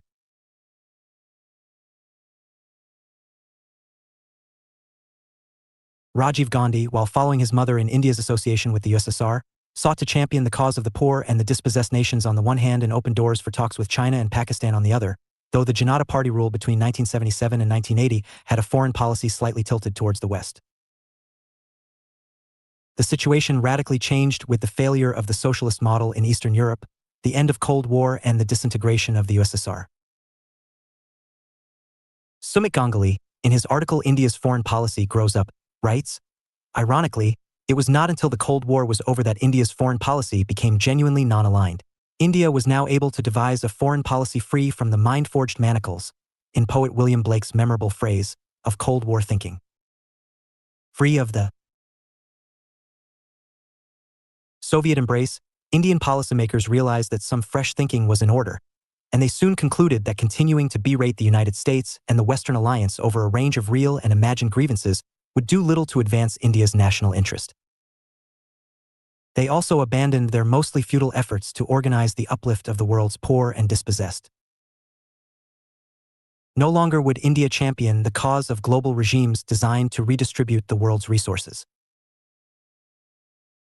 Instead, New Delhi would focus on domestic economic development, the augmentation of India's already substantial military capabilities, and the pursuit of great power status in the international system. The numerous phases of India's foreign policy can be briefly stated here. 1947 to 62. It was a period when our policy of non-alignment was put to test. John Foster Dulles described it as immoral while Stalin had strong words for it. Those who are not our friends are our enemies. It was a period when India was seeking to consolidate its identity as a free and independent nation with the aspirations to become a developed modern state. Externally, India's neighbors had begun enrolling themselves in the competitive system. Pakistan with the USA and China with the USSR, CENTO and CETO on the one hand, and the Warsaw Pact on the other. On her part, India sought to enlarge her area of peace, concentrating on the Asian Relations Conference, 1947, in New Delhi, the Bandung Afro-Asian Conference, 1955, in Bandung, and the Non-Alignment Movement, First Summit in 1961, in Belgrade. Menon/India's foreign policy says, throughout this period, our means were limited. Our goals were primarily domestic and our aspirations were local. Throughout this period, our preoccupations were with the consequences of the partition, though at the UN level we supported a normative and humanistic approach to global disarmament, advocated decolonization, and a non-alignment stance towards the big powers. 1962 to 77. Our policy of non-alignment had its jolt when People's Republic of China, our declared friend across the border, invaded us on the border issue. We, then, realized the folly of ignoring the security aspect of our country under the pretext of non-alignment. We faced the Chinese attack with many tools other than diplomacy. Menon writes, our primary focus was domestic, and at no stage in this period, we spent more than 3% of our GDP on defense.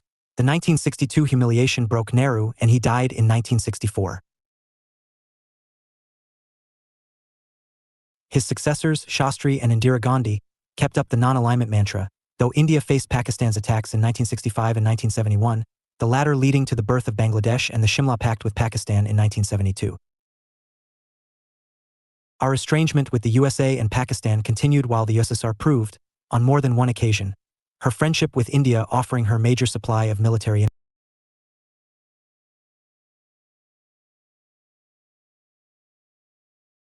Our estrangement with the USA and Pakistan continued while the USSR proved, on more than one occasion, her friendship with India, offering her major supply of military inventory. 1971 to 91, the early 70s witnessed our steady development and created capacities and relative strengths in us. This came to be revealed first in the 1971 war with Pakistan and thereafter in our nuclear explosive test in 1974, much to the annoyance of the nuclear weapons states. Though India described the test as a peaceful nuclear explosion, NPE, the Nuclear Suppliers Group, a recently formed nuclear cartel, cut off nuclear operations with India. India, as a result, had to suffer the consequences of the technology denials, but she kept up her options open as a sovereign state. The Janata Party government followed what it called the policy of genuine non-alignment. The period between 1980 and 1990, especially during the period of Rajiv Gandhi as the Prime Minister, was one of further consolidation in matters relating to foreign policy initiatives. The relations between India on the one hand, and Pakistan, China, and the USA on the other improved. This was also a period of considerable internal turbulence when India witnessed a quick succession of prime ministers and short-lived central government, the assassination of Rajiv Gandhi, and the deterioration of economic situation. On the international scene, this was also the period of Gorbachev's glasnost, perestroika, the Soviet rapprochement with the USA, the end of Cold War, and eventually the disintegration of the USSR. 4. 1991 to 2014, India's major foreign policy transformation came about in the period of Narasimha Rao 1991 to 96, following the beginning of privatization and liberalization. The subsequent governments witnessed socialist planning give way to a more liberalized and privatized economy. The improved economy gave to India new opportunities worldwide. The post-Cold War external environment of a globalized world without rival political alliances provided India the opportunity to improve relations. 2014 and onwards, with the collapse of the UPA government led by Manmohan Singh, there arose the NDA government led by Narendra Modi in 2014. The world, including India, then witnessed more of continuity than of change. It was natural that India's, with all states, including major powers as well as neighboring countries, globalization had not only diminished the chances of conflicts among the states, but had led to the flow of goods, capital, and trade, benefiting in the process the emerging economies such as India. The period since 1991 was a period of our active involvement in world affairs in general and in affairs in the neighborhood in particular. We thus improved relations with Pakistan, China, Sri Lanka, and Bangladesh. The period also witnessed development of our relationships with the major powers as well. Equally important was another necessary phenomena, i.e., India's rapid economic and social transformation. Menon says our engagement with the global economy is growing rapidly, with trade in goods and services now exceeding US $330 billion. Our needs from the world, he continues, have changed, as has our capability. India can do and consider things that we could not do or consider 20 years ago. This is reflected in how India perceives its own future, its ties with its neighborhood, and its approach to the larger international order. We must remember the reaction of the world to our nuclear tests of 1974 and 1998. The world accepts our power. We have broken our nuclear isolation. The Nuclear Supplies Group decision enables international civil nuclear cooperation with India. Foreign policy should have pursued, as usual, an active interaction with the international community following substantial economic changes in its economy undergoing in the last 2 decades. We have kept meeting our key goals, which included the economic transformation, ensuring national security, sovereignty, and territorial integrity. It addresses key global and regional concerns. We have deepened our engagements with all our neighbors and the SARC. The economic and political foundation of strategic partnership with the USA, Russia, China, Japan, European Union, especially France, United Kingdom, and Germany, have not only strengthened but have expanded. We have successfully sustained our engagements with our extended neighborhood, both in the East as well as West, particularly ASEAN, West Asia, and the Gulf states. We have strengthened our ties through development partnership programs with every country which had any meaning to us, especially the countries of Asia and Africa. We have helped build a powerful movement against terrorism, both international and in our neighborhood. Our active voice in international organizations is being heard and understood. Modi's foreign policy is focused on improving relations with all, especially the neighboring countries of South Asia and the global powers. In pursuit of this, he made official visits to Bhutan, Nepal, Japan, USA, Myanmar, Australia, Fiji, and has invited a large number of heads of the state/government from other countries, USA, UK, France, China, and met numerous leaders of the world at world forums. From the time he assumed power as Prime Minister till February 2016 sessions, Modi has visited 37 foreign countries/state visits on 5 continents, including UN General Assembly, BRICS Summit, East Asia Summit, G20 Summit, SAARC Summit, ASEAN-India Summit, and a private visit to Pakistan. In 2016, he proposes to visit Vietnam, Tashkent, Pakistan. In 1917, Brazil and Africa visits. States and officials have been to Australia, Afghanistan, Bangladesh, Bhutan, Brazil, Canada, China, Fiji, Germany, Thailand, Japan, Kazakhstan, Kyrgyzstan, Malaysia, Mauritius, Mongolia, Myanmar, Pakistan, Seychelles, Sri Lanka, South Korea, Tajikistan, Turkey, Turkmenistan, France, Japan, Russia, Singapore, US. 4. India's prime ministers and their foreign policy visions.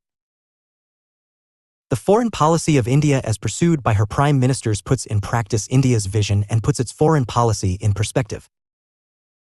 The architect of India's foreign policy was Jawaharlal Nehru. Though temperamentally a Western liberal, he had always nurtured skepticism about the U.S. Out of necessity, he was impressed by the Marxian ideas as he was aware of the appalling poverty of the country, yet he was well aware of Stalin's collectivistic and autocratic regime. Of the numerous factors determining India's foreign policy, especially the policy of non-alignment, the two major factors were Nehru's inability to indulge in heavy defense spending, which would have diverted all resources from economic development. His intention to maintain India's independence. Becoming a member of any one bloc of any superpower would have meant compromising India's freedom of taking decision on any global matter herself.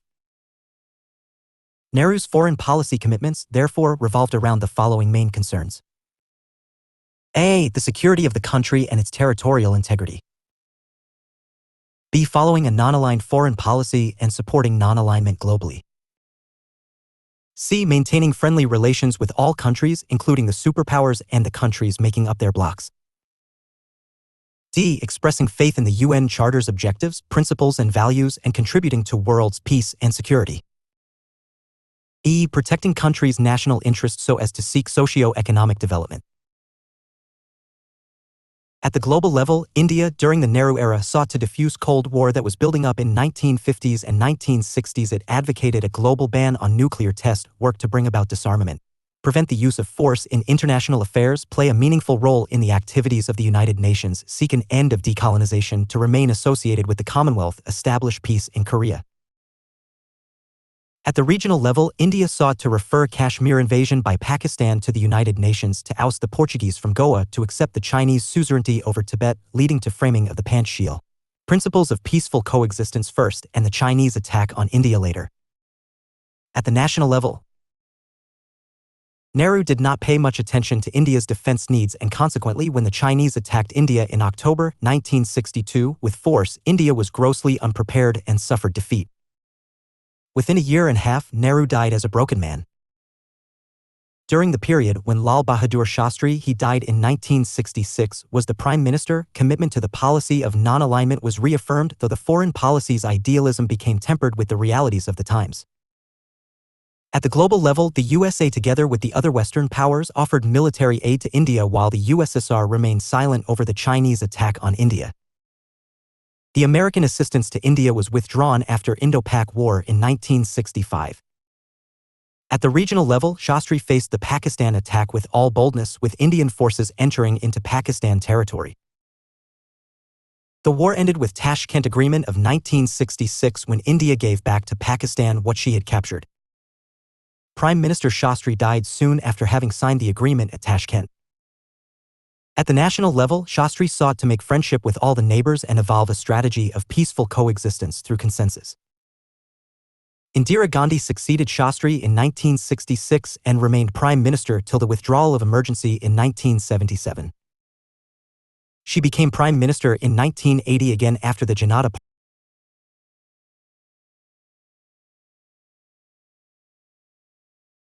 She became prime minister in 1980 again after the Janata Party's government and remained in office in 1984 when she was assassinated.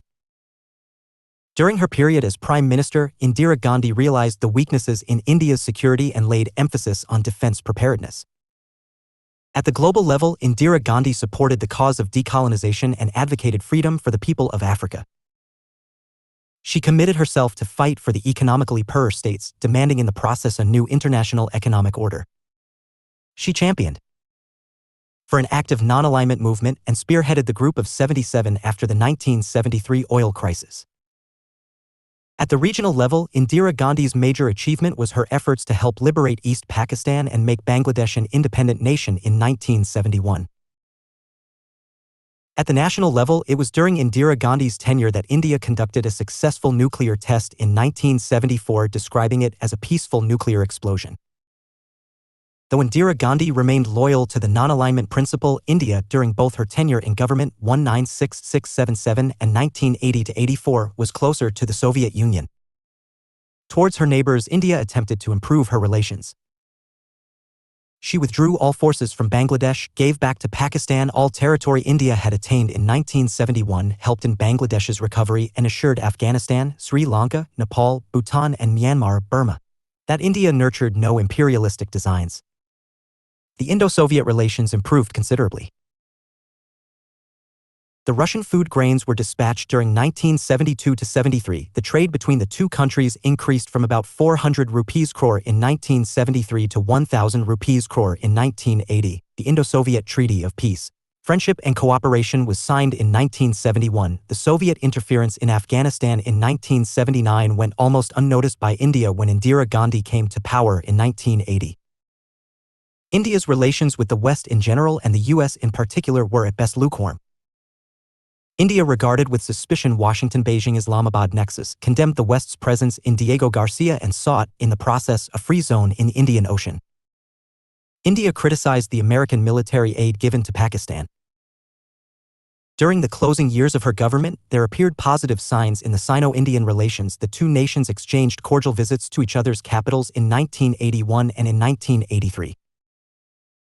While the US hesitated to provide India nuclear fuel for Tarapur, France agreed to give India uranium in an agreement signed in June 1982.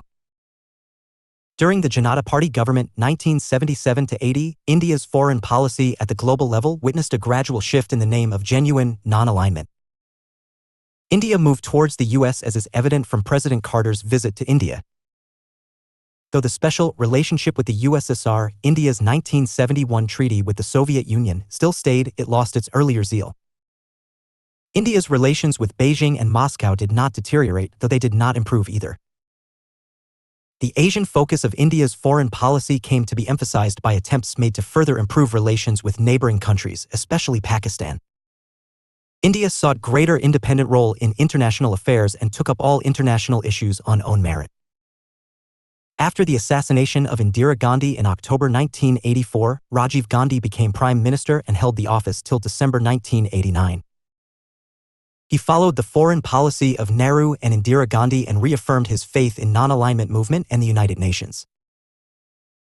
He promised to work for narrowing international economic disparities, further improve relations with the neighboring nations, pursue policy of non-alignment, peaceful coexistence and non-interference, strengthen relations with Pakistan and China, USSR and the US, advocate global disarmament, bring about South-South cooperation and North-South dialogue.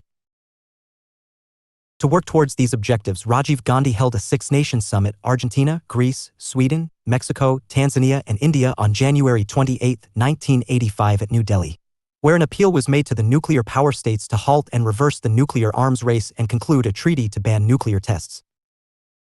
His visits to China, 1988, and Pakistan, 1989, aimed at furthering amicable relations with these nations. He dispatched the Indian Peacekeeping Force, IPKF, to Sri Lanka to help resolve the Tamil problem, though the whole exercise proved a failure in the long run. He sought to improve relations with the US and the USSR. Delhi Declaration, 1988. The National Front government had two prime ministers, VP Singh between December 1989 and November 1990, and Chandrasekhar between November 1990 and June 1991, in whose times nothing substantive happened with regards to the foreign policy except that attempts were made to improve relations with countries. The trade ties with Nepal, which had suffered during the times of Rajiv Gandhi, were restored. The relations with Afghanistan were strengthened, as was evident by the Afghan president's visit to India in August 1990. The VP Singh government won Sri Lanka's goodwill by withdrawing all its forces and thereby improved its ties with Sri Lanka. As the prospects of a settlement of the river water issue brightened, it indicated India's growing cordial relations with Bangladesh. The process of dialogue with China was kept on through negotiations by the National Front government. As the USSR was busy resolving her domestic problems, her role became increasingly less world-oriented, except that Gorbachev and VP Singh both reaffirmed the close ties between the two countries. The US welcomed India's condemnation of Iraq's invasion on Kuwait, 1990, and India won the US favor of advocating larger World Bank and IMF assistance to India. P.V. Narasimha Rao became India's Prime Minister in June 1991 and remained in office till May 1996. At the global level, the end of Cold War and the collapse of the Soviet Union had an impact on India's foreign and security policies. the policy of non-alignment ceased to be of any meaning. Inder Kumar Gujral, the former foreign minister who became the prime minister later on, had said that non-alignment is a mantra we have to keep repeating, but who are you going to be non-aligned against? At the national level, the country faced unprecedented fiscal crises. The hike in oil prices, increased expenditure on petroleum, loss of Eastern Europe market owing to the fall of the USSR were all responsible for financial problems. While at home, the losses in public sector undertakings had made the country's economic position vulnerable. Regulations, licenses, permits, and quotas had already made economic growth suffer. The Prime Minister with his Finance Minister Dr. Manmohan Singh sought a new vision for the country and opted for privatization and liberalization of the economy. The new course charted was also followed by the National Democratic Alliance government led by Atal Bihari Vajpayee 1999 to 2004 and later the United Progressive Alliance government led by Dr. Manmohan Singh. The economic results thus yielded were favorably astonishing and changed the whole face of India's foreign policy. At the regional level, India, under Rao's regime, endeavored to improve relations with neighboring nations. Two important confidence-building measures in 1993 and 1996 with China helped reduce tension between the two countries. However, the rise of insurgency in Kashmir and Pakistan's lukewarm attitude towards peace with India did not improve relations with her to any extent. One significant accomplishment of Rao's government was to focus on Southeast Asia and embark upon what is called the Look East policy. After about 2 weeks of Vajpayee's government, H.D. Deve Gowda assumed the office of the Prime Minister on June 1, 1996 and remained in office till April 21, 1997. Thereafter, Inder Kumar Gujral became the Prime Minister and held office between April 21, 1997 and March 19, 1998. Deve Gowda's foreign policy laid emphasis on India's sovereign rights to take decision on nuclear issues. Condemning the provisions of the Comprehensive Test Ban Treaty (CTBT) of 1996, he described it as discriminatory. He also maintained that India always favored and sought good relations with neighboring nations including Pakistan. Inder Kumar Gujral's greatest contribution to India's foreign policy was what is called the Gujral Doctrine. Admitting the fact that security and independent right to take its own decisions on international matters as non-negotiable features of India's foreign affairs, he emphasized on the unilateral concessions to be offered by India to her neighbors, especially Pakistan, as gestures from a big brother in the region. He was convinced that the diplomacy of people-to-people relationships would yield better results than any other form of diplomacy. Atal Bihari Vajpayee as Prime Minister remained in office between 1998 and 2004.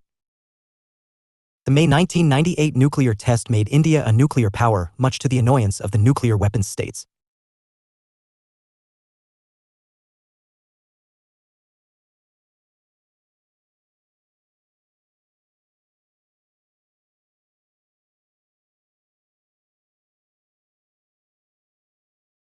Pakistan too followed India and earned the wrath of the West as well as sanctions against herself. At the global level, India resisted the pressure of the Western nations successfully thanks to her accomplishments achieved through the growing economic strength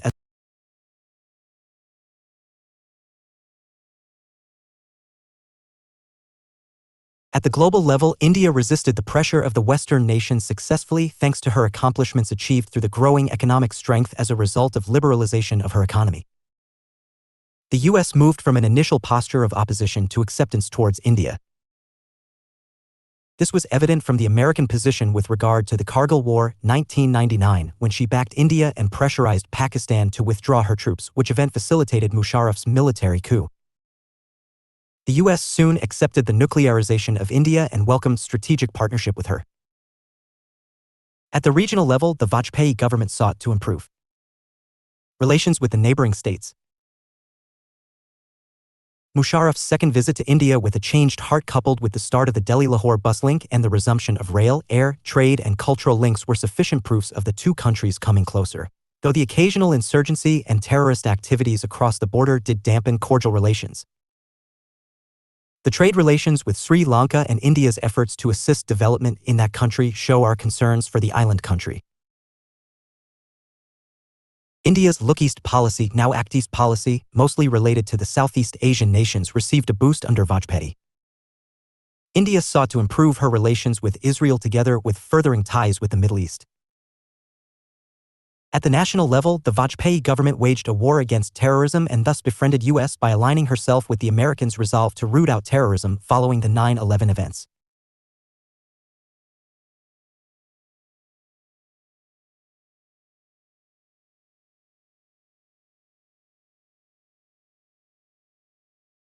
India's foreign policy under Prime Minister Dr. Manmohan Singh commits itself to seek the promotion of an environment of peace and security not only in the region but also in the world so as to help attain socio-economic development on the one hand and safeguard its national interest on the other. At the global level, India, with its firm belief in multilateral diplomacy, is eager to play its role in the United Nations, its specialized agencies, and regional organizations such as SARC, ASEAN, BIMSTEC, Bay of Bengal Initiative for Multiple Sectoral Technical and Economic Cooperation, G15, G8, APEC, and so on, so as to foster political, social, and economic cooperation among the related nations. India and US have never been as close as they are today. The bilateral engagements between the two countries extend to strategic and security issues, defense, counterterrorism, promotion of science, technology, trade, and space technology. The India-US Bilateral Agreement on Civil Nuclear Cooperation to implement the discussions of July 2005 and March 2006 is a significant landmark in Indo-US relations. India's strategic partnership with Russia has further developed in fields such as trade, science, technology, energy, and space. The leaders of the two countries keep meeting to exchange their views on matters relating to the world. Such relations are being fostered with countries like the UK, France, China, and Japan. At the regional level, the present government has maintained bilateral relations and has further enhanced them by strengthening trade ties and projects of mutual interest. Our relations with the neighboring nations are guided by objectives of mutual cooperation and peaceful coexistence. India-China relations remain a high priority of our foreign policy. Trade between the two countries has kept increasing steadily while the two nations, with confidence-building measures, hope to resolve their differences, including the border dispute, amicably. The pace of progress in Indo-Pakistan relations has been affected due to activities engineered by terrorists across the border.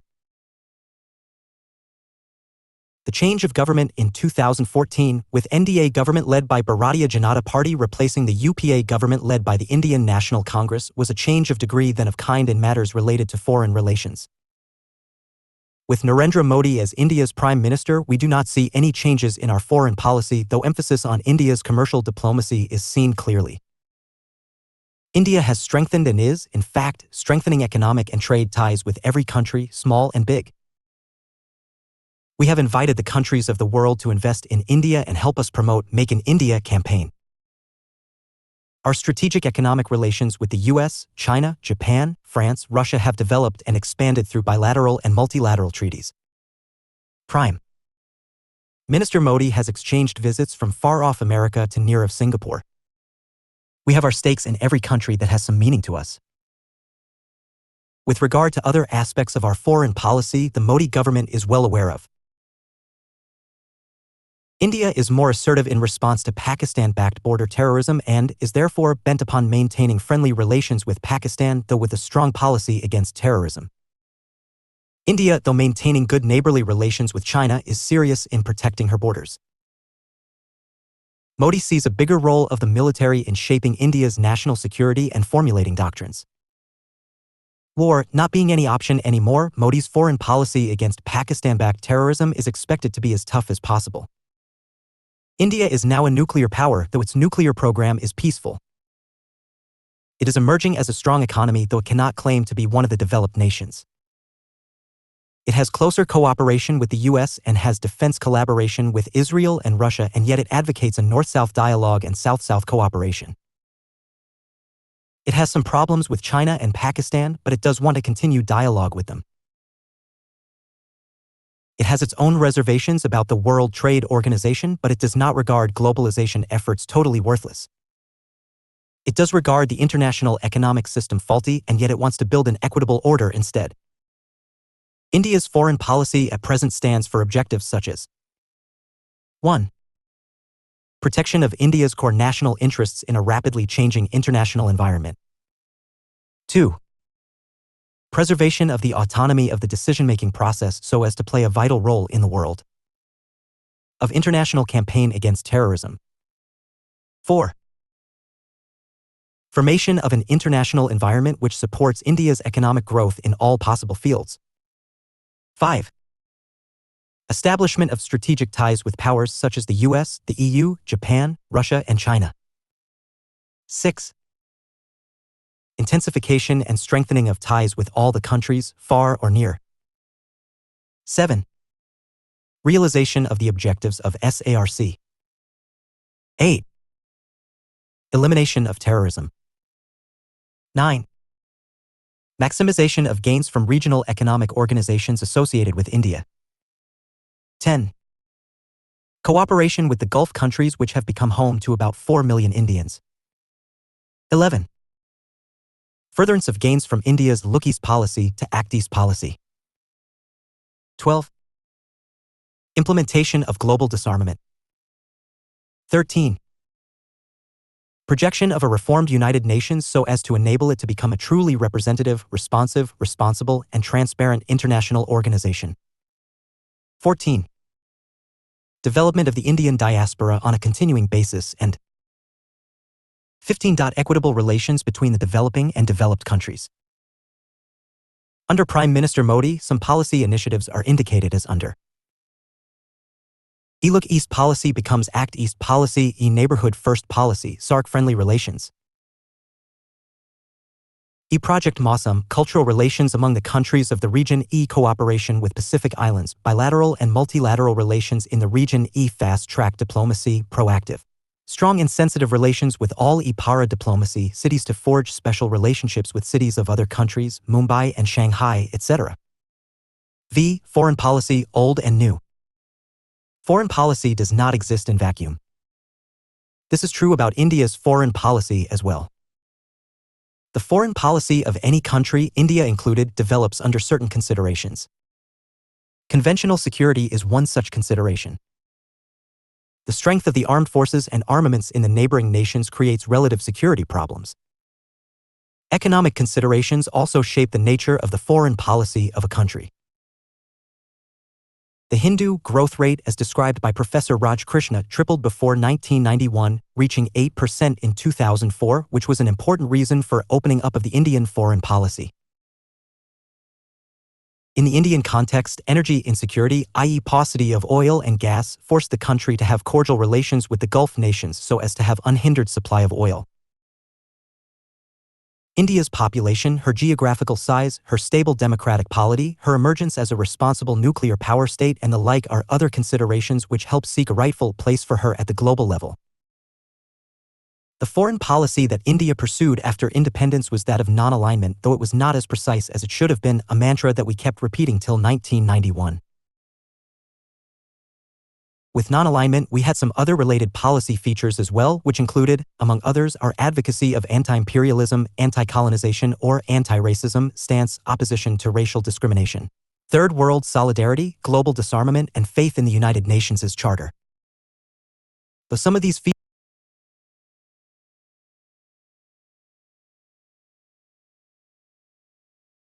features still constitute the bulk of our foreign policy, we have either deleted some or have regarded some as insignificant.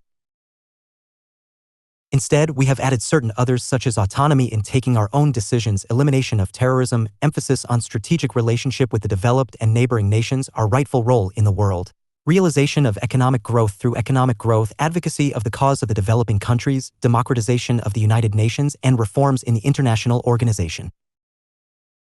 Indeed, there have been significant changes in our country, in the region we are a part of, and in the world we live in. These changes became factors which brought about change in the foreign policy.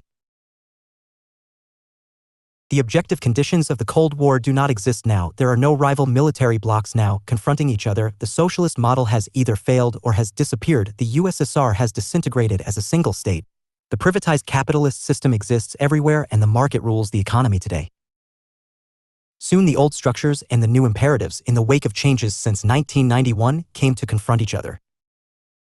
The old structures could not be dismantled, for this nation had deep love and regard for Nehru. But the new changes could not have been withheld for long.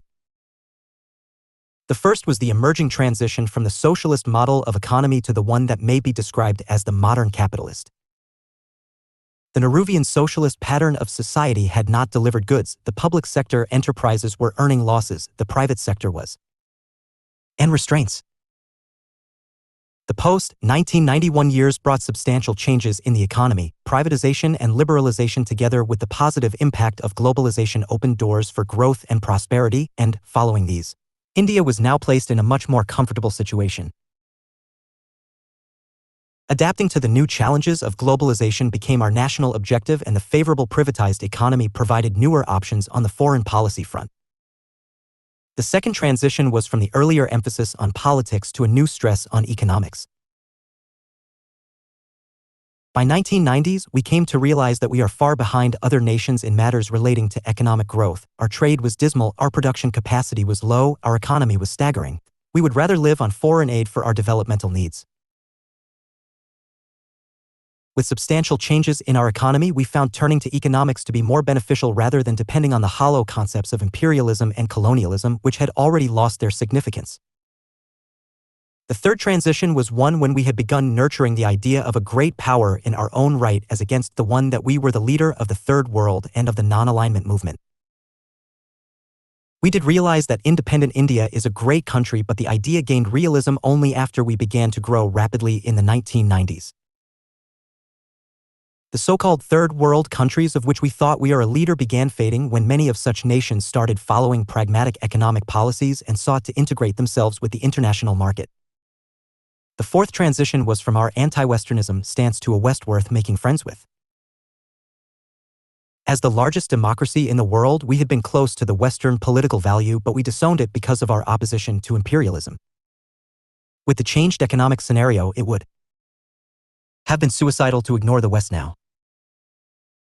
The disappearance of the Soviet Union and the rise of China as a superpower with close relations with the West required of us to also have a more realistic approach in our foreign policy.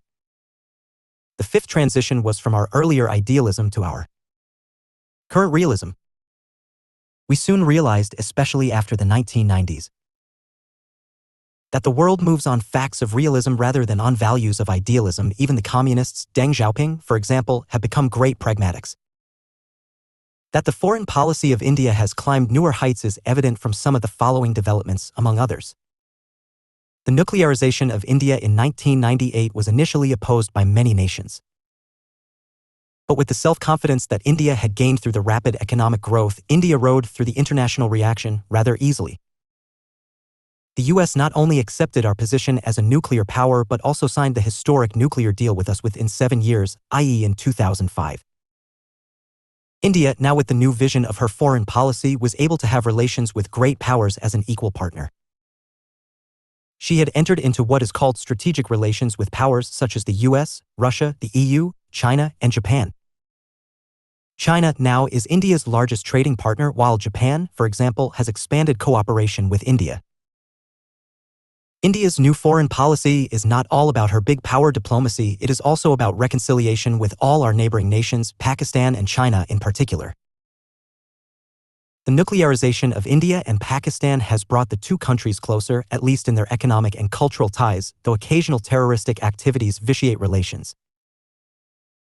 India and China, in addition to the normalization of relations on other fronts, are involved in purposeful negotiations to resolve their disputes.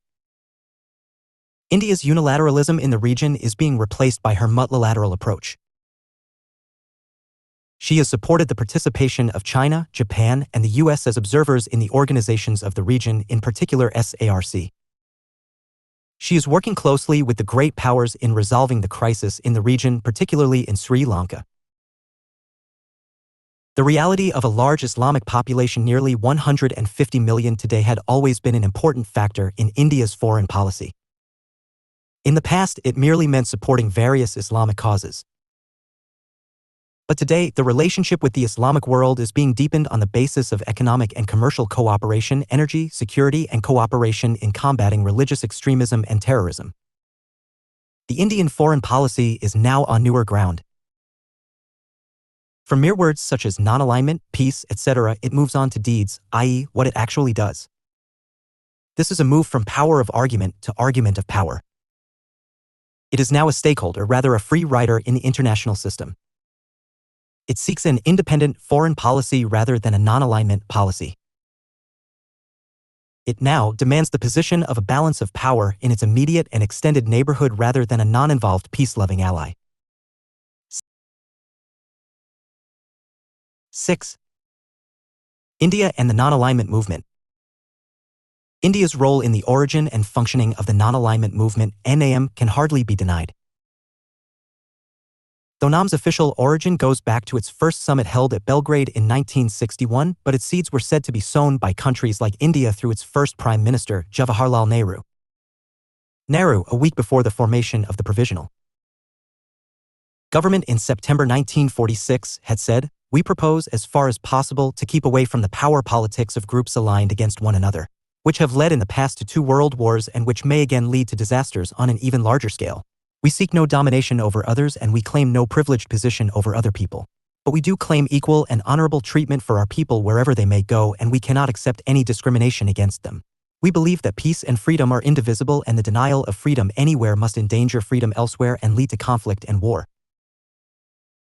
What Nehru was saying was not the idea of forming any non-aligned group, but was articulating a cluster of ideas which meant eradication of colonization and racialism together with an atmosphere of peaceful coexistence, non-bloc politics, and liberation for the enslaved colonial world. It was at his initiative that the Asian Relations Conference was held in New Delhi in March 1947, attended by 28 countries, in which the Sri Lankan President Bandaranaike had, under Nehru's influence, declared, "I am convinced, and we all hope that this conference will lay the foundation of a broader cooperation between the free and equal states of Asia, lighting not only their nation's future but also the name of humanity, peace and progress."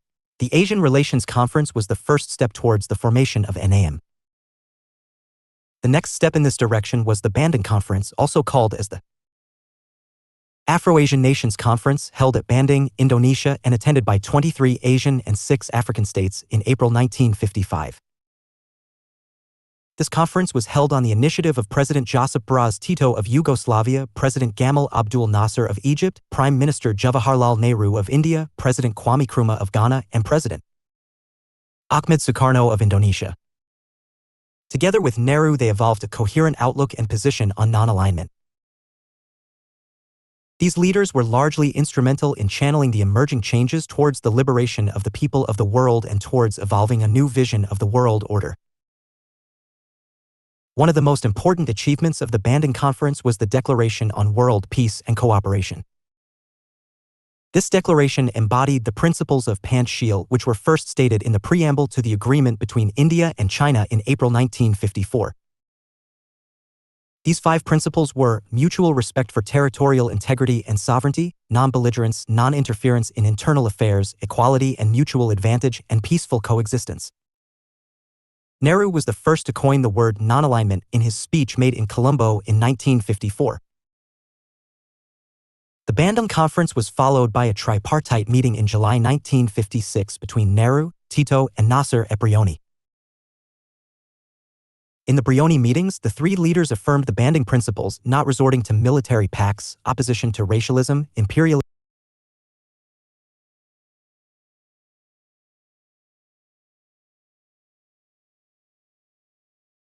In the Brioni meetings, the 3 leaders affirmed the Bandung principles, not resorting to military pacts, opposition to racialism, imperialism, colonization, seeking global disarmament, peaceful coexistence, and the like. The leaders, in a joint statement, rejected the division of the world into rival power blocs, which had the effect of perpetuating confrontation. They also asserted their conviction that the policy of non-alignment pursued by them had, to a certain extent, contributed to the lessening of international tension and to the development of equal relations between nations. They reiterated their resolve to carry forward that policy and to evolve a collective framework for that purpose. The Brioni meeting was a landmark in the ongoing process of consultations, which eventually led to the convening of the first non-aligned summit at Belgrade in 1961, heralding the formal launching of the non-aligned movement. It is clear that India played an active role in the founding of the non-aligned movement. Non-alignment was already adopted by India as a foreign policy.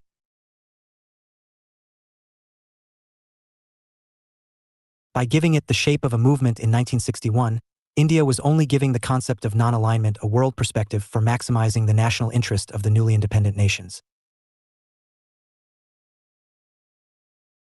So important was the vision of non-alignment that it became a movement of solidarity, cooperation, and understanding amongst the newly independent countries. These countries came to be called as developing countries. The non-aligned movement, thus, emerged from India's initiative of formulating an independent foreign policy. This independent foreign policy was based on a solid moral and sound political foundation. It was a non-partisan foreign policy.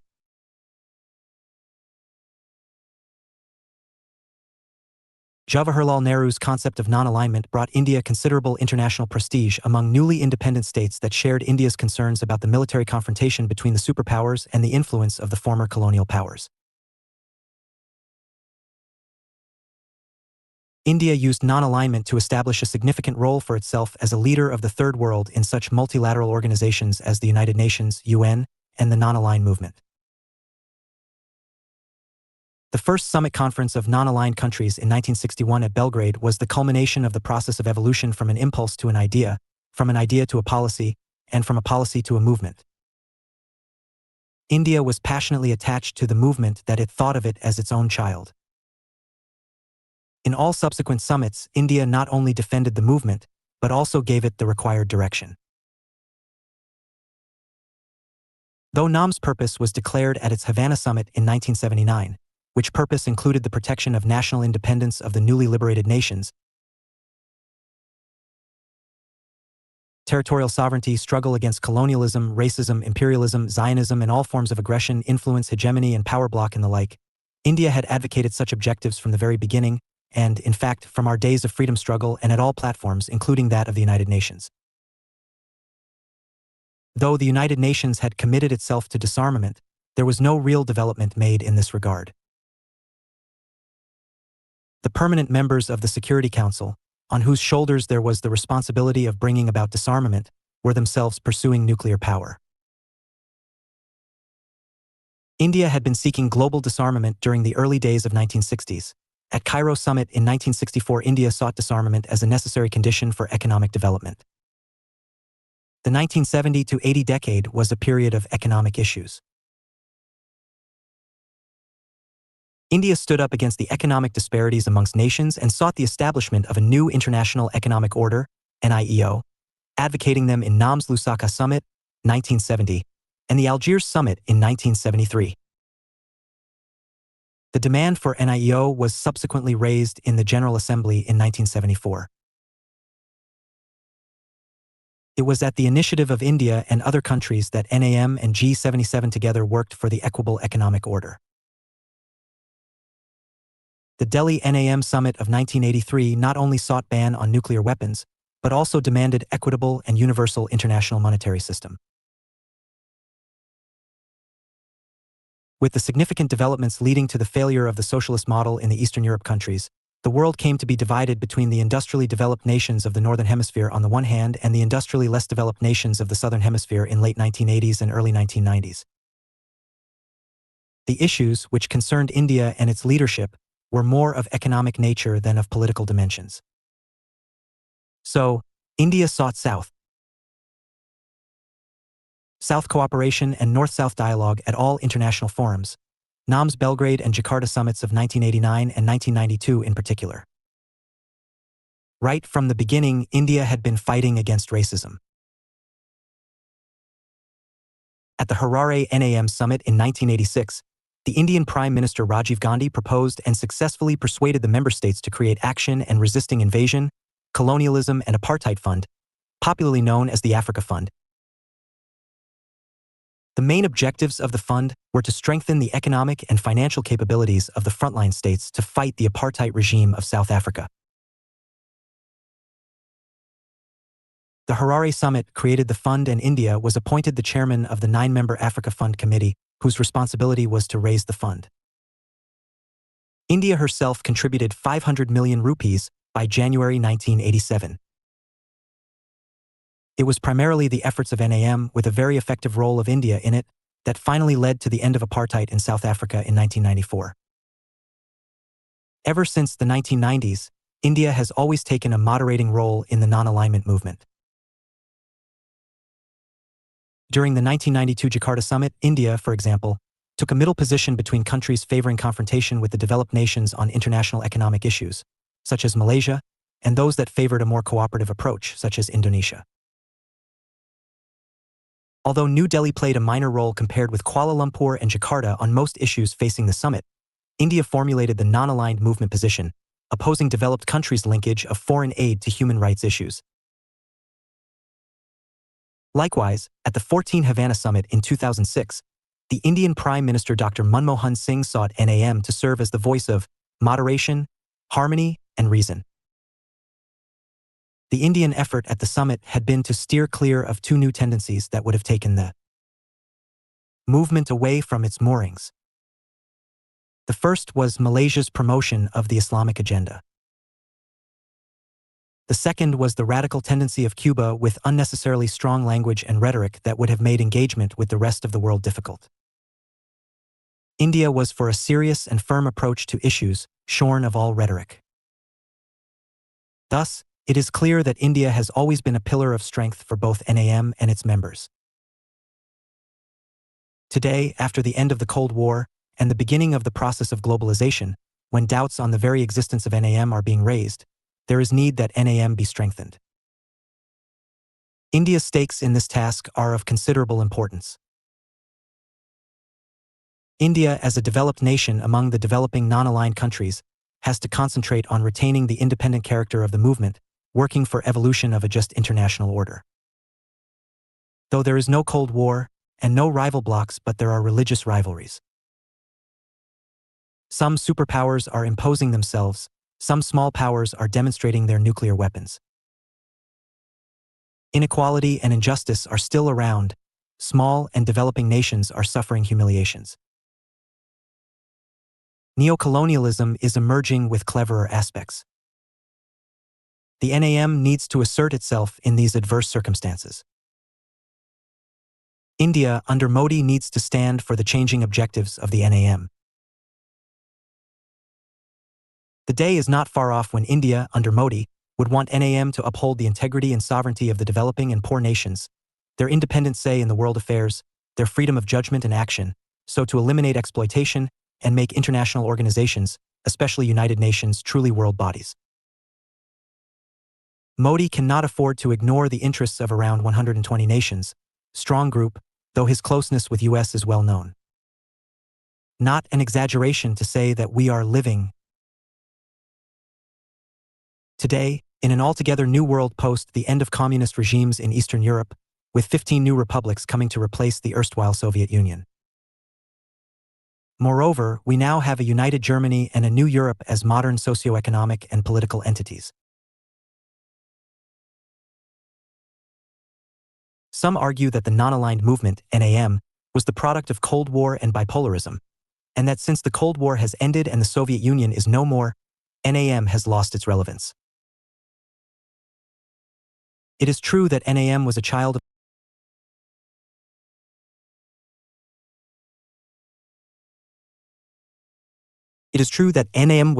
the Cold War, but during the 3 decades of its existence, it gradually came to acquire a life of its own and should no longer be defined and discussed solely in terms of Cold War politics. It assumed a dynamism of its own and became preoccupied with issues related to the Third World in ways other than purely superpower rivalry and confrontation amongst power blocs. According to some other analysts, NAM's task has, by and large, been accomplished. For instance, colonies have gained independence, apartheid is being dismantled, and the Cold War has ended. Foreign bases are losing relevance and alliances are disintegrating, making non-alignment largely unnecessary and irrelevant. However, it should be understood that the primary concern of NAM, both as a national policy of a large number of new states and as an international movement, has been the liquidation of economic imperialism to secure economic growth and development for the developing nations.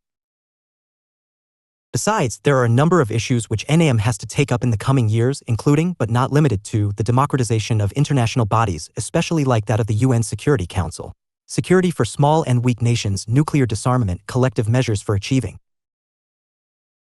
Economic progress, lightening the debt burden of the developing world, halting the deteriorating terms of trade, the North-South dialogue, human rights, environmental issues, drug trafficking, international terrorism, ethnic and religious conflicts, and the heralding of a new international economic, information, and technological order. Moreover, the skeptics who think there's no need for non-aligned movements since alliances are losing their importance should bear in mind that, despite numerous changes in the 350-years-old sovereign state system, including the most recent ones, it has consistently maintained two standing features: great power hegemony and the opposition of the overwhelming majority of other states to that hegemony. Hence, in other words, the stance of non-alignment has to be continually renewed against whom the present hegemonies or whoever are dominating the world. There are thinkers who are of the opinion that NAM should be disbanded because its present performance is not as dynamic as it was before, and this inertia is characterized by its slow response to today's deep and rapid changes on the international scene. As an example, they cite the instance of NAM's poor response to the recent Gulf crisis. However, it should be borne in mind that organizations do not become irrelevant simply because they have defects. The decisions about the relevance and rationale of institutions should not be taken in haste, and careful analysis about the relevance of NAM is needed before dismissing it completely. While delivering the Indira Gandhi Memorial Lecture to the Association of Indian Diplomats, former President R. Venkataraman rightly remarked in this context that non-alignment is not an ism. It cannot become outdated any more than common sense can become outdated. The Cold War has ended. That does not make the UNO Charter irrelevant. Non-aligned countries represent the will and voices of 3/4 of mankind. No nation, no group of nations can disregard the NAM. There must be something to it to lead China to seek membership and Germany to get observer status of NAM. From the 50s through to the 80s, NAM spearheaded the struggle against colonialism and racialism. It must today raise its voice against the injustices and inequities of the emerging 21st century. The non-aligned movement is the largest peace movement in the world. But while dealing with NAM, we should make a distinction between non-alignment as an international movement and non-alignment as a foreign policy choice. As an international movement, it may have its shortcomings or it may not be performing the role assigned to it, but NAM as a foreign policy choice and assertion of independence in foreign affairs has always remained, still remains, and will always remain valid and relevant. However, both its roles are supremely important, and there cannot be any watertight compartmentalization between the two, since the success of one is contingent upon the support of the other. Practice questions. 1. What is foreign policy? Explain. 200. 250 words. 2. Describe the internal determinants of India's foreign policy. 700 to 800 words. 3. Explain the international factors responsible for India's foreign policy. 200 to 250 words. 4. Identify the elements of change in India's foreign policy. 2013, 200 to 250 words. 5.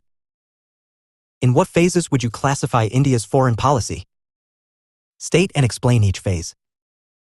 700 to 800 words. 6. Describe the contribution of Nehru in India's foreign policy. 700 to 800 words. 7. Give the contribution of any two prime ministers in India's foreign policy. 700. 800 words. 8. Why do you describe the post-1991 foreign policy as the new foreign policy? 700 to 800 words. 9. India's role in the NAM. 700 to 800 words. 10. Write a short note on Bandung Conference. 200 to 250 words. India and South Asia. Introduction. South Asia, also known as Southern Asia, is the southern region of Asia. It is surrounded from west to east: Western Asia, Central Asia, Eastern Asia, Southeastern Asia, and the Indian Ocean. It is home to well over 1/5 of the world's population, and accordingly is the most densely populated geographical region in the world. The core countries of South Asia include Bangladesh, Bhutan, India, Nepal, Pakistan, Sri Lanka covering about 10% of the Asian continent and about 40% of Asia's population. The extended territories encompassing the farthest boundary of South Asia include countries such as Afghanistan, the British Indian Ocean Territory, Iran, the Maldives, Myanmar, and Tibet. If one takes the SAARC nations, which include the core countries, Afghanistan and the Maldives as stated earlier, the total area comprising Southern Asia would be about 3,989,969 kilometers, inhabited by a population of around 154 crore people. The South Asia region is ethnically diverse, inhabited by people from more than 2,000 different ethnic groups speaking diverse languages such as Hindi, Bengali, Urdu, and Dravidian. Such diversity led to the development of Indo-Aryan, Indo-European, Indo-Iranian languages with numerous sub-branches of these languages. The region has people professing religions such as Hinduism, Islam, Christianity, Buddhism, and their numerous branches and sub-branches. Sri Lanka has the highest GDP per capita in the region, while Nepal, Afghanistan, and Myanmar have the lowest. India is the largest economy in the region. It is the world's 12th largest or 4th largest by purchasing power adjusted exchange rates. Pakistan has the next largest economy and the second highest GDP per capita in the region, followed by Bangladesh. If Iran is counted, it is the richest economy and the second largest in region. According to a World Bank report of 2007, South Asia is the least integrated region in the world. Trade between South Asian states accounts for only 2% of the region's combined GDP compared to 20% in East Asia. According to the World Bank, 70% of the South Asian population and about 75% of South Asia's poor live in rural areas and most rely on agriculture for their livelihood. According to the Global Hunger Index, South Asia has the highest child malnutrition rate among the world's regions. India contributes to about 5.6 million child deaths every year, more than half the world's total. The 2006 report mentioned that the low status of women in South Asian countries and their lack of nutritional knowledge are important determinants of high prevalence of underweight children in the region, and that South Asia has inadequate feeding and caring practices for young children. India is the dominant political power in the region. It is the largest country in the region, covering around 3/4 of the land area of the subcontinent. It also has the largest population of around 3 times the combined population of the 6 other countries in the subcontinent. India is the most populous democracy in the world and is a nuclear power. The second largest country in the subcontinent area-wise and population-wise is Pakistan and has traditionally maintained the balance of power in the region due to its strategic relationships with the Arab states and neighboring China. Pakistan is the 6th most populous country in the world and is also a nuclear power. South Asia, India and its neighbors. India has 2 great characteristics in relation to its neighbors. One, that it is central to all the nations of the region, which means that all the other countries of the region move around its axis. Second feature is that India is vaster in area and larger in population than any other nation of the South Asian region. This unique position of India is often viewed with suspicion by other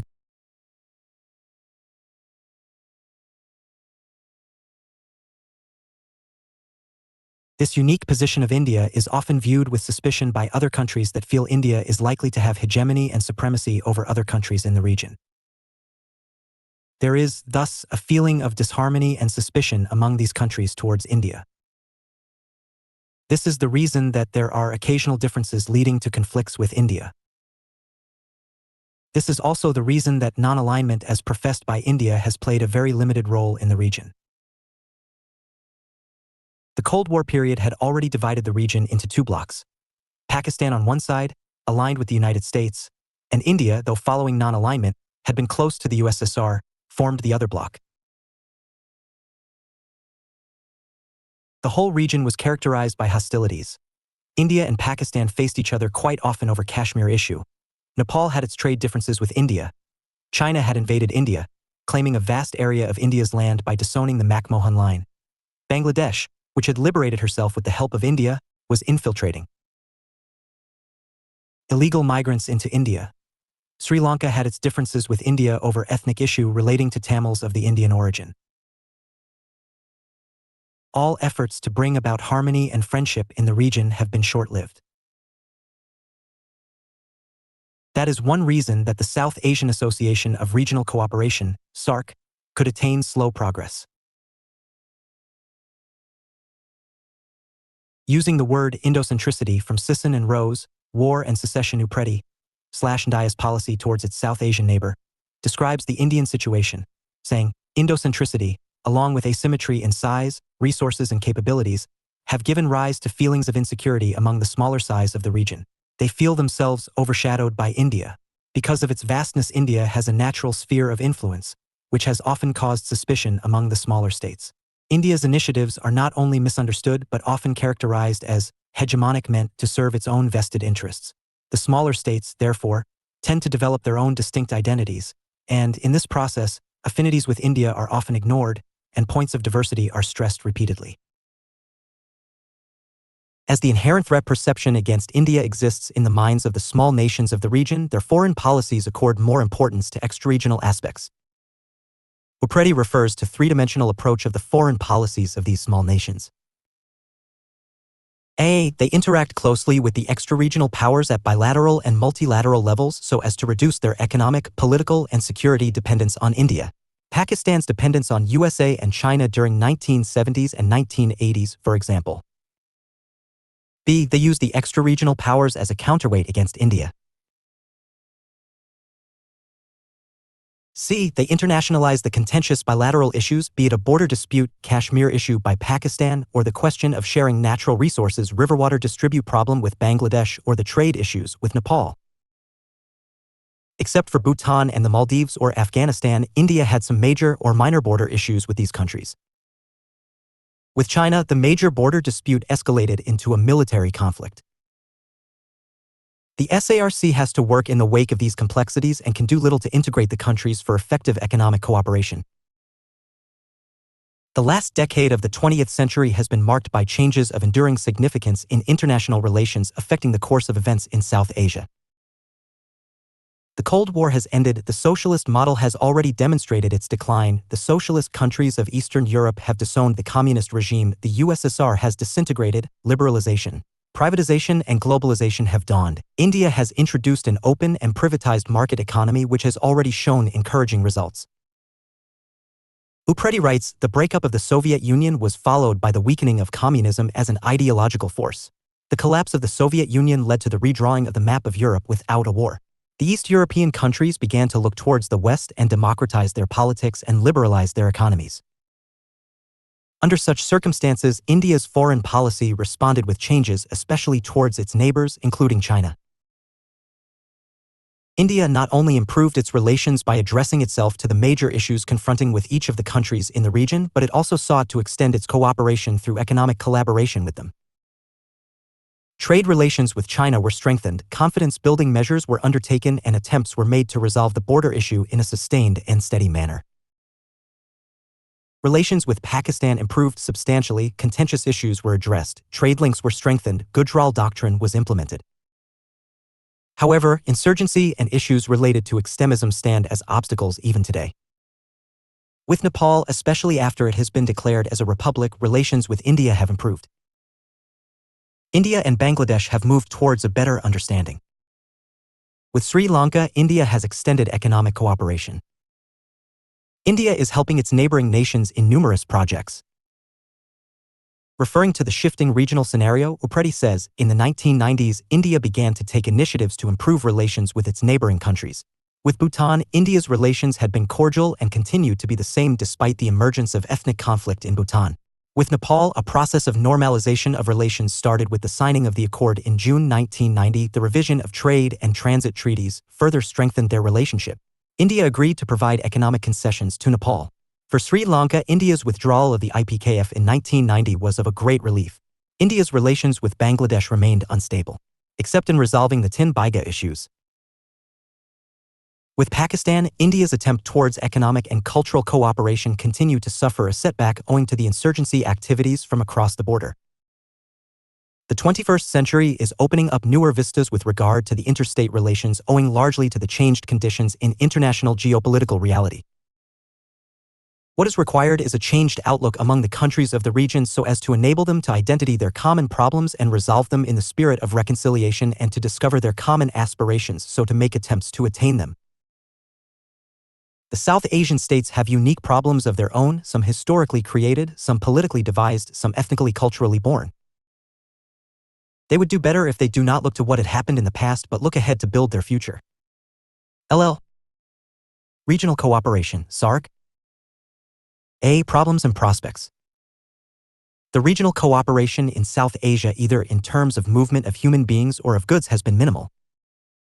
What is called South Asian Association of Regional Cooperation, SAARC, is a region which was, until 1947, without any formal borders but now has become so border-conscious that each member state of SAARC has some border problem with her neighbor. There are conflicts and there are problems and SAARC presents no achievement worth admiration. If there had been cooperation of any sort it was certainly not because of SARC but despite it. Against other regional organizations of the world, SAARC has a very disappointing record. The European Union is more than a mere forum for economic cooperation. It is a union of 27 European nations with institutions such as the European Parliament, Council of Ministers, Court of Justice, a central bank, a common currency, and above all a constitution. Latin America had set up the Latin American Free Trade Association with the Southern American market in 1985, the year when SAARC was established. The Caribbeans had the CARICOM in 1973 and the North American Free Trade Area, NAFTA, came into force in 1994 so to have a free trade among countries such as the United States, Canada, and Mexico.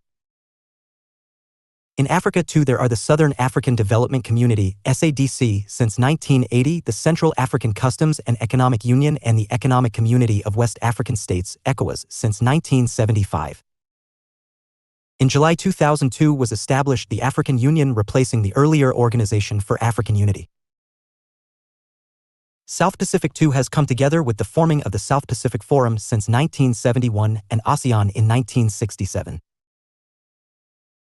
All these regional organizations had economic integration, some even had legal, social, and cultural cooperation. All these had diversities like the countries of SARC. These attained achievement which SAARC could not. The reasons for SAARC not having attained the progress which other regional organizations have are not difficult to identify. The countries of South Asia are unevenly placed. India's position, indeed, is dominant. It is India which shares borders with all the SAARC members either by land or by sea, either directly or indirectly. Its population is enormously large, about 50 times that of Sri Lanka and Nepal. It has between 75 or 80% of the economic potential of the entire region. The history or the recent history of the region shows that there have been tensions and sporadic conflicts, some major, others minor in nature. There are diversities of culture, ethnicity, religion, language, and the like among the countries. Politically, the countries in the region vary between democracy and military dictatorship. Emotionally, the people of these countries are apart.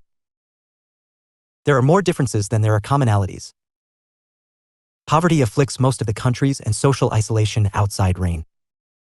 The region. The idea of SAARC originated with neither any solid basis nor any urge to build a common future. It came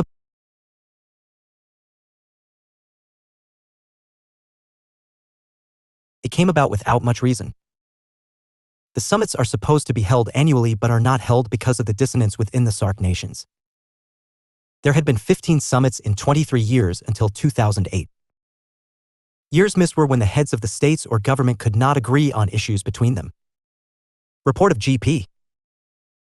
The report of the group of persons as constituted at the 9th Male Summit 1997 had given its report in 1999.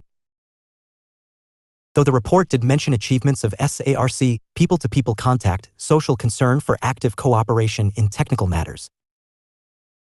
But the report stated failures such as lack of political will affected by the prevailing political climate, hindered cooperation, apathy towards aspirations and objectives underlying its formation.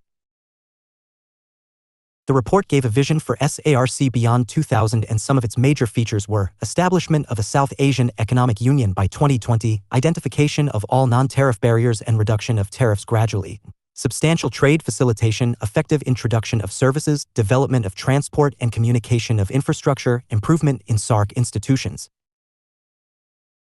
SAARC agenda, however, included all those matters which were of concern to the region: formation of regional centers for fostering people-to-people contacts, economic and social issues, poverty alleviation, environment, communications, information and media, people-to-people contacts, human resource development, SAARC funds and the like, but the effects of the organization faltered here and there. Social agenda has featured in SAARC meetings. Poverty alleviation programs, establishing regional food security and reserves, women and child welfare issues, environment conservation issues, prevention of drug trafficking and countering terrorism have featured in most summit declarations apart from economic cooperation. The second summit at Bangalore in 1986 paid greater attention to international issues such as adherence to the non-aligned movement, disarmament, respect for international laws and concern for the United Nations, as well as cooperation to fight terrorism. The third summit at Kathmandu in 1987 unequivocally condemned all acts of terrorism. A decision was reached on easing travel in the region at the fifth summit at Male, Maldives in 1990. At the seventh summit meeting at Dhaka in 1993, SAARC Preferential Trading Arrangement, SAPTA, was signed, and the eighth summit, 1995, saw the substantial progress in this regard.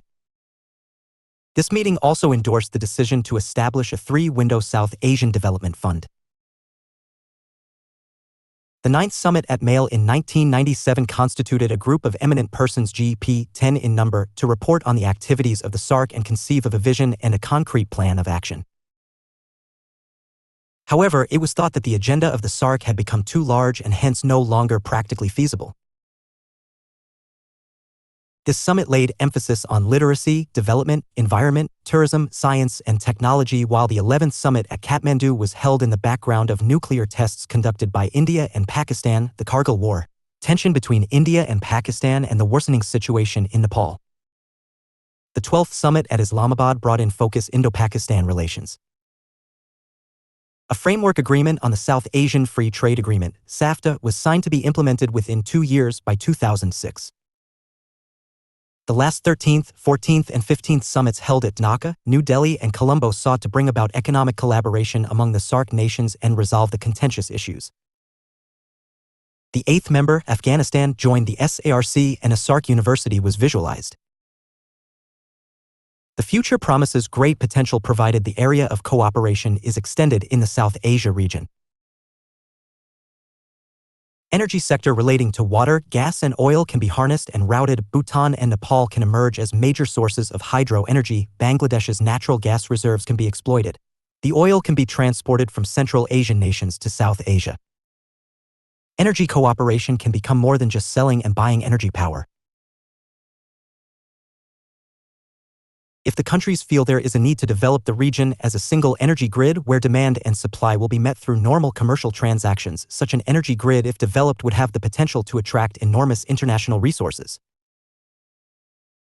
Transport and communication integration is another area which can provide basis to trade and commerce in the region. Connectivity between India and Pakistan has developed a bit, but pathetic conditions of numerous roads have to be improved. Economic cooperation is yet another area where impediments have to be removed and tariff barriers will have to be reduced with the aim of finally removing them completely. For water resources cooperation, the Indus Water Treaty and the Ganges Water Treaty would have to be expanded. Environmental concerns will have to be addressed so to enable the region to control disasters such as tsunami as in 2005 and earthquakes as in Kashmir. Services such as tourism and information technology are other areas where the South Asian nations can effectively cooperate. A market of about 150 crores people holds out enormous prospects for investment in the region, while the civil society cooperation in the region can bring people together in areas such as cultural and social exchange programs. B towards a free trade area. One of the most important objectives of SAARC had been economic cooperation in South Asia. A two-way process had been envisioned. To set up a preferential trading area, and 2. To provide a free trade area. The agreement on SARC Preferential Trading Agreement, SAPTA, was signed in April 1993 and was implemented in December 1995. Its principles, among others, included enhancing reciprocity to benefit all equitably, reduce and carry out tariff reforms step by step, recognize the special needs of the least developed states of the region, and the like. The proposal was initially met with enthusiasm. India agreed to reduce tariffs in 106 of the 226 fields recommended by SAARC, and Pakistan agreed to concessions in 35 fields. Only 3% of all South Asian trade was being conducted in the region by 1995. 6 years later, improvements seen in regional trade were found to be very marginal. India's trade within South Asia accounts for only 4% of its total global trade, and Pakistan's trade in the region accounts for merely 3% of its overall trade. Compared to other countries with similar proximities and income levels, intra-regional trade among SAARC states has been remarkably small. Much of the trade conducted in South Asia has been considered mostly symbolic. Tariffs are still high in some states. The spirit of free trade in the region is largely absent.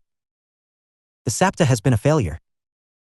The major reasons were: the removal of non-tariff barriers was not addressed by SAARC nations. Numerous items listed were not traded at all.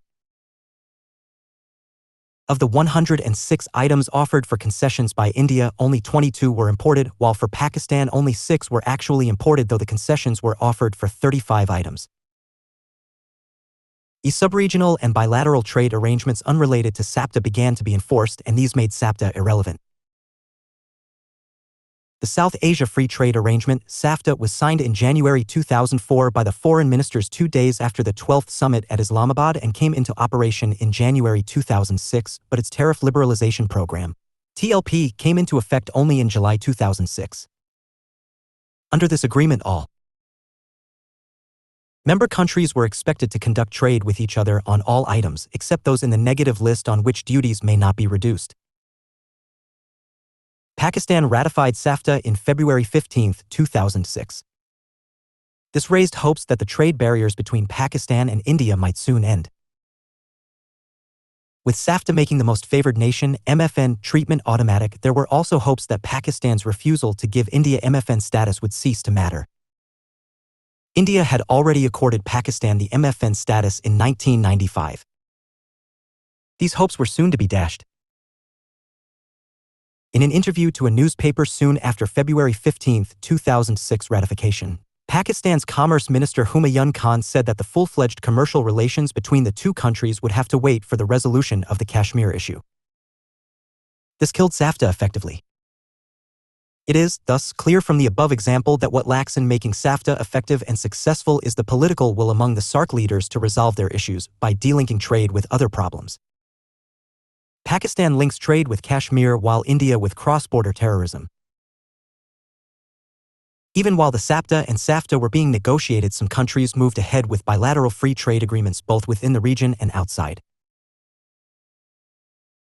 India in particular negotiated a free trade agreement with Sri Lanka that was signed on December 28, 1999 at New Delhi.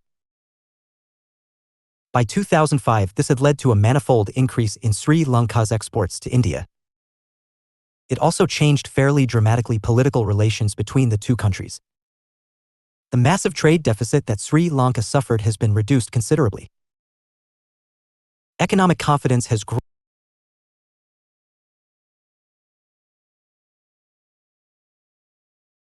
Economic confidence has grown, and with it have come investments, particularly from India to Sri Lanka and also the other way around. Both countries are now moving forward actively towards a comprehensive economic partnership agreement that will take this process several steps further. A similar agreement with Bangladesh was also proposed by India and is being examined by Dhaka. In view of the demonstrated advantage to Sri Lanka, whose exports to India rose by 137% in a short period as a consequence, it will be interesting to see what arguments Dhaka will put up to oppose the initiative. In the latest round of discussions in March 2006, Dhaka promised to examine the proposals. See India's role in SAARC. India's position in SAARC family is really unique. Area-wise, population-wise, resources-wise, India is the largest of all the SAARC countries. Accordingly, it has the potential to contribute the most and provide leadership to the organization. Due to these unique features, apprehensions abound about its dominant role in SAARC as well as in the region. India, accordingly, moves very cautiously and keeps the developmental and political issues separate. India has contributed significantly in the formation and functioning activities of SARC. Though the idea of SAARC was mooted by Bangladesh, India made no mistake in giving it a practical shape. In all the activities of SARC, India's participation and contribution has been significant. Certain aspects of India's relations within the subcontinent are conducted through SARC. India developed many international treaties along with SARC and was the source of many of those ideas, some of which are Antarctic Treaty, Biodiversity Treaty, Climate Change Treaty, Endangered Species Treaty, Environmental Modification Treaty, Hazardous Wastes Treaty, Law of the Sea, Nuclear Test Ban Treaty, Ozone Layer Protection, Ship Pollution, Tropical Timber, Wetlands, Desertification, etc. These treaties were implemented by other nations as well on the guidelines as proposed by India. The Indian contribution to SAARC was significant when its representatives were chosen as the chairpersons for two big events in SARC, one of which was agricultural program, including forestry, and the other one being the Science and Technology Energy Development Program. New Delhi hosted meetings for various programs like Environment, 1992 and 1997, and Commerce, 1996. At its Bangalore summit, the important decisions at the initiative of India were people-to-people contact, facilitation of tourism, a South Asian broadcasting program, scholarships and fellowships for the students. At the New Delhi summit in 1995, India sought the members to evolve SAARC vision for the second decade, its commitment to eradicate poverty in the region, to emphasize on trade negotiations so to make the trade free in South Asia. The SAPTA and later SAFTA measures were taken at India's initiative.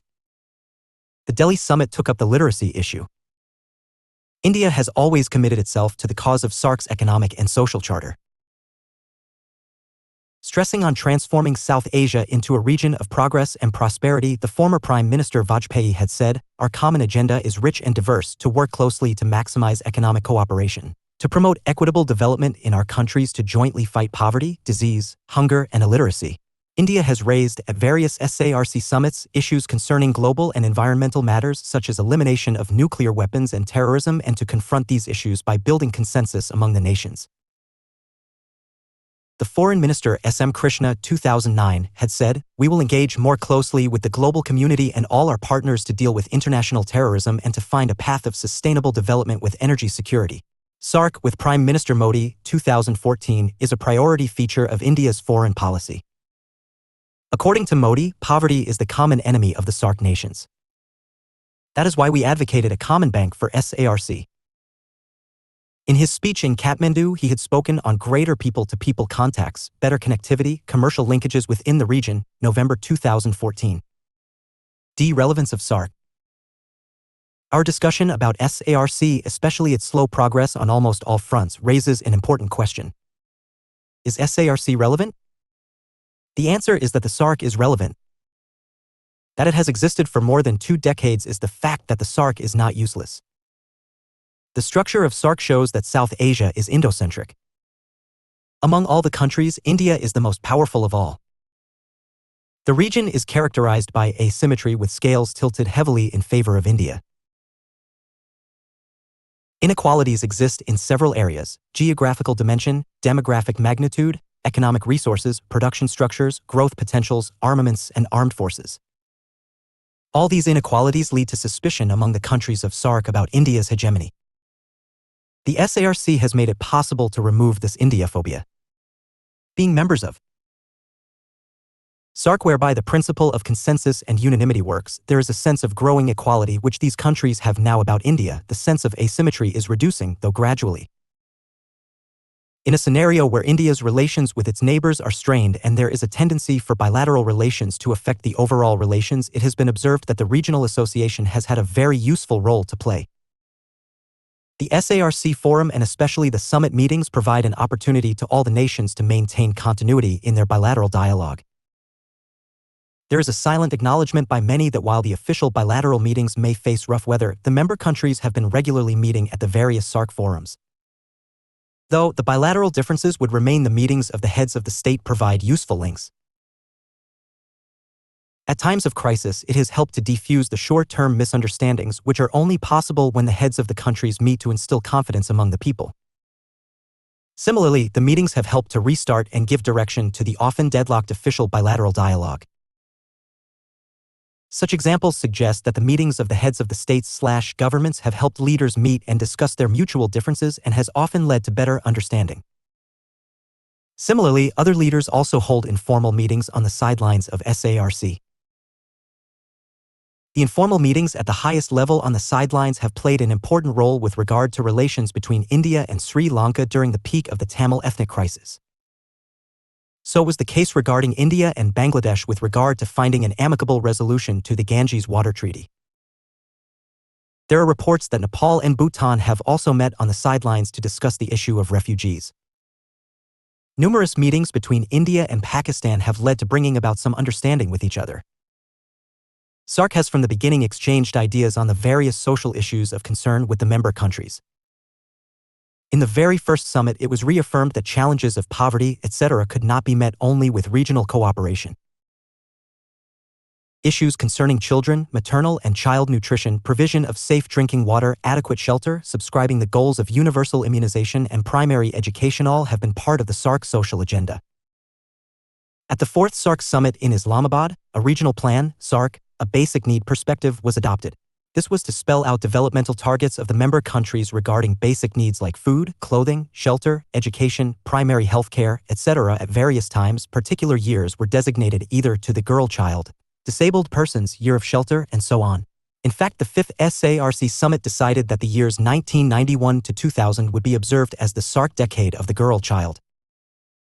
Such decisions bring the member states together and induce them to help one another during the time of crises. SARC provides the forum whereby the 8 member countries can discuss cooperation on various economic issues. It took 10 years before SARC became effective, with the SAPTA coming into effect in 1995. Since then, numerous rounds of tariff concessions have been exchanged. A common complaint is the limited coverage of goods under SAPTA. Of late, the smaller member countries are convinced that tariff preferences for trade in itself will not bring prosperity unless it is accompanied by investments in their countries to improve their narrow industrial base. Though the experience on SAPTA and SAFTA has not borne fruits, yet the negotiations keep on continuing, and this in itself is a good sign. India's exports to SARC registered a 14.71% growth in 2013 to 14 at $17.3 billion. While South Asian countries account for 5.5% of India's export, imports from the region have a share of just 0.55%. India's imports from the region have declined 8.31% in last fiscal at $2.4 billion, leaving a trade gap of $15 billion. The government will have to focus on services, especially tourism and science and technology. Modi had sought for a SARC satellite to share the fruits of technology. While trying to write the report card of the regional association SARC, which was established 3 decades earlier, one should be very clear that the answer cannot be either categorical, pass, or fail. That would be a very narrow way of looking at things. For that matter, any regional association in the world has a mixed bag of results, certain areas in which they have achieved success, in others they have failed to take off, and in still other issues some new mechanisms of cooperation have had to be developed. In fact, international organizations grow gradually. So is true about SARC.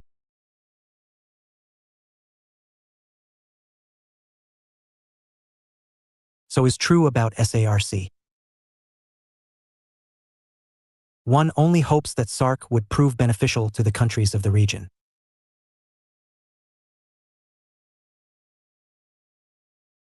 Indeed, much depends on the mutual relations of the neighboring relations, especially between India and Pakistan, which are clouded with the terrorists working from Pakistan. Lil. Impediments of regional cooperation. The SARC developmental story has had numerous obstacles. South Asia as a region has the similarity of having a colonial past. Almost all the states of the region, India, Pakistan, Bangladesh, Nepal, Bhutan, Sri Lanka in particular, were under the British rule. While Myanmar, Burma earlier, was with the British, Afghanistan acted as a buffer state between the British and the Tsarist Russia. Some of the present-day countries of South Asia had constituted one country under the British India. Pakistan and Bangladesh were parts of India. The partition in 1947, following the liberation of Bangladesh, East Pakistan became independent Bangladesh in 1971.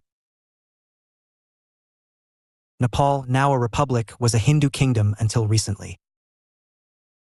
It had foreign relations with Britain during the colonial period. The Republic of Maldives was placed under British protection with internal self-government in 1887, but became a republic in 1953. Sri Lanka, earlier Ceylon, also known as Taprobane to the ancient world and later Serendip, was under the British rule. It became a republic in 1948. After the British left the region in 1947, the countries of the region became independent and became conscious of differences. The whole region became a conflict-prone area. Between India and Pakistan, there were the borders and water distribution disputes. Between India and Nepal, there were issues relating to trade and transit. With Bangladesh, there were differences relating to water distribution and illegal migration, while there had been ethnic problems relating to the Tamils of the Indian origin.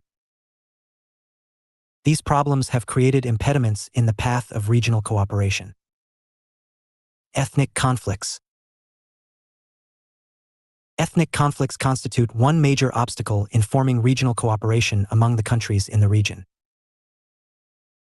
The question of Tamil minorities in Sri Lanka is one such major problem.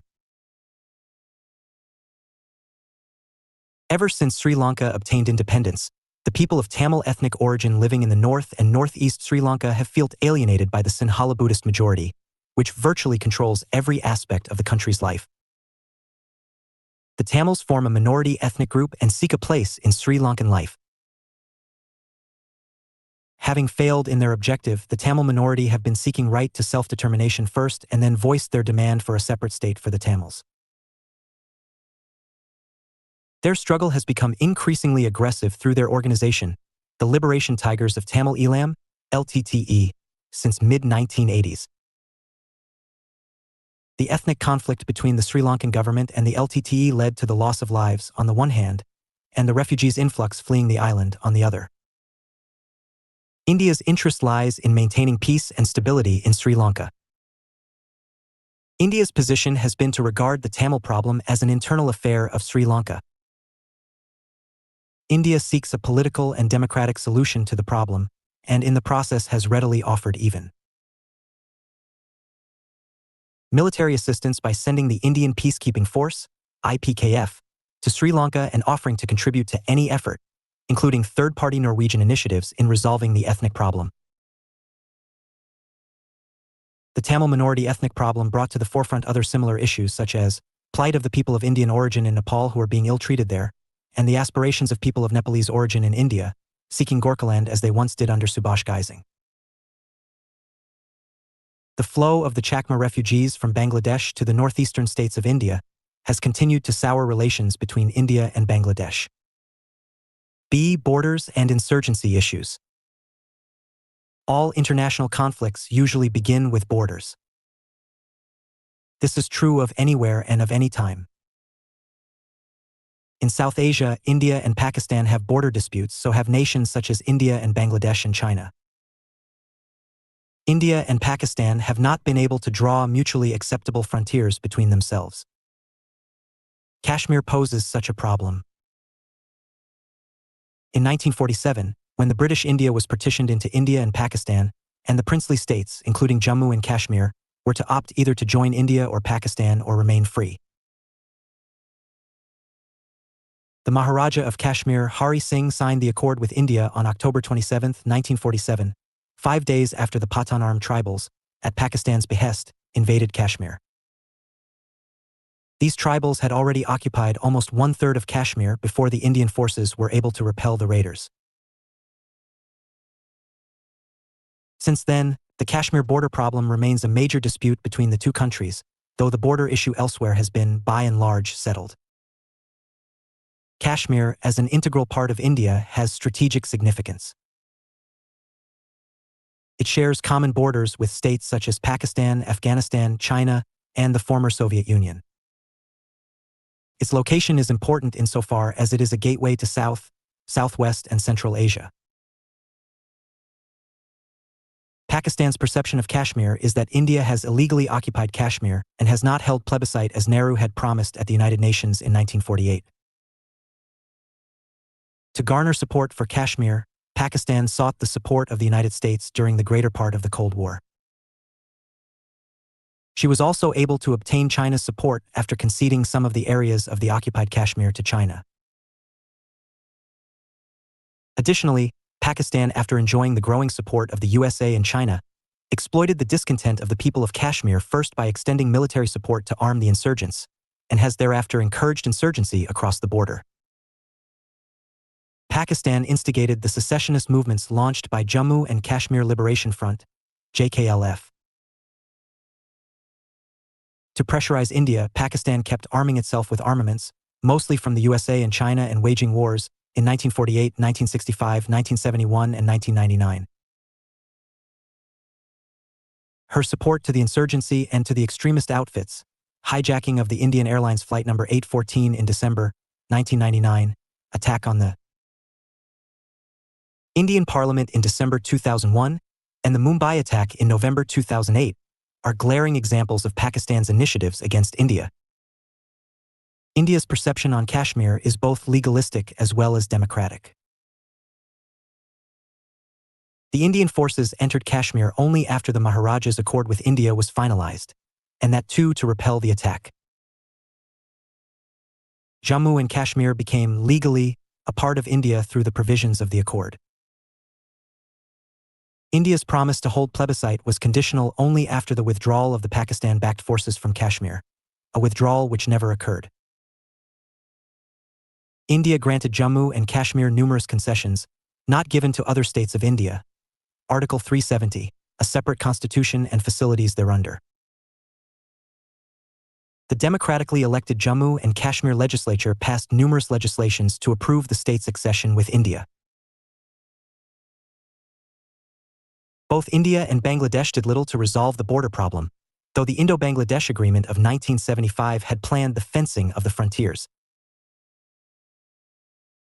To fence such a border, in which Bangladesh is surrounded from three sides of the Indian states West Bengal, Assam, Meghalaya, Tripura, was indeed a difficult task. Fencing being a difficult job, the illegal cross-border migration from Bangladesh to all the surrounding states of India is a major problem. See river water and cross-border migration. The river water disputes relate to the Indo-Pakistan water dispute over the Wular Barrage, the Indus Waters Treaty, Indo-Bangladesh water dispute over the Faraka Barrage, the Ganges Water Treaty, and the Indo-Nepal water dispute over the Mahakali River Treaty. The Indo-Pakistan dispute over the sharing of the Indus River system has not been as contentious. Indeed, the Indus Waters Treaty of 1960 between India and Pakistan is cited as one of the few examples of successful resolution of a major dispute over an international river basin. It is the largest, contiguous irrigation system in the world, with a command area of about 20 million hectares and annual irrigation capacity of over 12 million hectares. The partition of the Indian subcontinent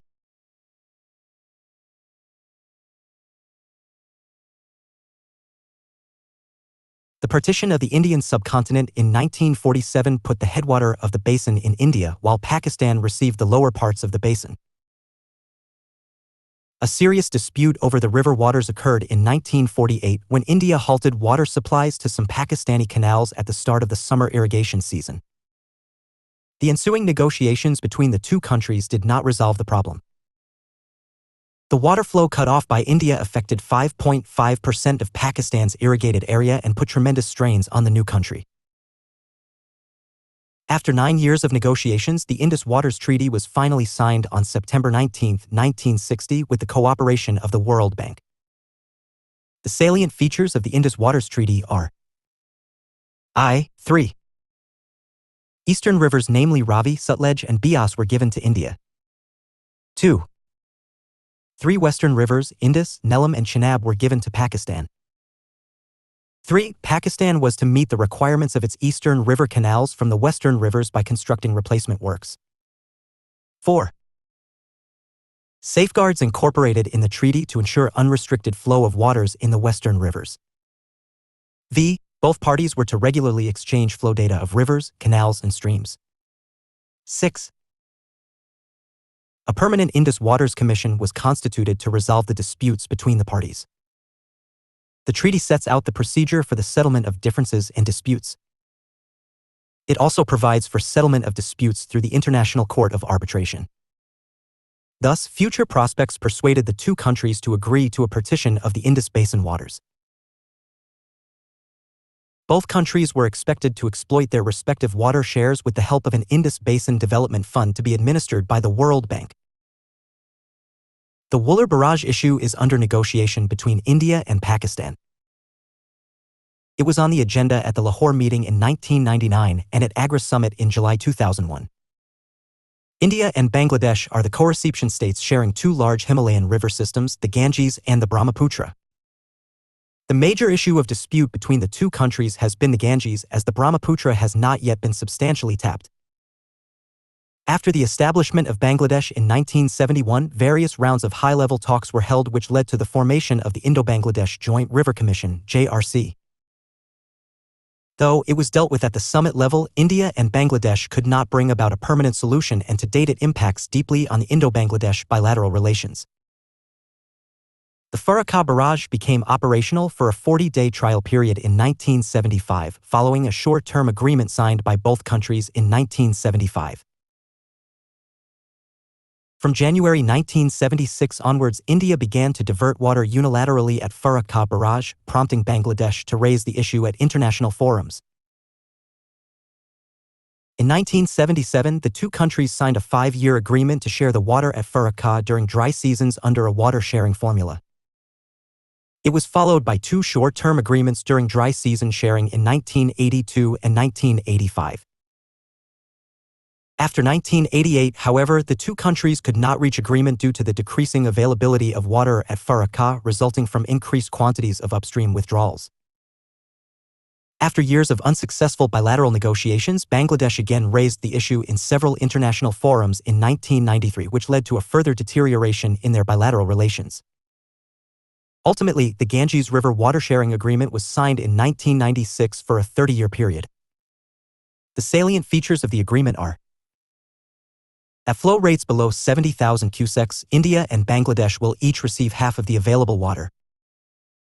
At flow rates above 75,000 cusecs, India is guaranteed a minimum share of 40,000 cusecs, with the balance of flow going to Bangladesh.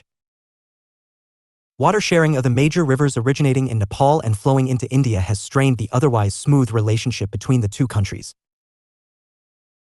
The Nepalese rivers have a tremendous potential capacity to generate 83,000 megawatts electricity through hydropower generation projects. Nepal can export this energy but lacks the capital and technology required to develop such large projects. Since all the power produced cannot be utilized in the country, it would leave a large surplus available for exports and for which India has a need. In the 1980s, development projects on the Mahakali River raised a serious controversy between India and Nepal. The Mahakali, also is known as the Kali, called Sarada in India, flows along the Nepal-India western border. The Mahakali River was fixed as the western boundary between Nepal and British India in 1861 by taking the midstream of the river as the boundary, which later on became a source of conflict. In December 1991, India compelled Nepal to sign a Memorandum of Understanding (MOU), which allowed India the use of 577 m of Nepalese territory required for the construction of the left afflux bund for its Tunkupper barrage in exchange for 10 million units of electricity, as well as of 150 cusecs of water for irrigation. The barrage was built by India in 1988 on Mahakali River near the town of Tunkupur in Uttar Pradesh. The Treaty on Integrated Development of Mahakali River was signed by the Prime Minister of His Majesty's Government of Nepal and the Prime Minister of the Government of India in February 1996, and which came into effect in June 1997. It concerns with the integrated development of the Mahakali Sarda in India river including Sarda Barrage, existing, Tunkapur Barrage, existing, and Pancheshwar project, proposed, under planning. Pancheshwar Multipurpose Project, PMP, on the river Mahakali, which is the centerpiece of the treaty. The treaty has 12 articles with a preamble. As per the treaty principles, both sides are committed to design and operate the project as a single, integrated scheme to yield the maximum total net benefits accruing to them. The power benefit is to be assessed on the basis of saving in costs as compared with the relevant alternatives available. As per the treaty, equal entitlement in the utilization of the waters of the Mahakali River without prejudice to their respective existing consumptive uses is also planned to be ensured from the PMP. The problem of cross-border immigration from Bangladesh to India is a phenomenon ever since the formation of Bangladesh. It has now reached alarming proportions, and all efforts to persuade Bangladesh to act in the matter has not produced tangible results. The immigrants cross over to the neighboring Indian states to find some employment opportunities. The government awakened only when such immigrants posed security threat to the country by eating up into our resources, health benefits, and jobs. They managed to obtain ration cards, voters' identity cards, and eventually pollute social, economic, and political life in the state they enter in India. The estimates show that there are about 54 million Bangladeshis in West Bengal, 4 million in Assam, about 500,000 in Bihar. Delhi has about 1.5 million Bangladeshis, while in Tripura, Rajasthan, and Maharashtra 0.8, 0.5, and 0.5 million respectively. The Bangladeshis migrants earn wealth through employment and send it to their country, thus boosting the country's GDP. To that extent, they create unemployment for the local people. In addition, the illegal migrants add crimes, helping the terrorists and posing grave threat to India. 4. India's Look East policy. Purposes of India's Look East, Now Act East policy are: A. To cultivate extensive economic and strategic relations with the nations of Southeast Asia so to bolster its position as a regional power, and B. To counterweigh the strategic influence of People's Republic of China in that region. Of late, India and China have been strategic competitors in South and East Asia. In South Asia, China has sought to cultivate relations with Pakistan, Bangladesh, and Nepal. In East Asia, China has begun strategic, economic, and military cooperation with Myanmar, earlier Burma, and with ASEAN nations. China is making her place well entrenched. India, through the Look East policy, LEP, is trying to cultivate and strengthen its relations with the neighbors and the East Asian nations without adversely affecting its own relations with China. Initiated in 1991, India's Look East policy marks a strategic shift in the country's perspective of the world, whose policy was to link India with more and more Asian partners and the rest of the world. The policy was developed during the period of Narasimha Rao and later pursued by Vajpayee and Dr. Manmohan Singh. Dr. Manmohan Singh had once said, India's Look East policy is shift in India's vision of the world and India's place in the evolving global economy. India's Look East policy was the product of numerous factors such as fast-changing international perceptions and the country's expectations to make the best use of the international environment. The Cold War had ended, the socialist model of economy had proved ineffective, the open capitalist neoliberal market together with liberalization and globalization had been showing encouraging results. India, with economic reforms of 1990s, had opened itself to the world market and demonstrated outstanding economic performance, with gross domestic product growing at an average of 6% a year and 7 to 8% in recent years.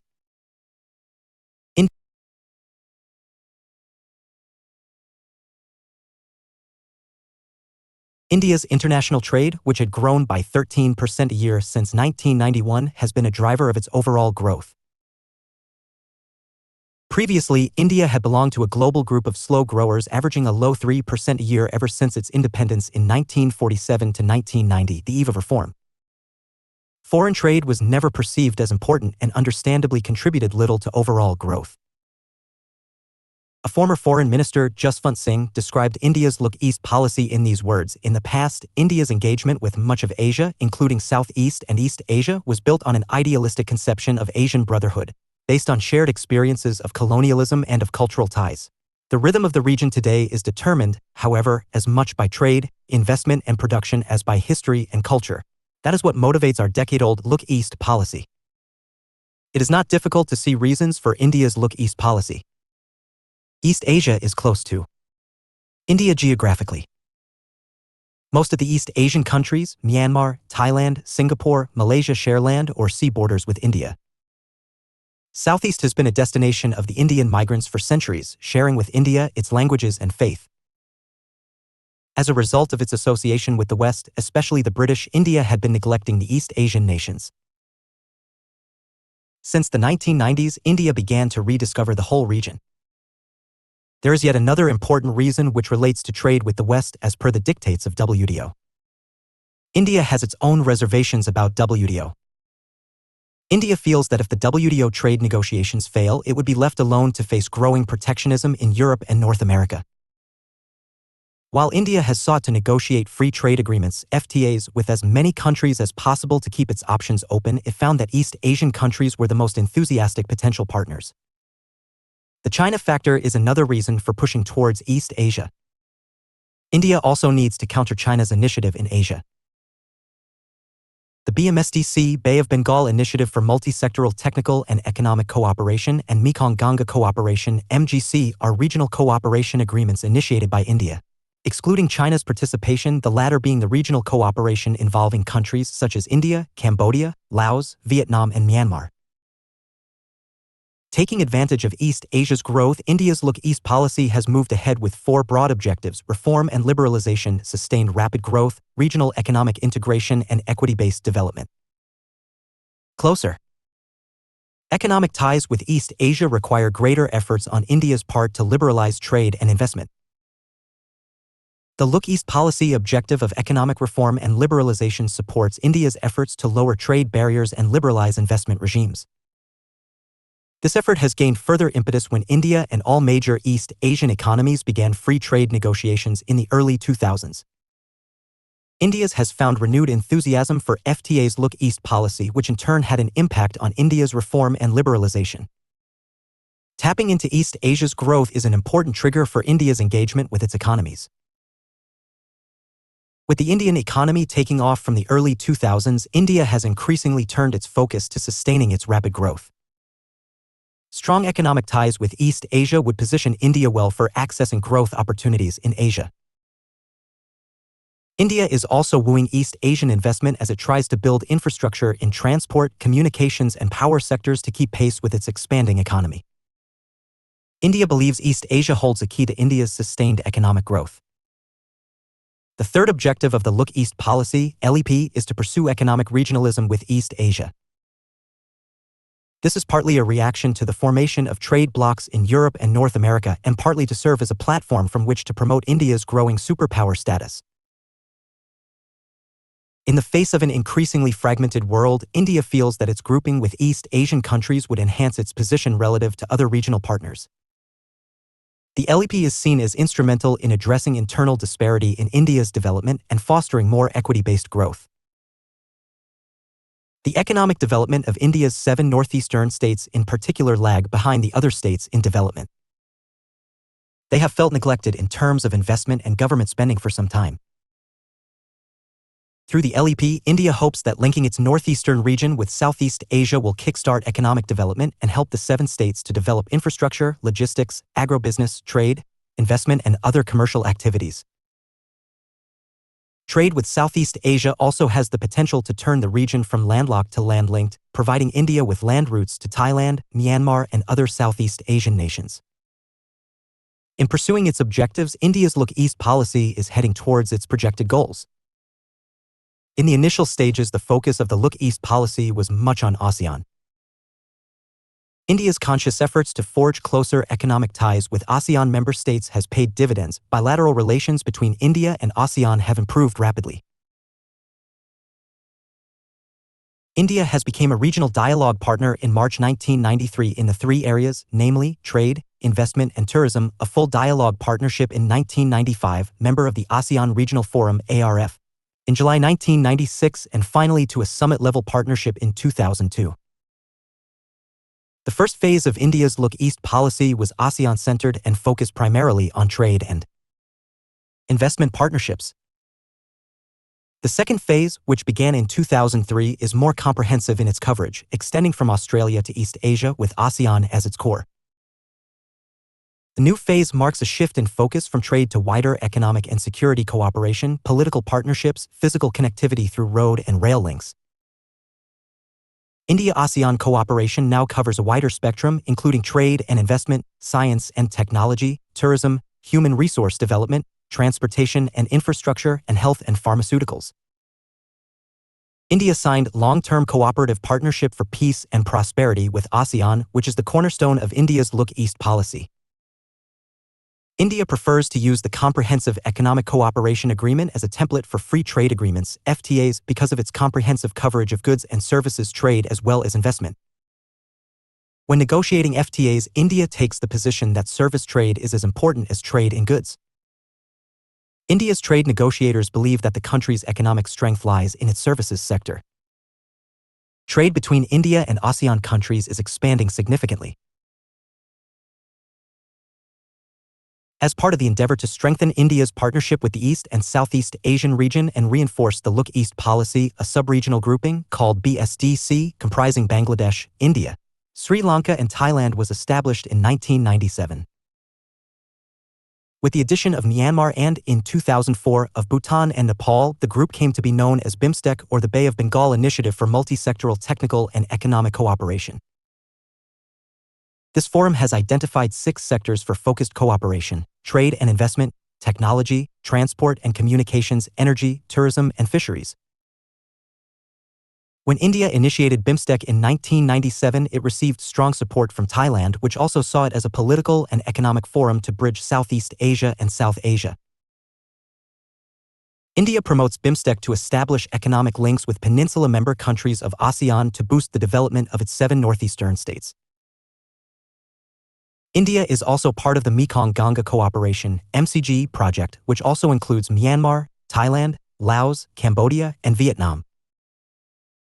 It came into being on November 10, 2000, where the representatives of the 6 member states met at Vientiane and came up with a set of guidelines known as the Vientiane Declaration. The declaration outlined the areas for institutional interaction based on assessment of the capabilities of its member states.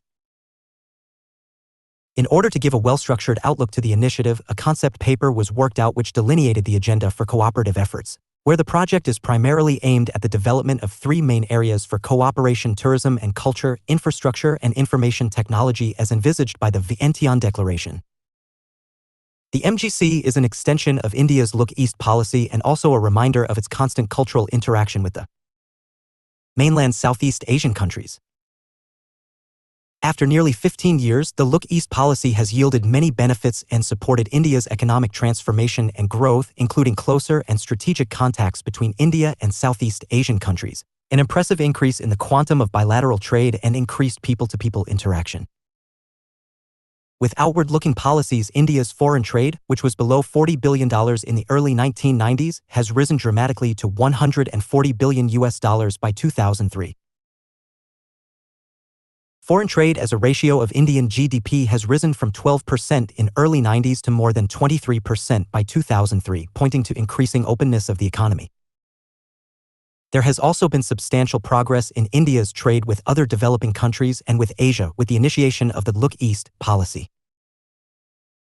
The share of developing countries has doubled to about 30% of India's trade, while Asia's share has doubled to 24.2%. In other words, about a quarter of India's foreign trade now comes from its Asian neighbors. To achieve the LEP objectives, India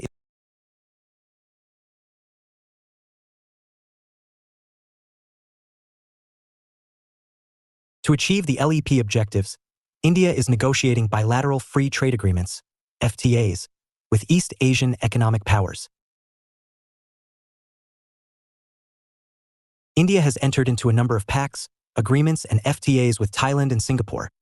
There are plans to create a free trade area with Brunei, Indonesia and Malaysia by 2011, and with the remaining ASEAN countries, the Philippines, Cambodia, Laos, Myanmar and Vietnam by 2016.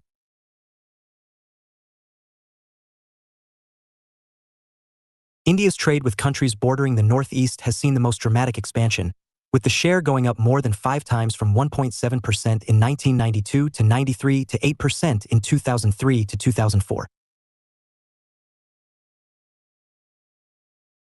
This dramatic expansion of trade with India's eastern neighbors has had little or no impact on the northeast.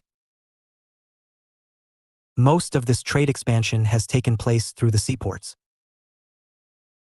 It would not be incorrect to argue that the northeast has once again been marginalized. India is looking east, but not through its contagious northeastern borders. For the northeast to gain from FTAs with the economies of the east, the key variables are transit arrangements, proliferation of trade routes and custom checkpost, easy visa regime making it possible for traders, businessmen and transport operators to move in and out of the region.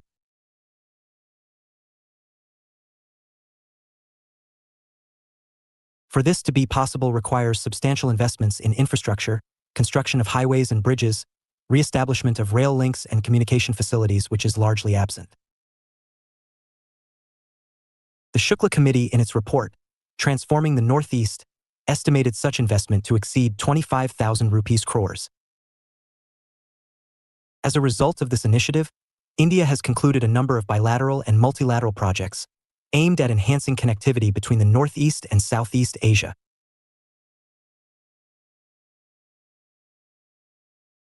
In this regard, India built the 165 kilometers long Indo-Myanmar Friendship Road connecting TAMU and Kalamayo Kailwa.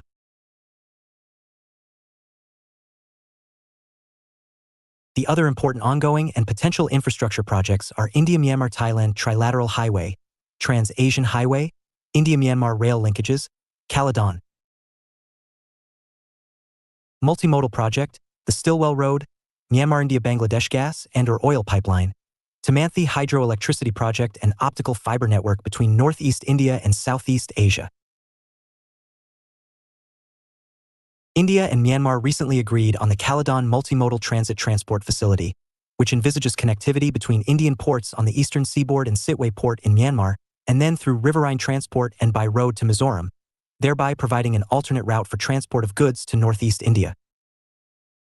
The impact of Look East policy has been favorable to India. International trade of goods and services is now a strong driver of India's growth, rising from 17% of gross domestic product in 1991 to 42% in 2004. East Asia accounts for a significant part of the rise in India's foreign trade.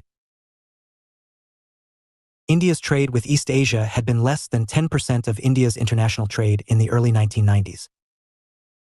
It now stands 25%. In 2005, trade with China grew by nearly 80%, with South Korea by close to 50%, with Japan by nearly 20% and with ASEAN by 13%. East Asia is now India's major trading region, having overtaken the European Union and North America, traditionally two of India's largest trading regions. Happily, India's possible economic integration, which is now feasible with East Asia, is likely to influence the shape of an eventual Asian economic community. The Look East policy is changing into Act East policy while emphasizing on a proactive role of India in this region, November 2014. Mutual trade, more export items, cultural exchanges, mutual visits, and other diplomatic exchanges are on their way in relations to one another. V. India-ASEAN relations. Since its beginning in 1992, the sectoral dialogue partnership between India and ASEAN rose to full dialogue partnership in 1995 first and later at the summit-level interaction with the first ASEAN-India summit in 2002, all within a period of a decade. India also became a member of the ASEAN Regional Forum, ARF, in 1996. The signing of the ASEAN-India Partnership for Peace, Progress, and Shared Prosperity in November 2004 further consolidated cooperation between the two.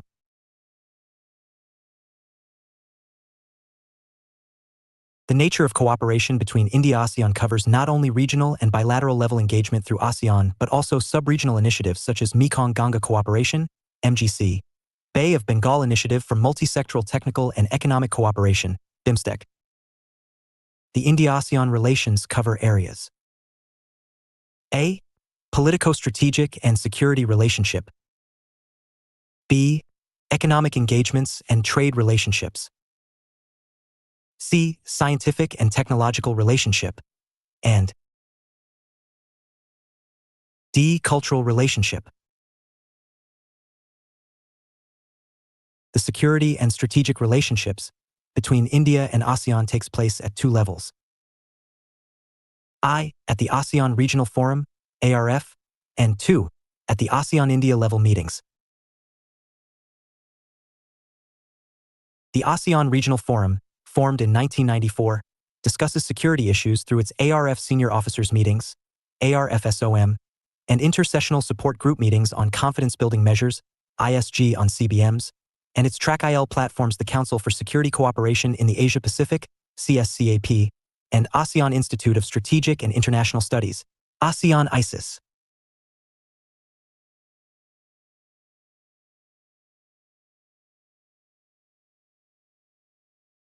Since 1996, India has been taking part in both the wings of the forum on issues related mainly to transnational organized crimes such as drug trafficking, terrorism and counterterrorism, maritime piracy, illegal movement of nuclear, chemical, biological, and other deadly materials. Besides its participation in the ARF deliberations, India has also been engaged with ASEAN in discussions on security issues through the summit-level meetings. India and ASEAN signed a joint declaration for cooperation in combating international terrorism in October 2003. The joint declaration stipulates cooperation in exchange of information, B. Legal and enforcement matters, C. Institutional capacity augmentation, and D. Training. During the meeting on law enforcement in Bali in August 2004, India proposed sharing of intelligence and coordinated actions among the law enforcement agencies in combating terrorism. In the second India-ASEAN summit-level meeting in October 2003, India also signed the ASEAN Treaty of Amity and Cooperation, TAC, expressing its adherence to the ASEAN goal of regional peace and stability. Apart from the summit meetings, which generally outline the policy areas for cooperation and formalize agreements, there are various official and business-level meetings, which actually carry out the details of the cooperative activities. The economic cooperation between India-ASEAN is managed and overseen through institutional arrangements such as A. ASEAN-India Business Summit, B. ASEAN-India Business Council, C. ASEAN-India Economic Ministers Meetings, D. ASEAN-India Trade Negotiations Committee,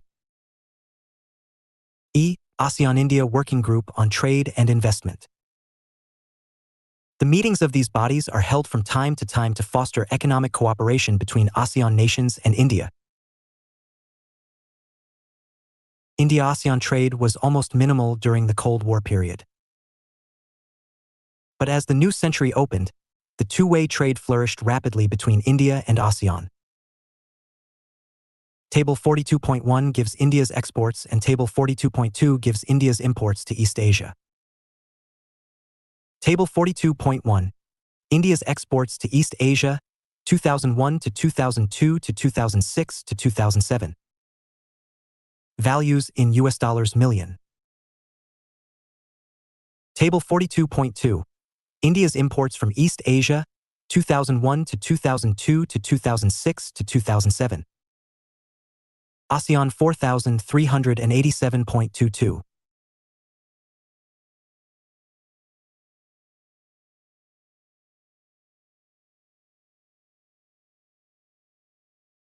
$5,150.177,433.11, 9,114.66, 10,883.68, 18,089.64. Source: Directorate General of Foreign Trade, India. The growing partnership between India and ASEAN is further evident from their multi-sectoral scientific and technological cooperation.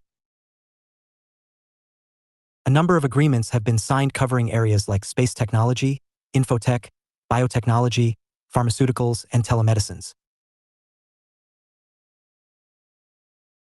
These cooperative initiatives are managed by forums, such as the ASEAN-India Working Group on Science and Technology and the ASEAN-India IT Ministerial and IT Industry Forum.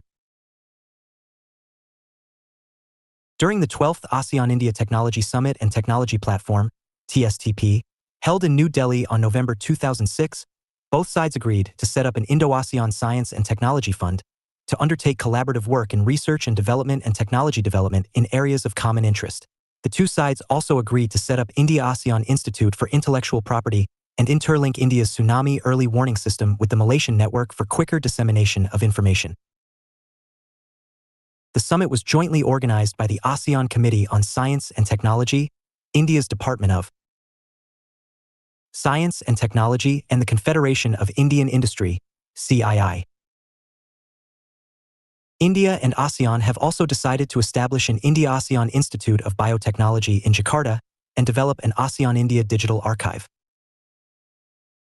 The two sides have also set up an ASEAN e-network project establishing a VS8-based teleeducation and telemedicine network to connect Cambodia, Laos, Myanmar, Vietnam, CLMV. India and ASEAN countries share strong cultural relations. India is the birthplace of Buddhism, which is practiced by a large number of people in mainland Southeast Asia, and the Indian merchants and traders from Gujarat are known to have brought Islam to the Southeast Asian coasts during their trading visits. In order to revive historical cultural relations, Singapore has proposed reviving Nalanda University in Bihar, and India is engaged in developing road and rail transport systems in the CLMV countries, facilitating greater movement of people from the region as tourists or as pilgrims visiting religious places in India such as Sanchi, Sarnath, Bodh Gaya, and Nalanda.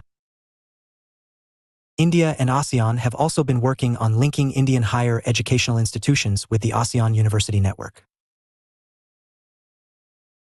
Indian educational institutions such as Manipal Medical College and Delhi Public School have opened branches in Malaysia and Singapore.